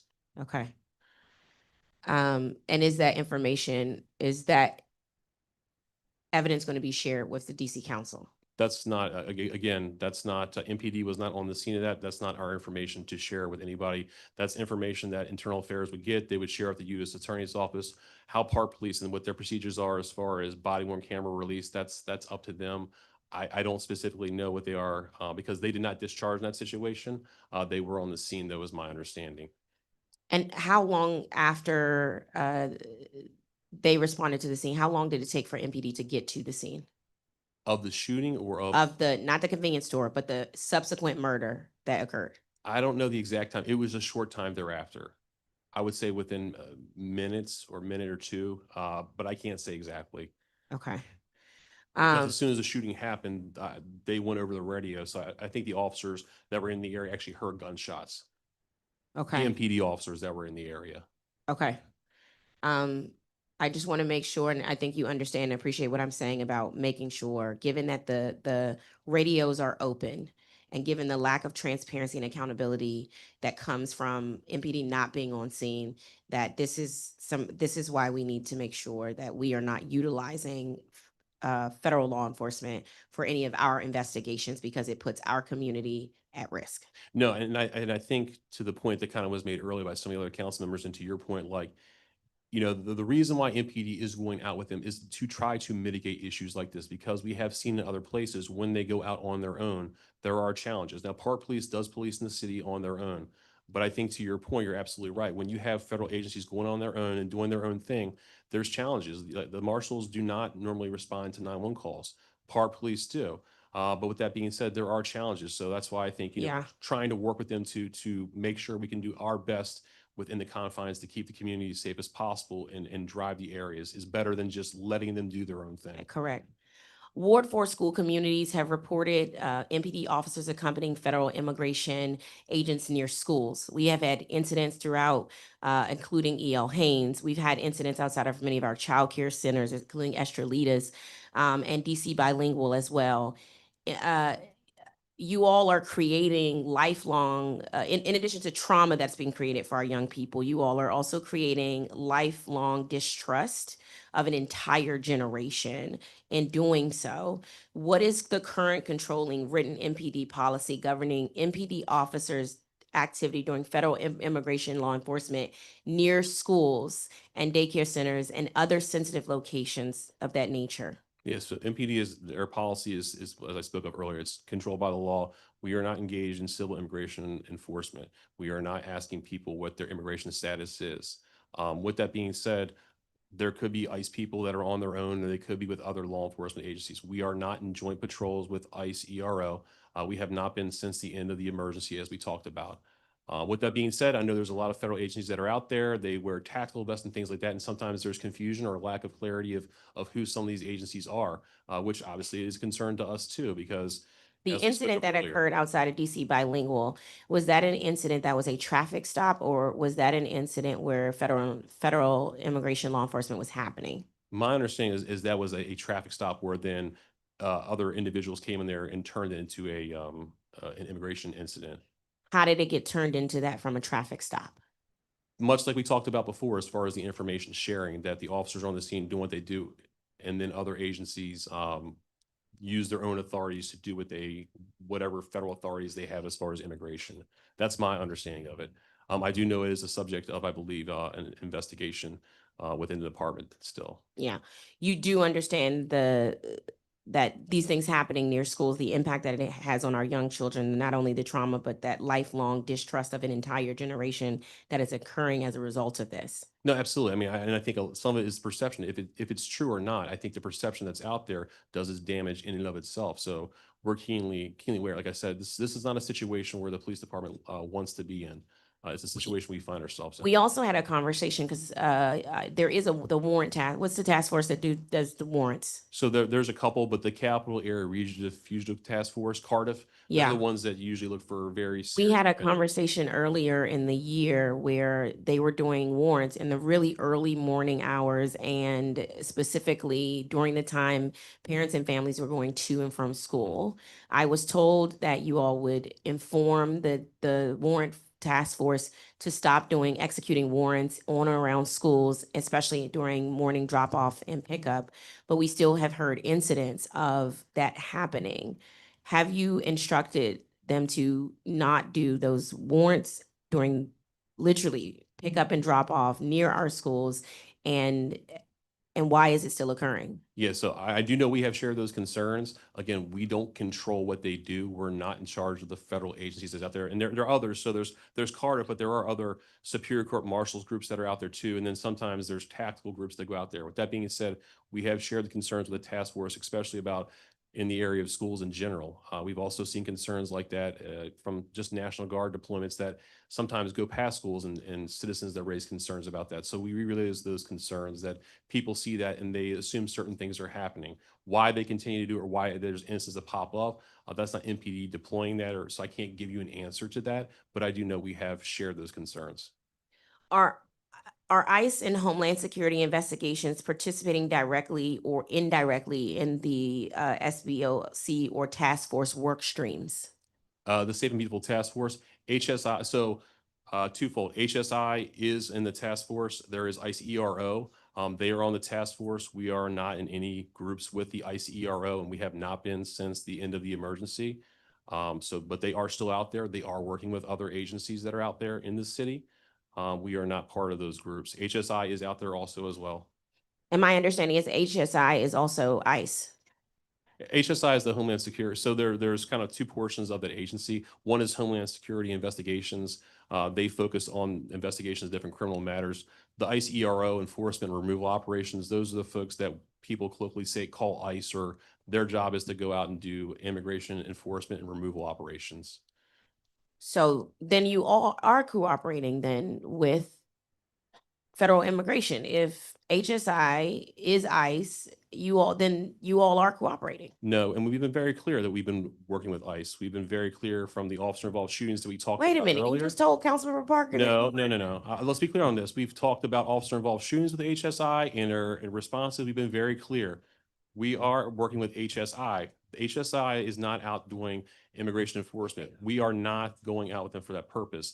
ICERO's job is to go out and do immigration enforcement. They are the civil immigration enforcement, and we are not on teams with them. And we've been very clear about that. And there are other agencies, and I've said this before because I don't want there to be confusion. This question seems to come up a lot. There are other agencies, the marshals, the park police, that do have the legal authority to do those things. We are not going out with the intention of them to go do civil immigration enforcement. But could they do that while they're there? They could. We cannot stop them from doing So it. can you all stop working with HSI? Right now, we are still on task force with HSI I'm saying at this point. moving forward, since there is an intention to not be cooperating with federal law enforcement and immigration, and that is our policy as a city, as our laws respected, can we agree for you all to end the coordination you currently have with HSI, who is acting as ICE? Whether named directly ICE or not, HSI has that ability. Will you all agree to end the cooperation with HSI moving forward so that we don't have you all participating and coordinating with federal immigration law enforcement, which HSI is? We have been working with HSI before this on investigation. No, I know, of that. So I think that people are trying to push that into the same vein. At this point, HSI is not going out there and doing it. Could they? There is a possibility. There is the possibility the park police could. There is the possibility the marshals could. So again, we're always evaluating what we're doing and where we can be at, and what's best overall as part of the task force. We do not want to be in the situation, as I've said before. Okay, thank you, Councilman Prince. Thank you, Councilor Lewis George. Councilmember Robert White. Thank you so much, Councilmember Pinto. Thank you, Chief Carroll. Yes, sir. I apologize. I've been chairing a hearing on public housing since 9:30 a.m. Got to run right back to that after I finish. I'm now more confused about who we are and are not cooperating with. But let me start here. There was a Washington Post article today identifying two separate issues where a Latino immigrant was arrested by ICE or HSI inside of MPD stations after routine interactions with MPD. One was a gentleman who had a car stolen, was apparently told, come to the station and pick up your car, only to be arrested there by a team that included an officer with an ICE shirt.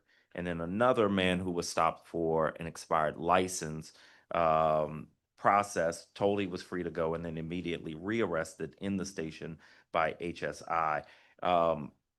Both accounts, are documented in sworn declarations. How would federal agents know to come to an MPD station if not through communication from MPD? Yeah, so I'm sorry, this question did come up a little bit, kind of this similar question earlier with that. Again, these two specific situations, I don't have the answer. I don't have the specific knowledge of them. I do know it was referenced that there is an article came out this afternoon about that. With that being said, and again, anything that I give, it would be conjecture of what it could be, right? Obviously, it could be that there were members of federal law enforcement that were on the scene when the arrests were made, and they would know that they would be leaving the station, right? There are several things that could happen to lead to that. What needs to happen to have a definitive answer is it needs to be an investigation to determine what are the nuances of this and how this happened. Anything I give is going to be conjecture. So has ICE, I'd say since August of 25, has ICE or any other federal immigration enforcement agency conducted any civil immigration arrests on the premises of an MPD station? Not to my knowledge, they haven't. Okay. And again, I'm not at every station, but I have no knowledge of that happening. Since August 25, has MPD ever shared with the personally identifying information of an individual with ICE or any other federal immigration enforcement agency? Not to my knowledge, we have not, since they've been in custody. Obviously, and again, I want to make sure we're clear because I know questions come up. During the emergency, there were ICE individuals, ICE ERO, that we were working with. Since that time, we have not been working with ICE ERO. To your question about other organizations that conduct civil immigration authority, I think that's where it gets a little confusing because there are agencies like I've spoke about, Park Police, Marshals, to name a few, that can, if they choose to, do civil immigration enforcement. Our goal by being deployed and going out with any of those agencies, many of which we've worked with for many years prior to this, is not to go out and do civil immigration enforcement. But could someone of that group then take and switch on that? Absolutely they could. The law is specific that we are not allowed to share information once an individual is in custody, our custody, and we are not allowed to ask about a person's immigration status. And what does in custody mean? In custody means under arrest, in police custody. Okay, so if someone had a car stolen and they went to MPD to pick up their car, they would not be in custody. That's correct. They're not in custody. And so they're not in custody. Would you or could you share their information with civil immigration enforcement? Legally, we could, but again, I don't want you to take in it or anyone to take that and extract back that we did that. We have to investigate it to see exactly what happened that's in there because there's lots of ways.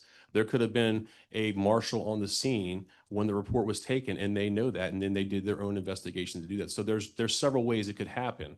I just want to make sure that I'm not trying to give the appearance of something that it's not. Does HSI do civil immigration enforcement? My understanding is that no, they don't. Their general, now I want to be clear. Their general response has always been Homeland Security investigations. Could they do it? Absolutely they could. Could the marshals do it? Absolutely they could. Could the Park Police do it? They have the legal authority. There are agencies. If you'd asked this question about HSI 6 years ago, we wouldn't be having this conversation because there was never any blurring of the lines. But at this point, they could. They don't do it generally, but could. But to your to your knowledge, HSI is not currently doing civil immigration enforcement. That's correct. Okay. let me move to a different issue. We have had in the past year, many advocates have shared that there have been several incidents where federal agents have used force in DC neighborhoods, including shootings at drivers who turned out to be unarmed, flashbangs used in residential neighborhoods. In the case of Philip Brown, MPD officers were on the scene. From the community's perspective, they see MPD uniforms and they reasonably expect district officials to be able to explain who used force, what police policies applied, and what accountability followed. But in that incident, the police report did not include details about the shooting. Is that correct? I just want to make sure, which incident are we talking about? This is, The one HSI shooting? This shooting of Philip Brown. Yeah, I'm sorry. This came, I think Councilman Parker asked the similar question about the report. And then there's a second report that was taken by Internal Affairs about a discharge of a firearm. So the initial police report did not include mention of a shooting? So that's my understanding. We had a conversation about this a little bit ago. So the initial report, based on the conversation we had, did not reference the shooting. There was MPD, Internal Affairs did respond to the officer involved shooting. There was a report taken for discharge of a firearm, of a service weapon that's out there. A press release was done about the officer involved shooting, as we do, even though it's not ours, saying that we are investigating that. That's the case I think that you're talking about. And so there is an investigation into So that the shooting now? follow-up for the council member was clarity on, is there an investigation, and what the status of that was, he had asked. So that's a follow-up that due back to him within the next week or so. Okay, but right now you don't know whether Again, I don't want to misspeak and say one way or the other. I'm not sure on that. So I'd rather make sure we give you accurate information. So if somebody was shot at in the District of Columbia, would you be concerned if there is not an investigation? No, so there is an investigation. I'm sorry. So there is an investigation into the shooting. So a little bit about that. So the shooting, the discharge of the firearm, Internal Affairs, for any agency, MPD or not, they'll respond to the scene and do an initial investigation. When it's a non-MPD agency, HSI, the marshals, the FBI, Park Police, whoever it is, they'll gather the information. They'll then present that information to the United States Attorney's Office. The United States Attorney's Office will make a charging decision, or are they going to charge the individual criminally, or are they going to issue a declination? If a declination is issued and relates to that incident, then that is then turned over to the home agency. When I say home agency, that's the agency that the officer or the agent is assigned to, for them to conduct an administrative investigation to determine, was the discharge of the firearm in violation or in compliance with their administrative policies. So in this case, a declination was issued by the United States Attorney's Office based on the initial information gathered by Internal Affairs. That has been turned over to HSI for their administrative investigation into, was there a policy or procedure violation with that? Thank you for all of that, but I'm still not clear on whether you are concerned about whether or not there is a DC investigation about someone being shot at in DC. No, I'm sorry. I'm not clear on what your question is. If someone is shot at in DC, should there be an investigation? Yes, there should be. Okay. If a police officer shoots at agency, so like if DC government, if a police officer shoots at, there should be an investigation. In this case, there was an investigation. There was a criminal investigation that a declination was issued. That investigation was done by MPD. A declination was issued. So that criminal investigation is now over. And now there's an administrative investigation that will be done by, in this case, HSI. So there was a criminal investigation completed. It was presented to the United States Attorney's Office here in the District of Columbia, and they issued a declination to that criminal investigation. What's a declination? A declination is a declination to prosecute. It's a determination by the United States Attorney's Office that they will not prosecute in this case. Okay, so if someone, civilian, is in DC, unarmed, gets shot at, and is not prosecuted, does that cause you concern? I mean, I'm sorry, say that again. If someone is in DC, they get shot at, the shooter is not prosecuted, does that cause you concern? Yeah, I think in general, it would cause me concern. I know where you're going with this line of questioning, but our position, our job is to gather the facts and present it to the United States Attorney's Office. We do not make charging decisions if they want to charge the individuals criminally or not. Our job is to be the gatherer of facts, to take that information and to present it to them. Well, I got to challenge that because I've heard a lot of opinions about declining to charge DC residents from MPD over the years. And now you're telling me, well, we don't opine on that, but that's just not true. Well, sir, I'm not saying, I've never brought that to you. I'm not saying that no police officer ever does. I think that'd be disingenuous with that being said. I definitely think there's always concerns, but again, the nuances of the investigation, that's the facts that were presented to the United States Attorney's Office. There are cases that happen in homicide cases where individuals are not prosecuted. That's the determination of the facts being brought to U.S. Attorney's Office, and that's their determination if they're going to prosecute or not. But we have heard, I mean, hearing after hearing over the years, criticism from MPD leadership about federal prosecutors not prosecuting people who commit crimes in DC. And I'm not hearing that here. And this is serious. No, 100%. I'm not going to sit here and criticize the prosecutor about their decisions. I don't have the insight to know exactly what was presented to them, but the information was presented to them. And they had that determination to determine, do they want to charge criminally or not? I definitely understand your position with that. But our position is we have to gather the information, just like we do in any case. There are cases where of all kinds of things that are presented to the U.S. Attorney's Office, and for a variety of reasons, decisions are made not to pursue charges. So as far as I understand, an unarmed man was shot at in DC. That man was a father. He is traumatized. His mother cried in my office. And the prosecutors, federal prosecutors, have determined that that the federal officer who shot at this man in DC it did not commit a crime. I can't even make sense of that. And there seems to be no outrage from government officials. I mean, that is concerning. No, I mean, it's not lack of empathy on our part, but again, we have a job to do, and we have to present that to the U.S. Attorney's Office. They have the information. I don't have all the specific information that's out there. I didn't do the We don't need investigation empathy, regardless. but we do need consistency. If this was, if I shot at somebody in the street and they determined they weren't going to prosecute me, I think you'd have something to say about it. It does happen.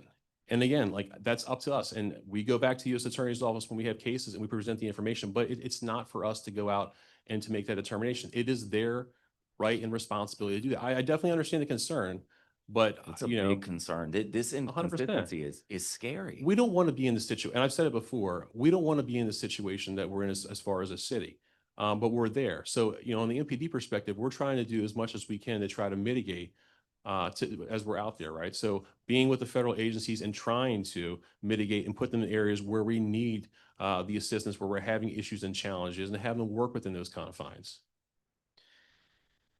Okay. So no opinion on federal prosecutors declining to prosecute. What about the flashbangs used in the residential neighborhood? Is that a concern? Are we investigating that? What's the status? MPD is not investigating that. That's, I believe the FBI had some sort of an operation that they were conducting there. I'm not sure if the FBI is investigating that. There was some sort of an arrest that was made, is my understanding, related to that.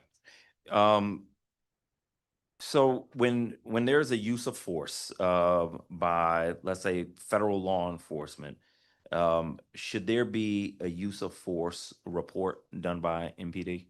Not by MPD, no. We don't have the information. I mean, again, different federal law enforcement agencies have different policies. My understanding is that some of them do use of force reports. I don't know what that looks like. I would imagine there's probably differences between the different agencies, but what their administrative process is, I don't know, so I can't really speak to it. We do one, I can tell you that. What this sounds like, though, is the Wild West, because if I use force in the street, there's going to be an investigation, an arrest and prosecution. If you or your officers use force, there should be a use of force report. But if federal officers can do whatever they want, and we're not going to take a position on it. That's not what I said. I said that we would investigate with us. I don't know. I can't say if the FBI does an investigation or not. I don't know the answer to that. They may. Shouldn't you know the answer? And shouldn't I know the answer? I mean, I don't work for the FBI. I don't know that. I don't know if the FBI has been asked about how they investigate the things. I don't have that answer. So I can't really speak to it. So if a DC resident gets shot and their family comes to me and they get shot by a federal officer, could I say they was shot by a federal officer, not a local officer, so nothing I can do there? No, but you also wouldn't say go to MPD and ask them why the federal agency shot them. I don't have that information. They don't follow the same training that we have. They don't follow the same policies and procedures that we have. They don't have the same requirements that we have. So I can't speak to that. Are you prohibited from investigating? Would there be nothing to investigate? You're allowed to use force under the color of law. So again, in the serious use of force aspect, we do, but we have nothing to investigate. MPD is down almost 800 officers from compared to where I'm at now. Their job is not to go back and to reinvestigate. In cases of serious use of force where there's a loss of life, an officer involved shooting, we definitely do investigate, and that's to bring that criminal forward. That's the same that we would do forward in any sort of situation, if it was an MPD member or not. But every single use of force that any federal law enforcement agency does, how we define a serious use of force and how they define a serious use of force will be different. What's reportable under MPD policies and what's reported on any other agencies' policies will be different. So again, those are things that we have no control over. You know, we can't say what their policies are. I definitely understand the concern. But I'm asking, Will we have handled it that way? if No. federal officers fire a weapon at someone in DC, are you prohibited from investigating? If they shoot a gun at someone, we do investigate those things. All officer-involved shootings, all discharges of a firearm in the District of Columbia, we do investigate and we present them to the U.S. Attorney's Office. There's other types of force that are out. There's lots of other force that's out there besides a discharge of the firearm. That's What happened did your for years and investigation years. show in the shooting when the officer shot at Philip Brown? That's the case we just talked about. That's Yeah. the one where the information was presented to the United States Attorney's Office. They issued a declination in that case. We don't do an administrative investigation. We do a criminal investigation that's presented to the United States Attorney's Office, just as we do inside homicide cases in any criminal case. And they then have the right to make that determination of, are they going to pursue charges or not? If they don't pursue charges, then it goes back to the agency. Just like an MPD, if we have an officer that's involved in an officer-involved shooting, we're going to present that to the United States Attorney's Office. If they issue a declination, then we're going to do an administrative investigation to determine, is there a policy violated? What do we need to do? That's going to go to our use of force review board, who's going to make a final determination. All right. I don't know what the different federal agencies, how they handle that administratively. They may have boards, they may have things like that. I just don't know, so I can't speak to it. My last question, if there is a federal threat to DC residents, do you and your officers have a duty to protect DC residents? Absolutely. If there's a threat to the residents, we do. Okay. Thank you, Chief. Yes, sir. Thank you. Thank you, Councilmember Pinto. Great. Thank you, Councilmember White. I'm going to turn to Councilmember Crawford now for a 15-minute round. Thank you, Chair Pinto. Good evening, everyone. I want to again thank the public witnesses who testified today. I've been in conversation with several organizations over the past month, including Free DC, Black Swan Academy, Trigger Project, and Harriet's Wildest Dreams. I admire the work that you do, and again, thank you all for your service and commitment. I want to start by following up on some of the testimonies that we heard today. So Chief Carroll, several public witnesses raised concerns about your perceived associations with the Proud Boys. This is not the first time or even the second or third time that I've heard this. So I just want to provide you with the opportunity to address those concerns directly for the record. Can you clarify the nature of those claims and state whether you have ever had any affiliation or association with that organization? No, I appreciate you asking the question because I don't know where this comes from. I'm not associated with the Proud Boys, nor have I ever been, or any other group or organization that's related to white supremacy or anything else. There was an incident that occurred in 2020, a demonstration where there were individuals of the Proud Boys that were attempting to get to other protest groups that were there, and they actually began assaulting 3 or 4 female individuals that were there. I interceded in that. I deployed OC spray to stop the Proud Boys from assaulting those individuals, and I arrested one of those individuals. Additionally, outside of that, one of our members was charged as relates to the Proud Boys. I went to court and I testified against that member. So I don't know where this thought that I'm associated with the Proud Boys come from, but I am not. So I thank you for asking that. I want to be clear on that. And can you just explain also how you're working to maintain public trust and confidence in your leadership of MPD? No, absolutely. And again, I know that performance hearings can always be challenging. I know there's a variety of views across the community about what we should do and how we should do. And I know there's a general concern about the federal authorities that are here and the things they're doing. And we share those concerns. With MPD, my goal and what we've done in this department for many, many years is try to work with the community to see where the issue's at. How can we make things better? Obviously, there's concerns. It's been raised here by many council members about the trust and the damage that this is doing. And we definitely are concerned about that. And one of our things is ways that we can work to try to build that trust back up. Because one day, the federal task force will be gone, whenever it is, and MPD will still be here. And we're the ones that are going to be left behind, our officers that have been out here every single day trying to deal with the situation and to deal with it as tactfully as possible, that are now going to be left to, after this very challenging situation, to then rebuild that trust. So trying to do what we can now to continue to build trust. And I understand it's challenging. Our officers don't want to be in these situations, but they are. And I keep saying that because it's so important that people realize that. For me, things like doing the community walks, engaging the ANCs across the city, our Citizens Advisory Council, we have a Chiefs Advisory Council, all the districts have advisory councils, just getting out, talking to them. One of the other things is talking to our officers. Our officers are the ones that are out in the community day in and day out, engaging with folks, getting ideas. What are things that we can do better? What are areas that we can improve at? We're not going to be perfect always. There's always room and things that we can do better. And it's our goal to try to do those things. Taking the feedback, doing different war walks and different events just to really try to connect and get that information. So I look forward in this role while I'm here to doing that, to continue to move those things forward and doing our best to continue to strengthen the relationship that we have with the community. Thank you. I appreciate that. And I'll just say I've been working with the organizations I named as well as with my colleagues on legislation for next week. And I know in the past, there's been a perception that no matter law enforcement, no matter who they are, supports blue, blue supports blue.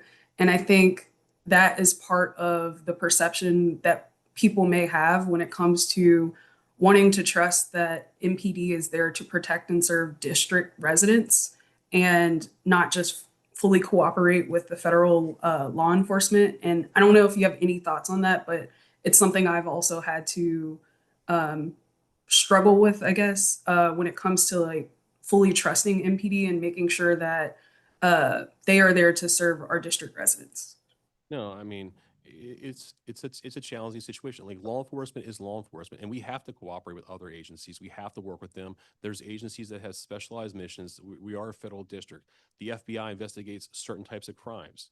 The ATF investigates certain types of crimes. We need their resources and support in those areas. Where the challenge has really come in is this proactive, forward-facing, street-level interactions. That's really caused the challenge in the communities out there. And you hear it here in the testimony of the different citizens and community members that have testified today, and you hear it here in the department. As far as MPD, we're going to continue to work with the community. We have to work with other law enforcement agencies collaboratively.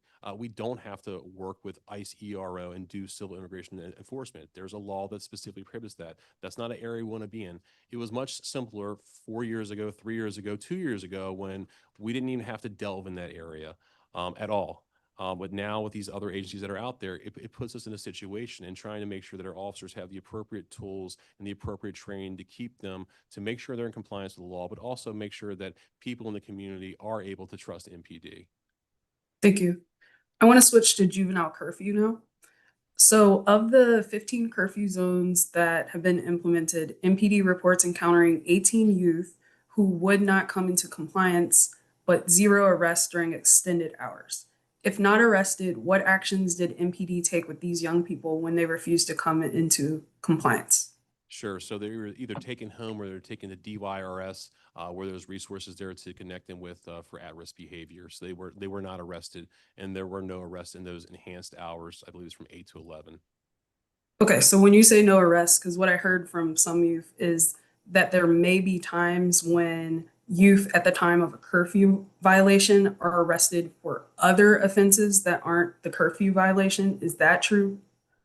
So in other words, are youth being arrested for other offenses during the extended curfew hours?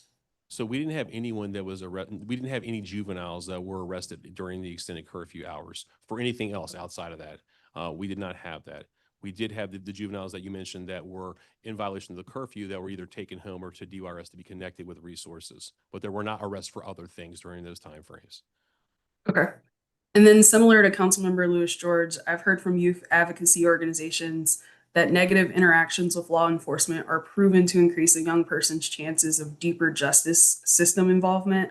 I want to get your thoughts on that and whether you see curfew as a short-term stabilization tool, a long-term youth safety strategy, or something else? Sure. So I see the enhanced curfew as a tool, just one tool. It's not the solution to all issues. There's a lot of underlying issues that we as a city, not the police department necessarily, need to address.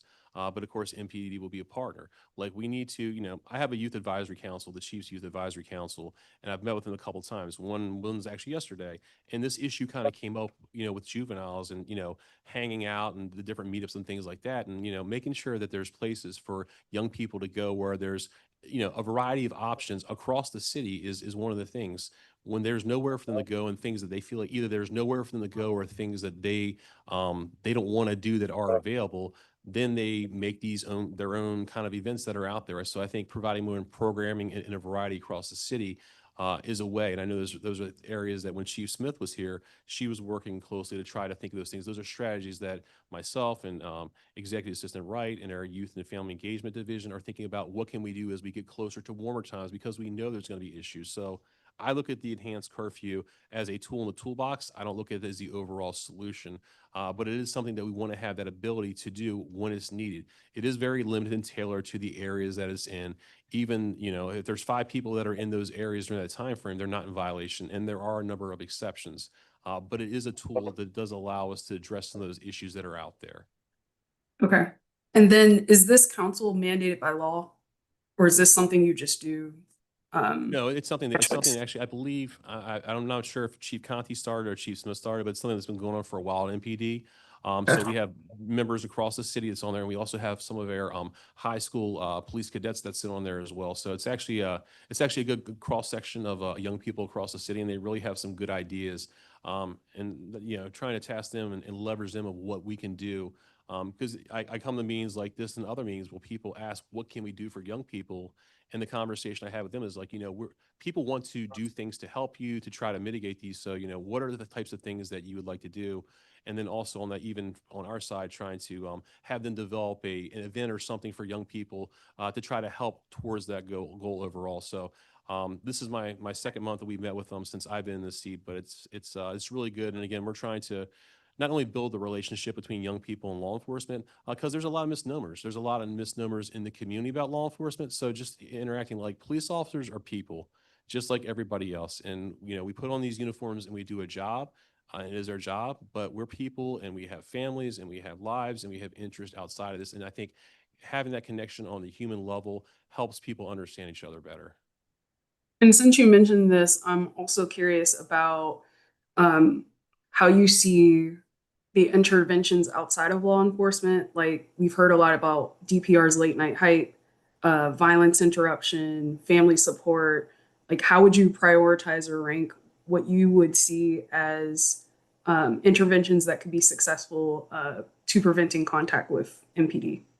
I mean, honestly, I think all those I think that different young people have different things that they kind of gravitate to. There is no like one solution. I think that's the challenge. I have a teenager or two at home myself, and completely different things. Some people want to go out and play basketball. Some people want to go, just hang out with their friends. So there's a variety of things. So we have to have a variety of options.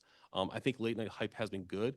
But again, looking at how can we change that, because when we have one location in the city, we get these huge numbers of kids that go there, and then we have challenges. So what can we do to have multiple options for children, or for young people, not children, young people across the city to go to that maybe it sparks their interest or is closer to their neighborhood instead of having to go all the way across the city to go to an event. So again, having them spread out, I think it just gives different options for different young people. So something that may not grab this young person may grab the attention of the other one. They want to do something. Okay. And then shifting back to transparency with federal law enforcement, I understand that we can't compel federal officers to provide their name and badge number to the public. And when my understanding is when residents ask MPD officers for the name and badge of federal agents, officers typically instruct for the residents to defer to the federal agency for their policy. Has MPD raised concerns with federal partners about public identification practices? It has come up as well, the concerns about that. There is a concern that we've raised, obviously the covering of the face, the providing the information, the vehicles, because most of these concerns that come up are when people have things, it comes to MPD. because people come to us asking questions, and then we spend a lot of time trying to run down, like they see a vehicle in the area, they assume it's this organization or that. Even though we're not involved, we do our best to try to mediate that and try to share information, share concerns with the federal authorities so they know, because at the end of the day, the same thing, like they're having an impact in the community, right? And if they want to be part of the task force and work here in the district, and like those two should be concerns of theirs, just like they are for MPD. Thank you. And then I believe you've already been asked on Sanctuary Act, but have you sought, well, one, how is MPD currently interpreting and putting in practice the District Sanctuary Values Act? I'll start there because I didn't hear the full round, if you Sure. already So- answered this. Yeah, so the law is very specific about MPD coordination. Once the individual's in custody, there can be no coordination, no information sharing with civil immigration authorities. We cannot ask about individuals' immigration status at all. So any sharing of any level of information can only happen by the law before that. We don't turn people over from MPD custody into other organizations. I know there were some questions that were raised by both Councilman White and Councilman Parker that obviously we'll have to look into, that were subject of a Washington Post article. And I don't have the specifics on those. So there's lots of things or reasons that could be. I don't have the answer to that specifically. And then has MPD ever sought just a legal opinion on the current status of the Sanctuary Act from OAG? We haven't.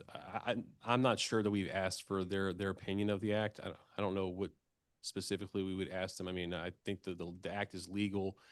We have policies that, since it came into play, that we've put in as far as how we make sure that we're in compliance with it. Obviously, we have our own general counsel that also reviews it and provides guidance to the agency outside of that as well. And they coordinate usually with the OAG and other organizations, but we have our own general counsel office. Okay. Most of my questions, I think I was last in this first round, have been answered. So I will actually yield my final 45 seconds back to the chair. Thank you so much, Councilor Crawford.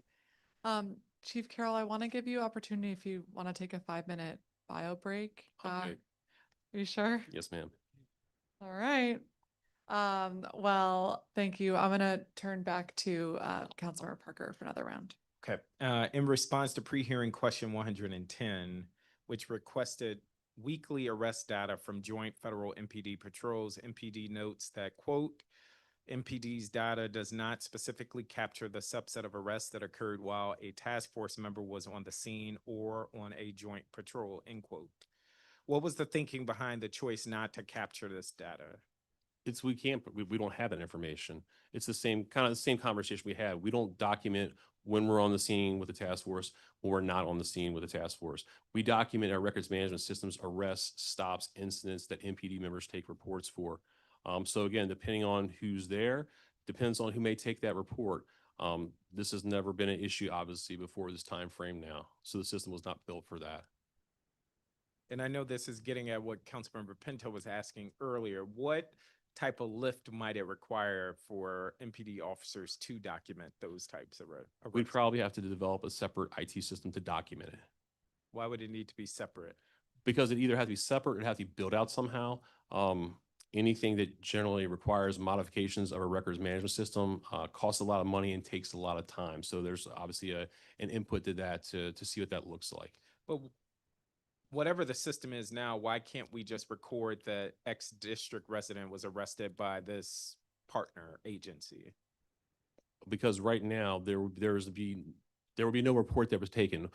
There would be nothing for an MPD officer to report. There's no crime that occurred. There's no information that's there. So for example, if we made that arrest, we would have that information. We'd have the full information of the individual. It almost sounds like what you're talking about is us just taking a report and trying to get information from a federal agency about the person that they made precisely. arrested. Especially if a district resident is being detained, it would provide data to us that we otherwise don't have right now. But again, I mean, MPD's role is to really, I mean, and again, I'm not trying to be facetious, but it sounds like you're saying we should go back and reinvestigate what the federal government's doing to report that information potentially. We don't have the information about why they had the stop, why they didn't have the stop.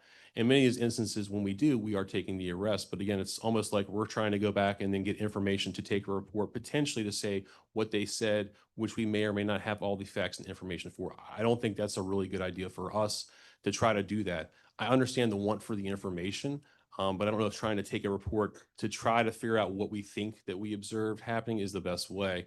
I think more so to get it from the federal law enforcement agencies would be the cleanest way. I know there may be challenges to that. Okay. I'm jumping around a little bit. In response to pre-hearing question 37, you noted that there has been an uptick in juvenile arrest in 2025 by 5%, despite the launch of the 2025 MPD Juvenile Investigative Response Unit. You note in your response that teen takeovers are likely responsible for this uptick. How are these takeovers being addressed through that JIRU unit or other strategies that So there's a few strategies. So some of it, a lot of these takeovers that are happening, and I think I mentioned in one of the questions, is that young people are going on, young or others, not always young people, are going on social media and they're putting out teen takeover, Navy Yard, Union Station, wherever it may be. So working with our investigative services bureau to try to go out, locate those posts so we know potentially is happening. Depending on where it is, like what's the appropriate mitigation strategy. Step one usually is trying to identify the poster and then reach out to them to see, what's going on. Can we get them to take it down? Do they realize the repercussions of putting this post up? Step two may be whatever location they're going to. If they're going to Union Station, do the other law enforcement agencies, Amtrak police, for example, they handle Union Station, or Metro Transit police that handle parts of Union Station. Are they aware that this is coming so they can make sure they have the appropriate deployment and strategies that are there to mitigate any issues that may be there? So really just trying to work through that. The goal is to mitigate on the front end versus trying to respond on the back end. We've seen some of the responses that have happened on the back end. The one that comes to mind is the one where the National Guard was like chasing young people around the Navy Yard. That's not what I want to see overall with that. So whatever we can do to mitigate that on the front end is the preferred method to try to address that. I think long term, it's kind of the conversations I was having with Councilwoman Crawford is really we need some strategies to try to give young people other things to do. Besides these takeovers. Some, they're saying bring your marijuana, bring your alcohol, those kinds of things. So just trying to negate those. I would agree with you fully. And while I don't think this is your responsibility, that's the charge I've provided to the deputy mayor. Like, we're being asked, authorize or extend a curfew, but we're not being asked to expand options for young people. So I agree fully. We need to be thinking about more options for them to do things responsibly. In response to pre-hearing question 180, MPD notes that 24 members were arrested in fiscal year 25 and 26 to date. There were 21 in fiscal year 25, and it seems like 3 so far in 26. What type of adverse actions are taken against members who are arrested?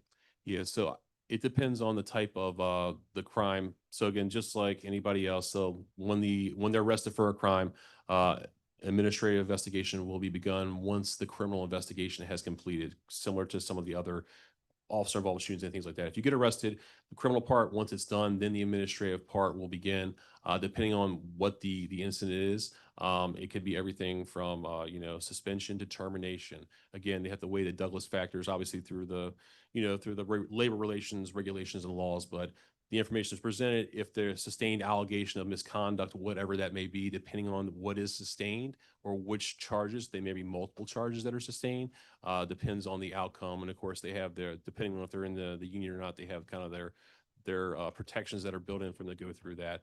But it could be everything from termination to suspension. Are officers allowed to remain on active duty while under investigation? So generally, as soon as you're arrested, you're placed on what's called non-contact. Your police powers are taken away. Obviously you don't have a firearm or anything like that. And until such time as is determined that you can return to a full duty status. Where is the force size as of today? I believe is 3,144 or 47 as of earlier this week. And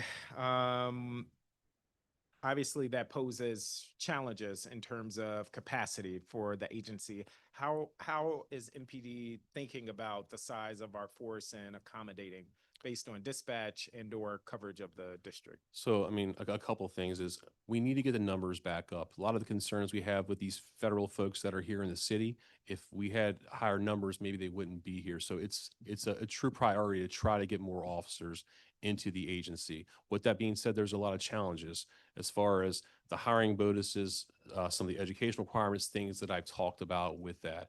Along with that, what needs to happen is we need to look at doing a redistricting to look at the overall, every so many years within the agency, we do what's called a redistricting process where we look at calls for service, density and economic development, things that may have happened. For example, did the wharf get built since the last time that we did redistricting for a realignment of patrol districts within there to make sure that the resources are allocated appropriately. It's a very long process, usually a year-plus process to do all that to make sure that we're ready to go on January 1st of the prior year.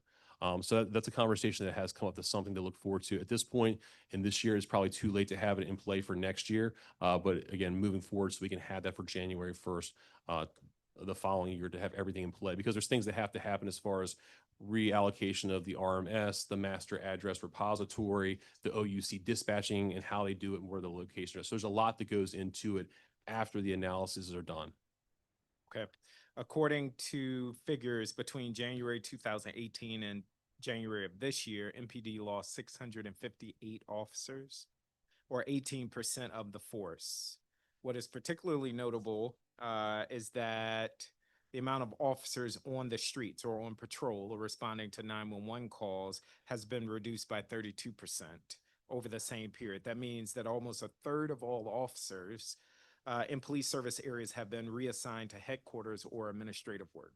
That doesn't sound accurate. That does not sound accurate. That doesn't sound accurate. We have less administrative people now probably than we've ever had. We've also, worked to civilianize certain areas. So we're not heavy on that aspect as far as patrol officers and personnel. So I'd like to dig into that a little bit more. Okay. Are you able to follow up? Yeah, no, we'll follow up in this a week. Yeah, on that as well. I think that sounds reasonable. If we have any issues, And we'll let you the know. question there is if you can speak to the decline in the force and the coverage of street patrolling versus administrative coverage. Yep. Yes, sir.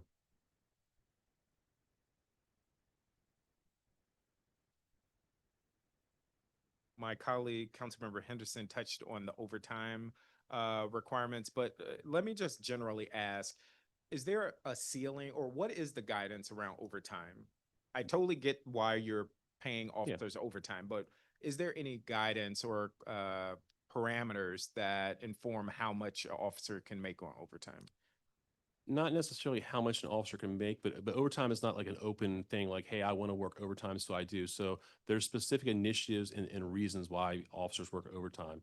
A lot of the overtime that we have are related to special events, may they be the Rock and Roll Marathon kind of thing or federal special events that are out there. Think of things like POTUS movements and things like that where traffic posts have to be staffed. So you have those things. Any sort of overtime, the officers have to, there's a need that's developed through, in those cases, usually the Special Operations Division of whatever that operational plan looks like. And then it's put out to the force for them to staff those overtime spots that are out there. There's other overtime like patrol districts are short for a variety of reasons. Maybe it's the fact that, there's 8 people that are out on sick leave and there's people that were already approved for annual leave. So staffing on a shift is down a few people. So then they would need to use overtime to fill those open shifts because individuals that are on sick leave or things like that, if the numbers are below the staffing. Spikes in crime. If we have a rash of burglaries in the area, we may develop an operational plan to address those burglaries in the area using overtime personnel to be able to focus on that while we still maintain operations across the city. In those cases, there'd be an operational plan that's developed within the patrol operations side. It would be approved for a specific time frame to address that issue. And then once that issue goes away, again, continually reevaluating how we're using the resources and what the plan is with that. So there's a few different ways that happens as far as overtime with that. It's not just you can come in and work overtime. And do you have the figure of where we are as of today in overtime? I do. Ms. Campbell can give it to you again. Are we referring to the local overtime for fiscal do year both. 26? Yes. For fiscal year 26, our local overtime is $26.8 million. How much? Just making sure I heard that was 26.8 million. 26.8. And what was the total for fiscal year 25? Local overtime for fiscal year 25. What I'm showing here is 76.7. Um, 76.7 for the entire fiscal year? for local overtime. Okay, how are you differentiating local versus any other overtime? So anything that is non-local is funded through either EPSF or reimbursed or, sorry. So in other words, $26.8 million so far of our local dollars have gone to overtime. Yes, sir. What was the total amount for fiscal year 26 so far? Of all Overall. funded, yes. It is, sorry.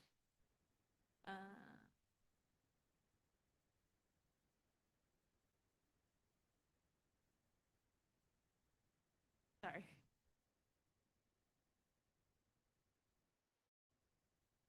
$41.6. And what about for the entire fiscal year 25? 133.8. That sounds right. Okay. What internal controls, if any, has MPD placed on overtime spending? Yeah, so we have a bi-weekly overtime report that goes out to judge where we're at. As I said, anytime overtime is used, there's an operational plan that's approved or deployed for that. Outside of things like a staffing shortage, for example, like I gave you the earlier. So there's not overtime that's just out there that commanders can just, hey, we want to put people out there. There's got to be a need for it, a plan of how we're going to deploy those resources and how we're going to try to address the underlying issue, and then a reevaluation of that to see, has the issue been addressed, resolved? Is there a way we can minimize that? So we can use less resources. If it's a robbery pattern in a certain area and that we make an arrest and the pattern goes away, then obviously we wouldn't need that. So it's really looking at the effects of that and how we're impacting crime or whatever the underlying issue is. If it's POTUSes or special events, obviously that's built on whatever that event is, whatever the staffing is needed for that, including crowd control and traffic posts and all the other assets that may be associated with that, tactical assets. Okay, I will leave it there for the sake of time, but obviously we're talking a lot as a district about financial pressures and the state of our budget, and routinely agencies are overspending. Now, I get why MPD is paying overtime and overspending, but I would love to see more internal controls to in fact ensure that that is the last resort that we're looking to, paying overtime and not better strategizing around coverage and or patrols or what have you. So I look forward to following up on that, but thank you for your testimony today. Yes, sir. Thank you very much, Councilor Parker. Thanks for being here. Chief, is any of the $90 million allocation that we're receiving for emergency services from the federal government able to be spent on local overtime? No, so that, in my understanding, and Patricia, you can jump in here, is that's related to the EPSF fund. So that's the next to the federal side, which drives a lot of their overtime too. But because it drives so much overtime, is that not a permissible use? No, so we use it for overtime. We use the EP that funding stream we do use for overtime, but there's got to be a federal nexus related to it. So things like POTUS overtime, president moves, things like that, or special events, July 4th, or some of these events that are coming up this summer's America 250 events, things like that. Those can be charged back to those types of sources. So maybe asked a different way, is all of the $90 million being spent to cover federally connected overtime? I don't know if I don't think all 90 of it's coming just to MPD. So I can't speak to what it's all being used for. I'm sure a portion will be to help out with the events associated with this summer, but I don't know. Is all the money that MPD is receiving from that fund going towards overtime coverage? Yeah, it is. So we determine what is eligible for EPSF reimbursement, and that is submitted through the Office of the Chief Financial Officer, and then they transfer that to EP0. But of what you get for MPD, is that all from So for we overtime? don't receive it, we get reimbursed for it Okay, all of your reimbursement, through APSF, yes. yeah, is for overtime. No. Sometimes we have some non-personnel costs, very minimal, that also get reimbursed. If there's a federal If nexus. there is, yeah. Like Okay. the vans, CD. Correct. For example, we have large activations. We may have to get additional vans or something like that. That'd be for that special event. State of the Union, full activation, vans, that could also, Got it. because there's a federal nexus to that, like last night. Okay, so returning to the task force, we have federal agents who are here who are not trained by MPD, who are not familiar with our laws, our customs, our community, how we operate. Has MPD trained any of these agents on MPD best practices? We have not trained them on our best practices. No, we haven't. Is that something that you think we should start doing? There's been conversations within the task force to start joint training between the agencies in areas of focus or areas of that. So that's definitely an area we can look at. It's something that they started, I think, about a couple weeks ago to try to look at some joint training. So that may be an area we can leverage, especially some of the to reinforce some of the community concerns that we've already had related to their deployment. So yeah, it's definitely an area we can look at. Okay, and I know it's always hard to prove what could have happened in a different scenario, but with the Philip Brown case, I would posit that if that had been an MPD officer, perhaps they wouldn't have fired their gun. Because your training is different than the HSI training, right?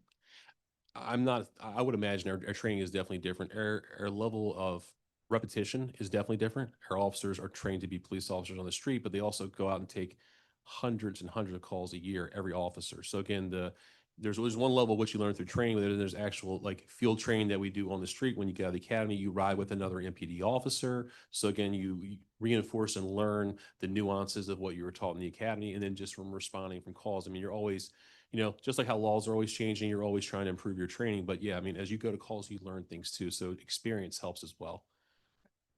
So in the case of Philip Brown, where MPD was on the scene with HSI agents, and an HSI agent shot into his car, and luckily he was not killed, but the bullet went right through his jacket. There was an MPD investigation. You referred that case to the U.S. Attorney's Office. They declined to prosecute the case.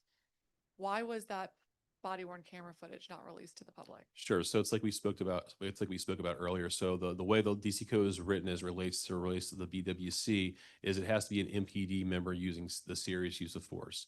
There was no MPD member using serious use of force. Therefore, for us to release it would not be in compliance with the law.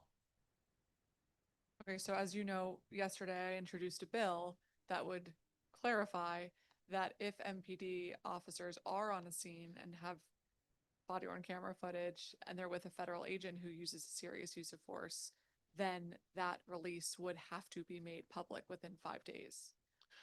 I am familiar with that. There is another way right now under the law that if there is a great public interest, the mayor, the executive has the ability to release BWC as well.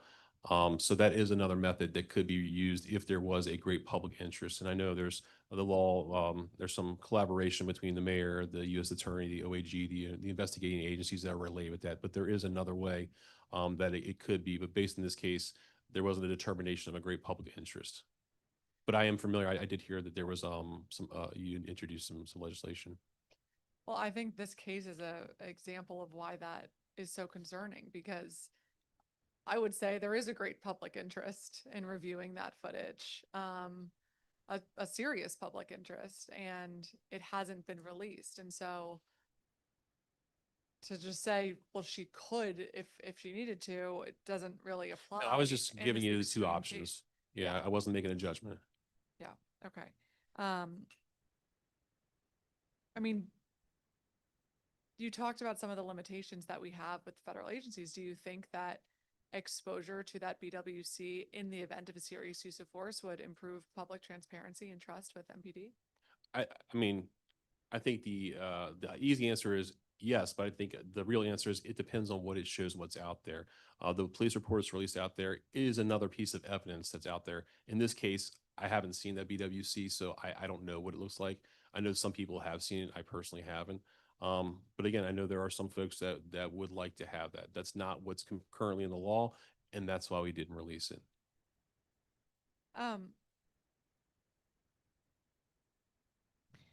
You spoke earlier with me about, and again, I don't want to put words in your mouth, but the message I received you saying was it's actually better for DC to be working with these federal agents, so that they're not kind of roaming the streets without MPD there, kind of advising on deployment and other things.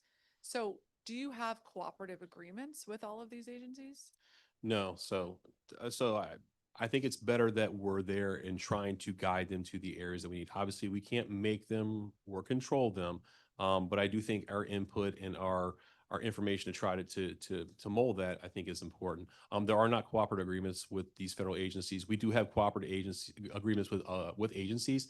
In most cases, those are small agencies that have a limited jurisdiction. So what those are is by engaging in a cooperative agreement, it gives them the authority to, usually it's expanding to a larger area outside their building. So think something like the Mint Police, and they want to be able to patrol outside of their confines, of their property, the sidewalks and roadways around that. That's what almost all of their cooperative agreements are.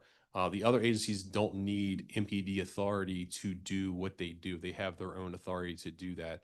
So they don't need, usually an example, like for example, the Mint Police, they need us to provide them that authority to be able to do that. They don't have that within themselves.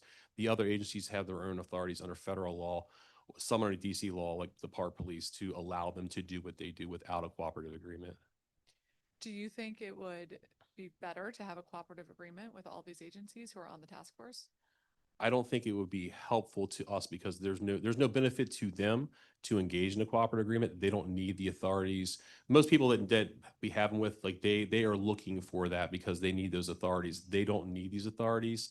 So it doesn't really benefit them to come to us to engage with that. But I mean, would it benefit us? I don't know if it would benefit us. I think, and I'm sure you're probably trying to think under the lens of our ability to control them under the the cooperative agreement, or try to kind of mold what they're doing. I don't know if it would actually really do that, or they would engage in something that would limit the authorities they have under federal law already. So I don't know how realistic it is. It might be a better way to put it. I get the concept and I get the idea of trying to help to get them underneath the kind of this, doing the same kinds of things that we're doing the way that we do. I get the idea. I don't think that it would be beneficial to them to try to do that because they don't need that. And with anything, it could be seen as limiting the authorities they have. That's just my opinion. Okay. So I need to ask you about this Washington Post story from today where the man Argueta alleges that MPD called him and said that they found his stolen car.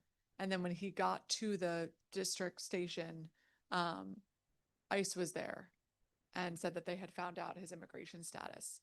Sure. So again, I haven't read the article. I did hear about it. I think several council members have mentioned it. There could be a lot of reasons. Again, anything that I try to explain or say why it could be would be conjecturing. We have to investigate it and to look into it. Was it an MP member that called him? Like all those things. Obviously, it's out there. It's an allegation. I don't know if there's a lawsuit associated or if it's just a news story, but we'll have to look into it to see exactly what happened. Those facts, as I just presented them, does that sound like something that could have happened with MPD? Like what? It doesn't sound like something that we would do. No. Is it outside the realm of possibility? I mean, things can happen. Would it be a violation of our policy? Kind of on the surface, what it sounds like, yeah, it sounds like it would be. But again, was it an MPD officer? Was it a voice on the phone? There's a lot of nuances that an investigation will have to dig into to determine like what it really was. Was it whenever the initial incident happened, there were other agencies there, so they knew about it, and then they decided to call and have this person come in under a ruse? There's lots of things that are there, but again, all that's just conjecture. I don't have the specifics, so I don't want to try to tinge it one way or the other. Okay. But if that was an MPD officer Based on what it who sounds like, engaged in that case, would that be a violation of MPD? again, it sounds like it would be, but it's something we'd have to investigate and to ferret out. We have, anytime there's an allegation of misconduct, we have to investigate it to get all the angles and look at it and then make a determination with the available evidence. Is there an active investigation? Literally, I heard about the story. I think it came out while we were in here or just before we came in here. So it's something we'll have to look into. It sounds like maybe there's 2 incidences. So it's something that our internal affairs folks will have to look into. Okay, that I would appreciate that if we can Yeah, look and into we can that follow, and we'll follow back up with you. get some more information because I imagine, and again, I don't know this, but that by the time it got to a news story, there may have already been a complaint made, would be my guess. There could be, again, there's a lot of conjecture. There could be a lawsuit, there could be a complaint, there could be a lot of things. Sometimes people go to the news and report things, and maybe they haven't filed a complaint yet too. So it depends. Okay. Well, I appreciate you looking into that. Now I want to ask you about Mr. Bailey's shooting. So I heard you speak earlier about the HSI canvas on site. Can you just walk me through again exactly what happened? Who was called, and when MPD arrived to the scene, then why were US Marshals involved in that incident at all? Yeah, so I think we're referring to the incident that happened at the convenience store case. HSI wasn't involved On in that. February 11th. Yeah, US Marshal. Yeah, Park Police and the Marshals were involved in that. My understanding, again, this is under investigation, so the actual officer involved shooting piece is, will have to kind of be part of that in the parking lot. The information we have initially is the call came out for an individual armed with a gun. MPD officers were dispatched. They responded to that location where they then talked to the complainant who filed the report. At some point while they were on scene, individuals from Park Police and the Marshal showed up. There was some sort of dialogue, and then they left. But hold on, just pause. At some point they showed up. Yes. Why did that happen? Well, they came on their own, is my understanding. So Park Police have access to MPD radio channels. They have for many, many years. It's nothing new or related to the task force. So they can hear calls for service. What about the US Marshals? I don't think they have access to district radio zones. There are mutual aid channels that they share with us, right? But I don't think they have access to our district radio zones that are out there. So how would they have known to show up? They were with the Park Police. They were physically. They were together. They weren't in the same car, but they were like together. They were working together. I don't know if they were on a team together or what that looks like, but they were together. So do you think, and I know you're investigating this, but do you think that the Park Police heard over the radio that MPD was called, and then the Park Police called the US Marshal and said, we need backup for a call we weren't even called to? No, and this is all an assumption. I have no factual basis. My assumption is the Marshals and the Park Police were already together. They heard the call for a man with a gun in the area and they went to it. That would be my assumption. And is that common? It is. I mean, it is for law enforcement agencies that they hear a call for an armed individual, a shooting, something serious. If they were in the area, it wouldn't be unusual for them to come. In typical normal 2 years ago, would the Marshals be with the Park Police? Usually not. But in this case, they were. Are the US Marshals trained in policing? I'm not specifically, I don't know what they're trained in. I know they're trained law enforcement officers. I know that they generally do investigations and apprehend fugitives is one of the many things. They also do, there's a variety of functions they have as far as federal courthouses and federal prisoners and things like that. I know that they are, of course, lead the fugitive task force that handles serious cases that are here. But again, what their specific training is, I can't say. On the fugitive task force side, are the cases that they're handling, though, on the back end in investigations, not engaging with an individual who? So usually could be they're armed? looking for an individual that has a warrant out for their arrest. So a person who may have committed, usually it's serious cases, murders, serious, individuals that may be very dangerous, things like that. And do they In those cases. do they usually call MPD to come with them for those cases? No, so MPD, Park Police, it's a fugitive task force. So all these area agencies, PG County, they're all already on the task force together as they go out. I guess what I'm trying to get at is in that example that you're talking about, the fugitive task force, and there's a warrant out for someone's arrest, would it be common that the US Marshals would call MPD to come with them to make the arrest? We'd already be there. You'd- From the beginning, when they're going to look for the person, they work as a standing task force that report together, not just MPD, Park Police, all the agencies work as a standing task force because the warrants are ones that are held by MPD, held by the Marshals, held by a variety of agencies. But isn't part of the benefit of you being there because you are trained in how to make an arrest, how to de-escalate? We have our body-worn cameras on, to ensure that that is carried out in a safe and just manner. Yeah, I mean, I would say that that's part of it. And the same thing. I mean, the Marshals, portions of the Marshals, and again, I don't know what this looks like, have body-worn cameras, and many of the other agencies that are on the task force to do as well. Again, how a PG County officer is trained versus an MPD officer or a Park Police officer, they're a little different. There's similarities that are in there, but the nuances are different, right? Just like with we were going into PG County or Virginia or somewhere like that, right? The home agency officers know that area. You know, they have the information to be more helpful than officers from other, like us, from another jurisdiction. So your officers stayed on scene at the convenience store. So yeah, again, my understanding is initially they got the call, they got the information, they go there, they make contact with the individual that called. At some point, the marshals and park police come by there, they leave. Shortly afterwards, our officers leave and they hear gunshots. And then shortly after the shooting, they arrive on the scene where the marshals and the park police are at. And what did the marshals say to you?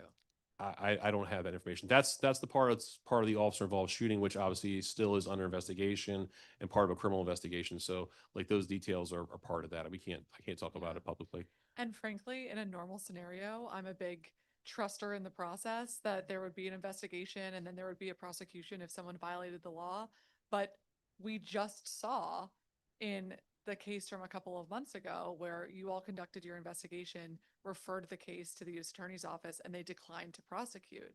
And so I don't have the level of trust that I normally would that this federal government is actually going to investigate and pursue charges if somebody did violate the law or did shoot a man without justification. So from MPD's perspective, how do we ensure the community's safety if we have agents who are not trained in our laws, who are not wearing body-worn cameras, and we don't have insight into the status of the investigation? Yeah, I mean, from MPD's perspective, that's why as much as we can do to try to work and collaborate with him, I think it's better for the community because things like this can happen. Again, they were with Park Police. Park Police is in the city. I mean, they police the city all the time, but I think that goes back to the benefit of us trying to work together with them versus, you know, this want to be a separation. But again, at the end of the day, they're independent law enforcement officers. They have their own training. They have their own authorities that we can't control with that. So it's a situation that we're in. It's a situation that always was there before. This isn't new for the marshals or for park police, but it's a situation that now it comes to the forefront of everyone's minds as this task force is in operation. Okay, I'm over time, so I'm going to move on. But I think this example and this tragedy really speaks to the gaps here. Because on one hand, if you're saying we have this benefit if we're coordinating, in this case, we didn't even have MPD officers on site. So it kind of feels like on some areas there's a benefit, but then if it's not actually happening with the deployment, it's hard to see. But I'm going to turn to my colleague, Ward 3 colleague, Councilor Matt Fruman, for a 15-minute round. Thank you very much, Chairperson. Yes, sir. Pinto, nice to see you. Well, I'm gonna stay on this just for a second because on the Phil Brown case, when there's a referral, that means the MPD internal investigation determined that there was a basis for a criminal prosecution and therefore it's referred to. Is that right? No. So in any officer involved shooting, regardless of what it is, it's always referred to the U.S. Attorney to make the final determination. Is there, what do you send to the U.S. Attorney's Office? Is it a recommendation? Does it include a recommendation? No, so it's a full outline of all the information that's been discovered. May there be video evidence, statements that are provided by the officers, statements that are provided by witnesses, the same thing that we would have in any other criminal situation we present to them. They have a public corruption section of the U.S. Attorney's Office that then reviews that, and then they make a determination, do they want to move forward with prosecution or do they not want to move forward with prosecution? So whenever you do this, it doesn't involve a recommendation. It just involves a report of what you determined were the facts. That's correct. We present them with the facts, and then they make a determination. They evaluate the information that's there. So then there was a conversation about the body-worn camera footage, but what about that report? Are those reports made public? Our body-worn cameras? No, your report to the U.S. Attorney, upon which they make a determination to decline or pursue prosecution. No, that's a criminal investigation. So of course that's not a public investigation, just like any other criminal investigation that's out there. Any video that's in there, would be the same as any other criminal investigation, a homicide or anything else that's presented. So how does this is a event that is of deep concern to people in the community. To folks in the community, they don't have the opportunity to see the report that you provided to the U.S. Attorney. they don't have the opportunity to see the footage that might have been included in that report. All we know is a report was done. We don't know what it wouldn't have had a recommendation, but it would have had a description of the facts and the U.S. Attorney's determination not to pursue a prosecution. And the police report that was taken, generally in these cases, we take a police report of whatever the initial thing is. Sometimes another agency may take that initial police report. And is that document public? I mean, If there's a police report that's taken for like a discharge of a service pistol, things like that, that MPD takes, yeah, it is a public report, yes. So many times, I don't know in this case if I can't tell you right now off the top of my head if we took the report or not, because the investigation is still there. We can follow up and let you know. I don't know if we took the report or if the marshals took a report or if Park Police took a report, because we got to this scene afterwards. It wasn't like we were there when it happened. Internal Affairs did respond out, and they are investigating that aspect of it. I mean, I think you do appreciate the frustration in the community about this terrible thing happened. There's precious little information that's available. That there's information that is out there, but there's precious little information that's available. There is not, shall we say, not a high degree of confidence in the U.S. Attorney's Office willingness to pursue any kind of case like this. And so we feel naked to the wind. And so how do we get out of that? No, I understand that. And so everyone looks to MPD to try to provide that information. But again, we have to be bound by the law and what we can provide. I understand MPD has high expectations of the community. I 100% understand that, but they are their own agency. They have their own internal processes. Once the criminal aspect is done, either there'll be a criminal prosecution, which will go through the regular public process, or if a declination is determined, then there'll be whatever administrative process, however they do that within that agency. That's not something that MPD can control or has control of. I hear you, and we're all in an incredibly difficult situation. And part of what you're saying is, in some ways, it's better if MPD is proximate, because MPD can maybe play some kind of role to control. Try to influence, yes. And in some ways, the convenience store story makes that point. The firearms are discharged when MPD's not there. And so, and maybe this is the case in both situations, that the firearm is discharged when MPD is not there. But we have these operations happening inside of our city out of our control, out of your control, and with very limited information and transparency about it. So you can, I don't envy the Absolutely. seat that No, you're I do. Like I said, we don't want to be in this position at all. It's a position that we find ourselves in, and it's very challenging because a lot of people are looking. I mean, in my opinion, we have a good relationship with the community, so people come to us for that information, and the ability for us to be in a situation where we don't have it. It's not our agency, it's not our officers. We don't have that. It is challenging. I do understand the frustration, though. And I know I'm late. There's a lot of different big hearings happening today, and I'm sure I'm treading territory that's already been tread. But on the immigration side, here's the way that I understand it, is that all federal law enforcement has been deputized to do immigration.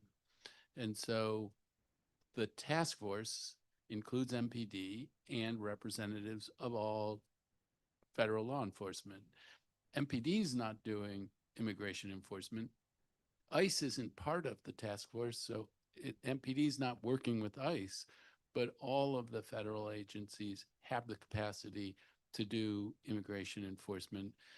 And then the question becomes, to what extent is MPD actively facilitating immigration enforcement? That's what worries DC residents. And that's why this story about an MPD officer calling someone, it may not be an MPD officer, it could be somebody else who's doing it, but it underscores to what extent is MPD an active facilitator of this, and to what extent is MPD trying to moderate it. And it puts everybody in a very challenging situation. But I wonder if you can speak to that, and including what kind, the challenge comes up doubly again because of transparency. When you answer the question, how often does it happen? So So part of what's out there is it used to be that ICE was operating on its own in the city and doing warrantless arrests, and that got stopped. And so that has not happening in the same way as it was happening in the fall. And I actually am not hearing about immigration enforcement as much today as I was a month or two ago, but we don't have any data. And are you in any way tracking with the crime suppression units? How often has it happened that one of the other federal partners arrested somebody? Even if it's not in the database, are you tracking it in even an informal sort of way? No, we're not. And this has come up again in a kind of a variety of ways. And I understand there's a want for MPD to be able to provide what the federal government is doing, but we don't have that ability. And for our officers to try to go around and figure out what they're doing when they're doing it, I mean, it doesn't make much sense. I definitely understand the concerns, and you're absolutely right. We are in a precarious situation. MPD is not trying to facilitate immigration enforcement. There is no benefit to MPD to facilitate immigration enforcement. All this conversation does, even that story, if it turns out that the person that called was not MPD, that will not ever make the headlines. That will never be a big talking point. That will the interpretation from many people will be, regardless if it's true or not, that MPD did that, and that's what hurts us, right? And back to your point about the credibility. So I definitely understand that. For us, it's a big concern. We don't want to be in those situations, but it is a precarious situation because, to your point, just about every federal agency could. And if we go out to make an arrest for whatever, and a U.S. Marshal decides to all of a sudden try to do some immigration enforcement, then we're there, and it's going to look like we are, and things will be, and MPD took them there for this, like all these things will come up, and that's not the purpose of it. But again, it paints us in a bad light. When do you are you thinking about ways to try to not be painted in such a bad light, to be able to provide information so that you can ameliorate some of the concerns? I mean, I don't think there's any easy solutions. And I know there's a want for like try to have MPD to figure out what the federal government's doing. I don't think that's the solution. I don't think having our officers don't know what they're doing. They don't know what they've done before the officers get there. It's the same conversation about our officers trying to determine what types of force they're doing and what they aren't doing. Like, we don't have that information. And do you really want an MPD officer trying to second guess what happened there? That just puts us even farther into that situation than it is, and looks like we're even more trying to facilitate or get into that. So like, I understand the one, and I know if there was an easy solution, either MPD or the council or somebody else would have come up with that solution, because it takes it away from a lot of us, right? But I don't think that it's quite there yet. And I don't have the solution for you today, but I guess I do want the council and MPD and the mayor to be partners in trying to find a path to a solution where these concerns, because I think you've said it, they're going to be gone, and you're going to have to operate. And rebuilding confidence in the community is going to be a giant project that sort of has to be starting now, even as you're in this conundrum. So I'd encourage, we should all be looking for what's the path. I am sensitive to the fact that hammers have come down and they were worse. And we don't want a hammer to come down. Like, I think you allude to this. Do you want many more of these people on our streets on their own? Is that a better outcome for the district? That's a legitimate question and a legitimate fear.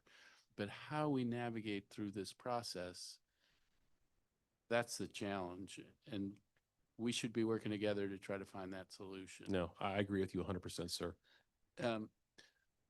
There was the reference to, I'm going to move to what I think is more mundane. I think, frankly, that's the giant challenge in front of the agency and for you personally. Here you are in this really difficult moment. And so that's the big question. But back to some of the overtime things, I guess when I think about those numbers, 26 million in local overtime, that's overtime for local purposes. And then last year it was 76 million for the whole year. We're a third of the way through the year. We're on the exact same track. We have not increased overtime, nor have we decreased it. How could we decrease it? Well, I don't know if that's actually a fair comparison because since last year, there has been a increase in the collective bargaining. The officers get paid more now than they did last year. So that, just to put that out there. So even though, regardless if we work the same amount of hours, we would still have a higher price versus this year. You know, me, how I look at the lens is what are ways that we can cut down, especially now as things are, you know, calmer out there, because there may become a time when we need to increase some of our initiatives that we have out there. Some of our standing initiatives, our Thrive, which is our homicide reduction plan, is out there, and those overtime is used to help give additional resources in those areas because we know that those areas drive a majority, or not majority, a large portion of our violent crime. And by keeping crime down in those areas, it has an impact in safety in the overall city. So there's initiatives that are standing initiatives that we have, like the Thrive, a robbery suppression initiative, where we focus on areas where there's pattern robberies to deploy resources. Again, back to plans and metrics and putting resources out there. But no, it's definitely an area that we're looking at of how can we work to cut down. With that being said, if crime spikes up or we need to deploy additional resources because we're seeing a trend, we're going to have to shift resources and use overtime. I mean, for us, the challenge is we are down so many officers, it drives so much overtime, and overtime gets paid at a much higher rate than a regular officer's salary. So, and I thought I heard, I have been listening in and out. Did you say we're down 638? How many officers? So we have 31, I think 44, 47 as of this week. And, you know, somewhere between 3,800 and 4,000 is where we should be. I think when I came on the police department, we were closer to 3,900, you know, almost 24 years ago.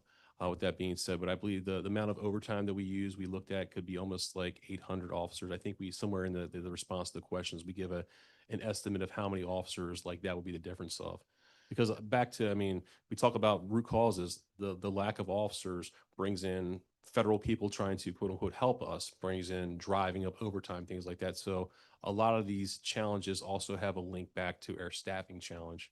And what's happening in terms of trends? Were we a year ago, if we're 3,150 now, a year ago, were we 3,150 or were we a higher number? No, we were a higher number. We're a little less, I think, from this year versus last year, it's about 100, maybe a little less than 100 people. We have less this year than we had last year. Last year, we had the least amount of retirements and resignations that we had like in the past 10 years. So on that aspect, we're seeing less people leaving. But as far as the actual number of people getting in the classes, we aren't seeing a huge uptick. And now with the task force, there's agencies that are, Park Police is offering $70,000 hiring bonus. They're offering a 25% retention bonus. So not only are they getting a lot of officers, some from MPD are leaving to go to Park Police because of these things. They're also pulling in a lot of other folks who may be looking to come to this area to be law enforcement. When they see things like that, you know, they go there versus coming to MPD, because policing at Park Police is not anywhere near like policing at MPD. Chairperson Pinto, can I just go for, thank you very much. I mean, I had not thought about it that way in terms of the competition for resources, and that's another incredibly corrosive impact. So we are left more dependent because our numbers go down and they're able to pay much more. Very troubling. I'm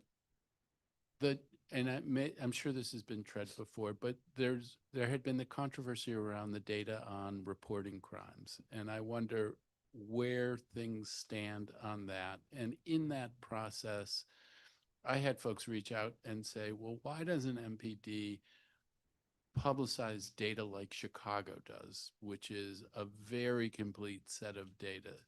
So how are you thinking about the controversy around crime statistics, and how are you thinking about changing the data that is made available, or are you thinking about changing the data that is made available to the public so that it tells an irrefutable story? No, no. So on that topic, obviously there were investigations that came from both congressional inquiry, U.S. attorney. The mayor asked the Office of the Inspector General to look into the crime data. So that investigation continues there with that. So while we're waiting for some of those recommendations, we're not just sitting and waiting for recommendations. There's some areas that have been quickly identified.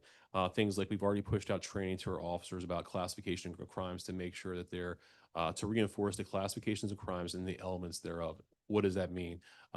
Their elements are certain requirements that make a charge underneath DC code. Some can be very similar. So making sure that our officers have clarity, especially on some of those charges that are challenging, pushing out circulars on how we reconcile report numbers to make sure we're accounting for all that. Moving forward, we pulled together a team within the agency to look at recommendations. Some of the things longer term pushing forward outside of whatever recommendations we get from the Inspector General and their other investigations are instituting a staff review model or an independent group within the department that's not associated with patrol operations or any bureau that will not only review all the reports, they'll review it to make sure they're completed accurately, to make sure that the elements of the crime match the classification that's there. This is something that we had years ago. And then when we switched to a newer records management systems, it was made much more automated, so that staff review portion, the manual portion, was taken out for efficiency. But I think an unintended consequence was that is you didn't have the human eyes looking at those elements. So having that independent look at there to make sure that the reports are complete, that they're accurate, that it meets there. And if not, they can be flagged to be addressed with that. That's going to be key, just regardless of kind of where we get to the actual stats. Now, when we talk about looking at crime stats and how we report stats, there was a shift from the FBI about how they report stats in 2021. They moved from the UCR SRS system, which is a system that was developed in the 1960s. I won't bore you with the details, but the methodology and kind of how that worked is different into the system. They call it NIBRS that they now use to report data. When we migrated to that system, we are reporting data to the FBI under the NIBRS category monthly as required, but we still can continue to use DCR, the District's Crime Reporting Index, for crime deployment strategies. One of the things that I want to look at as we kind of look through and look at some of the recommendations that come out of this report is there a way to leverage? NIBRS classifies all crime types that are out there and put them in there. There's, I believe, 50, there's two like categories. I think it's A and B, but there's like 50 in one and 10 in the other, which gives I think a more wholer view of what that looks like. So looking at how we can leverage that data so we do have more information that's out there. I think that will put us more in line with the best practices that is used in the NIBRS methodology. So we're looking at like, what does that look like? What impacts will that have? A challenge with that is if we were to go fully to NIBRS, comparison under the old crime systems would not really be there because it's a whole different methodology of how you do it. So you lose that benefit, right? That hindsight of data. So we're looking at like, what is the best way to make sure that we're being transparent and we have the best data for deployment. We use this crime data for deployment of resources, officers. We talked a little earlier about, our district realignments and things like that. So the data is very important to how we deploy resources. So our team is together kind of looking at that and to push the best path forward. And then of course, we'll take any recommendations that come out of these reports and marry that in there to the path. Okay, I'm way a lot, over. sorry. No. I'm very appreciative of the answer. I will tell you, my gut is going to the more complete set of data, even if it undermined the ability to do backward looks for a period of time. I think it would be valuable, but just one person's not that informed view. So thank you for your testimony and thank you for your service. Yes, sir. Thank you, Councilor Fruman. I find you very informed. Okay, thank you for being here. Councilor Crawford, are you still on? Yes, but I don't have any other questions. Thanks. Okay, great. Okay, so Chief, talk to me about where we are with violent crime, how the trends have been going, what has been working. You talked a little bit about in your pre-hearing responses, your change of methodology of identifying hotspots, and how you're tracking gun violence data. How has that worked in practice? What's been effective? Yeah, I mean, I think overall hotspot policing, I mean, it's proven to be effective to drive down crime inside areas without having too much displacement of crime that's out there. So right now, as we sit today, violent crime is down 29%. I believe property crime is also down 29%, and overall crime is. An area that we are starting to see a challenge in is it relates to domestic violence. And I think some of the other folks that testified today, mentioned domestic violence. We are starting to see an increase in domestic violence related assaults and crimes. So for us, those are real challenges because it's a lot of times domestic violence is underreported, we know, but also the ability to connect and to get resources and to help people that are in those situations can be challenging. So again, we partner with DC Safe and other agencies, but ways to really try to address that, to drive down those assaults as an area that we're continuing to look at overall. Why do you think that domestic violence cases are not going down the same way we're seeing across all other categories? Well, it's a really good question. I don't have any complete answer to like why that's happening. Again, I think there's probably a few things that's going on there. I would say some could be weather related, especially when we had the cold and people being kind of more inside over that. But I don't think there's a great complete understanding of why that is, at least from my perspective. Okay. Do you serve on the DV task force with CJCC? I do not serve on the DV task force. We do have an MPD representative that's serving on the task force now. I believe it's Captain Hallahan is on there. Your pre-hearing responses in regard to my questions around case closure identified that violent crimes have a much higher case closure for 2025 than we did in 24. In 2025, the closure rate for homicide was the highest it's been since 2011. DC's closure rate is better than comparably sized cities on almost all categories of violent crime, and I want to note that it's a huge accomplishment and level of progress. What do you attribute some of those main factors to having a higher closure rate, and can we learn some of those lessons to apply to the domestic violence space? I think the ability to have a higher closure rate, especially in the homicide area, a lot of that is the breathing room that's built in by having less homicides. It gives the detectives more time to focus on those cases and to move forward. If there's multiple homicides in a night or there's multiple in a short time frame, those are more cases that have to continue to be investigated.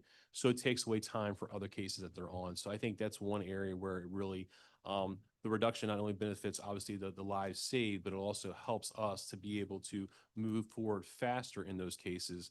And then I will say, I will acknowledge the U.S. Attorney's Office. There was a lot of cases that were in review, warrant application with them. They've really worked to drive those numbers down much lower than they have been in prior years. So again, that allows us to take these violent offenders that have killed people off the street. Thank you. And yeah, I can see it continuing to kind of beget more progress, because then as the case closure rate goes up, hopefully crime goes down even further, people knowing that there will be. Absolutely. And we know there's usually a small group of folks that engage in a majority of criminal activity. Yeah. The case closure rate for robbery was the lowest in the violent crimes that you all listed.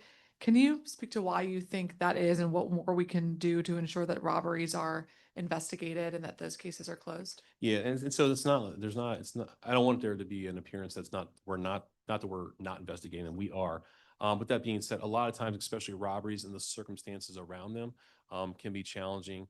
A lot of folks that conduct robberies, their target selection, their victim selection, they may pick people that are in nightlife areas or areas where they've been in bars and restaurants. So their ability to identify individuals or crowded areas, it may be more challenging than for them to do identification as related to that, or even know what happened to them in some cases. So there are challenges, that some things that help us that are very helpful a lot of times in the robbery cases is video.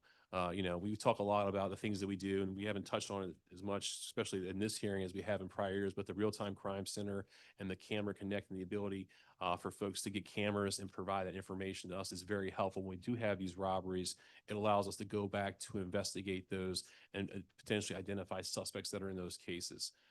So in that aspect of it, but a lot of times there is a lot of legwork that has to go in there. Sometimes, especially in robbery situations, there may be a delay in reporting for a variety of reasons. Maybe they're not from the area. Maybe they robbed them of a cell phone, so their ability to immediately call 911 and get officers there is delayed to some level. So there can be factors that are in there that also play into that. Okay. So speaking of technology and using data to drive down crime, we heard from a number of our public witnesses a serious concern about the use of flock cameras and other technology. And I want to ask you about your contract with Flock Safety. And in a letter in response to Councilmember Henderson's questions, you stated, that you, quote, asked MPD's Policy and Standards Division to review the department's current policy to ensure it adequately addresses the capabilities of the new technology, and that you would direct MPD's Risk Management Division to begin to audit its use before assessing the program to determine how MPD would move forward with it. So can you provide an update on how those audits have gone and if there have been any changes based on your review? Sure. So let me provide a little context because people may not be like, why all of a sudden now? So the flock cameras were used to replace legacy LPRs that we had that were from a different vendor. So some of What those is an LPR? a license plate reader. So flock is a license plate reader is what they are. They read license plates on vehicles. And there's legislation in the district about information and policy about how long we can retain reads from vehicles that are not associated with crimes. So a 90-day time frame, and then those reads are no longer kept, right? With that being said, the flock system is a new system. So we got those along with Motorola as another vendor that's out there to replace legacy or older systems of LPR to get out there. There's great value in LPR. We talk about robberies and crimes and things like that. The ability to, especially when there's vehicles involved, to track vehicles that are in the area, or see a vehicle that's fleeing from the area, and also immediately grab an image from that, push out through a real-time crime center to officers on the street, has been very successful in helping to apprehend and locate individuals, that are engaging in criminal activity. So with this being said, me being new to coming into the seat, our policy that we have as it relates to LPRs was written when we had the older system, from the older vendor that provided LPR. So since we now are using a variety of vendors, and the old system was different. It didn't go to, it wasn't cloud-based. There's different considerations with that. So just making sure that, for me being new coming in the seat, doing a full review of our policy to make sure that whatever new technologies are built in this LPR that may be different than our old ones, we've addressed, and our policy addresses that. So we have the appropriate safeguards and civil liberties as it relates to that in there.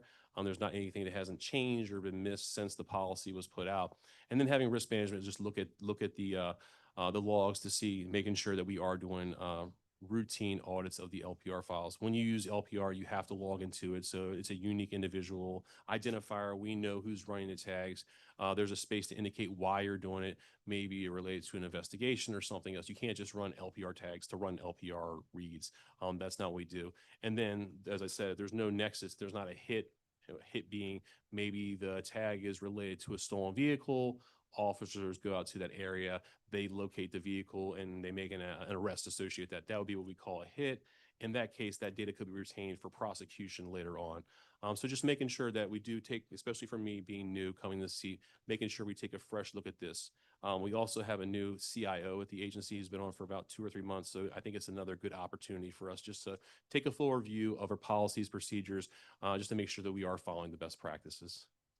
So when you say it's helpful in apprehending suspects who are violating the law, how can district residents be sure that their private information is not being utilized or caught up in this system as they go about their daily lives? Yeah, so the LPR system, it captures images of tags. It doesn't do anything else other than that. And then it compares it against stolen vehicle files, hot files, and obviously you could check it through registration. So there's no it's CJIS compliant, which is the FBI's Criminal Justice Information System compliant. So the appropriate safeguards as identified by the FBI have to be in play to make sure individuals' information is safeguarded appropriately. So again, as part of the review, I think it's just a good once over. The contract actually references the safeguards in the data that we provided with a letter as well. But that seems to speak to safeguards once the data has already been collected. But how about what data itself is being collected at the front end? LPRs collect license plate data from vehicles. So tags that are on cars is what. So any vehicle in the District of Columbia could be. If it passes an LPR on public space. Yeah, they're on public space. So if it passes it, but again, that data can't be retained more than 90 days. So after 90 days, it has to be offloaded. It's not kept forever or for years or things like that. It's not allowed. And how long has MPD been using this technology? LPR, that's a great question. I would probably venture to say shortly thereafter, 2001, 2002. I can get you an exact time frame. We've been using it for a very long time now. Are other jurisdictions across the country using this? I would venture to say most jurisdictions across the country are using the LPRs. Like I said, they're a great tool, especially after a crime occurs. So I would say there's probably very few jurisdictions that don't have some level of LPR usage.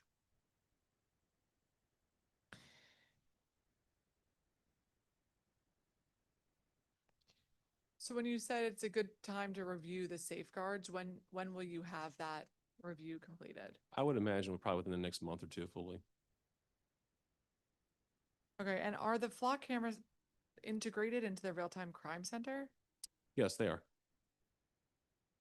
And then does Flock Safety have access to our real-time crime center footage? No, my understanding is they do not have access to air video footage. We can only, the data is our data to have. And So what we can only about- share with other agencies if we so choose to do so. That MPD can share with other agencies? Yeah, if we choose to do so, we could share with other law enforcement agencies. And do you share with federal law enforcement agencies? We do not share with federal law enforcement agencies. There is a what's called a national lookup tool. We were sharing information, and there are some agencies that are in there. I don't believe any of them are federal law enforcement agencies, but I don't think we have a full list of all the agencies that are in there. So again, that's another reason why it's a good time to take a look at that as I come in new to the seat. Okay, well, I will ask you if we can relook at that file and make sure Sure. we're not sharing that information. Okay, so last year we passed a resolution, the sense of the council in supporting humane and trauma-informed responses to behavioral health crisis resolution of 2025. And we made several recommendations to multiple agencies, including MPD, to include assigning co-response teams to relevant behavioral mental health crises. Do you think that there are sufficient staffing numbers in the co-response teams to be able to respond to behavioral health crises and calls? I'd like to see there be more partnerships. I think there's value in the program. So I think that from what we've seen as far as the usefulness of it, I think it would be good to have more teams. Okay. I agree. So thank you. And we'll hope to fund more of that in this year's budget.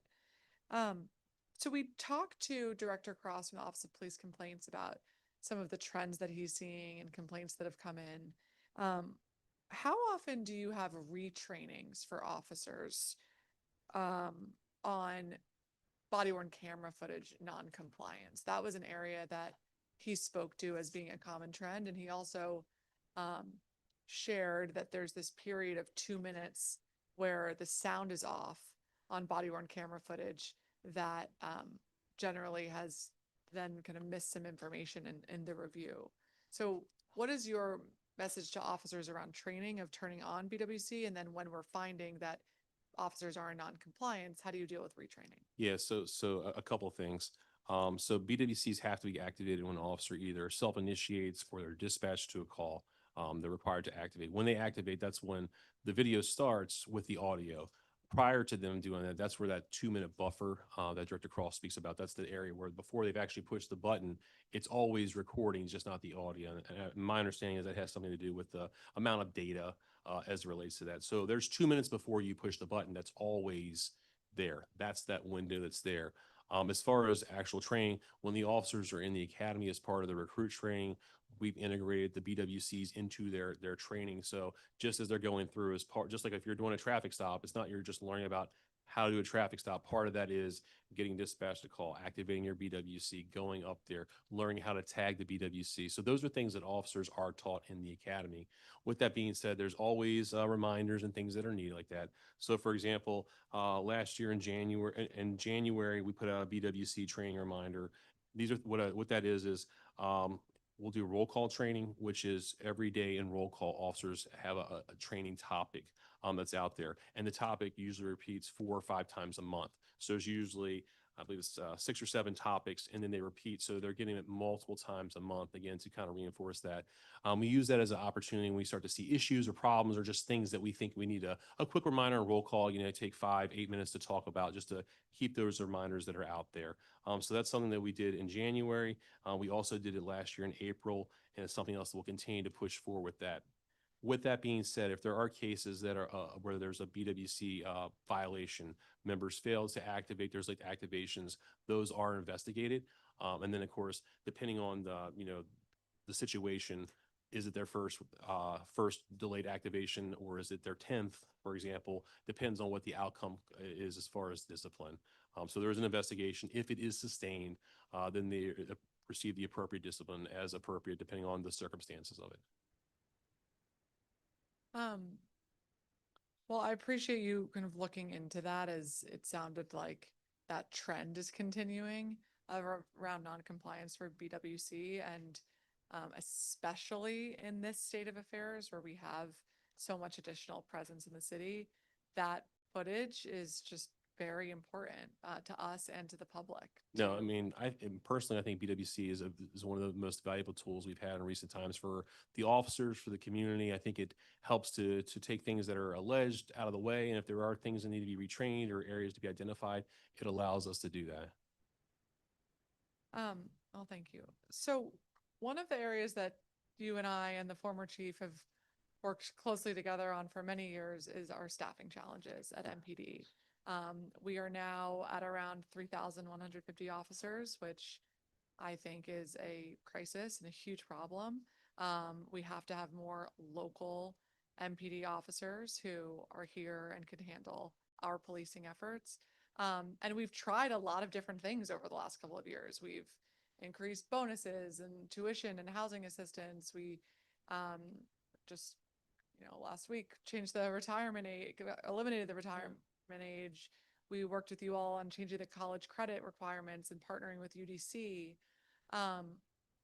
What has been working? Because the numbers keep going in the wrong direction.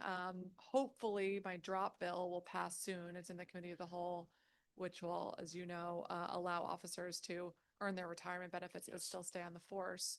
But how can we make a deeper impact on recruitment and retention and rebuilding our local police force, which needs more officers to handle our local policing? No, and to your point, we've done a lot of things to try to address it, and it's almost like as we move things, the goalposts keep moving, or the things that we do, other people, for lack of a better word, steal our ideas and then they implement them. Things like when we initially put out the bonus, we started to see an increase, and it didn't take very long at all for everybody else to either do the same thing. So again, this region is one of the most competitive when it comes to law enforcement. So looking at what we can do, I know last year we were able to make some movement on the educational requirement, but at this point, and I mentioned in my testimony, the only agency that is now has that as a requirement when you come into the department is Arlington County, and they're getting ready to go up to $90,000 a year as a starting salary, where we started $75,000. So there's challenges with that, right? I think an area where we can make some ground out with that is to look at the educational requirement.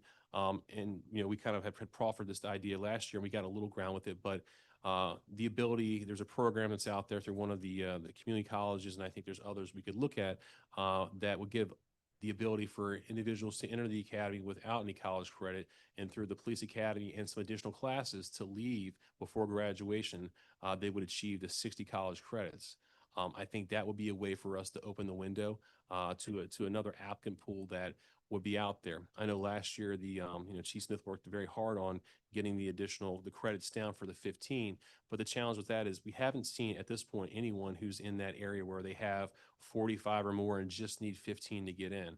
A hope, I think, on our end was it a tool where we could get some cadets in that program earlier? But with that, the cadets are in like a cohort program through UDC. So the credits that they would get through the academy, they're already getting through their program. So it doesn't allow them to pull out there.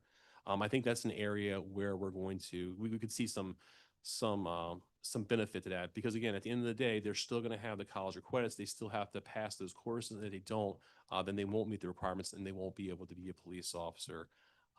But again, I said it earlier, but there are so many other opportunities out there, and things like the $70,000 hiring bonus, the retention bonus. To your point, I think the drop program would be very beneficial in keeping people, similar to what Park Place is doing with their retention bonus to keep people for a few more years. We really need to stabilize. If we can keep people for a few more years and then push up that will give us some breathing room if we can get more people in that door to really make it up, because you're spot on.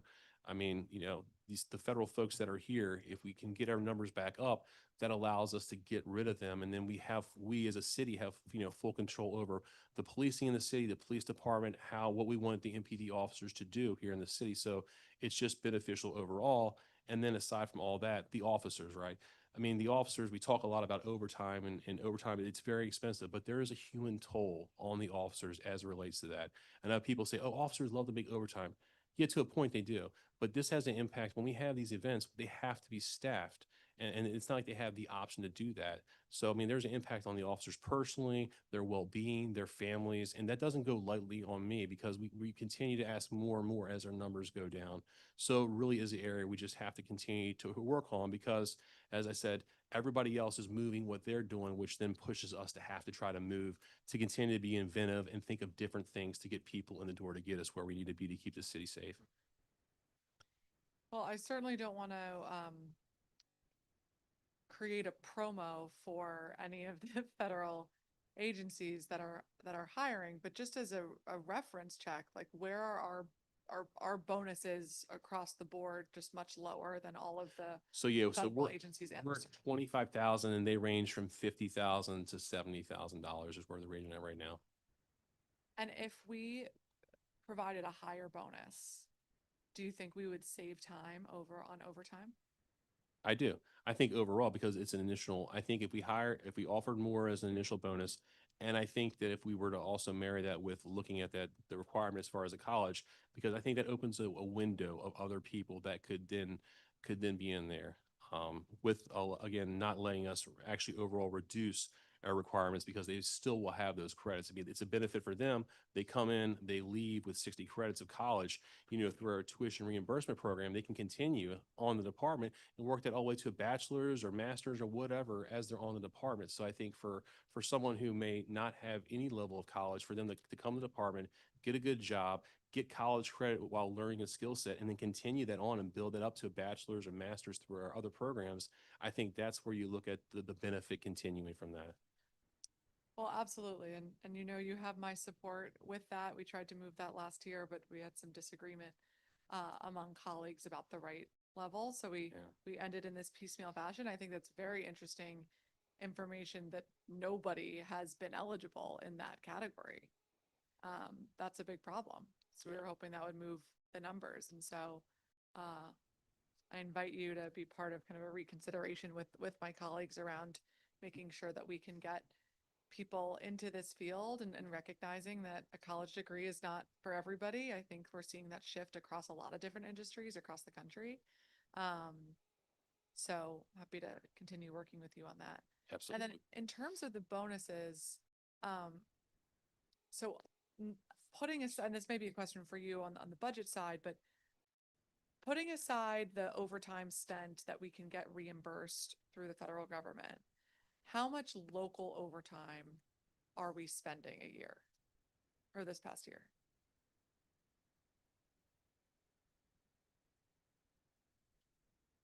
Local overtime last year was 76 million.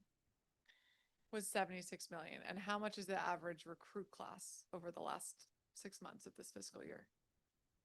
That's something if Like how many officers were in each recruit class? Oh, on average? Yeah. And again, this is kind of off the top of my head. I would say average maybe 12 or 13. We have some that go higher, some that come lower. Our goal is right now currently 16, but we're not quite there. Our class that's in right now is 10. Okay. And I'm just thinking out loud here, but you know, if we were to provide $100,000 bonus, beating all of the other federal agents for a short period of time, that would be so much less than all of the overtime we're spending, right? Yes, I mean, getting officers in and I mean, the amount, the rate they're paid at on overtime. And again, when we have to change, make shifts to not only working the hours, but if we changed our tours and things like that, there's additional penalties associated with it. So yeah, I mean, getting people in the door overall would save the overtime. Okay. I want to ask you about kind of systems upgrades. One of the concerns that I've heard from officers is just some of the kind of rudimentary way that we're dealing with some staffing and overtime issues. Have you all thought about any other AI technology that could help with deployment decisions and staffing and making sure that, to your point of someone being burnt out with overtime, that, you know, we're not putting the same person over and over and over on the shifts and kind of managing a little bit more fairly, taking out some of the human error.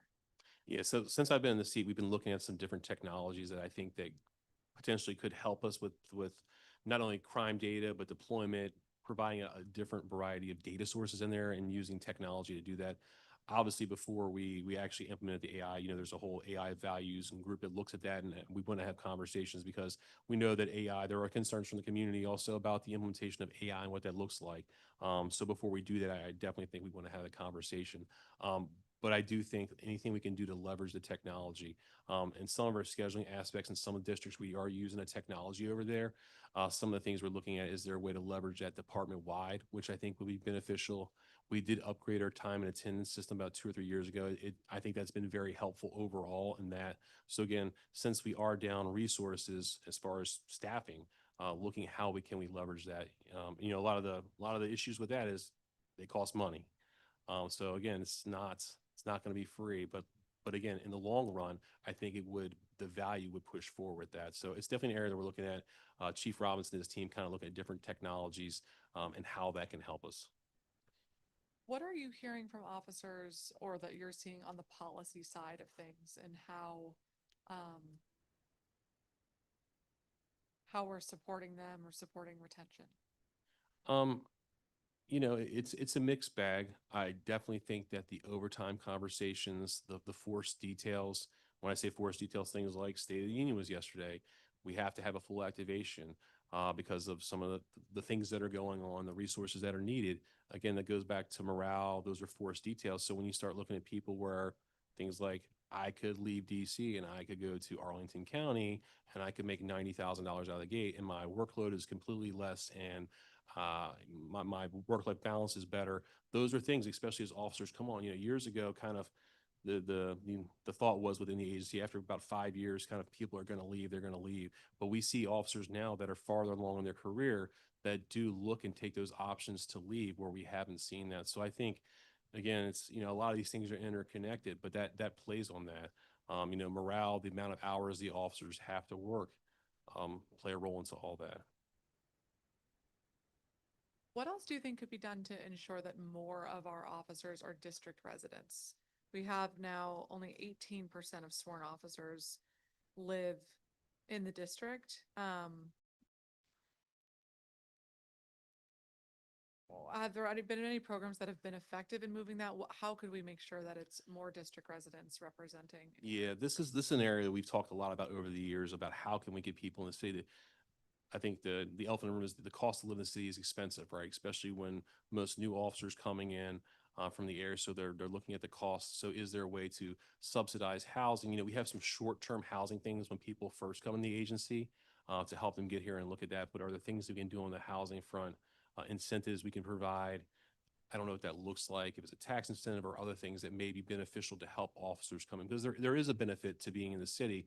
But then when you start outweighing that with the cost of housing and families and things like that, it's a lot. So, officers, they're always weighing those benefits. Yes, and I think many roads lead to cost of housing. And it's certainly important to make sure we're continuing to build more housing in the city and have more affordable housing available. So we'll keep working on that and thinking about ways, especially as we see more and more vacancies with these GSA buildings. Would love those to be additional opportunities to provide more housing in the city, especially to our first responders and people across DC. One of the things I'm concerned about is once we get people in the door, like if we've got them with the bonuses or the tuition assistance, making sure that they stay. And I know we have long-term retention challenges, but your responses recorded that 10% of recruits that were hired in FY 2025 are no longer active at MPD. That feels like a large number that didn't make it through the year. What do you think is happening there?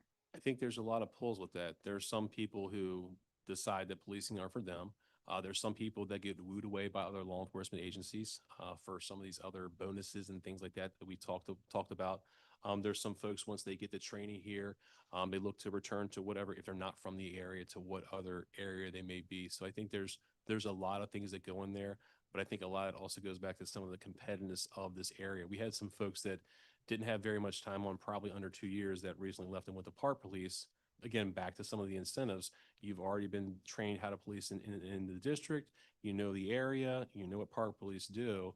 And they're offering all these incentives. You have 2 years on, a year on out of the academy, other than repaying a portion of that. But if they're going to give you $70,000, that's not really, that big of a concern. So I think there's, again, a lot of options that are out there for them.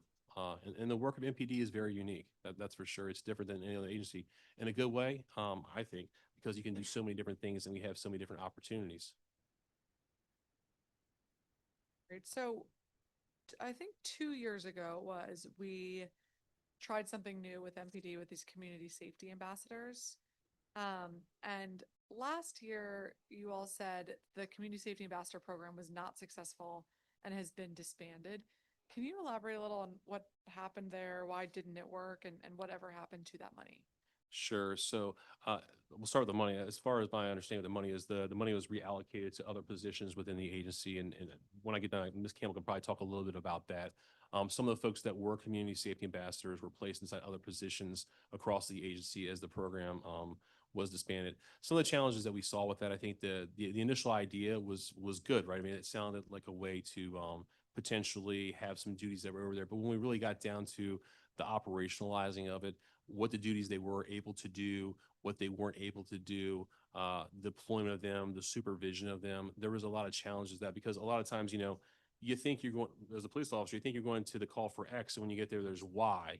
And when it's something that's outside of their scope, then you run into these challenges of what they can do. So, we had some areas that they were helpful with, for increased visibility and presence.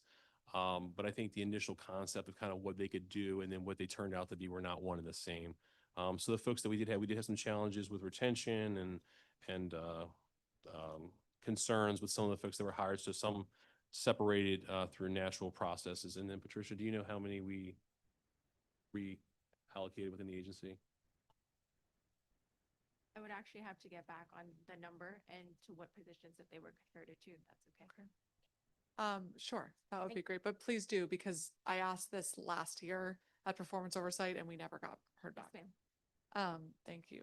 So one of the pieces of thinking about this new program at the time was that let's have officers do policing and let's have other people be these community ambassadors who can, maybe they don't have police training and they're not traditional sworn officers, but they can answer phones and help with paperwork and take off some of that burden. So just substantively, like, why did that model not work?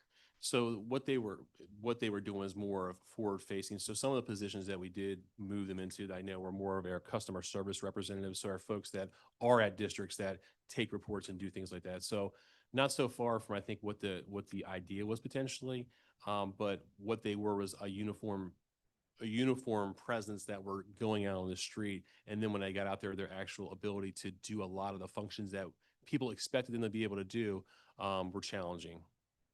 So I do know the community service CSAs that we have in the districts, where some of them went. I think there might have been some cell block tech positions, civilian professional staff positions that they migrated into as well.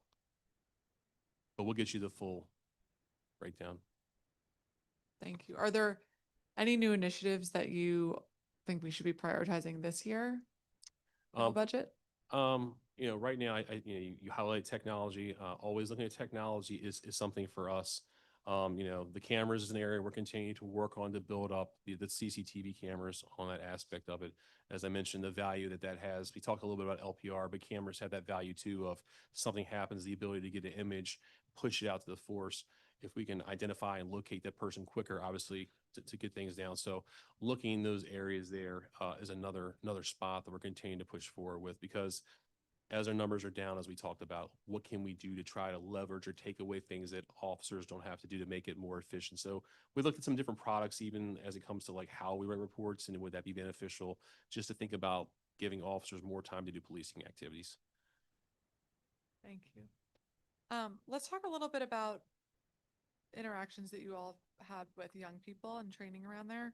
First, I want to check in on the Juvenile Investigative Response Unit, or the JIRU, which seeks to prevent youth crime, reduce recidivism, and foster stronger community partnerships. In your pre-hearing responses, you noted that the gyro has advanced MPD's adoption of pattern-based investigations, strengthened school partnerships, and implemented rapid re-engagement strategies for absconded youth. What does adoption of pattern-based investigations mean, and how has that been effective? Sure. So, like a lot of crimes, juvenile crime is not that much different. There's a lot of pattern crimes, small group of folks that are engaged in criminal activity. So looking at that, why are they engaged? Are there other resources or other agencies we can connect them in with? So reassigning those investigations from typically a criminal investigations division within a district, let's just say, might handle it if it was robberies or things like that. And they may be spread across different districts. By assigning to gyro, letting them to look at, especially if we know from the outset there's juveniles involved with that, it helps them to identify those patterns, bring those together, and bring those closures. And they're part of our youth investigations division that's over there. So they have SROs and other youth-facing focus that are there with them to help work on that and get some strategies. Also working with absconders, getting those back into custody with DRS and kind of working on that area as well. So it's an area where, we stood up last year trying to evaluate kind of its effectiveness. We see some effectiveness. So that's another area where I'm trying to look at, some more protocols and procedures. So how can we, again, try to enhance what we can get out of them to address some of these, mitigate some of these things on the front end. Well, thank you for that update. And I think will be important as we head into the spring to think about what is working, especially as we see the trends not resulting as much success as we're seeing on the adult side. Yes. And so I want to make sure we're continuing to lean into what is working, but try new things if we need to. On the juvenile curfew zones, how many of these zones have been established since you gained authority to do so? Sure. So if memory serves, we've had, I don't want to, 15. Yeah, we said 15. 15 total. Okay. Yep. And are you finding that the more effective piece of this authorization is from the establishment of a zone itself or the earlier curfew time? In my opinion, I think it's the establishment of the zone itself. I think it's the posting of the zone, it's putting it out publicly. When we do these zones, we don't just do them to do them. There's usually a reason why. Someone's gone on social media, posted it, whatever. So as we're still doing the curfew zone and working through that part of it, we're also, as I talked about earlier, Investigative Services Bureau trying to identify who's the poster. Can we get back to them? Can we get them to take it down? Parental involvement in that. What does that look like to try to address it so it doesn't happen? And we have been successful in several cases with that. But I do think with the zones, the ability for it to be clearly defined where it's at, to push it out publicly, and to have those additional resources in the area, I think it's helpful with those from what we've seen. Okay. Are officers trained differently on how to interact appropriately with young people versus adults? I wouldn't say they're overall trained how to act differently. I mean, they are trained on some of the nuances of young people. There's certain people within the department or SROs that have more specific training because their interactions is more with that. But we put out training of how to interact with juveniles as things change, like when our curfew zones came out, pushing out, the curfew enforcement, making sure people are aware of it and how to implement it. So as things change, like we talked about earlier with the roll call training, or if we start to see issues or areas of improvement, putting that kind of training inside of our roll call training, our professional development training that we push out to the force. Don't you think that officers should be trained on interactions with young people and how those differ or should differ than an interaction with an adult? No, I think there is some value with that. Obviously, there's a lot of things that we have to train people on, and some of the basic things about how we interact with a young person. Although there could be some nuances, some things like being respectful, engaging them, those are no different with an adult or a young person. Like, we should be respectful. We should be treating them within the constitutional guidelines. There are some nuances with that. So it's not an area I'm against, enhancing training on, but there are a lot of competing interests that are there. So it is something in the academy. You get specific training about how to interact with juveniles, that's out there. So it's not that they don't get it, but there are special areas like the SROs that get even more enhanced training as it relates to that. Okay, and I know you all go through a lot of training, but it just strikes me as an area that should be specifically trained for. I mean, of course, in all contexts, officers should be respectful and constitutional, but young people's minds are not fully developed yet. There's a added, fear around authority, or could be a lack of understanding your rights.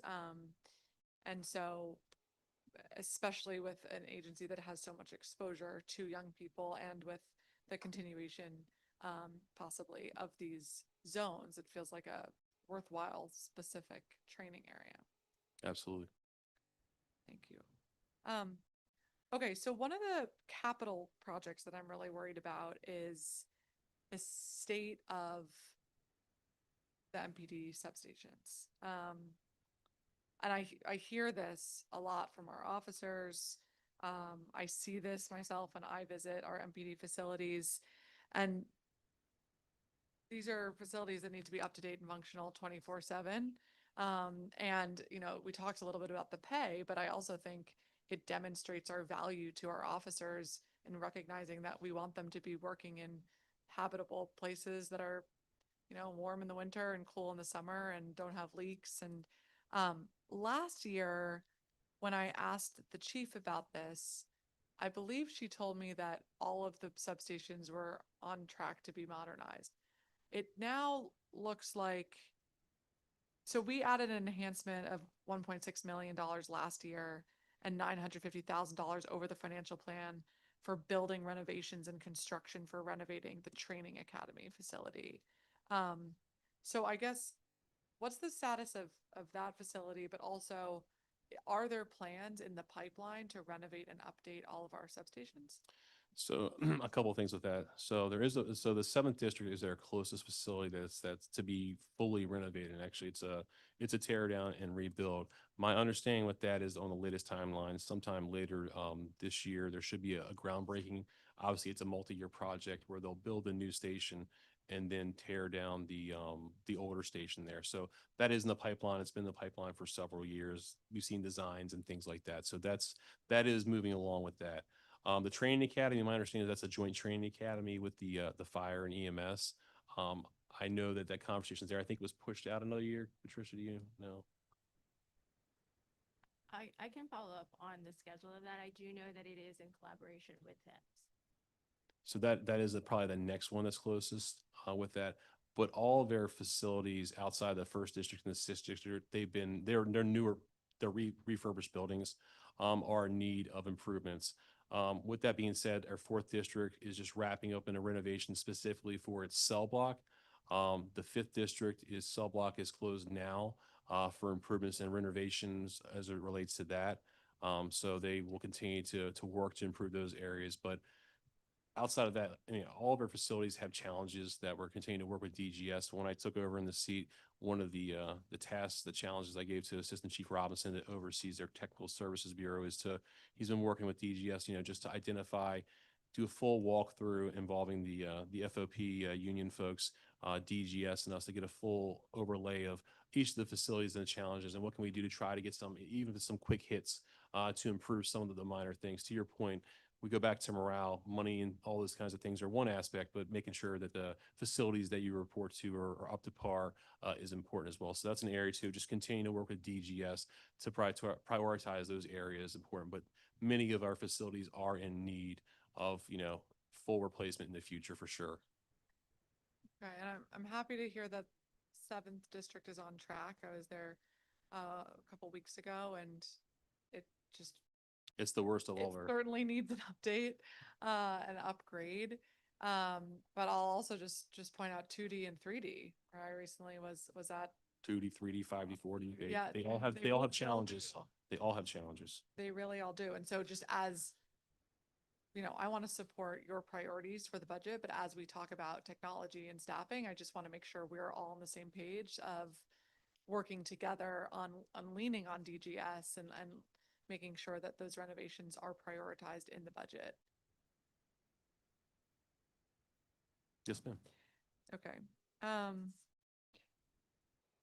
All right. Well, I know you must be bummed, but I think we are nearing the end of our time together today. Chief, as always, I want to give you an opportunity if you have any closing thoughts you want to share or anything you want to highlight that we didn't get a chance to talk about today. No, I just want to thank you, Chairwoman Penso, and thank the council members that were able to join us today. Just again, some of these conversations are tough and they're challenging, and hopefully I was able to provide some clarity or some insight in some of those areas. They're topics I know that will continue to come up and we'll continue to work together, collaborate on as we move forward. So I look forward to working with the council, with the community, and again, trying to work together as we get through these challenging times. So thank you very much for the invitation to go over our performance. And I just want to leave with saying thank you to the Metropolitan Police Department. At the end of the day, it's the women and men of the Metropolitan Police Department that come in and day out. They work the details. They go in the area. They respond to 911 calls. They're interacting with their federal partners and trying to do what they can in those situations. And it's a tough situation, but the work that they do every day is what makes the city safer. So just want to thank them for what they do. Well, thank you very much, Chief, and thank you for all that you do. I want to just go over a couple of our follow-ups just to make sure we're on the same page, because there were a number of things that we talked about following up with. One was the incident with Jose Argueta and Benito Lopez from the Washington Post article requesting an investigation into those two incidents and identification of whether any MPD officers involved violated MPD law or district law. The U.S. Marshal shooting of Julian Bailey, additional information like what happened at the convenience store when MPD was on the scene. Was MPD instructed to canvass? How did the U.S. Marshals and U.S. Park Police find out about it, know to be on the lookout? Did they get it through APB or were they on the scene with MPD? And why were they responding without MPD? An update on the HSI shootings. You know, the body-worn camera footage, I do think as the chief, it is footage that you should review yourself. I think there have only been 3 shootings from federal agents that I know about. So hopefully anytime there's a federal agent who shoots someone in DC, I think it should rise to the level of our chief reviewing I it. agree. I wasn't the chief at the time. Yes. I have reviewed the one since Okay. that I've been in the seat. A follow-up around overtime for the top overtime earners. We had that one report that they're looking 30,000 salary. Yeah. yeah, the 38,000, 106 hours. Why the number of patrol officers was so reduced for street patrols. So we have the breakdown between street patrolling versus administrative coverage. A review of the LPR policy with cloud-based technology and a confirmation of who is getting that data. A look at the BWC non-compliance and if we should get rid of that 2-minute gap period. And then a follow-up around the community safety ambassadors and what happened there and where that funding was reallocated to.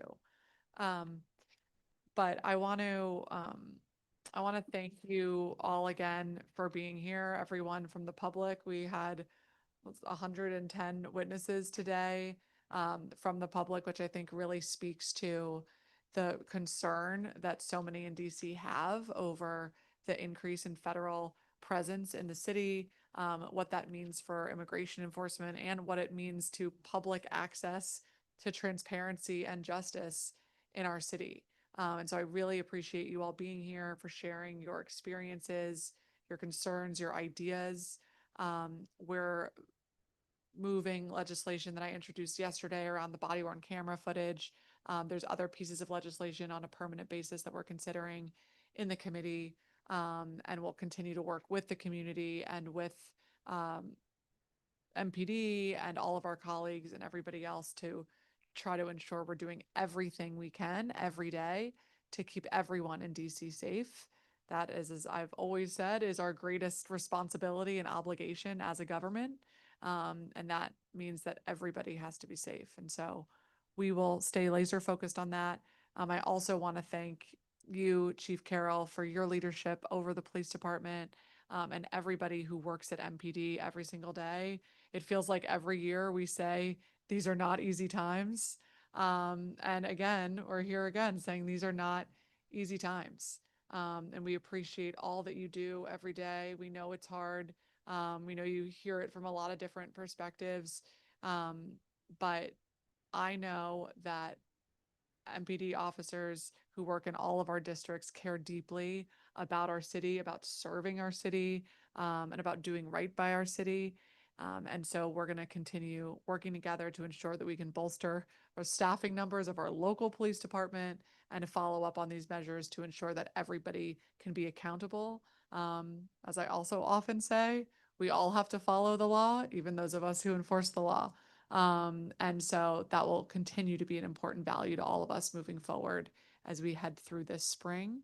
And today brought to light some gaps, I think, that there are in both information and access to justice around some of these cases. So I look forward to continuing to work with you, Chief, to fill some of those gaps and seeing what more we can do. But thank you all again. Thank you to my team and the building team for being here all day. I know it's a late night and really appreciate the huge effort that you all put in as well.